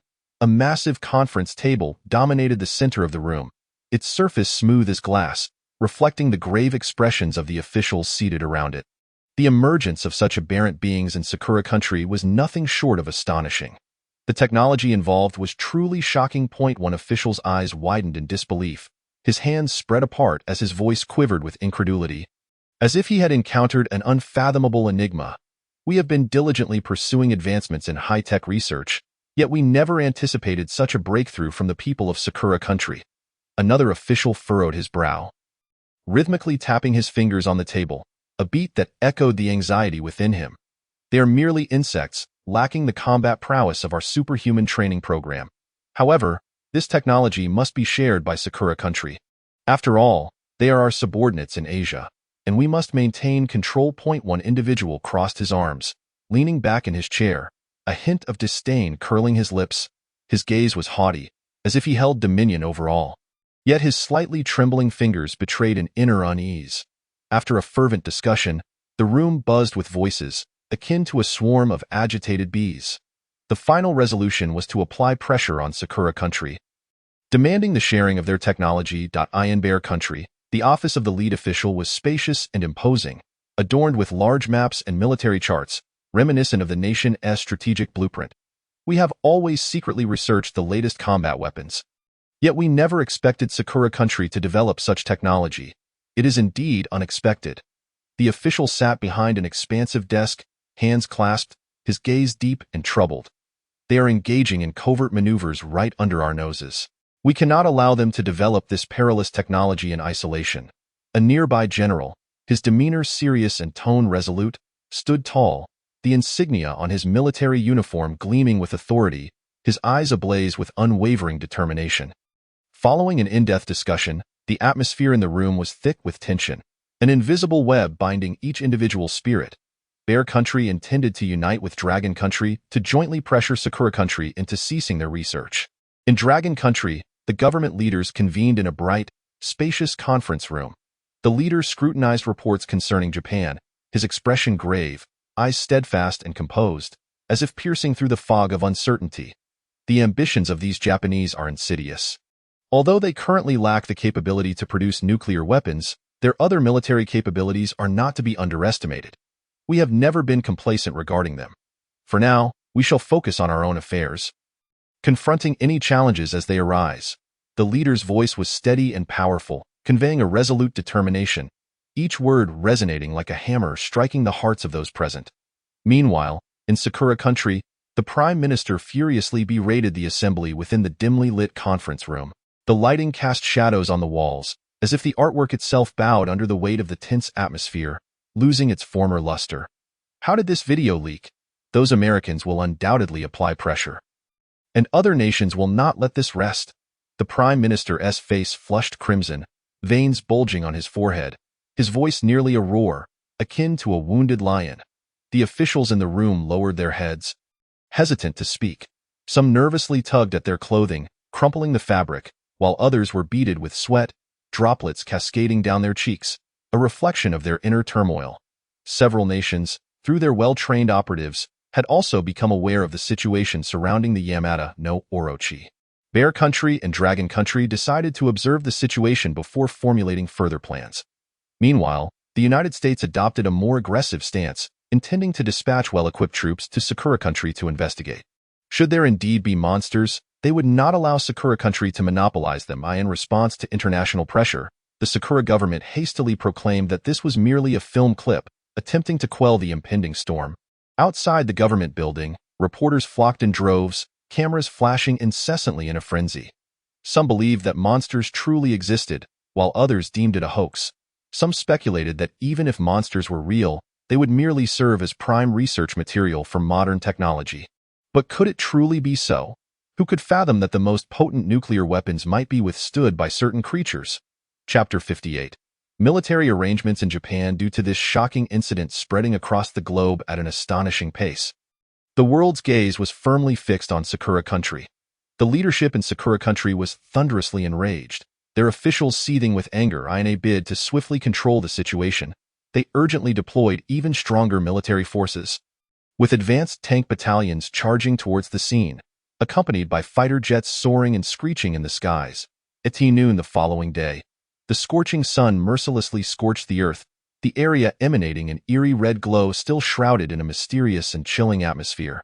The newly dispatched Japanese military stood ready, their brand-new tanks lined up in formation, cannon barrels menacingly aimed at the crimson-lit region, resembling a pack of poised predators.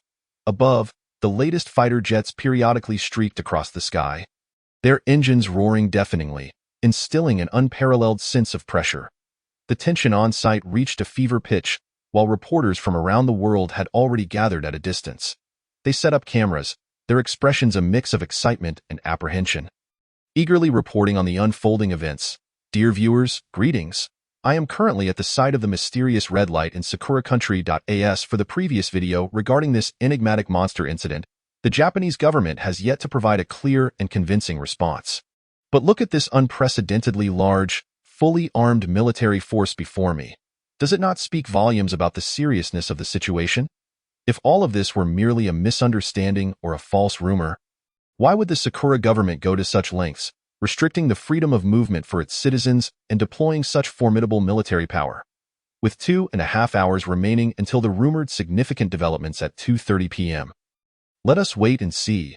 Anticipating the unveiling of the truth, a blonde, blue-eyed American journalist held a microphone, her speech rapid-fire, her demeanor taut with excitement.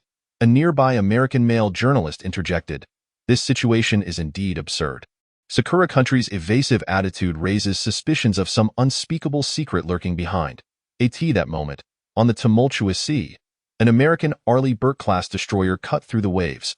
On board, the soldiers were both anxious and curious, engaged in fervent discussions about the authenticity of the situation. A young white soldier, with a smirk, remarked, "We have a monster in our own country that has been terrorizing black folks, yet we haven't seen such an uproar." "How can you say that? Every life deserves respect. It is inhumane." Another soldier, filled with a sense of justice, immediately retorted, "Humph, who cares about them?" The white soldier's words were abruptly cut off by a stern reprimand from a serious commander. "Silence! We are on a mission now. Put away your useless chatter and focus on your preparations."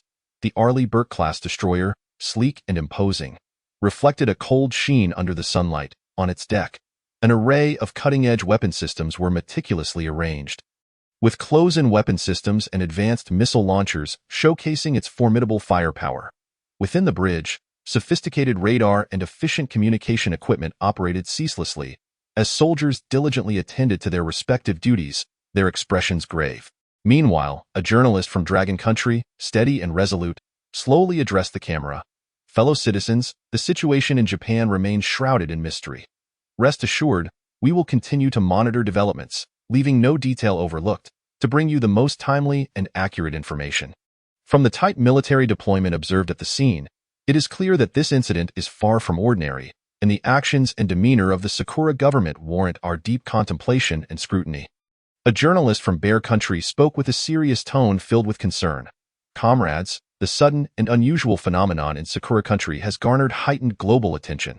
We must remain vigilant at all times. Whether this conceals a significant crisis threatening world peace and security remains uncertain." At that moment, in a distant maritime region, aside from the Arleigh Burke-class destroyer, a formidable fleet composed of several frigates and supply ships advanced towards their target. The soldiers aboard were busily preparing for the forthcoming operation, their faces reflecting a blend of tension and anticipation. "Hey, guys, I hear this task is no small feat." A young soldier meticulously checked his equipment while conversing with a similarly occupied comrade. "Indeed, those sea monsters are no joke, but with our advanced gear, we have nothing to fear," another soldier confidently replied, his eyes brimming with determination. "However, this is rather peculiar. Why have such bizarre occurrences been unfolding one after another recently? Moreover, the government seems to be shrouded in secrecy. Regardless, let us first complete our mission, capturing those sea monsters and demonstrating our strength and courage to the world." The emergence of gigantic sea creatures in other marine territories has captured a portion of the United States' attention, compelling them to deploy more formidable personnel to capture these beasts. After all, those colossal creatures measuring dozens of meters are indeed on an entirely different level of threat compared to Sato Yuta, who stands merely 3 meters tall. The government of the beautiful nation naively believes that, even in the face of numerous monsters, their formidable military might will suffice to handle the situation. Meanwhile, within the borders of Cherry Blossom Country, after mobilizing a powerful military, the government promptly dispatched personnel to escort Kudo Shinichi and his team. A procession of black sedans raced along the road, raising clouds of dust in their wake. Exhausted and burdened, Kudo Shinichi and his companions sat in the vehicle, gazing out at the rapidly passing scenery, their emotions a tangled web. This incident has spiraled far beyond our expectations. One teammate sighed heavily, his face etched with helplessness and concern. After a moment of silence, Kudo Shinichi, with a profound gaze directed toward the distance, slowly spoke. Yet we have exerted every ounce of our strength, hoping only to provide some valuable clues for subsequent research and contribute to resolving this crisis. The vehicle soon arrived at its destination, where a group of individuals clad in white protective suits swiftly and cautiously transported Sato Yuda's dismembered body onto a truck, preparing for a discreet transfer to a research facility. In a sealed room, officials from Cherry Blossom Country wore grave expressions, their eyes fixed intently on Kudo Shinichi and his companions. Kudo Shinichi, please elaborate on the circumstances at that time. Leave no detail unmentioned. A stern-faced official scrutinized him, as if seeking to extract answers directly from his gaze. Taking a deep breath to steady himself, Kudo Shinichi began recounting the harrowing battle. At that moment, Sato Yuda had completely transformed into a terrifying serpent creature. His strength beyond imagination, and his speed as swift as lightning. As he spoke, the officials occasionally whispered among themselves, the atmosphere in the room thickening with tension and apprehension. How did you respond? What tactics and measures were employed? Another official interjected eagerly. Kudo Shinichi continued. We swiftly devised a series of meticulous strategies in an attempt to ensnare him, but he was exceptionally cunning, launching relentless attacks that plunged us into a dire predicament. With each word, the gravity of the situation deepened, the expressions of all present growing increasingly serious and anxious. Concurrently, in the vicinity of the crimson glow, the restricted populace, though filled with curiosity and unease, maintained order. What on earth is happening? Why won't the government reveal the truth to us? An elderly man lamented, his face lined with worry. Who knows? Hopefully, nothing too dreadful will occur. I trust the government will manage this. A nearby young man feigned composure as he echoed his sentiment, yet his slightly trembling voice betrayed his inner fear. By 2 p.m., journalists from various nations began to discuss anxiously. The anticipated moment had arrived. Yet there was no discernible activity. Was this merely malicious propaganda from Cherry Blossom Country, designed to incite panic, or had the time simply not yet come? An experienced reporter furrowed his brow in confusion. As the reporters debated, the eerie red light suddenly twisted and writhed like a frenzied fire dragon, accompanied by furious roars that reverberated from within, deafening in their intensity. Soon after, several colossal and indistinct figures began to materialize within the crimson glow. Sending chills down spines, the monsters had appeared. The great battle was imminent. Chapter 59. Technology versus mythical monsters. From within the towering crimson light emerged terrifying spatial rifts, dark and profound, accompanied by a chilling, low growl. As a host of monsters surged forth in a single file, the first to emerge was a towering Tengu, standing 5 meters tall, its face grotesque and fangs sharp as blades, glistening with a menacing sheen. Its long black fur billowed in the wind, akin to a raging inferno. Blood-red eyes betrayed boundless cruelty and greed, and the massive, hard wings on its back stirred up violent gusts with each flap. Following it was the Snow Woman, standing 3 meters tall, her skin as white as snow, with flowing hair reminiscent of a dreamlike fairy. Yet her gaze was as frigid as frost, instilling terror. An aura of biting cold surrounded her, instantly freezing all in her vicinity into a thick layer of ice, as if capable of encasing the world in frost. Then there was the imposing Aobozu, towering at 8 meters, bald and bare-chested, with mysterious runes on his skin that seemed to pulsate with an eerie glow. He wielded a massive staff, swinging it with the ferocity of a beast, as if capable of shattering any obstacle in his path. Behind these 3 formidable monsters trailed a throng of smaller creatures, each with distinct forms. Some resembled raccoon dogs but bore claws as sharp as swords, shimmering with a sinister glint. Others resembled wild boars, yet sported tusks sharp as spikes, dripping with menacing drool. and some appeared as birds, yet possessed beaks and claws as sharp as hooks. As the monsters emerged, the soldiers of Cherry Blossom Country instantly tensed, their muscles coiling like springs, entering a state of heightened alert. Nearly 100 soldiers, armed with machine guns, stood ready, their fingers poised on the triggers, their eyes reflecting a steely resolve. All units, prepare for battle. The commander bellowed, his forehead beaded with sweat that trickled down, soaking his collar. The soldiers quickly adjusted their formation, establishing formidable defensive lines. Their breaths came fast and heavy, yet their grip on their weapons became as steadfast as steel. Their bodies trembling slightly yet resolute as mountains, eye in the distance. Reporters watched this scene unfold, excitement bubbling within them. Their eyes widened in disbelief, as if they might leap from their sockets, their faces flushed with exhilaration. Akin to flames. "This is nothing short of a nightmare," exclaimed a reporter from the beautiful nation, addressing the camera. However, if Cherry Blossom Country can develop a means to combat these monsters, it would represent a monumental breakthrough for global military strategy. A reporter from Dragon Country analyzed calmly, "This incident surpasses all expectations. How Cherry Blossom Country responds may influence regional stability and peace." A journalist from Bear Country wore a serious expression. "This is a global crisis. We must closely monitor Cherry Blossom Country strategies." Other reporters joined in the discussion. Simultaneously, the internet erupted with speculation. "How can this possibly be real? It must be CGI." One netizen frantically commented, expressing disbelief, "Haha. The apocalypse is upon us. We're all doomed." Another user lamented despairingly. Meanwhile, a delusional netizen proclaimed, "Once I awaken my superpowers, I shall be the savior, and the fate of the world rests in my hands." Just as the crowd buzzed with chatter, the monsters could no longer contain their desire to attack, surging towards the populace like a torrential tide.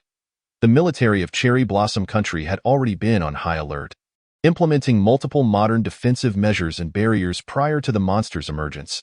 Electrified barbed wire rose high, its sharp spikes glinting coldly in the sunlight. Enormous concrete barriers loomed ahead, resembling an impregnable fortress. Tanks were lined up neatly, their barrels raised high, akin to beasts poised for assault. Fighter jets circled above, their engines roaring like angry thunder, ready to deliver lethal blows to the enemy.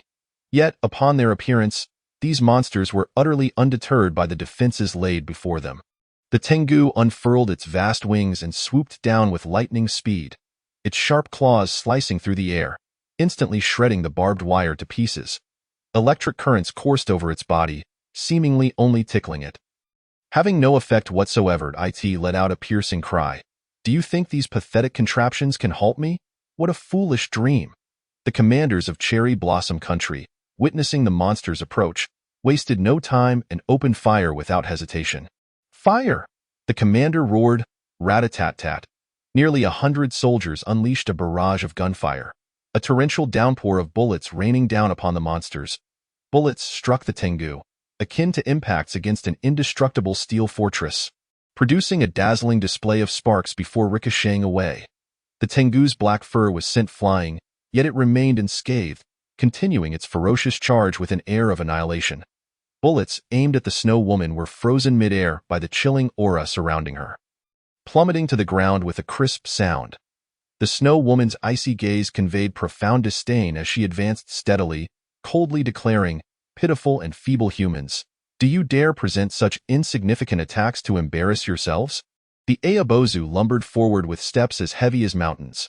Bullets struck his thick, stone-like skin, leaving only faint white marks.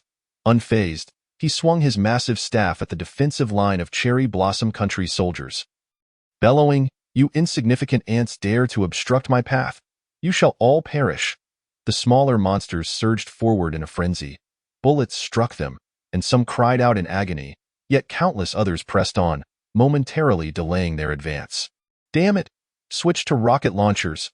As the commander witnessed the bullets prove ineffective, his eyes widened with rage, and he bellowed in fury.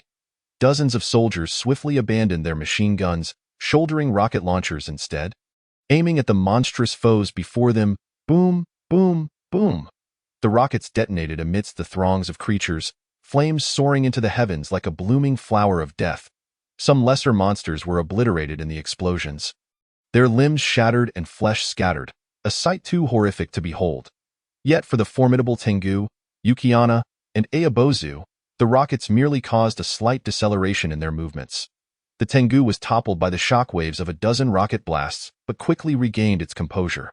Taking to the skies once more with a furious roar. Such trivial tricks seek to hinder me? Utterly preposterous. The Yukiana was struck by several rockets, staggering back a few steps, her garments tattered, revealing her crystalline skin beneath.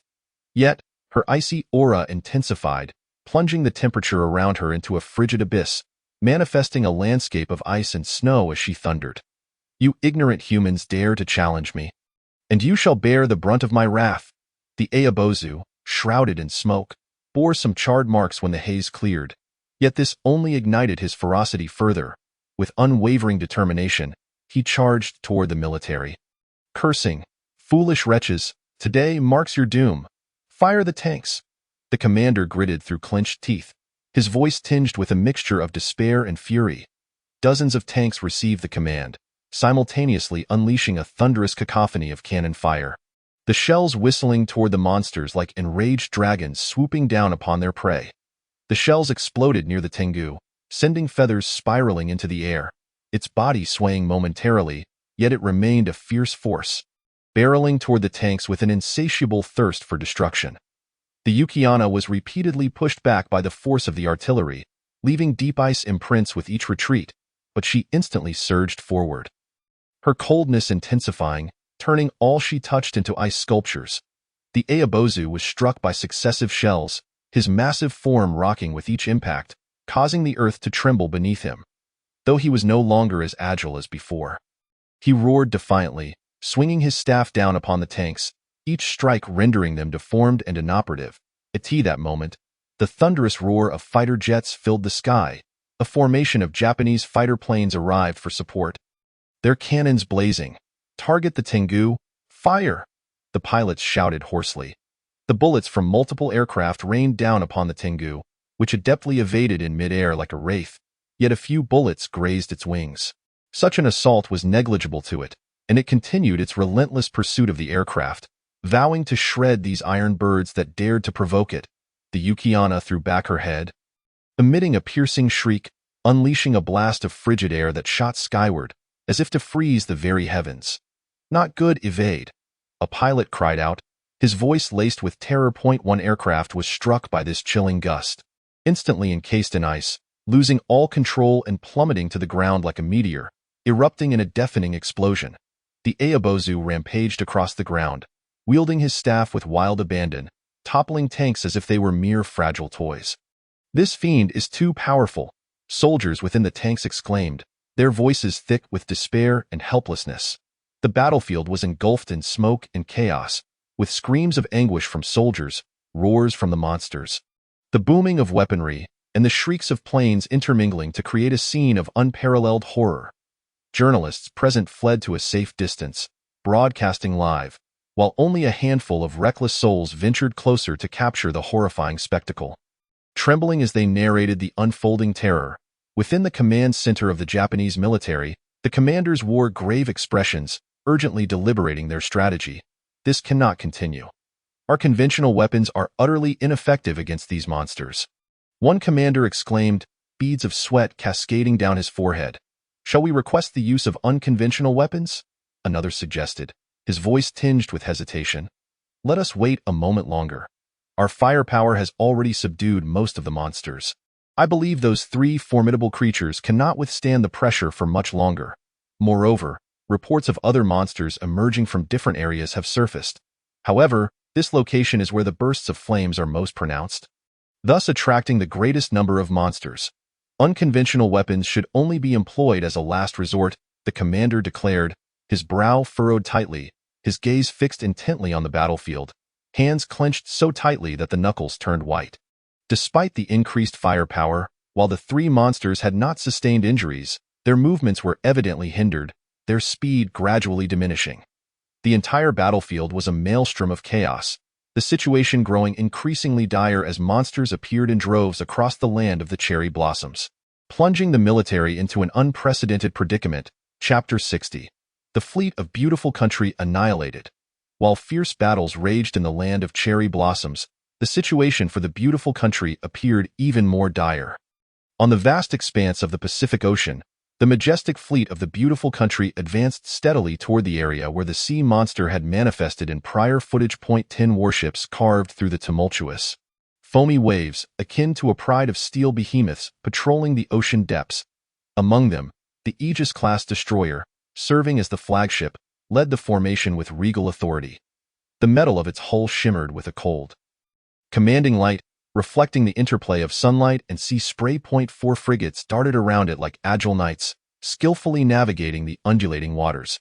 They raced across the waves, the bows slicing through the surf, leaving long trails of white foam in their wake, ever vigilant like watchful hounds. Meanwhile, 5 supply ships followed steadily in the rear, providing robust logistical support to the entire fleet. Each vessel was outfitted with the world's most advanced weaponry and precision detection systems. Within the command room of the Aegis-class destroyer, the state-of-the-art Aegis combat system meticulously monitored every subtle movement in the vicinity. The anti-submarine rockets aboard the frigates were poised like arrows drawn to their full extent, and surface-to-air missiles stood ready to counter any aerial threats. Tension hung thick in the air of the fleet's command center, nearly palpable. The screens of various instruments flickered with mysterious lights as operators worked diligently, their foreheads glistening with sweat. The salty sea breeze wafted in through the half-open portholes, yet it did little to alleviate the atmosphere of gravity. Before the radar screen, an operator furrowed his brow, his gaze fixed on every fluctuation on the display, his voice quivering slightly as he reported, "Commander, the radar shows no anomalies at this time. Could it be that the sea monster truly does not exist? Or is this advanced radar simply powerless against it?" The commander clenched his fists, his eyes locked onto the radar screen, his expression solemn and resolute as he replied, "Do not let your guard down. The satellite imagery we received cannot be mistaken. The sea monster must be lurking nearby. Maintain the highest level of vigilance." On the deck, the soldiers initially engaged in seemingly lighthearted discussions. That video was probably fabricated. No creature of such size could overturn a whaling ship. It's utterly ludicrous, a young soldier remarked with a laugh as he polished his weapon, though a flicker of unease lingered in his eyes. The sea breeze brushed against his face, failing to dispel the worry etched in his expression. Perhaps the monster has already departed. This mission might be in vain. I just hope we don't encounter that terrifying beast. I wish to return home to my family. Another soldier leaned against the railing, chewing gum nonchalantly in agreement. Yet his grip on the railing trembled slightly, oblivious to the splashes of seawater that had coated it. However, as time slipped by, the once tranquil sea surface suddenly erupted in a tumult of monstrous waves. The waves surged one after another, as if intent on consuming the entire fleet. Without warning, a warship was ensnared by the stout, suction-cupped tentacle of the sea monster. Help! The soldiers aboard the ship were instantly engulfed in sheer panic, their faces paling as fear gripped them. They scrambled for their weapons, firing wildly at the tentacle while shouting in terror, "What in the world is this thing? Oh God, save us!" Some soldiers began to pray in desperation. Shells rained down upon the tentacle like a torrential downpour, yet it seemed to be protected by an incredibly resilient and elastic layer, absorbing the explosions with only a slight shudder, failing to inflict any substantial damage. The tentacle suddenly constricted with ferocity, emitting a bone-chilling metallic groan from the warship, a sound akin to the vessel's anguished wail. The hull began to buckle and warp under the pressure, the steel plates creaking under the strain, before ultimately cracking and succumbing to the depths. "No, this cannot be happening. Help!" Many soldiers cried out in panic, their voices sharp with terror. Some, in a frenzy, grabbed life rings and leaped overboard, their expressions twisted in desperation. "Don't jump. It's even more dangerous in the water." Others attempted to dissuade them, but to no avail. Yet as soon as they hit the water, they were swiftly ensnared by the monster's other tentacles, utterly powerless against the overwhelming force. The sea monster fully emerged from the depths, its massive form resembling a moving mountain, instilling dread in all who beheld it. Its body, save for the tentacles, was encased in a thick armor, adorned with seaweed and barnacles, rendering it even more terrifying. The creature opened its gaping maw, its sharp teeth glinting menacingly. The soldiers ensnared by the tentacles were mercilessly consumed, gruesomely chewed, as blood and shredded flesh dripped from the corners of its maw, staining the vast expanse of the ocean crimson. The monster had emerged. The fleet commander, witnessing this horrific scene, immediately issued commands. All warships, heed my orders, concentrate fire. Aim for the tentacles, safeguard the remaining soldiers' safety. Strike with all your might. The soldiers in charge of weaponry swiftly entered a state of combat readiness. Their gazes focused and resolute. The marksmen fixed their eyes on the scopes, rapidly adjusting parameters, sweat beading and cascading from their foreheads. Prepare to launch the missiles, the commander bellowed. Yes, sir, the soldiers chorused in response. 3, 2, 1, launch.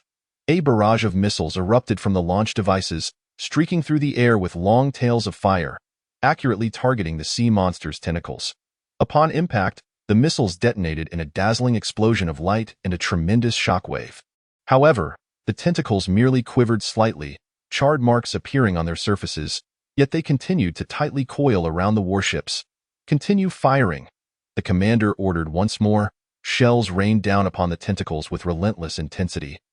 Yet the surface seemed to possess an extraordinarily resilient and elastic protective layer, rendering the explosive fury of the shells ineffective, merely causing it to tremble slightly, without inflicting any substantial damage.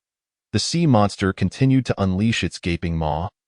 Its jagged teeth glinting ominously, it cruelly consumed the soldiers ensnared by its tentacles, devouring them with sadistic glee. Ea, the fleet commander, witnessing this atrocity, felt his eyes bulge with rage, veins bulging on his neck. All warships were commanded to disregard everything else.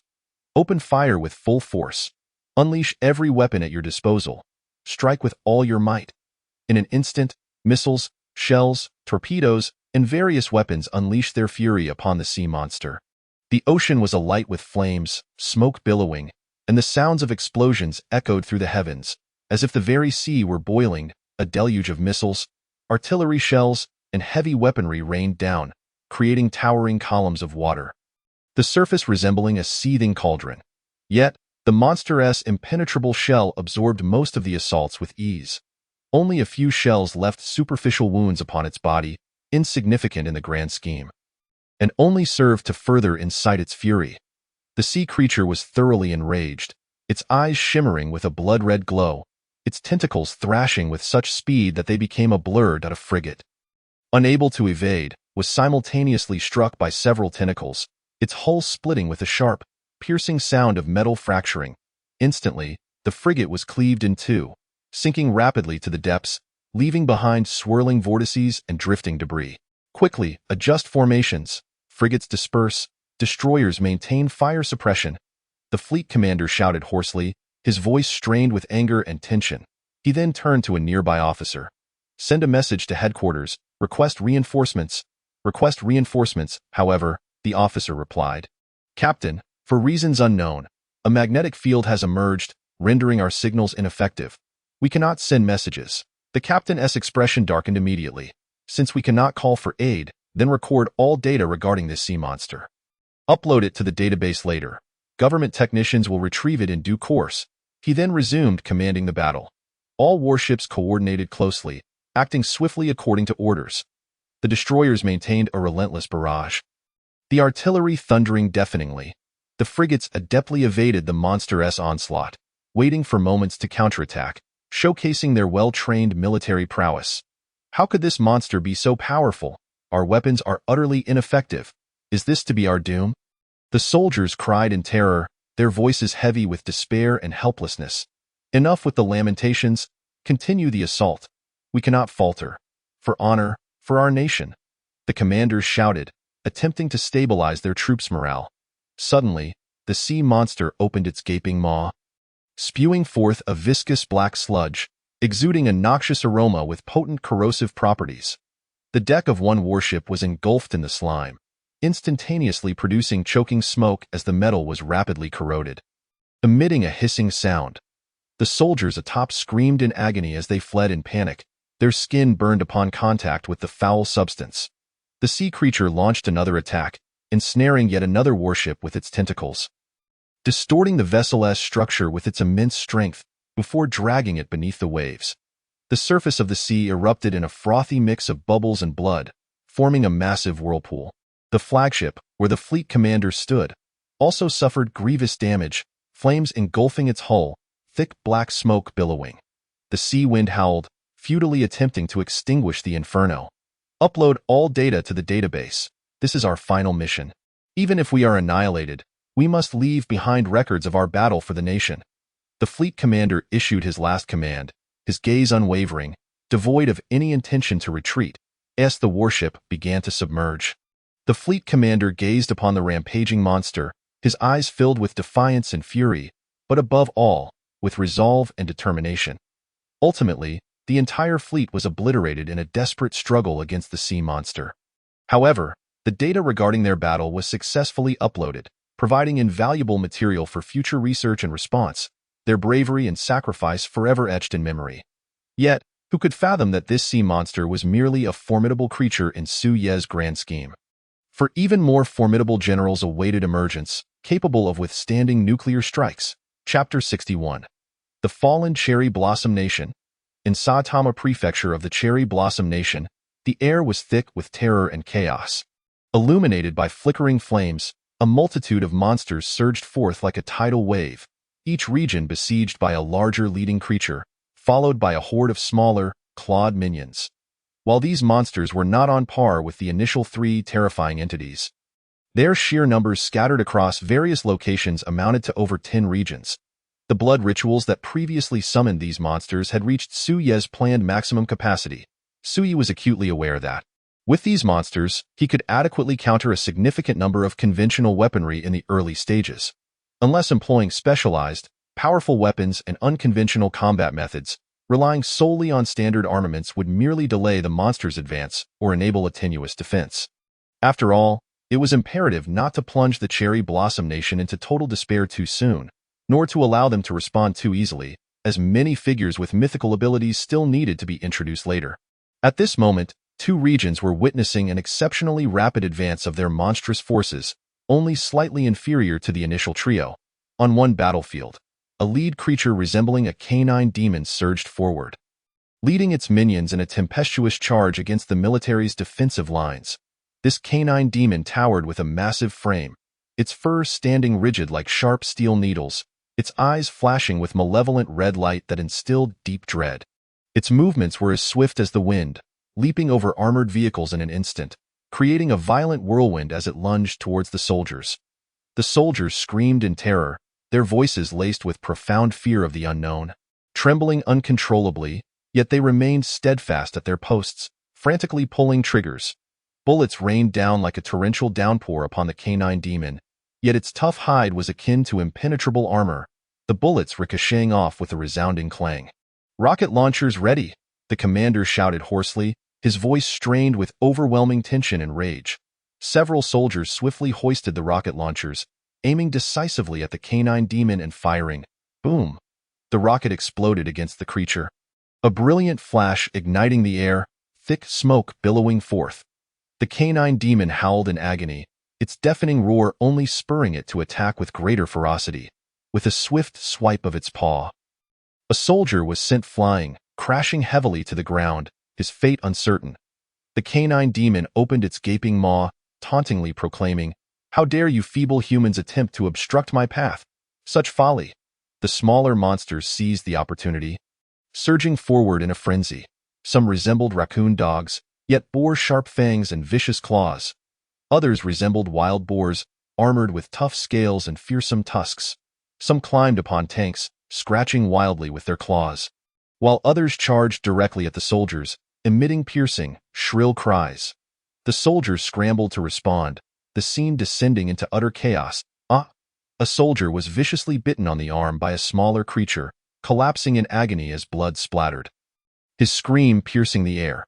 Another soldier rushed to his aid, thrusting a bayonet at the small monster, only to be suddenly tackled by a nearby creature. He struggled desperately, but the smaller monster's strength was astonishing, pinning him down with ease.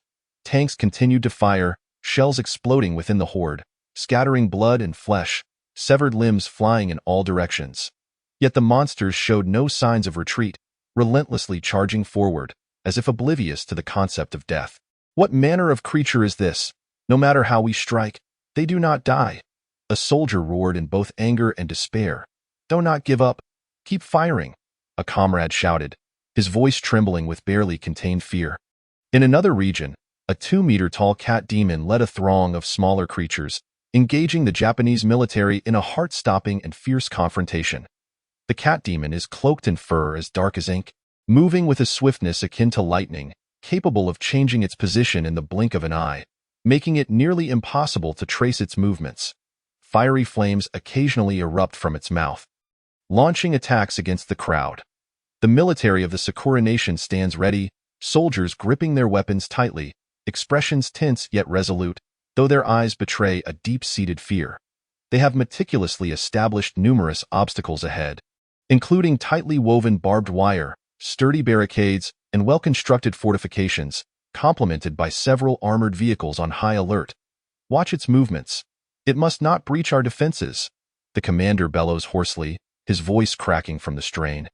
Yet, the cat demon's speed is astonishing. It leaps over a line of defense in an instant, and the little demons seize the opportunity to swarm forward. These diminutive creatures vary in form, some resembling small yet extraordinarily agile goblins, while others take the shape of bat-like monsters with wings, circling in the air. Poised to strike, a soldier fires frantically at the approaching little demons, shouting, "Die!" But the little demons deftly dodge and weave. Swiftly closing in on him, one small goblin lunges at the soldier, sinking its teeth into his arm.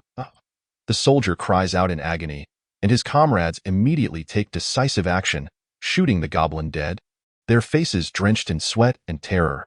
Meanwhile, several soldiers work together, aiming a rocket launcher at the cat demon. With a resounding boom, the creature leaps into the air as the rocket explodes violently beside it, sending a cloud of dust billowing into the atmosphere. Yet, as the dust settles, the cat demon emerges unscathed, mockingly taunting. "Is that all you can muster?" It opens its mouth wide, unleashing a torrent of flames directed at an armored vehicle. In an instant, the vehicle is engulfed by the ferocious fire, exploding with a deafening roar, leaving behind a heap of charred metal. Thick black smoke spirals upward, and a pungent odor quickly fills the air. The flames from its mouth seem inexhaustible as they surge toward the meticulously crafted defenses and barricades of the Sakura military. Wherever the flames reach, everything is mercilessly ignited. The barbed wire melts instantly into a pool of molten metal, and the barricades ignite with a ferocity that engulfs the entire defensive line in a horrific inferno. "Damn beast!" A soldier curses furiously, his eyes bloodshot with rage. Hearing the insult, the cat demon halts, a glimmer of disdain flashing in its eyes. The toys have indeed grown stronger, but they are still far too weak. Let us proceed to Tokyo and unseal the critical seal for our master. With that, it accelerates once more, charging toward the weakest point in the defenses. The electric fences and traps set by the Sakura military in this region have long since lost their efficacy against the cat demon's overwhelming flame attacks. The demon deftly evades the electric net, swiping its claw with ferocity, shattering the traps and sending debris flying. The little demons follow closely behind, desperately providing cover for the cat demon, emitting shrill, discordant cries. "Hold firm! We must not let them through," the commander shouts, waving his command baton with all his might. His voice now a raspy whisper. A young soldier fires nervously, his palms slick with sweat, making it difficult to steady his weapon. "Don't be afraid. We can hold our ground," an older soldier reassures him, but before he can finish, a small bat-like monster swoops down from the sky, viciously clawing at the veteran's shoulder. At that moment, the cat demon unleashes an unimaginable surge of power, breaking through the final line of defense and sprinting towards Tokyo. "Pursue. We cannot let it escape." The soldiers scramble onto military vehicles, hot on its heels. Yet, their gazes are filled with resignation and despair. The battlefield is shrouded in smoke, the acrid scent permeating the air, with bloodstains and severed limbs strewn about, transforming the struggle against the monsters into a scene reminiscent of hell on earth. On the streets, civilians are plunged into utter panic. "Run! The end of the world is upon us." An elderly man cries out in desperation, stumbling yet striving to keep pace with the fleeing crowd. His walking stick abandoned. "Mom, I'm scared. A young boy clings tightly to his mother's hand, tears streaming down his face, his voice hoarse from crying, evoking deep sympathy. The mother, her face etched with terror, feigns calm to comfort her child. Don't be afraid, sweetheart. We'll be all right. Yet, her legs tremble uncontrollably, betraying her own profound fear. Traffic is utterly paralyzed, vehicles colliding with one another, producing a cacophony of screeching metal. People abandon their cars, their belongings scattered across the ground. Trampled in the chaos. Make way! Make way!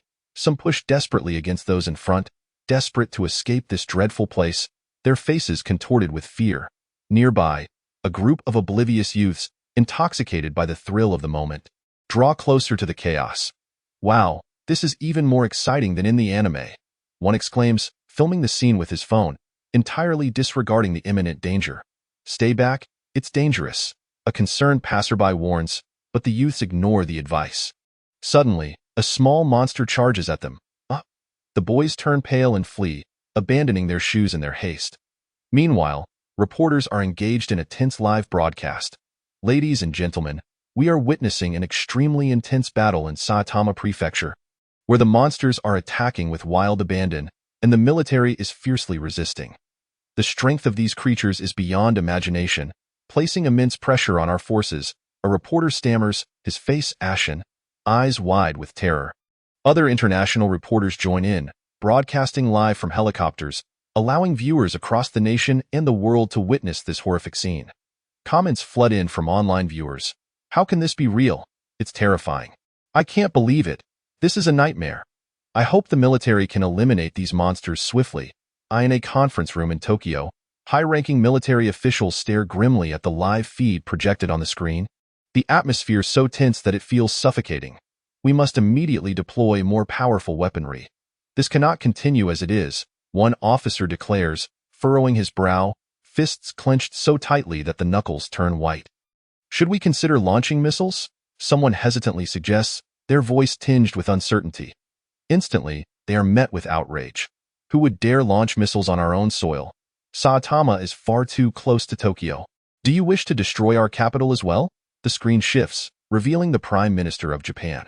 With a grim expression, he states, the beautiful nation has offered to deploy fighter jets and soldiers for support, but only on the condition that they receive the lion's share of any benefits derived from this situation. His tone is filled with resignation and concern. As soon as he finishes, a hardline military general responds angrily. Why should they get the lion's share? The monsters originated here, and we bear the brunt of the losses. Why should we hand over the benefits to them? We can handle this ourselves. His face is flushed with rage. Failing to grasp the reasoning behind such an arrangement, he is quickly rebuked by an adjacent chief of staff. Bakayuru, you fool. Can't you see? The Americans will demand their share, regardless of whether we resolve the issue ourselves. This has drawn global attention. We cannot possibly claim all the benefits for ourselves. It's better to share than to risk losing everything. Furthermore, the monsters appeared on our territory, so when it comes to distributing any benefits, we will determine how much we get, won't we? And with the beautiful nation as our shield, isn't that even better? The chief's voice is sharp and indignant, spittle flying as he speaks. The Prime Minister, upon hearing this, replies, Akanishi is right. We need not expose too much of our hidden strength, at most. We can deploy the 5 members of the Kudo Shinichi team of altered humans. The rest must remain concealed.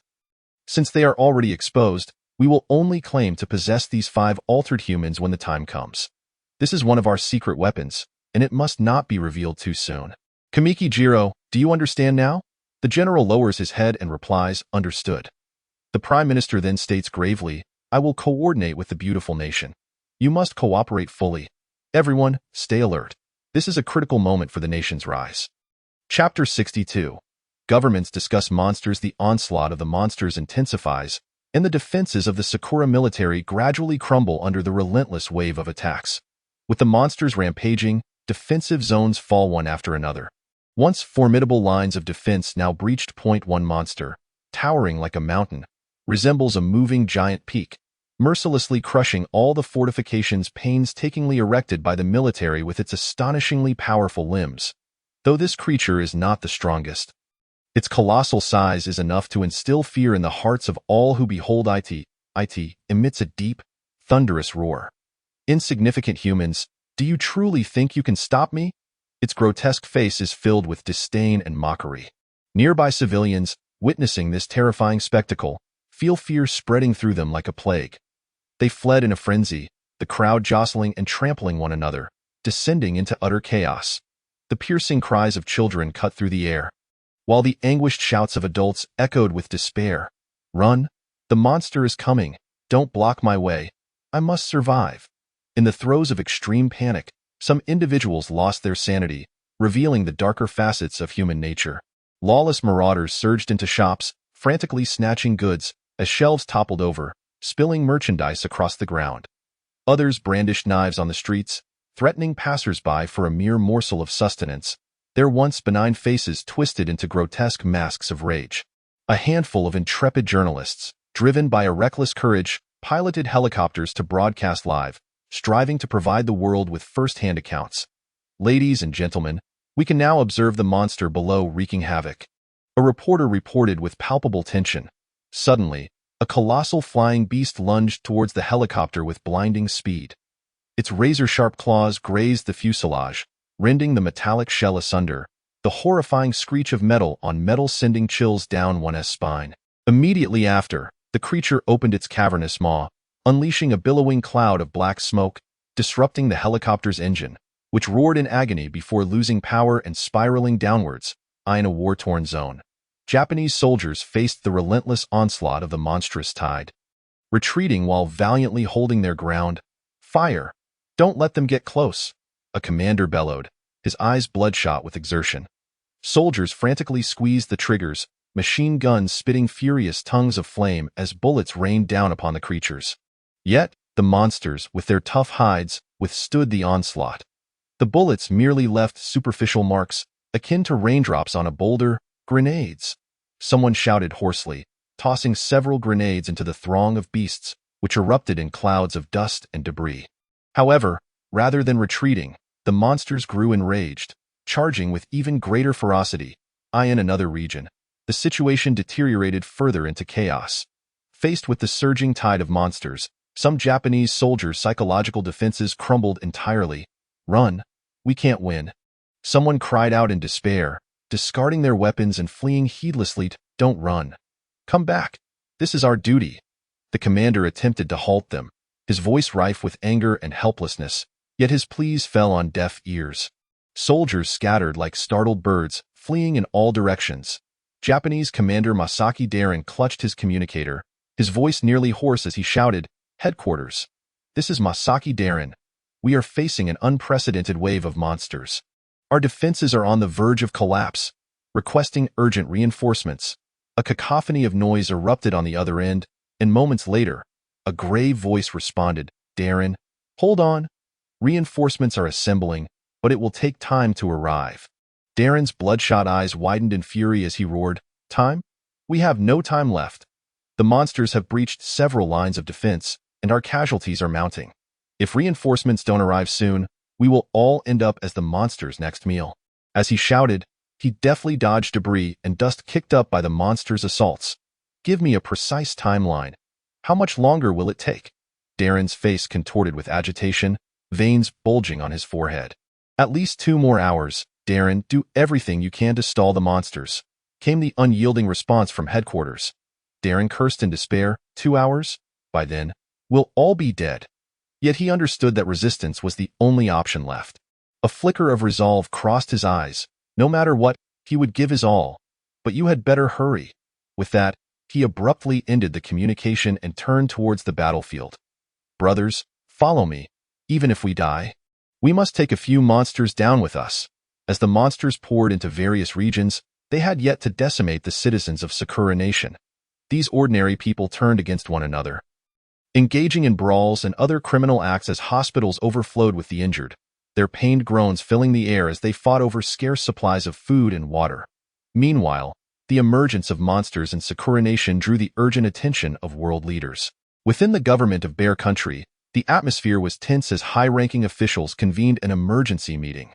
A steely-eyed military general spoke gravely, "The situation in Sakura Nation has spiraled out of control. If they consent, We could offer nuclear support to swiftly eradicate these monsters. However, we must also consider the repercussions of using nuclear weapons, which could lead to severe contamination and international backlash if decisive action is not taken. The threat posed by the monsters could spread, jeopardizing the security of neighboring countries and even the world at large. We cannot stand idly by, another official added, furrowing his brow. The governments of Proxy Sakura and Rooster Country were also in urgent discussions regarding countermeasures. We should dispatch our finest operatives to Sakura Nation to obtain monster specimens for research. This could be a pivotal opportunity for breakthroughs in biotechnology and military applications, suggested a shrewd intelligence officer from Proxy Sakura. Yet, this mission carries significant risks. Our operatives may encounter peril in Sakura Nation and provoke discontent from its government and others. We must weigh the pros and cons, came a concerned dissenting voice. Rooster Country, meanwhile, was more preoccupied with its international image and cooperation. We could initially provide humanitarian aid to Sakura Nation to express our goodwill while seeking suitable opportunities to engage in monster research. This would enhance our reputation on the global stage. Dai and Dragon Country, high-ranking officials similarly deliberated over the situation. If the legendary monsters of Sakura Nation truly exist, might the mythical creatures of our own folklore also be real? Our research team must immediately conduct theoretical studies and feasibility analyses. A deeply contemplative leader posed as a critical question. If they do exist, can our current technology and military capabilities effectively respond? We must formulate a series of contingency plans, another leader stated gravely, tapping his fingers lightly on the table. With the emergence of dragons, could figures from myth also appear? If they do, will they be friend or foe? These remain unknowns. We cannot be blindly optimistic, nor can we succumb to excessive panic. We must approach this with a scientific and rational mindset, someone continued, their expression serious and focused. For now, we will fortify our own defenses and preparations. Closely monitor developments in Sakura Nation and enhance domestic surveillance and defensive measures. Internationally, we shall maintain a watchful stance and refrain from direct military involvement in Sakura Nation for the time being. Ultimately, a calm and composed leader made a cautious decision. Amidst this turbulent situation, the world found itself engulfed in fear of the unknown and anxiety for the future, each nation weighing the pros and cons, contemplating how to safeguard its interests and security during this crisis. Meanwhile, the military of Beautiful Country had already landed in Sakura Nation, mistakenly believing their military prowess would effortlessly resolve the monster crisis. Unfortunately, they remained unaware that their fleet in the Pacific had been completely decimated, and this contingent was likely to meet a similar fate. Chapter 63. Arrival of the Beautiful Country reinforcements after a long wait. The reinforcements from Beautiful Country finally set foot in Saitama Prefecture of Sakura Nation. This elite force of approximately 2,000 troops advanced like a tide of steel, well-equipped and brimming with morale. At the forefront of the column, several M1A2 Abrams main battle tanks rolled forward under the steady command of a sharp-eyed major. The major, resolute in demeanor, continuously issued precise orders via the tank's advanced communication equipment. His voice steady and authoritative. Following closely behind were infantry fighting vehicles, where a serious-looking captain intently surveyed the surroundings, while soldiers inside clutched M4 carbines, their expressions filled with curiosity. Above, several Apache attack helicopters roared past, the thunderous sound of their rotors deafening. Armed with Hellfire missiles and rocket pods, they showcased formidable military might, while heavy-lift helicopters transported heavy artillery and ample ammunition supplies from the rear. Among the ranks, a young private, brimming with excitement, turned to his relatively composed sergeant and exclaimed, "Hey, Sarge, how many rounds do you think it will take to bring these monsters down?" "I reckon 1 round will suffice." The sergeant shot him a disapproving glance and replied solemnly, "Don't underestimate them, kid. Monsters are no easy foes. However, with our advanced equipment and exceptional training, dispatching them should be well within our capabilities. But we must remain vigilant." The private, rubbing his hands together in anticipation, confidently declared, "Once we finish this battle, I'll regale my family with tales of my bravery on the battlefield." At that moment, a brigadier general seated in an armored vehicle, his expression grave, reported via satellite phone to headquarters, "Report. We expect to reach the designated target area in approximately 2 hours." A steady command resonated from the other end. "During the operation, ensure that the little Japanese assist us, and after defeating the monsters, the corpses of those articulate beasts must be secured and not left in the hands of the Sakura military." Brigadier General James Bronson responded without hesitation. Understood. He then turned to his aide and instructed, immediately relay this information down the chain. Prepare everyone for combat and remain alert. We cannot afford to disgrace ourselves in Nation. As the soldiers heard the news, they eagerly rubbed their fists together, their eyes igniting with the flames of battle. A seasoned veteran, weathered by countless skirmishes, remarked with a scoff, "Let the little Japanese see our might. It is their honor to collaborate with us. We shall make the entire world aware that the forces of the beautiful nation are invincible." Another soldier chimed in, "Indeed. We must seize the opportunity to claim the corpses of the monsters before they do." That would be a significant achievement. Upon the army's arrival in Saitama Prefecture, numerous citizens of the Cherry Blossom Country fleeing towards Tokyo beheld this formidable force. The despair that once clouded their eyes was suddenly replaced with the flicker of hope, instilling a newfound confidence. Those who had previously rushed in panic now slowed their pace, engaging in fervent discussions. "Look, it's the army of the beautiful nation. They will surely defeat those monsters," they exclaimed. "I hope we are truly saved this time. Today has been nothing short of a nightmare. The soldiers of the beautiful nation seem so formidable, and their equipment is so advanced. They should have no trouble." Nearby, a group of elders huddled together, whispering among themselves, "I wonder if they can succeed. Previous national deployments have all ended in failure," one elder lamented, worry etched on his brow. "Do not speak of such things. The beautiful nation is a military powerhouse. They will undoubtedly prevail," another elder countered, his tone imbued with conviction. Even many individuals stealthily followed the army, eager to witness the battle unfold. "I want to see the monsters eradicated with my own eyes," declared a burly man, his gaze resolute as he marched steadfastly behind the troops. "Me too. Perhaps following the army offers greater safety," echoed another, a hint of hope flickering on their face.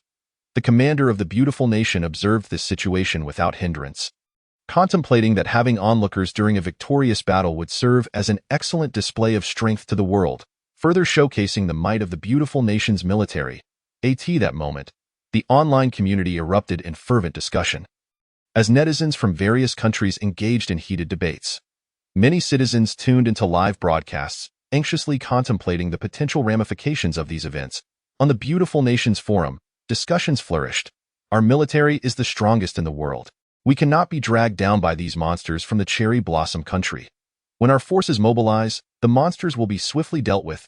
Meanwhile, the Dragon Nation's forum speculated, "This incident feels unusual. Could there be a conspiracy behind it?" A perceptive netizen raised an eyebrow. "Let us remain calm and trust in our nation's capabilities. We will protect our citizens," another netizen encouraged confidently, urging compatriots to prioritize safety and retreat if possible. In the Bear Country's forum, a young man in a Moscow bar boasted, "Our nuclear arsenal is no joke. If the monsters dare approach, we will obliterate them." Surrounding patrons nodded in agreement. In a sole office, an employee scoffed, "The Cherry Blossom Country just loves to stir up trouble. Perhaps these monsters are the result of their failed experiments." Despite the bravado and discussions, the reactions of the populace were of utmost importance. In a modest New York household, the steady family gathered around the dinner table, their expressions grave as they deliberated the monster crisis. "Dear, do you think these creatures might truly come to America?" Mrs. Steady asked anxiously, forgetting to set down her utensils. "Do not worry, my dear. The government will protect us. Our military is so powerful," Mr. Steady reassured, though a flicker of unease lingered in his eyes as he silently assessed the sufficiency of their emergency supplies. Some citizens flocked to supermarkets to stockpile necessities, leaving shelves barren. The stores bustled with anxious shoppers pushing carts, fearful of missing out on essential items. Others organized community patrols to bolster security measures.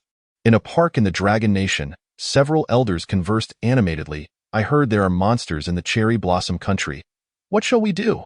Elder Zhang furrowed his brow, fanning himself yet unable to dispel his worry. "Our nation will surely find a way. Trust in the government," Elderly replied, his eyes brimming with faith in their country. Numerous citizens actively participated in community emergency training, earnestly learning how to protect themselves and others in crises. Additionally, some youths organized discussions online, brainstorming strategies for potential similar scenarios, demonstrating solidarity and responsibility. In a Moscow bar, a group of young patrons downed vodka while discussing. "Those guys from the Cherry Blossom Country brought this trouble upon themselves. But we are unafraid. Our nuclear weapons can turn those monsters to dust. Indeed, our military is invincible.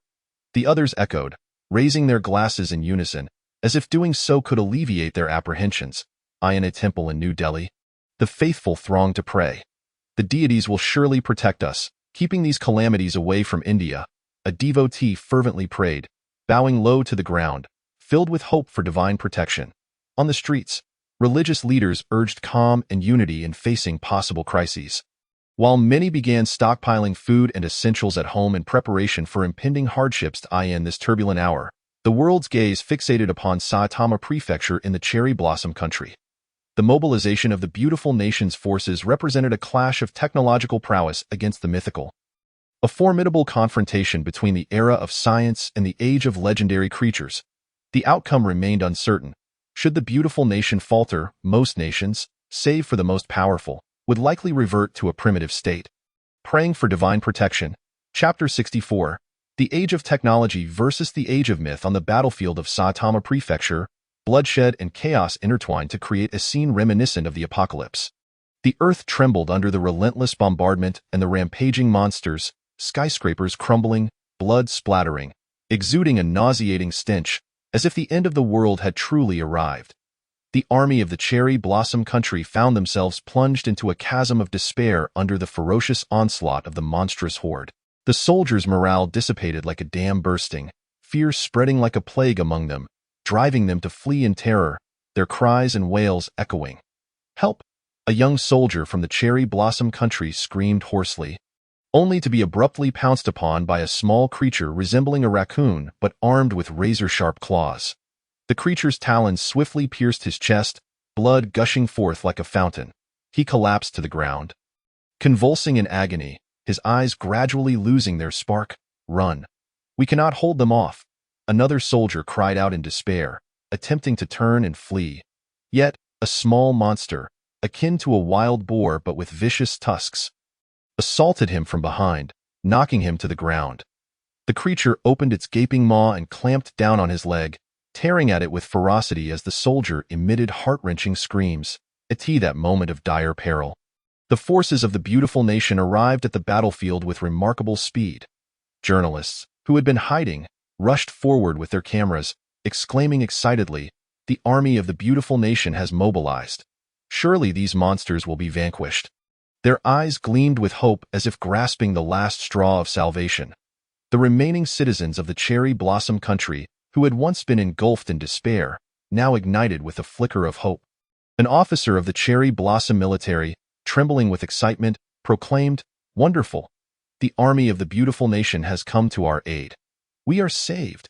The soldiers erupted in cheers, as if victory were already within their grasp. Brigadier General James Bronson of the beautiful nation sat within the command vehicle, his gaze steely as he surveyed the battlefield. His expression serious, he possessed a clear understanding of the chaotic situation before him.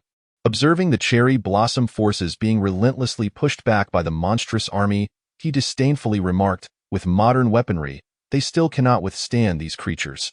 How utterly useless, he then promptly commanded, "All units, pay attention. Execute the preordained plan. Unleash full firepower."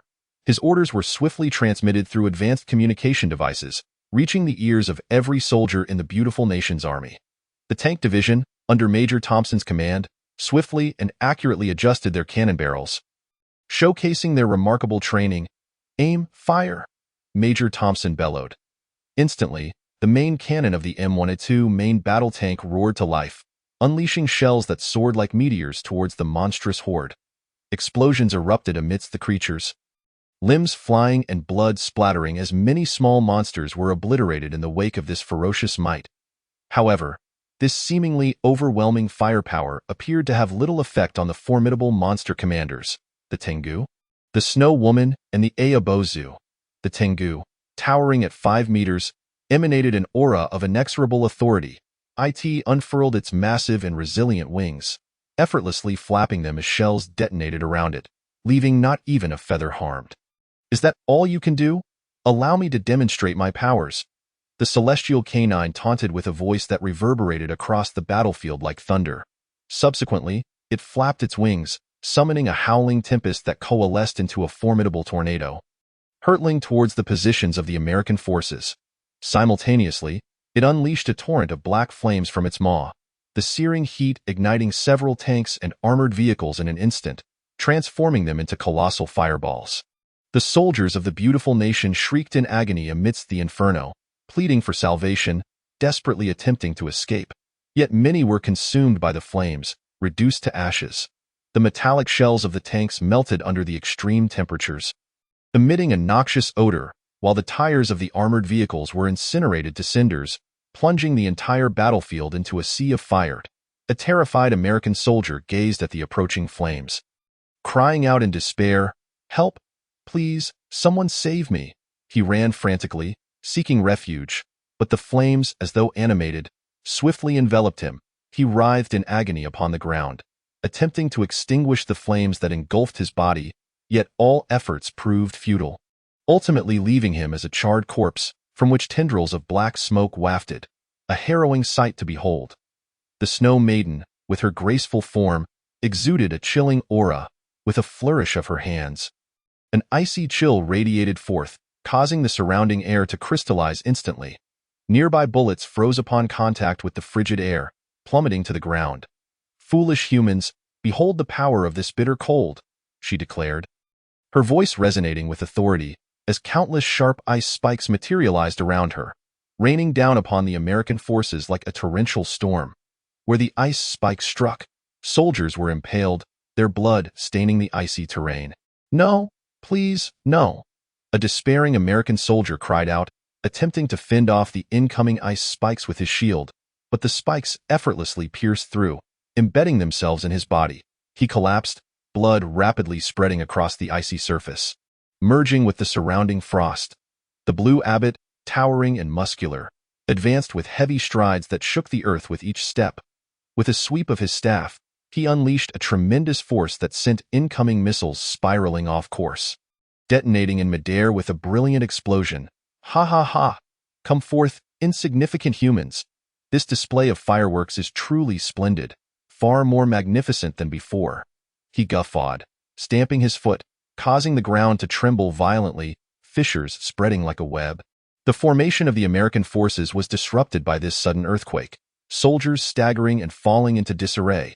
An armored vehicle tumbled into a crevice, producing a dull thud, as soldiers struggled within, their cries for help echoing. "Help! Someone save me!" A gravely wounded American soldier trapped in the crevice shouted, yet his comrades were too preoccupied to lend assistance. He gazed upward in despair, his eyes filled with a yearning for survival. As the darkness of the fissure gradually engulfed him, witnessing the ease with which the monstrous generals handled the situation, American Brigadier General James Bronson's expression darkened, as if moisture could drip from it. "Increase firepower, deploy all heavy weaponry." His roar resonated in the ears of all present. In an instant, the American forces unleashed a volcanic eruption of attacks.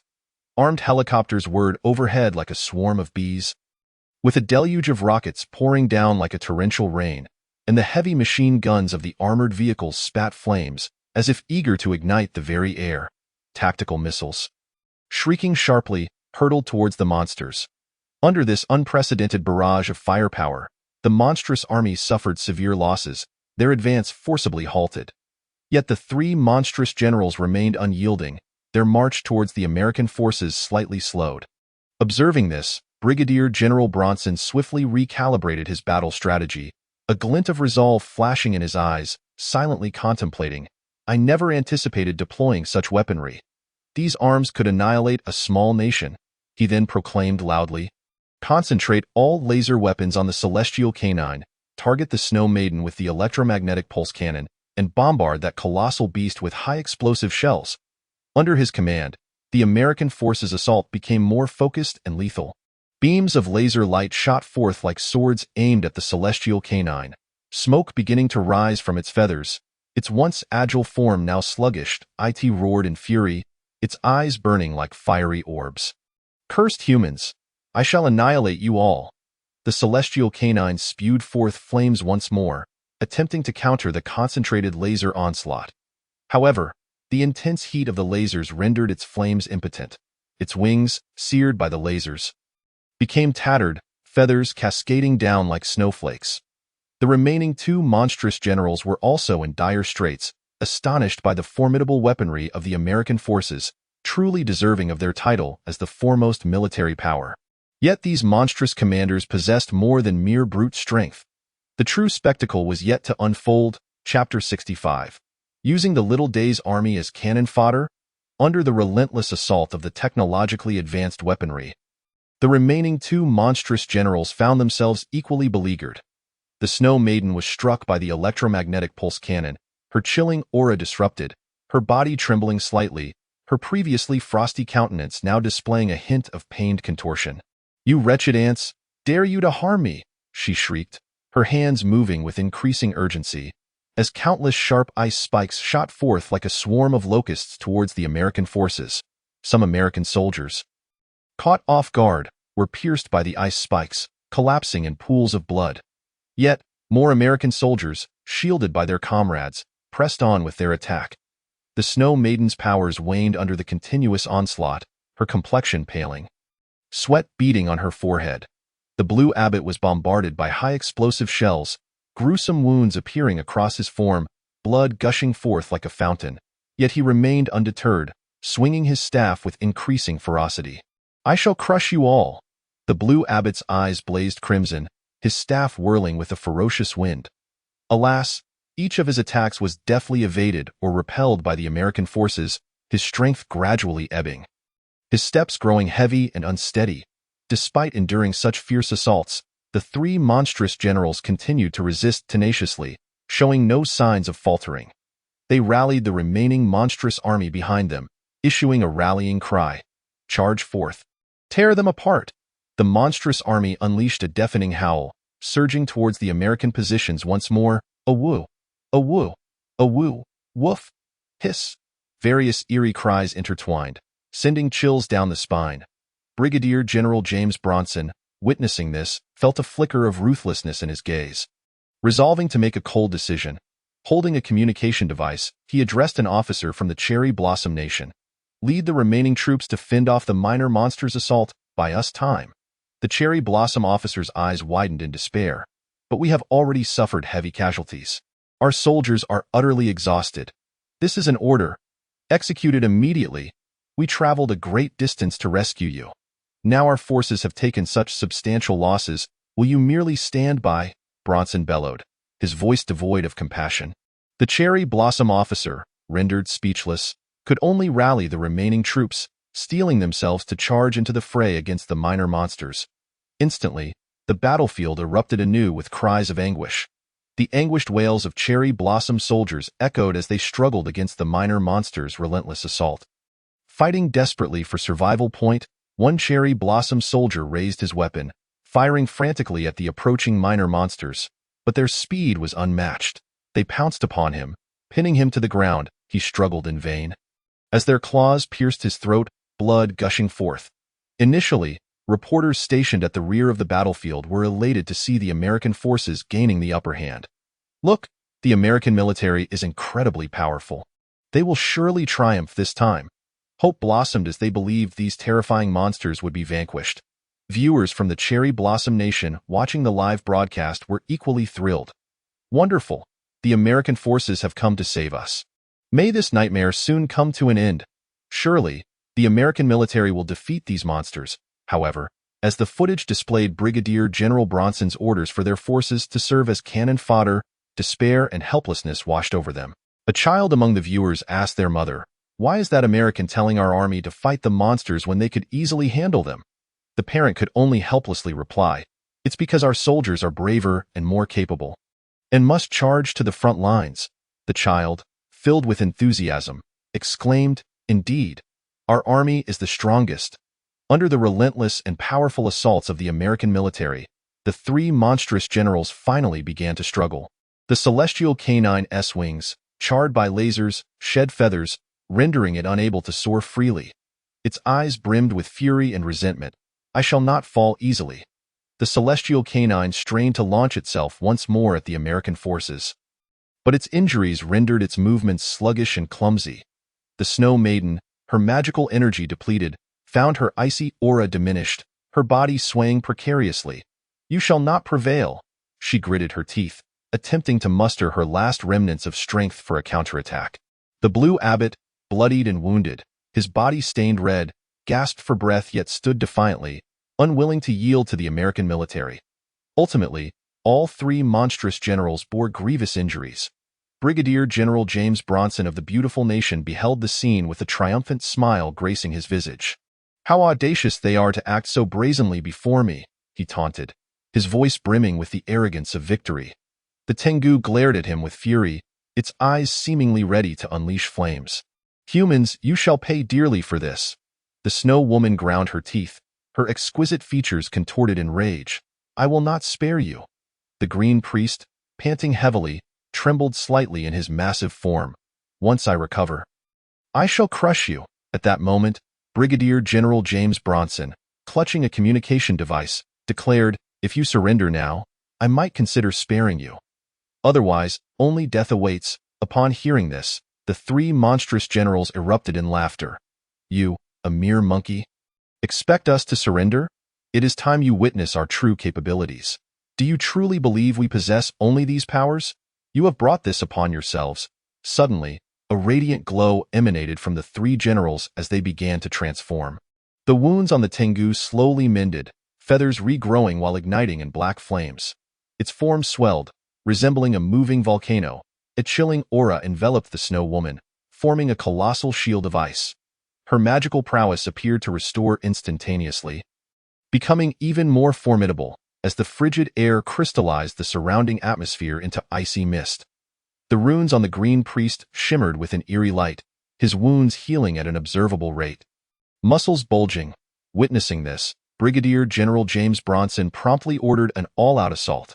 He commanded the soldiers of the Cherry Blossom Nation to charge. An array of weaponry unleashed a torrent of attacks toward the three monstrous generals, escalating the tension and ferocity of the battlefield.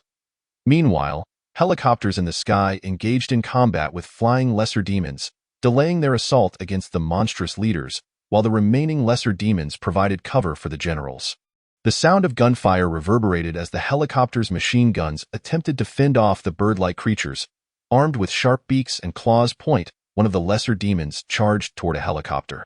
Despite the pilot's frantic maneuvers to evade, the creature collided with the rotor, erupting into a mist of blood, causing the helicopter to lose balance and plunge toward the ground. "Steady, steady," the pilot shouted desperately, striving to regain control, but ultimately, the helicopter succumbed to chaos and crashed, exploding in a blaze of fire on the ground. The soldiers of the Cherry Blossom Nation faced the onslaught of the demon horde, fiercely resisting with their weapons. "Fire! Do not let them near," a Cherry Blossom officer commanded hoarsely. Soldiers pulled their triggers, bullets raining upon the demon army, yet the demons pressed forward unyieldingly. One soldier, having exhausted his ammunition, drew his bayonet and charged at the demons, only to be swiftly overwhelmed and vanished within their ranks. The battlefield descended into a maelstrom of chaos and bloodshed. The battle for survival raged on. Chapter 66. The defeat of the American-Japanese Allied forces. Brigadier General James Bronson's eyes widened in horror as he observed the impending transformation of the three monstrous generals. He understood that should they complete their metamorphosis, the tide of battle would plunge into an abyss from which there would be no return. "Fire at will. Prevent their transformation," he bellowed hoarsely. In that instant, the diverse weaponry of the American forces unleashed a cacophony of firepower. Shells, rockets, and laser beams rained down like a torrential storm upon the three generals. Despite the numerous lesser demons heroically attempting to shield their leaders, a considerable amount of firepower approached the generals like blades. However, just as the attacks were about to strike, a mysterious and dazzling shield erupted from the three generals, shimmering brightly as it effortlessly deflected all the fierce assaults. Then, amidst the brilliant radiance, they completed their transformations. The three generals emerged from the flames, increasingly grotesque and terrifying. The Tengu's black flames roared, the scorching heat distorting the surrounding air. Its enormous wings unfurled, casting shadows over the land, each beat stirring searing gales. Its sharp fangs glinted ominously like daggers. The Green Priest's form swelled even larger, muscles bulging like hardened hills, veins protruding like thick vines. The staff in his grasp resembled a pillar reaching towards the heavens, exuding an overwhelming aura of authority. The Snow Woman, Initially 3 meters tall, transformed instantaneously, her height extending to 5 meters, morphing into a colossal icy figure. Her body was entirely encased in translucent ice, radiating an extreme chill that caused the moisture in the air to crystallize into fog, freezing anyone who ventured too close.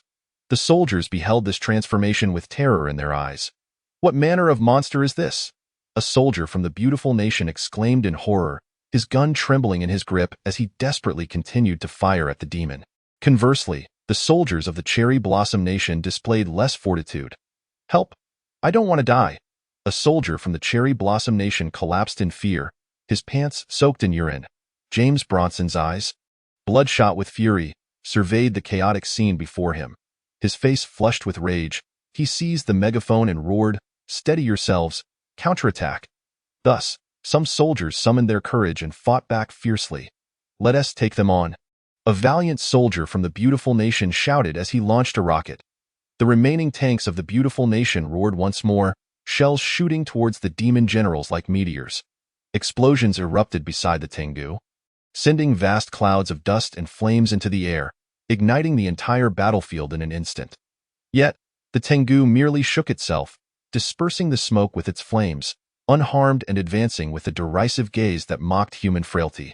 The armed helicopters unleashed a barrage of rockets towards the Green Priest, yet upon contact, the rockets seemed repelled by an invisible force, exploding in the distance. The Green Priest's march remained unimpeded, resolutely advancing toward Brigadier General Bronson. In facing the Snow Woman, the beautiful nation launched high-temperature incendiary bombs, attempting to melt the ice encasing her. However, as the bombs neared her, they were instantly frozen into ice balls, plummeting to the ground with a crisp sound. Utterly futile.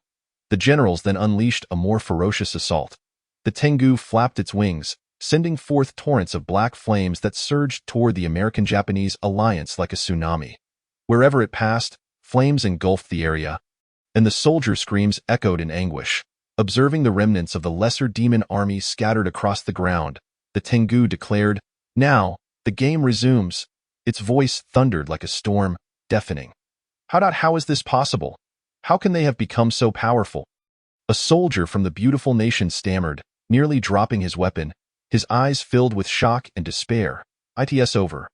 We shall perish here." The Cherry Blossom soldiers' faces paled, their legs trembling.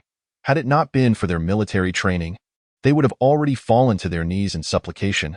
Nearby, a reporter babbled incoherently into the camera. "How can this be? Were they not injured just moments ago? How could they have grown stronger?" His face was ashen, hands shaking uncontrollably, barely able to hold the camera. Before their televisions, the citizens of the Cherry Blossom Nation were likewise struck dumb by the spectacle. "The heavens have forsaken us. How can the demons be so powerful? The Americans are utterly helpless." An elderly man clasped his hands in prayer, his face etched with fear and helplessness. Some youthful idealists, watching the live broadcast, exclaimed with excitement, "I knew the legendary demons were invincible. The Americans are utterly useless." Their eyes sparkled with fervor, for they believed that the presence of demons heralded opportunity, mastery, and heroism. Perhaps they themselves could become the saviors of their nation. The fear gripping the American and Japanese soldiers would not evoke pity from the three monstrous generals. It would only serve to heighten their bloodlust. The Snow Woman raised her hands high, chanting incantations, as the sky was soon blanketed in a flurry of snowflakes. Then, a violent blizzard descended, with sharp ice shards slicing through the soldiers' bodies mercilessly. Each snowflake became a lethal blade, cold and unforgiving. The Green Priest, in a fit of rage, stomped the ground violently, causing violent tremors as massive fissures opened like the jaws of a demon, swallowing nearby soldiers. Simultaneously, he wielded his colossal staff, unleashing powerful shockwaves that sent soldiers flying dozens of meters away, wreaking havoc among their ranks. "Help!" The soldiers of the beautiful nation cried out in terror, fleeing in all directions. Some attempted to shield themselves from the Tengu's flames with fireproof suits, only to be ignited in an instant, becoming living torches, writhing in agony. The Cherry Blossom soldiers also succumbed to extreme panic. It was utterly impossible to fight back. They fired wildly while retreating, bullets soaring like meteors, yet failing to inflict any harm upon the demons. "Stay calm. Maintain formation. Continue the assault." James Bronson shouted loudly, striving to bolster morale. His voice, though small amidst the chaos, still echoed with determination. Yet, his aide beside him, face etched with anxiety, exclaimed, "General, this situation is untenable. We need reinforcements, or we will not hold out." The aide's voice brimmed with concern and unease. "No, we cannot retreat. We must fight to the end," James Bronson replied resolutely, his eyes ablaze with defiance and unwillingness. He aspired to become the first hero in history to successfully confront the monsters, rather than a defeated failure vanquished by them. However, the Major General exclaimed, "At this rate, we will face total annihilation." His aide urged once more, sweat beading on his forehead, his eyes filled with despair. "Silence. As long as we stand united, we shall surely triumph over them," James Bronson glared fiercely. Chapter 67. Launching missiles to bomb Saitama Prefecture. On the battlefield in Saitama, a young and handsome American soldier sobbed uncontrollably, exclaiming, "Mom, I want to go home." He discarded his weapon and sprinted frantically towards the rear, his face etched with terror and hopelessness. "Lord Tengu, save us." The soldiers of Sakura country were also engulfed in despair, shoving each other in a frantic bid to escape. "Damn it, come back!" James Bronson shouted in anger, his eyes bloodshot, his voice hoarse from yelling. His furious roar momentarily quelled most of the soldiers. Under James Bronson's command, the American forces launched a full-scale assault once more. The rumble of tank cannons echoed as shells shot forth like meteors towards the monstrous commanders. In the instant the shells were discharged, flames erupted skyward, with the tremendous recoil causing the tanks to shudder. As though the earth itself trembled in response, armed helicopters unleashed a torrent of gunfire, bullets raining down like a barrage. Yet, with a mere flap of its wings, the Tengu conjured a wall of flames that melted all projectiles midair. Meanwhile, the Snow Woman gesticulated, intensifying the blizzard. Icy snowflakes danced like blades, freezing incoming weapons in mid-flight before they plummeted, shattering with a crisp sound. The Zen master struck the ground with his staff, unleashing a powerful shockwave that overturned nearby tanks and armored vehicles. The earth quaked violently, dust swirling in a cataclysmic scene. As the soldiers witnessed the futility of their attacks, their fear intensified, spreading like a plague. "What manner of monster is this? Run!" The soldiers of Sakura country could no longer afford to resist. Turning to flee no running. "I will shoot anyone who dares to flee." An officer attempted to halt the soldiers' retreat, but was himself driven back by the monster's onslaught. His voice trembled uncontrollably, his gun quivering in his grip, as though it might slip from his hands at any moment. The battlefield was a chaotic blend of fire, ice, and shockwaves, creating an apocalyptic tableau. The soldiers' cries mingled with the roars of the monstrous commanders, the air thick with blood and terror. Watching his troops suffer heavy casualties, James Bronson was consumed with fury. He seized the communication device and bellowed at the Japanese command. "When will your reinforcements arrive? If they do not come soon, I will order a missile strike right here. Tokyo is not far from this place." Inside the Japanese command center, tension reached a fever pitch. The generals, each with their own thoughts, were now visibly shaken by James Bronson's threat. Previously relaxed, one general, who had been sitting leisurely, turned pale upon hearing the roar and hastily rose to his feet. "This American has gone mad. If missiles are launched, Tokyo will be at risk." A nearby staff officer, beads of sweat forming on his brow, nervously replied, his hands trembling involuntarily. The general wiped the sweat from his forehead and said, "We must reinforce immediately. We cannot allow the situation to spiral out of control." But the elite forces near Tokyo have already been dispatched, and there are disturbances in 9 other regions. The forces we can mobilize are limited. The staff officer replied, a look of helplessness etched on his face, his brow furrowed. The general shot him a glare and shouted, "Regardless, we must send troops to assist. This American is serious, and they are indeed capable of launching missiles." Within the command center of Sakura country, Defense Minister Suzuki Ichiro frowned heavily, his voice laden with gravity as he stated, "Kudo Shinichi and his team must be deployed. After all, they have already been exposed. In addition, we will send 5 tank companies and 3 heavy helicopter battalions. This is the utmost we can extract from Tokyo." Sweat trickled down his forehead, his anxiety palpable. Army Chief of Staff Sato Kenji slammed his fist on the table, his emotions flaring as he shouted, "At worst, let Kudo Shinichi and his team unleash their full power. Whatever happens to them is inconsequential. If necessary, we will arrange for missile strikes. It is better than being trampled by monsters." Air Force Commander Yamamoto Kazuo immediately countered, "No, we cannot use small missiles, let alone large ones. In such a densely populated area, the destructive power of missiles is uncontrollable. These monsters, no matter how powerful, are merely capable of destroying a few buildings. How many could that be? A few hundred? And would they specifically target heavy industry or critical facilities? Yet once missiles are deployed, all manner of facilities will be obliterated. We cannot bear the consequences," Navy General Kimura Taro angrily declared. "That damned monster. If it appeared in a remote area, we would obliterate it. We have already mobilized so many troops. We can also contact the Prime Minister to request further assistance from the Americans. I refuse to believe that every unit in their fleet has been deployed. If this monster situation drags on too long, it will be the Americans who suffer the greatest embarrassment." The assembly fell into heated debate. With each expressing their opinions and refusing to yield, the command center thick with an atmosphere of tension and anxiety. "Enough. This matter must be reported to the Prime Minister, who will make the final decision." An elder general finally spoke, prompting silence among the gathered, though the unease in their hearts only intensified. Prime Minister Kato Masanori, upon receiving the report, wore a grim expression. After a moment of contemplation, he resolved to contact the American Chief of Staff directly. "Esteemed Chief of Staff, the situation with the monsters has far exceeded our expectations. I implore you for additional reinforcements."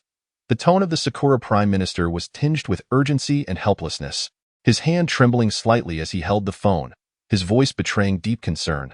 On the American side, the Chief of Staff, upon receiving the call, erupted in fury, cursing, "You Sakura country are a bunch of useless fools. You can't even manage this minor issue and expect us to clean up your mess. Always trailing behind us and causing trouble. It's truly disgraceful." The Sakura Prime Minister found himself at a loss for words, but mustered the resolve to say, "This is no longer just our crisis. These monsters are so formidable that if they are not eradicated, they pose a significant threat to your nation as well. Most importantly, your intervention has yet to resolve the monster problem. Our reputation is of little consequence, but as the world's foremost power, you cannot afford to lose face." The American Chief of Staff fell silent for a moment before stating, "I will arrange further reinforcements. But you must also take this seriously. Your military strength is not as weak as you claim, and make sure that Mutant is given a role to play." With that, he hung up the phone. On the warships off the coast of Sakura country, the sea breeze howled and military flags fluttered. Major General Sente Brown received his orders. "Sente, deploy all units, unleash all weapons. Do not concern yourselves with the lives of the little Japanese or their facilities. We must eliminate these monsters. Their corpses must be brought back." Major General Sente Brown snapped to attention and saluted, responding loudly, "Yes, sir." After hanging up, he wore a look of disdain, sneering, "Humph, Sakura country is utterly useless. They can't even handle such a trivial number of monsters and require us to dispatch so many reinforcements. It's a disgrace after all these years of supporting them, and they still lack any standing in Asia." He then turned to his aide Jack Smith and commanded, "Jack, immediately mobilize the troops, including all Marine Corps, armored units, and air forces, prepare to strike." Aide Jack responded promptly, "Yes, sir." On board the warships, the Marines swiftly checked their weaponry. Their expressions serious, movements quick and practiced. The armored vehicles roared to life, emitting a deafening rumble, while the airmen hurried towards their respective aircraft. Ground crew members busily conducted final checks and refueling, each wearing a confident smile. It remained uncertain whether they would still be smiling when faced with the monsters. Meanwhile, on the battlefield in Saitama, smoke billowed and flames soared. The joint American-Japanese forces continued to hold on desperately, yet the assaults from the monstrous commanders grew increasingly fierce, with mounting casualties among the soldiers. Nevertheless, they clung to a glimmer of hope, awaiting the arrival of reinforcements, which might be their final ray of light. Chapter 68. The Doomed Monster Commander. The reinforcements from the United States surged towards the battlefield in Saitama like a tidal wave. Major General Sente Brown personally led this elite force, which included the fearless Marines, well-equipped armored units, and formidable air forces. As the reinforcements arrived, The already tense situation escalated into a heart-stopping spectacle, that moment. As the follow-up support forces arrived, American Brigadier General James Bronson felt both excitement and displeasure. Excited by the prospect of bolstering their strength against the monstrous commanders, he was displeased that the difficulty of the battle had exceeded his expectations. "Gather everyone. Quickly move to cooperate with Major General Sente," James Bronson shouted, urgency and anxiety lacing his voice. The soldiers quickly assembled, rushing towards Major General Sente's position. Their footsteps sounded particularly heavy on the chaotic battlefield, each face marked by tension and determination. A young soldier, panting as he ran, declared, "This time, we must defeat these monsters." The old soldier beside him retorted, "Stop the nonsense, fall in line." Amidst the chaos of battle, a soldier raised his firearm and aimed at the Tengu. His eyes brimming with fury and trepidation. "Die, monster!" he bellowed. Yet, in an instant, he was engulfed by a torrent of flames, as thick as a serpent, unleashed by the Tengu, leaving no time for a scream before he perished. His body reduced to ashes in the inferno. "Damn it!" cried his comrade, eyes reddened with rage, as he unleashed a more frenzied barrage upon the Tengu, seeking vengeance for his fallen brother. The Tengu laughed maniacally. "You insignificant ants dare to harm me?" It brandished its colossal wings, ablaze with black flames, spewing forth searing fire, as if intent on incinerating the very fabric of existence. The frenzied flames surged like a rampaging dragon, turning all it touched into a raging sea of fire. The vanguard of the beautiful nation was swiftly enveloped by this horrific spectacle, soldiers fleeing in terror. Vehicles were instantly devoured by the roaring flames. Erupting with deafening explosions, the eerie sounds of twisting metal sending chills down spines. "Ha! You pitiful humans, before my invincible power, only annihilation awaits." The Tengu's derisive laughter echoed across the battlefield. "Damn monster! Quickly organize a defense." Major General Sente shouted hoarsely, "Tank division, lock on the Tengu and fire." The M1A2 main battle tanks of the beautiful nation swiftly adjusted their cannons, the 120mm smoothbore guns roaring in unison as shells shot forth like lightning toward the Tengu. However, with a powerful flap of its wings, the Tengu conjured an impenetrable barrier of flames. The shells detonated upon contact, erupting in a dazzling display of light, a scorching shockwave radiating outward. "This monster is too powerful. We cannot withstand it," a soldier cried out in despair, his voice thick with fear and helplessness. "Enough talk. Continue the assault," the commander bellowed in rage, the veins on his forehead throbbing. A squadron of armed helicopters swiftly approached the battlefield. The H-64 Apache helicopters unleashing a torrent of 30mm cannon fire, bullets pouring down like a torrential rain.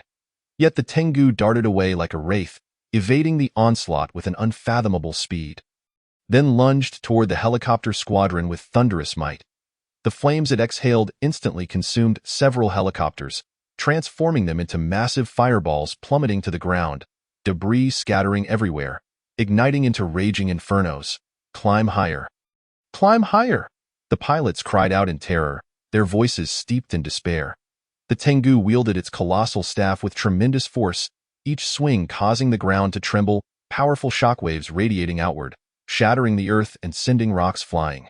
It roared, "Lowly humans, feel my wrath." An eerie glow emanated from the staff, and with a swift motion, an invisible wave of force surged toward the beautiful nation's forces, toppling armored vehicles as if they were mere toys. Armored cars tumbled through the air, parts scattering, the clamor of metal colliding deafening. "Steady! Counterattack!" An armored vehicle commander shouted hoarsely, his voice nearly inaudible. The rocket artillery units of the beautiful nation promptly retaliated, launching a barrage of rockets that streaked toward the Tengu, leaving long trails of smoke in their wake. But the Tengu roared in fury, striking the ground with its staff, unleashing a powerful, invisible force that detonated the rockets mid-air, filling the sky with smoke and chaos. "This monster is too strong." A rocket artilleryman wiped the sweat pouring from his brow, his hands tirelessly loading ammunition. The snow woman gracefully danced with her hands, the blizzard intensifying, massive ice shards shooting toward the forces of the beautiful nation like deadly spears. The ice shards sliced through the air, emitting a piercing shriek.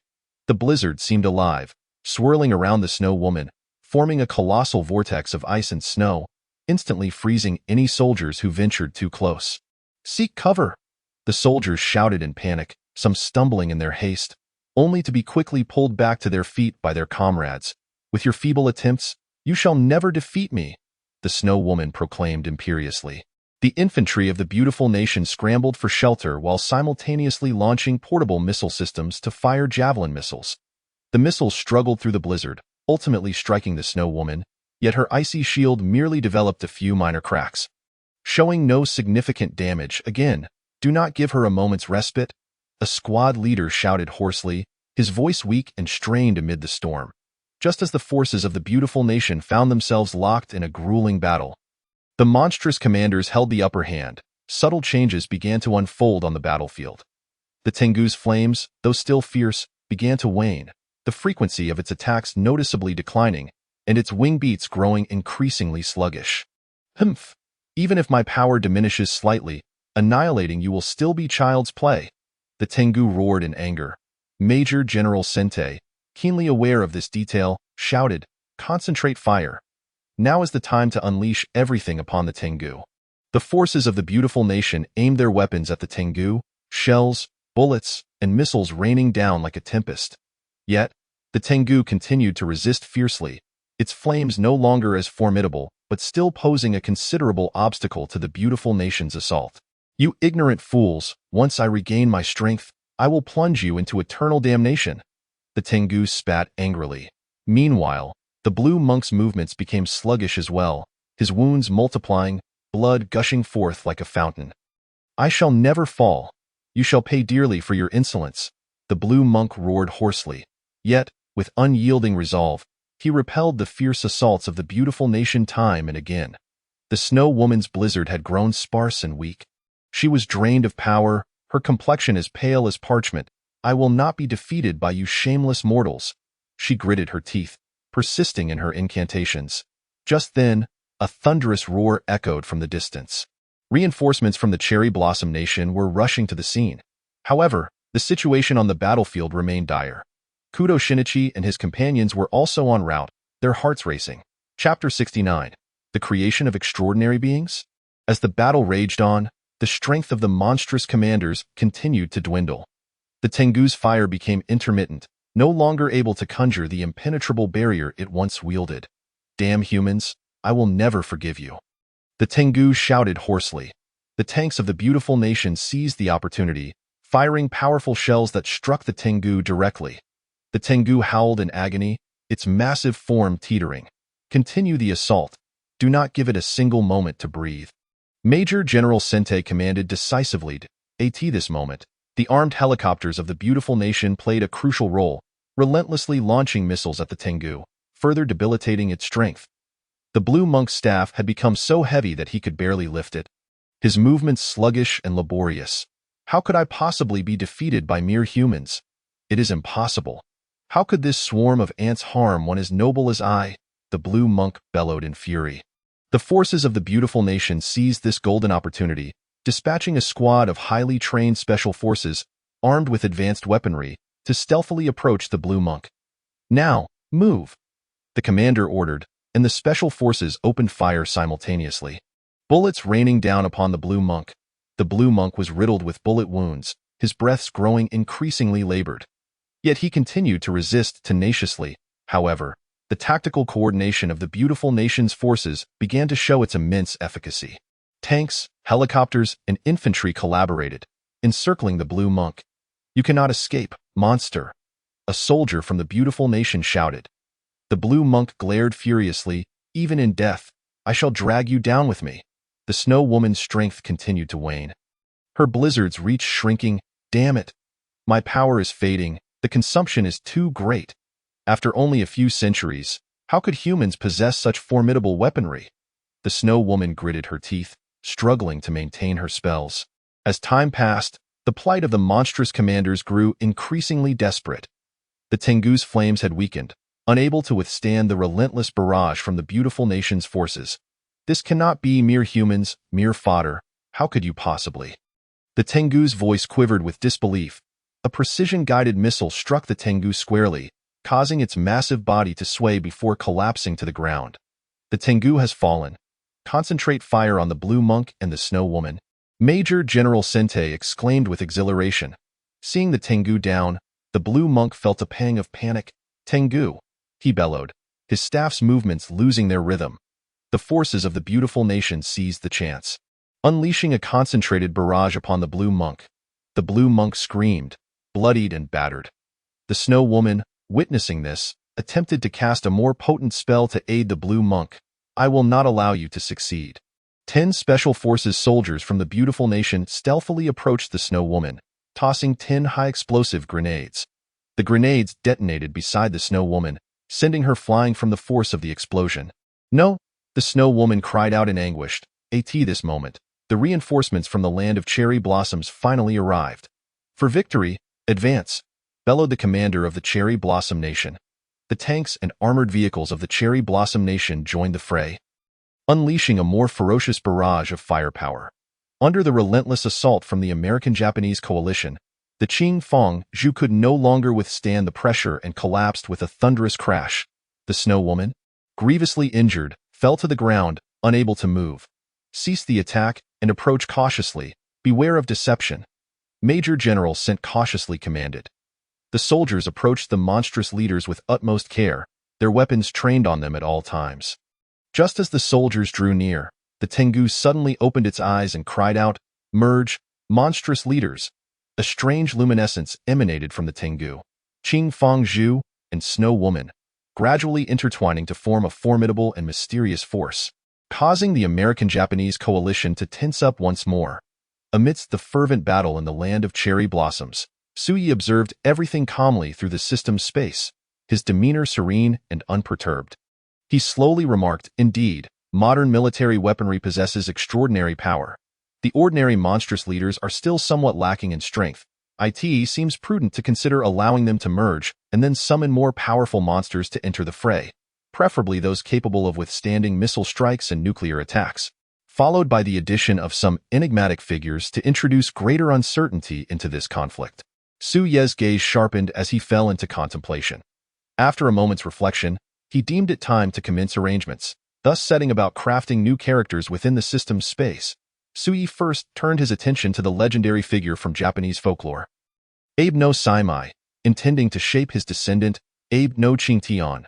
Clad in a resplendent and ancient kimono, the fabric delicate as silk, adorned with exquisite patterns, Abe no Qingtian wielded a mysterious staff, jet black and embedded with peculiar gemstones that emitted a faint glow.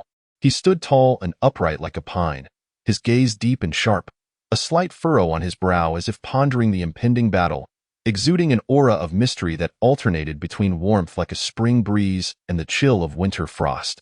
Next, Sui focused on crafting a Taoist master from the Dragon Kingdom, Zhang Xianfeng. Draped in a flowing azure robe that billowed in the wind like a celestial being descended from the heavens, Zhang Xianfeng had an ethereal demeanor, his visage kind yet imbued with a measure of authority. Firmly grasping a peachwood sword engraved with intricate, glowing runes that radiated a soft golden light. Zhang Xuanfeng's eyes reflected steadfastness and resolve as he silently calculated how to address the crisis on the battlefield. Lastly, Sui conjured the figure of Pudu Cihong from film and drama. Pudu Cihong was of colossal stature, emanating an eerie Buddhist radiance that appeared both sacred and chillingly ominous. His expression was devoid of emotion, instilling a sense of dread in those who beheld him. However, Sui did not immediately deploy them onto the battlefield. Instead, he remained calm within the system's space, observing the unfolding situation. His gaze fluctuated between solemnity and flickers of excitement as he repeatedly pondered the optimal moment to act. According to the prior plan, Pudu Cihong was not a frontline figure, making it possible to utilize the earlier mysterious pattern to enhance the summoning of the Yamata no Orochi and the transformation of a centipede into a dragon. This meant that the reserve characters must be chosen between Abe no Qingtian and Zhang Xianfeng. Suye's fingers gently tapped the table as he weighed the abilities and characteristics of both individuals. His expression contemplative. Should he deploy them directly to eliminate the monstrous leaders, or devise an alternative strategy? He needed a narrative to suggest that they had always existed, merely constrained by the world's limitations until now, which had been lifted. allowing mythical figures and monsters to emerge one by one. Alas, how vexing. For now, he decided to set aside those thoughts and focus on whether the remaining monsters could withstand the onslaught of modern weaponry. Chapter 70. A Glimmer of Hope Amidst Despair. The combined radiance of the three monstrous leaders, the Tengu, Qing Fangzhu, and Snow Woman, merged into a colossal and fearsome figure. Its head bore the fierce visage of the Tengu, with sharp fangs resembling rows of lethal spears, each glimmering with a cold light, while its eyes blazed with fierce rage. Its body, however, was robust like that of Qing Fangzhu, muscles bulging like undulating hills, each filled with explosive strength. Enormous wings extended from its back, their edges sharp as ice shards. When they flapped, they summoned a chilling wind capable of freezing a person in an instant, with a single sweep of its wings. It could conjure a tempest of ice and flame, a violent storm that left devastation in its wake, obliterating all in its path. Damnable ants, wasting our cultivation and turning us into this abomination. I shall make you wish for death. Its voice thundered like a rolling storm, causing everyone present to wince in pain, their minds buzzing as if their brains were about to burst. With that, it swung its massive arm, unleashing a wave of energy infused with flames, light, and ice, hurtling towards the American-Japanese coalition. Where the energy wave passed, the ground blackened instantly, freezing and shattering, creating bottomless chasms with flames flickering on the icy surface. Soldiers scattered in terror, their screams and cries echoing in the chaos. Fire! Major General Sint shouted hoarsely, his eyes bloodshot, veins bulging on his forehead, his voice hoarse from anger and tension. Concentrate all firepower. The tank units swiftly adjusted their cannons, the M1A2 main battle tanks roaring with a deafening fury as shells shot forth like meteors towards the monstrosity. Load faster, the tank commander yelled, his eyes locked on the monster's movements. Yet, with a mere flap of its wings, the creature sent a gust of wind that deflected the incoming shells, which exploded mid-air, creating a brief and dazzling display of fire, yet achieving nothing against the beast. Damn it, this monster is too powerful. A tank crewman cursed in despair, sweat streaming down his face as his hands continued to operate the tank. Armed helicopter formations rapidly approached, the AH-64 Apache helicopters unleashing a torrential hail of fire from their 30mm chain guns. Maintain formation, don't scatter, the pilots nervously commanded, their eyes fixated on the monster, missing not a single movement. But the monstrous leader suddenly raised its head, exhaling a plume of black flames that engulfed several helicopters, transforming them into massive fireballs that plummeted to the ground. Climb higher, the pilots screamed in terror, their voices laced with panic and despair. The tank units of the land of cherry blossoms joined the fray, their Type 10 main battle tanks spewing flames from their cannons. Aim for its legs, attack! The commander from the land of cherry blossoms shouted hoarsely, drenched in sweat. However, the monstrous leader swiftly turned, unleashing a torrent of black flames that instantly turned several tanks into molten scrap. The scalding liquid metal splattering everywhere, burning many soldiers. Baka! A soldier from the land of cherry blossoms yelled in fury, his eyes bloodshot as he recklessly charged at the monster, only to be struck down by a wave of energy, his body disintegrating into ashes without a sound. Brigadier General James Bronson from the beautiful nation glared fiercely, personally directing his forces to launch a more intense assault. All aircraft, concentrate your fire, he roared into the communicator. Missile units, prepare to launch. F-35 fighters screamed overhead, dropping a series of precision-guided bombs, while missile units launched powerful projectiles. Avoid the monster's attacks, the pilots urged, sweat beading on their foreheads. Yet the monster merely raised a hand, forming an energy shield that repelled all bombs and missiles, the resulting shockwaves knocking numerous soldiers to the ground, many bleeding from their ears and noses, collapsing unconscious. At this moment, the American-Japanese coalition activated the latest electromagnetic railgun, the powerful crackle of electricity resonating as a blue energy beam shot towards the monster. The beast roared in fury, flapping its wings to unleash a black energy that collided with the railgun's beam, resulting in a massive explosion that sent shockwaves toppling soldiers to the ground, many bleeding and falling unconscious. Continue attacking, do not relent, Major General Sint shouted, his voice already hoarse, as if his throat would shatter from the strain. On the battlefield, armored vehicles wildly fired missiles, rockets trailing long flames towards the monster. The monstrous leader opened its maw, spewing forth a cloud of black smoke that rapidly enveloped the area. Soldiers found it increasingly difficult to breathe. Becoming dizzy, with many collapsing, their faces turning purple. "This is toxic mist," someone shouted, their voice filled with dread. Medics rushed forward to assist the poisoned soldiers, but the dense fog was too potent, causing some medics to succumb as they approached. "Hold on, brothers," a medic shouted, despite his own labored breathing, refusing to abandon the wounded.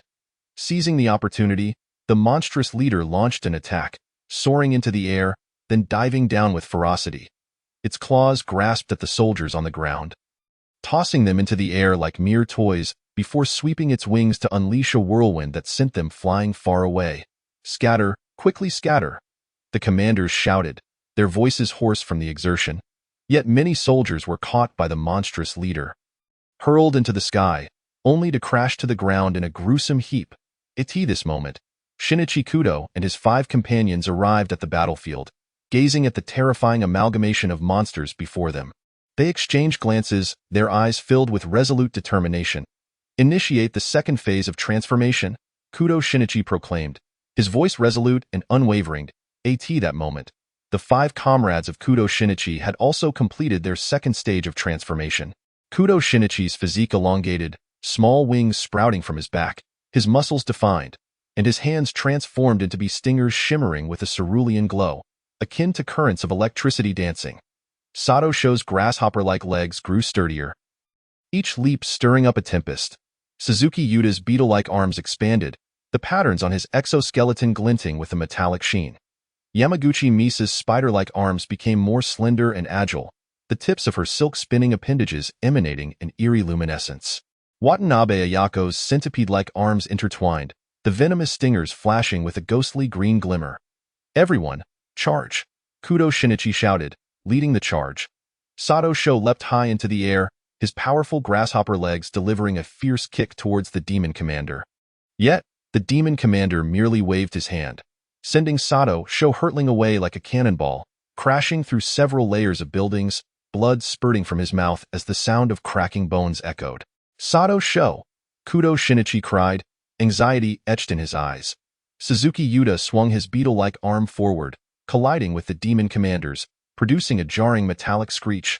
However, the demon commander cast a disdainful glance and, with a mere kick, unleashed a tremendous force that sent Suzuki Yuda sprawling, rolling several times before crashing into a tank, which buckled under the impact. Struggling to rise, his arm twisted and deformed. "I can still fight," Suzuki Yuda shouted, his spirit unyielding. Yamaguchi Misa relentlessly shot strands of silk, attempting to ensnare the demon commander's legs to hinder its movement. The demon commander chuckled coldly, declaring, "Do you mere humans dare to covet the powers of our kind? With such feeble skills, neither human nor demon, it is nothing short of a farce." With a powerful tug, the silk was severed instantly. He swung his hand back, a chill striking Yamaguchi Misa, who was instantly transformed into an ice sculpture. "Misa!" Watanabe Ayako cried, tears welling in her eyes. Watanabe Ayako's centipede-like arms shot forward, but the demon commander kicked them aside, her body crashing against a great tree, which splintered with a resounding crack, burying her beneath branches and leaves. Her fate uncertain, Kudo Shinichi gathered a formidable energy sphere in his hands and hurled it at the demon commander. The demon commander did not flinch or evade, bracing itself against the impact. The energy sphere exploded upon contact, yet it proved ineffective. "Is this all you can do?" the demon commander mocked. "You ants believe you can harm me with such trivialities? Truly naive." With a sweeping motion of its hands, a wave of dark energy erupted, sending Kudo Shinichi and his companions hurtling backwards, crashing heavily to the ground amidst a cloud of dust. Each of them lay grievously injured and unable to move. "Damn it, are we to fail like this?" Kudo Shinichi gritted his teeth, his heart brimming with unwillingness. The battlefield was shrouded in smoke and chaos, the remains of countless soldiers strewn about, the conflict between humans and demons ensnared in a brutal stalemate. At this critical moment, a mysterious figure emerged. Clad in a flowing black robe, his visage obscured, yet radiating a powerful and enigmatic aura, he slowly raised his hand. a strange light shimmering within, muttering incantations. The demon commander, sensing this unfamiliar power, turned warily, bellowing, "Who dares to intrude?" The mysterious figure offered no response, his luminescence intensifying, transforming into a beam that shot towards the demon commander. The demon commander staggered from the unexpected onslaught, roaring in fury. The onlookers on the battlefield were left in stunned silence, uncertain if this mysterious figure could alter the tide of battle. Chapter 71. The extraordinary emergence of the Sakura nation. The Onmyoji, the light in the mysterious figure's hand morphed into a piercing beam aimed at the demon commander. The demon commander sidestepped, its movement conjuring a fierce wind that howled around, evading the rapid strike. "Humph! Mere parlor tricks!" the demon commander roared, swinging its wings to unleash a torrent of energy imbued with flames and frost, surging towards the mysterious figure like a raging tide. Wherever this wave passed, the air twisted and scorched, the ground instantly cloaked in thick frost, the immense impact causing nearby skyscrapers to tremble, glass shattering everywhere. Unfazed, the mysterious figure swiftly formed hand seals, chanting, "Makakaba! By my spiritual incantation, I summon your strength to vanquish evil and cleanse impurities, swift as the law commands." As the incantation was uttered, a pale blue shield materialized before him, runes swirling and shimmering, withstanding the demon commander's ferocious assault. The energy wave collided with the shield, producing a deafening roar as dust was propelled into the air, enveloping the scene in a haze. "This is the ancient art of the Onmyoji. You foul creature, today marks your demise," the mysterious figure declared. His voice imbued with resolve and authority, he formed seals once more, exclaiming, "Shikigami, appear before me." In a flash of light, the formidable Yado Kishi manifested beside him, wielding a long blade, her presence striking and graceful. With piercing eyes, Yado Kishi surged forward like a whirlwind towards the demon commander, her speed nearly imperceptible. She initiated the assault, her blade dancing, radiating a brilliant glow, each strike laden with formidable force, unleashing the ominous blade technique. Her form fragmented into several afterimages, launching rapid attacks from various angles against the demon commander, leaving the onlookers bewildered. The demon commander, witnessing this, exhaled a torrent of black flames that surged forth like dense smoke, imbued with the intent to annihilate, aimed directly at Yado Kishi. Where the flames passed, the ground was charred black, billowing thick smoke, as if doomsday had arrived. Yado Kishi, agile and nimble, executed the spectral edge, vanishing from her original position to evade the flame's embrace. In the next moment, she reappeared, her blade exuding an icy chill as she struck at the demon commander. "You wretched human, dare you oppose me?" the demon commander bellowed. "Do you think such feeble skills can defeat me?" Such delusion. The mysterious figure remained silent, intently manipulating his incantations, his expression grave yet resolute, his eyes reflecting an unwavering commitment to victory. The demon commander flapped its enormous wings, unleashing a powerful gust, attempting to repel Yado Kishi. Simultaneously, its claws glimmered ominously as they lunged towards her. The force of the gust overturned buildings, lifting vehicles skyward before they crashed down with thunderous noise, creating utter devastation. Onmyoji? Merely inconsequential. Who are you really? Did not the Onmyoji vanish into the annals of history? Even that esteemed master, along with our Lord, has not materialized. You should not be here, the demon commander exclaimed, eyes wide with disbelief, filled with confusion and shock. The mysterious figure stood tall, proclaiming, "I am Abe no Jinare, disciple of Abe no Saimai. Humph, a mere blusterer. Once I tear you to shreds, let us see if you can maintain such arrogance," the demon commander spat, its voice laden with fury and disdain. Upon hearing the name of Abe no Saimai, the demon commander first displayed astonishment, then a flicker of contempt crossed its face. "Abe no Saimai? Humph, just a disciple. Nothing to fear. You insolent child, come forth to meet your demise." Meanwhile, the soldiers in the vicinity began to murmur among themselves. The soldiers of the beautiful nation exchanged glances. One of them remarked, "What miraculous power is this? Does little Japan possess such a superhuman figure? This power is beyond imagination." They observed every movement of Abe no Jinare with curiosity, their hearts filled with wonder and awe, their weapons gripped tightly in their hands. Many soldiers bore dirt on their faces, yet their eyes shone with reverence for this unknown power. The soldiers from Sakura Nation were ecstatic. The Onmyoji has appeared. We are saved. Victory is within our grasp. Seeing the unfolding situation, Kudo Shinichi clenched his fists, pondering. So there truly exists someone with such extraordinary abilities. What then was the purpose of our previous physical enhancements? In the face of such overwhelming power, our efforts seem insignificant. Major generals and brigadier generals from the beautiful nation, hearing the soldiers' discussions, swiftly approached the Japanese officers. Who is Abe no Saimai? The beautiful nation's major general inquired eagerly, his eyes brimming with the thirst for answers. The Sakura Nation officer promptly replied, "We have no record of Abe no Saimai, only the renowned Onmyoji Abe no Saimai. This Abe no Jinare may also be a formidable figure. We simply have not heard of him before. Yet, the power he displays is certainly not to be underestimated." Upon hearing this, the major general of the beautiful nation fell into deep thought, contemplating, such a mysterious and powerful figure must be courted. If we cannot win him over, we cannot allow the Japanese to have him for free. I must devise a way to have him serve our interests. Meanwhile, reporters on the battlefield began capturing the scene with their cameras. In Japan, viewers watching on television erupted with excitement upon witnessing this moment. The Onmyoji truly exists. Then surely monks and Amaterasu must also exist. They exclaimed joyously, with the Onmyoji here, we will surely triumph over the demons. The populace buzzed with excitement, the streets alive with fervent cheers. Some were so moved that tears welled in their eyes, hands clasped in prayer for Abe no Jinare on the battlefield. The clash between Onpei Jinlang and the monstrous general grew increasingly fierce. Onpei Jinlang once again formed seals, invoking the power of the five elements, commanding, winds of the world, heed my call, dance in a tempest, disrupt the enemy's psyche. Instantly, a howling gale arose, manifesting into razor-sharp blades of wind that spiraled toward the monstrous general. Where the tempest swept through, the exteriors of towering buildings were left riddled with gaping wounds, and billboards swayed precariously. The monstrous general brought its wings together, creating a shield of flames that burned fiercely, repelling the onslaught of the wind blades.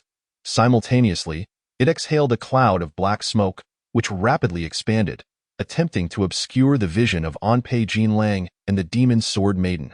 The smoke enveloped the entire district, rendering sight indistinct, as if one were ensnared in chaos. Unfazed, the demon sword maiden brandished her long blade, glinting with a cold light amidst the smoke, unleashing a relentless assault.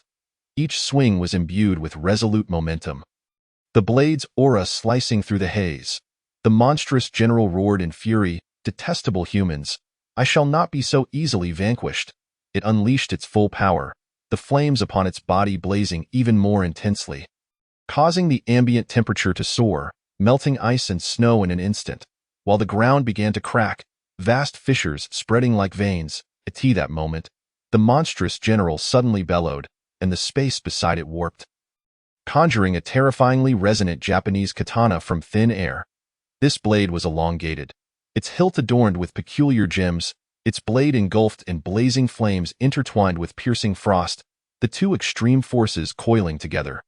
Emitting a chilling radiance, grasping the katana, the monstrous general's aura surged dramatically in an instant. It darted forward like a wraith toward the demon sword maiden, snarling, "Traitor! Let us see whose blade reigns supreme." With a fierce swing of the katana, a wave of ice and fire intertwined surged forth, slicing through the air with a shrill crackle.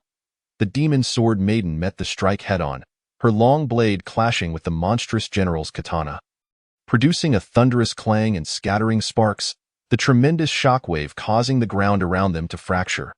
The monstrous general, relentless in its assault, wielded the katana with an impenetrable barrage, each strike infused with boundless power.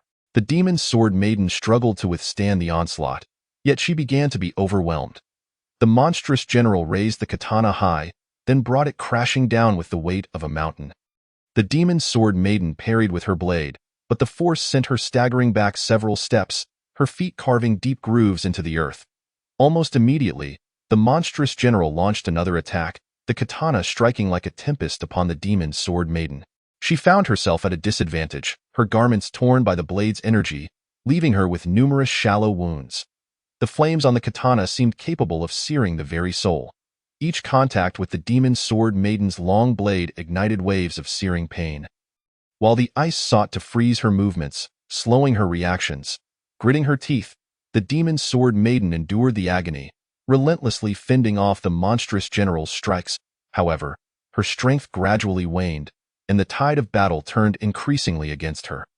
Observing this, Anpei Jinlang swiftly produced a talisman, reciting a mysterious incantation. Spirits of heaven and earth, converge upon my talisman, grant her divine strength, vanquish evil and guard the path. He hurled the talisman toward the demon sword maiden. Upon impact, she radiated an even more formidable aura, once again engaging in fierce combat with the monstrous general. The monstrous general, witnessing this, spat in anger. What does it matter if you bolster her? A group of traitors, even as Shikigami, are of no use. You shall ultimately be my defeated minions. Subsequently, Anpei Jinlang formed seals with his hands, chanting a disarmament spell. By the brilliance of the lunar light, I shatter the might of your weapon. Dull its edge, disperse its magic, swiftly as the law commands. As the incantation took effect, the katana in the monstrous general's grasp inexplicably vanished. The monstrous general, in a fit of rage, bellowed, "This is unacceptable." It then charged at Anpei Jinlang and the demon sword maiden with its fists. Each strike imbued with tremendous force, leading to an even fiercer melee, where the winds of fists and blade energies intertwined, causing surrounding structures to collapse into ruins. The demon sword maiden executed the dance of the end, her form darting toward the monstrous general like a specter, her long blade cutting through the air with cataclysmic force. The monstrous general fought back with all its might, but under the combined onslaught of Anpei Jinlang and the demon sword maiden, it struggled to maintain its ground. Injuries marred its wings, and its flames flickered weakly. Anpei Jinlang, his expression grave, maintained his spell while keenly observing for weaknesses in the monstrous general's defense. He intoned an incantation. "Guardian spirits, enhance my power." Instantly, a soft glow enveloped him, augmenting his strength. Suddenly, Anpei Jinlang noticed a fleeting opening on the monstrous general's back as it concentrated on fending off the demon sword maiden's relentless strikes. Without hesitation, he chanted, "Converge the spirit light, deliver the decisive blow against evil." A powerful beam of light shot forth like a meteor toward the monstrous general's back. The monstrous general howled in agony. Staggering a few steps, its flames dimming further, a nearby building succumbed to the force, collapsing instantly and raising a cloud of dust that obscured the sky, making it difficult to breathe. Now is the moment. Anpei Jinlang quickly formed seals with his hands, chanting a complex incantation. A massive array of runes appeared in the heavens, shimmering with a myriad of colors, as countless beams of light shot forth toward the monstrous general. "No, you cannot do this to me," it shrieked. "Ah, no, just wait, that great one will surely come to rescue me." With a swift motion, it hurled a black skull from its right hand, the skull glowing ominously as it flew toward the other monstrous territories. Enveloped in blinding light, the monstrous general writhed in agony, its flames and radiance flickering uncertainly, clearly exerting all its effort to resist Anpei Jinlang's spell. "No, I will not be defeated so easily," it roared defiantly. Digging its claws into the ground, it left deep gouges, emanating a dark aura in a desperate attempt to break free from the light's confinement. Yet, Anpei Jinlang's spell grew increasingly potent, the radiance constricting tightly around the monstrous general. Its struggles gradually grew feeble, its movements slowing, and its essence waning. In that critical moment, the monstrous general's eyes flared crimson as it declared, "I shall burn my soul, and you shall not find peace." It unleashed a cataclysmic eruption, a torrent of dark energy bursting forth from within, instantly shattering the bonds of light. It opened its maw, expelling a wave of black energy toward Anpei Jinlang and the demon sword maiden. Anpei Jinlang reacted swiftly, invoking a shield against the malevolent force. A formidable barrier materialized before him, while the demon sword maiden executed the dance of the lotus, her blade creating a shield of petal-like blade energy. The energy wave collided with the shields, resulting in a tremendous explosion, sending soldiers sprawling to the ground. The aftermath of the blast left the surrounding streets in disarray, vehicles ablaze, and power poles toppled. With onlookers caught in the chaos, Anpei Jinlang gasped for breath. I never expected you would resort to burning your soul, but do not think this will allow you to escape. He formed seals once more. Channeling the power of the stars, stellar force, imbue my being. The sky shimmered with vibrant stars, beams of starlight cascading down, merging into him, further enhancing his strength. The demon sword maiden, undeterred, radiated a crimson glow as she unleashed the dance of the end. Darting toward the monstrous general with apocalyptic momentum, her long blade cleaving toward it. The monstrous general fought valiantly, yet under the combined onslaught of Anpei Jinlang and the demon sword maiden, it increasingly faltered. Its wings bore wounds from the demon sword maiden's strikes, and its flames dwindled to a flicker. Seizing the opportunity, Anpei Jinlang invoked a sealing technique, sealing spell, subdue the fiends. A mysterious rune shot from his hand, marking the monstrous general. Wait. Just wait until all our brethren merge, and then you shall see how you cope. The monstrous general cried out as it vanished into the light. Silence enveloped the battlefield, soon to be broken by fervent cheers. Soldiers gathered around, their eyes brimming with admiration and anticipation. Lord Anpei Jinlang is truly formidable. I knew you would defeat it, remarked a handsome general from the beautiful nation. He approached Anpei Jinlang and said, Mr. Anpei Jinlang, your abilities are astonishing. On behalf of the beautiful nation's military, I hope to establish a collaboration with you. Anpei Jinlang cast a glance at the general and replied coolly, I fight solely to uphold justice, not for the interests of any faction. With that, he turned and departed the battlefield, leaving the crowd in deep contemplation. Meanwhile, in a distant realm, Sui observed everything through the system's space. A faint smile gracing his lips. This game was growing increasingly intriguing. It seemed necessary to raise the stakes to make the situation even more exhilarating. On the battlefield, Kudo Shinichi gazed at Anpei Jinlang's retreating figure. Lost in profound thought, he began to question the significance of the physical augmentations he and his companions had undergone. In the face of such formidable, mysterious powers as those wielded by the Onmyoji, their efforts appeared utterly trivial. Soldiers from the beautiful nation murmured among themselves, discussing the extraordinary battle they had just witnessed, feeling both astonished and awed by the mysterious powers of Japan. Meanwhile, the soldiers of the Cherry Blossom Nation reveled in the joy of victory, their admiration for Anpei Jinlang swelling within them. Little did anyone realize that this was merely the prologue of the game. Far more thrilling challenges awaited them ahead. Chapter 73. The Great Demon Level? The Monster of Crescent Spring? News of the sealing of the regional commander swiftly reached the monsters from the other 9 territories, prompting an immediate cessation of their assaults on the nearby cities. They began to converge towards the formidable demon leader of Crescent Spring, engaging in anxious discussions among themselves. Point 2 of the closer demon leaders had already gathered. Point 3 have been sealed, and in a fused form no less. The power of this Onmyoji is immensely potent. What are we to do? A diminutive monster with pointed ears trembled as it spoke, its eyes filled with dread, its body shaking uncontrollably. What is there to fear? United, we may yet stand a chance against him, especially with Crescent Spring leading the charge. Although those 3 are indeed among our strongest, Crescent Spring is the mightiest of all. With him, our objectives are surely attainable. Bellowed another massive monster, its body adorned with formidable spines, though a glimmer of fear and unease flickered in its eyes, its claws scratching restlessly at the ground. On the ravaged battlefield, soldiers from Sakura Nation and the Beautiful Nation received orders from their superiors to begin collecting the remains of the lesser monsters. The Beautiful Nation's troops directly informed the Sakura Nation officers, we shall take most of the monster remains. Your duty is merely to assist us in the cleanup. Subsequently, soldiers from the Beautiful Nation, equipped with advanced technology such as armored vehicles fitted with agile robotic arms and high-precision scanning devices, rapidly gathered the majority of the remains using robust collection boxes made from special corrosion-resistant materials and portable instruments capable of biological scanning and precise classification. In contrast, the soldiers of Sakura Nation could only utilize simpler tools like stretchers and ordinary collection bags for their cleanup efforts. This disparity in collection efficiency left the Sakura Nation officers feeling both helpless and enraged. Yet they could only grit their teeth and report the facts. Is there truly any research value in this? One soldier from the Beautiful Nation questioned, gazing at the bizarre remains of the monster in his hands. Confusion etched across his face. I don't know, but orders are orders. We must comply, replied another soldier, carefully placing the remains into a special refrigeration box. Meanwhile, within the government building of Sakura Nation, the atmosphere was tense and grave.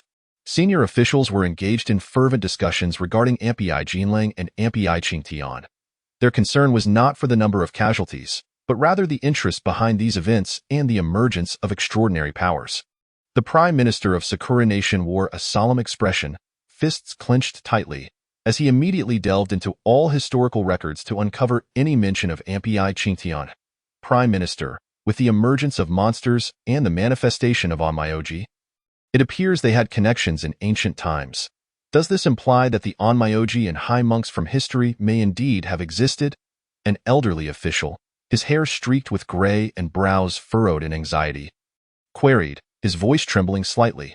Very likely, if we can forge an alliance with Ampi Jinlang, we might also draw in Ampi Qingtian, even the legendary Ampi Saimai. What does the beautiful nation amount to? They lack our profound historical depth? Enthused another rotund official, a spark of greed illuminating his eyes.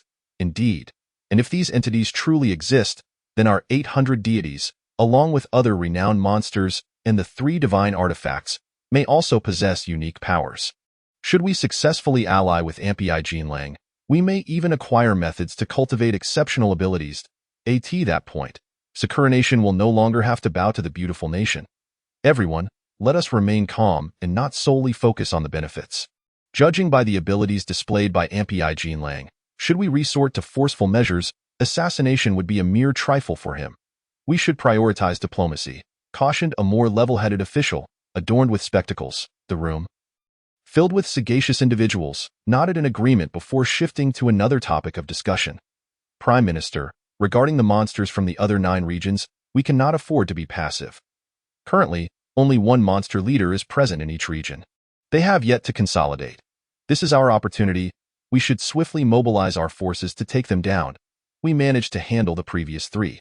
Had they not fused, the Onmyoji would not have needed to intervene. Now that most monster remains have been collected by the beautiful nation, we must immediately dispatch soldiers to other regions to resolve some of the monster leaders and obtain their corpses. Though the beautiful nation will undoubtedly send reinforcements, they can only cover a maximum of 2 regions for now. Therefore, we must seize control of 3 to 4 regions monsters, a fervent military officer asserted. For it was a grave insult to the military to have all spoils taken by another nation. After a moment of contemplation, the attendees nodded in unison to endorse the battle plan. With the Prime Minister of Sakura Nation arranging for the targeting of slightly weaker monster leaders first, on the side of the beautiful nation, Major General St. Brown began organizing the remaining troops after dispatching a portion to collect the monster remains. He ensured that the tanks, aircraft, and various other equipment were properly adjusted before allowing the soldiers to rest. Exhausted, the soldiers sat upon the ground, their uniforms stained with dust and blood, engaging in conversation as they tried to process the shock of the recent events. Some expressed relief at having survived, while others mourned their fallen comrades, tears flowing as they knelt beside their friends' bodies. St. Brown's expression was grave as he reported through his communication device. In this battle, both our side and Sakura's have sustained casualties. However, the emergence of the Onmyoji has shifted the tide. Following that, the Onmyoji departed, and we had no opportunity to converse with him. Currently, the majority of monster remains have been collected by our forces, but it seems Sakura has new plans for subsequent actions. From my observations, the monsters in other regions are currently dispersed. If we can acquire the corpses of the monster leaders, it would provide immense value for research. I recommend we swiftly devise a new strategy to seize the initiative. Upon hearing this, the higher-ups immediately issued orders. At all costs, acquire more valuable research materials, especially the corpses of the monster leaders. Simultaneously, keep a close watch on Sakura's movements and be prepared to respond to new developments.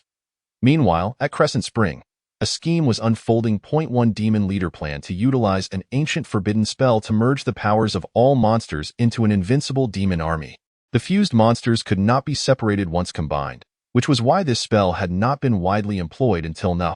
If we succeed, we will no longer have to fear any Onmyoji. One of the demon leaders declared fiercely, Crescent Spring. I have not been without my share of Onmyoji slain by my hand. I have already advanced to the initial stage of a great demon. I am eager to see just how powerful this Onmyoji truly is. Another demon leader suddenly exclaimed with excitement, the initial stage of a great demon. It won't be long before you become a true demon general. When that esteemed one emerges, you will undoubtedly receive even greater rewards. Chapter 74. Reinforcements and 2 other demon leaders. Shortly after the resolution of the demon leader, fire brigades and rescue teams hurriedly arrived to commence their work. Various supply vehicles followed suit, yet the first provisions were allocated to the beautiful nation's troops. The soldiers of the beautiful nation jubilantly received abundant food and beverages, large cans of beef, sweet chocolate, and an assortment of energy drinks, indulging in their feast while boasting to one another. Hey, check out this delicious beef. It's even better than what we have back home, one soldier exclaimed, his mouth stuffed with food, barely able to articulate. What is this? Back home, we have far superior offerings. This is practically inedible in comparison, another soldier scoffed, wrinkling his nose in disdain. Meanwhile, the soldiers from Sakura Nation could only silently accept their meager rations of bread and bottled water. Their fists clenched in frustration and anger. This is utterly unfair. Why do they get so much while we are left with so little? A young soldier murmured in discontent. Humph, they just flaunt their status as the dominant power. Another soldier concurred, his voice barely above a whisper. Sakura Nation's officer, Suzuki Saburo, remained silent, his expression dark and brooding, though he dared not voice his displeasure. After a brief respite, the sky gradually darkened. Major General St. Brown had issued a mobilization order half an hour prior. Now, standing before the assembled troops at the command tent, he bore a stern countenance as he surveyed the ready forces. Listen up, soldiers, St. Brown bellowed. We have just endured a fierce battle, but there is no time for rest. The honor and interests of our nation demand that we continue fighting. For victory, we must advance. The military style of the beautiful nation was characterized by its directness and assertiveness. Although some soldiers grumbled, they swiftly complied with the orders. Tanks were lined up neatly, their barrels raised high, and helicopter rotors spun rapidly, producing a thunderous roar. Dust swirled in the wind, shrouding the entire scene in a haze. However, many soldiers could not help but murmur as they marched, having just emerged from a brutal battle. We have no time to catch our breath before setting out again. This is unbearable, indeed. It's already nightfall. I long for a good night's sleep. When will this endless fighting come to an end? Another soldier echoed, fatigue and dissatisfaction etched across his face. Yet, despite their grievances, they continued to obey orders, marching forward with resolute steps. St. Brown was acutely aware of the significance of this operation. The prolonged rest was solely to facilitate the delivery of weapons and troops. This time, the latest main battle tanks had arrived. Equipped with cutting-edge electronic jamming devices and satellite communication systems to ensure close coordination among the forces and optimal combat efficiency. At that moment, Lieutenant Suzuki Saburo from the Sakura Nation received a call from his superiors. He was about to voice his concerns about the soldiers' exhaustion and their need for a brief respite when an irate voice on the other end interrupted him. Suzuki Saburo, you must understand. This is for the people, for the nation. There is no room for hesitation. Orders must be executed immediately. Reluctantly swallowing his words, Suzuki Saburo responded loudly, Hi. His voice carried a note of resignation and suppressed anger. He then turned and, embodying the Sakura Nation's hallmark discipline and obedience, swiftly sounded the assembly call. The soldiers rushed in from all directions, their faces betraying fatigue, yet they moved with alacrity. How can one live like this? We just finished a battle and have no time to rest, several soldiers murmured. I truly miss the warmth of my bed and my mother's cooking, a young soldier quietly lamented. Enough chatter, let us get moving. A non-commissioned officer barked. Meanwhile, several companies from military bases in other regions of the Sakura Nation had already set up camp near Saitama, awaiting further instructions, in the makeshift command center. A major general was intently orchestrating the deployment. Colonel Inoue, you will lead a team towards the eastern stronghold of the Turtle Demon. Major Murakami, you will take another team to the western stronghold of the Soldier Doll. Ensure you intercept them before they can rendezvous with other monsters. A senior officer with graying hair stated sternly, his tone urgent and resolute. However, General, the soldiers are already exhausted. Such hasty action may compromise their combat effectiveness. Colonel Inoue expressed his concerns, his brow furrowed and his expression anxious. There is no but. This is an order. The nation and the people are counting on us. We have no retreat. The general thundered, his gaze filled with determination. Hi. Both Colonel Inoue and Major Murakami replied in unison, swiftly departing the command center to rally their respective teams. Colonel Inoue's squad was not only equipped with armored vehicles and self-propelled artillery, but also featured the latest infantry fighting vehicles and multi-role missile launchers. Each vehicle was outfitted with advanced fire control systems and formidable firepower. The soldiers donned high-performance bulletproof vests, wielding the most modern assault rifles, with communication devices on their helmets ensuring constant connectivity. Additionally, they were accompanied by state-of-the-art tactical robotic dogs to enhance operational flexibility and intelligence-gathering capabilities. Standing before an armored vehicle, he proclaimed loudly, "Brothers, we bear the mission of our nation. We must fulfill our task. Let us move out." As his command was issued, the unit advanced rapidly towards the east, showcasing the unwavering resolve and bravery of the Sakura Nation's forces. Similarly, Major Murakami's unit was equally spirited, equipped with advanced communication devices and missile systems. Along with specialized weapons designed to counter monsters, such as electromagnetic pulse guns and energy shield generators. "Let us give it our all, for our homeland, for our loved ones," Major Murakami shouted, brandishing his command blade. His voice was fervent and imbued with determination. The unit sped westward, kicking up dust in their wake, eyeing a distant location. Several helicopters hovered overhead, broadcasting live coverage of the unfolding events. A reporter, standing inside a helicopter, excitedly spoke into the camera. "Dear viewers, the soldiers are setting out once again. Are they aiming to decisively eliminate the monsters in other regions? But without the Onmyoji present, can they succeed? Let us wait and see." Viewers at home watched the broadcast with bated breath, engaging in animated discussions. "I believe they can succeed. After all, they possess such advanced weaponry. Surely they can handle a single monster leader. No, without the Onmyoji's power, how could they possibly triumph against the monsters? They are bound to fail. I hope the soldiers return safely. Regardless of the outcome, they are heroes." Meanwhile, in the vicinity of the turtle demon leader, it moved sluggishly, its shell emanating an eerie glow. Surrounding trees were flattened beneath its substantial weight. Sensing the commotion from afar, the turtle demon thought to itself, "These humans dare to attempt to thwart me." Nevertheless, it remained cautious, recalling the previous report of 3 companions being forced to merge by humans.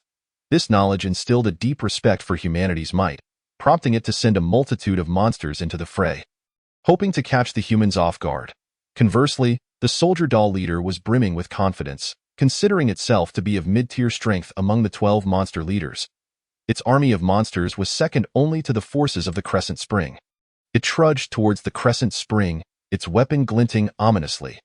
The ground bore deep imprints from its heavy steps, followed by a disciplined throng of monsters, a stark contrast to the previous disarray, as the two forces were on the verge of encountering one another. A sudden strange sound echoed from the sky. Everyone looked up, witnessing a mysterious cloud of mist descending, sending chills down their spines. What was happening? Soldiers were filled with confusion and dread, while the monster leaders paused, warily gazing at the swirling cloud above. In this tense moment. Chapter 75. The merging monster army, comparable to mutated beings. On the opposite side of Saitama, the Crescent Spring found itself in an area that had been entirely cleared, where the human army had been utterly decimated, and the populace was fleeing in panic. The Crescent Spring, a creature resembling a white wolf, towered like a small mountain, standing approximately 8 meters tall. Its fur was as white as snow, shimmering with a cold silver sheen under the faint moonlight, each strand resembling sharp icicles, exuding a frigid aura. Its broad, muscular back was prominently elevated, harboring explosive power. Those blood-red eyes burned like raging flames, betraying boundless ferocity and cruelty, instilling fear in all who beheld them. The Crescent Spring threw back its head and let out a long, mournful howl directed at the waning moon, its voice penetrating layers of cloud, reverberating through the vast night sky. Like an invisible wave, the sound rippled outward. This was the unique ability of the Crescent Spring, capable of granting nearby monsters a tenfold enhancement in power. Instantly, the surrounding monster army became invigorated. Their forms varied, some towering like hills, others small like raccoons. Some exhibited fearsome fangs, while others bore sharp claws. Some were clad in tough scales, while others were enveloped in soft fur. This moment, their eyes gleamed with fervent light, and their bodies trembled involuntarily, as if infused with a powerful force, their monstrous energy surging within them, intensifying their ferocity. The crescent spring observed this scene with satisfaction, then cautiously retrieved a black skull from its robe. Gazing intently at it, I never anticipated that the emergence of the Onmyoji would disrupt our plans. According to the previous arrangement, you three were supposed to manage the situation in Tokyo, drawing considerable attention while I focused on sealing that esteemed individual and liberating them. But now, with the Onmyoji's arrival, all plans have been thrown into disarray. It seems I must consider merging the monster leaders and the monster army. Although this is indeed a waste of monstrous energy, it is essential to capture the attention of the Onmyoji and humanity. Having spoken, it expelled a crystal radiating an eerie glow, forcefully casting it into the sky. The crystal traced a graceful arc across the night sky before bursting into dazzling brilliance. Instantly, the sky above the area was shrouded in a black mist, pulsating as if alive, writhing and intertwining to form massive whirlpools. Within the black vapor, purple arcs of electricity flickered, each flash accompanied by a thunderous crackle. Bathed in this strange aura, the monsters became even more exhilarated, gaining another boost in strength. Their bodies began to swell, muscles taut, and their previously dull fur or scales now shimmered with an otherworldly light. The crescent spring surveyed the four monster leaders at its side: a moth demon leader, a hedgehog demon leader, a cat demon leader, and a dog demon leader. The moth demon leader stood about 6 meters tall, its wings spanning several meters wide, adorned with patterns resembling mysterious runes that glowed with a ghostly blue light. Its eyes exhibited a peculiar compound structure, adept at poison and illusion attacks, emitting a mesmerizing glow as its compound eyes rotated. The hedgehog demon leader possessed a body approximately 5 meters long, covered in sharp quills, each gleaming with a metallic sheen, glinting coldly in the moonlight, capable of piercing anything effortlessly. The cat demon leader was smaller, around 2 meters tall, agile and swift, its stripes flowing like moving shadows, exuding an enigmatic rhythm. Its claws were incredibly sharp, and its gaze was cunning. The dog demon leader was robust, also about 5 meters in height, with powerful limbs and fearsome fangs that glistened coldly, marked by a fiery emblem on its forehead, exhaling embers with each breath. The crescent spring regarded them and slowly stated, "You all belong to the mid-tier of the monster realm. The manner in which you wish to blend and integrate is entirely at your discretion.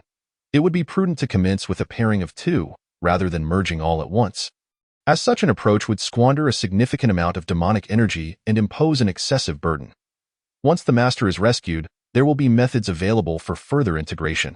Upon hearing this, the 4 monster generals promptly exclaimed in unison, "Lord Yuyachuan, we comprehend." Subsequently, they turned their gaze to the other minor monster leaders and stated, "You 8 belong to the late stage of the minor demon realm. Merging 4 of you together should barely allow you to reach the mid-stage of the minor demon realm, enabling coordinated action." The minor demon leaders nodded in agreement, responding, "Indeed, my lord." Among these minor demon leaders, some resembled fox demons, with one fox demon possessing a graceful figure and 2 tails that swayed elegantly. Others appeared as rabbit demons, their long ears perked up with cleverness. Some resembled snake demons, their supple bodies harboring deadly venom, while others were akin to mouse demons, their petite forms exuding agility. They belonged to 8 distinct types of demons, each capable of human speech and transformation upon reaching the minor demon realm, though most preferred to display their true forms. Once arrangements were finalized, Yuyachuan's claws danced as he intoned a mystical incantation, casting a mysterious spell eye in the sky. A crystal emitted countless beams of black light, extending like tendrils toward the demon army. The moment the light made contact with the demons, they emitted anguished cries, yet soon, that pain was eclipsed by the exhilaration brought about by the surge of power. Various minor demons, some flying, some running, some crawling, began to merge under the influence of this enigmatic force. In an instant, cries and howls intermingled, creating a chaotic and terrifying spectacle. Some demons, during the fusion process, experienced their bodies twisting and reshaping, their original limbs intertwining to sprout new and bizarre organs. For instance, a bird demon fused with a beast demon, resulting in the emergence of wings alongside robust limbs. Others saw their fur and scales blend, resulting in a mottled and eerie coloration. A wolf demon, originally snow-white, merged with a vividly colored python demon, producing a body adorned with an unusual palette. Additionally, some demons fused their eyes and mouths, creating grotesque visages, with a single face sporting 3 pairs of eyes and 2 mouths. Ultimately, thousands of minor demons coalesced into approximately 100, their forms twisted and bizarre. Some possessed wings and claws, enabling rapid aerial assaults. Others bore multiple heads, capable of launching simultaneous attacks from various angles, each head exhaling energies of differing attributes. Some boasted enormous bodies and thick tails, wielding immense strength, capable of demolishing structures with a mere sweep of their tails. Yu Chuan observed these 100 demons, now barely reaching the minor demon realm, and felt a modicum of confidence, reflecting, "These ragtag demons have only attained this level. It would take about 10 of these inferior minor demons to contend with a single true minor demon. A slightly more formidable one, with pure lineage, could effortlessly slaughter dozens." Fusion involves the incorporation of various characteristics and strengths. It is not the case that more fusions equate to better outcomes. The greater the strength of the fused entity, the heavier the burden becomes, leading to greater depletion of demonic energy and even the risk of explosive demise. Once the demon army had fully merged, Yu Chuan leaped atop a towering structure, surveying the assembled demon forces below. Bolstered by newfound confidence in his plan, he then addressed the 4 monster generals. "You may begin your preparations." The 4 generals subsequently divided into pairs for fusion, each embodying the full essence of the other. Chapter 76, Destruction of Tokyo? The American High Command's trepidation? The Moth Demon General spoke first. "I shall merge with the Cat Demon. Our combined speed and illusion will surely leave the enemy defenseless." The Moth Demon unfurled its magnificent wings, enveloping the lithe Cat Demon within. As brilliance flashed, the fusion gradually reached completion. The newly birthed demon possessed an elongated form, elegant lines imbued with boundless explosive potential. Thanks to the innate agility and grace of the Cat Demon, the wings inherited the moth's unique traits, adorned with intricate patterns and vibrant colors. Their edges were as sharp as blades, slicing through the air with piercing howls. Its eyes merged the Cat Demon's keen sight with the moth's hypnotic allure. The left eye glimmered with the cat's deep and piercing green, reminiscent of a clear, deep pool capable of discerning every movement of its foe. The right eye sparkled with the mysterious radiance of the moth's compound eyes, a multitude of tiny pupils coalescing to ensnare the beholder in a labyrinth of illusions, causing their mind to falter. The Hedgehog Demon General then declared, "I shall fuse with the Dog Demon. The combination of ferocity and resilience will surely breach the enemy's defenses." The hedgehog's sharp quills elongated instantly, forming a hard armor that glimmered with a cold metallic sheen, completely enveloping the Dog Demon. During the fusion, the radiance was blinding, akin to the sun bursting forth before one's eyes. The resultant demon was large and formidable, its limbs robust and muscular, embodying the hedgehog's tenacity and the Dog Demon's agility. Its back and sides remained adorned with the hedgehog's spines, which were not only exceptionally hard but also gleamed ominously, resembling lethal weapons. The fiery mark on the Dog Demon's forehead became even more pronounced after fusion, as if ablaze with raging flames, exuding a searing heat. Its mouth gaped wide, spewing forth flames that were more intense and ferocious, akin to a rampaging fire dragon, leaving scorched earth in its wake.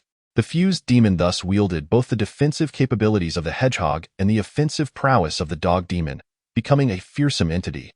Yu Chuan regarded them with satisfaction, a sinister smile curling at the corners of his mouth, his sharp teeth glinting ominously in the moonlight. "Excellent, you have acquired greater strength. Now, heed my command. Lead your subordinates and launch an assault on Tokyo. Spare no effort in destroying the temples of Tokyo, etching the formation of the 8-headed serpent lord within. When necessary, seek out the upper echelons of Tokyo for an offensive, drawing considerable attention to create opportunities for our actions here. Remember, speed is of the essence. Do not grant the humans a moment to breathe." Yu Chuan's voice resonated with authority and coldness, akin to a chilling wind sweeping through. The 2 fused demons responded in unison. "Yes, Lord Yu Chuan, we shall not fail in our mission." They then turned to lead the demon army towards Tokyo, which surged like a tide, their footsteps thunderous, raising clouds of dust in their wake, painting a scene reminiscent of an apocalypse. Meanwhile, far away in the beautiful nation, chaos began to unfold. In a dim, damp chamber exuding a foul stench, a creature named Daniel Jack, a vampire bat monster, lurked in the shadows. The flickering candlelight cast a grotesque shadow of him upon the walls, rendering him even more fearsome. Surrounding him were the withered corpses of several black individuals, their blood drained by Daniel Jack, serving as tragic sustenance for his newfound abilities.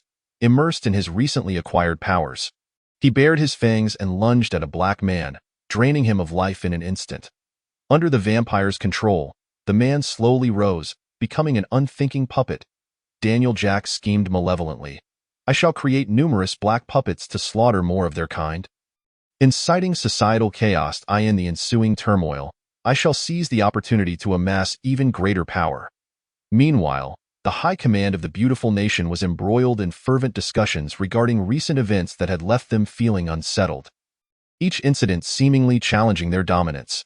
Within a spacious yet oppressive conference room, a shocking report of the Pacific Fleet's total annihilation was displayed on a large screen, leaving the attendees grim-faced, their emotions a tumultuous blend of anger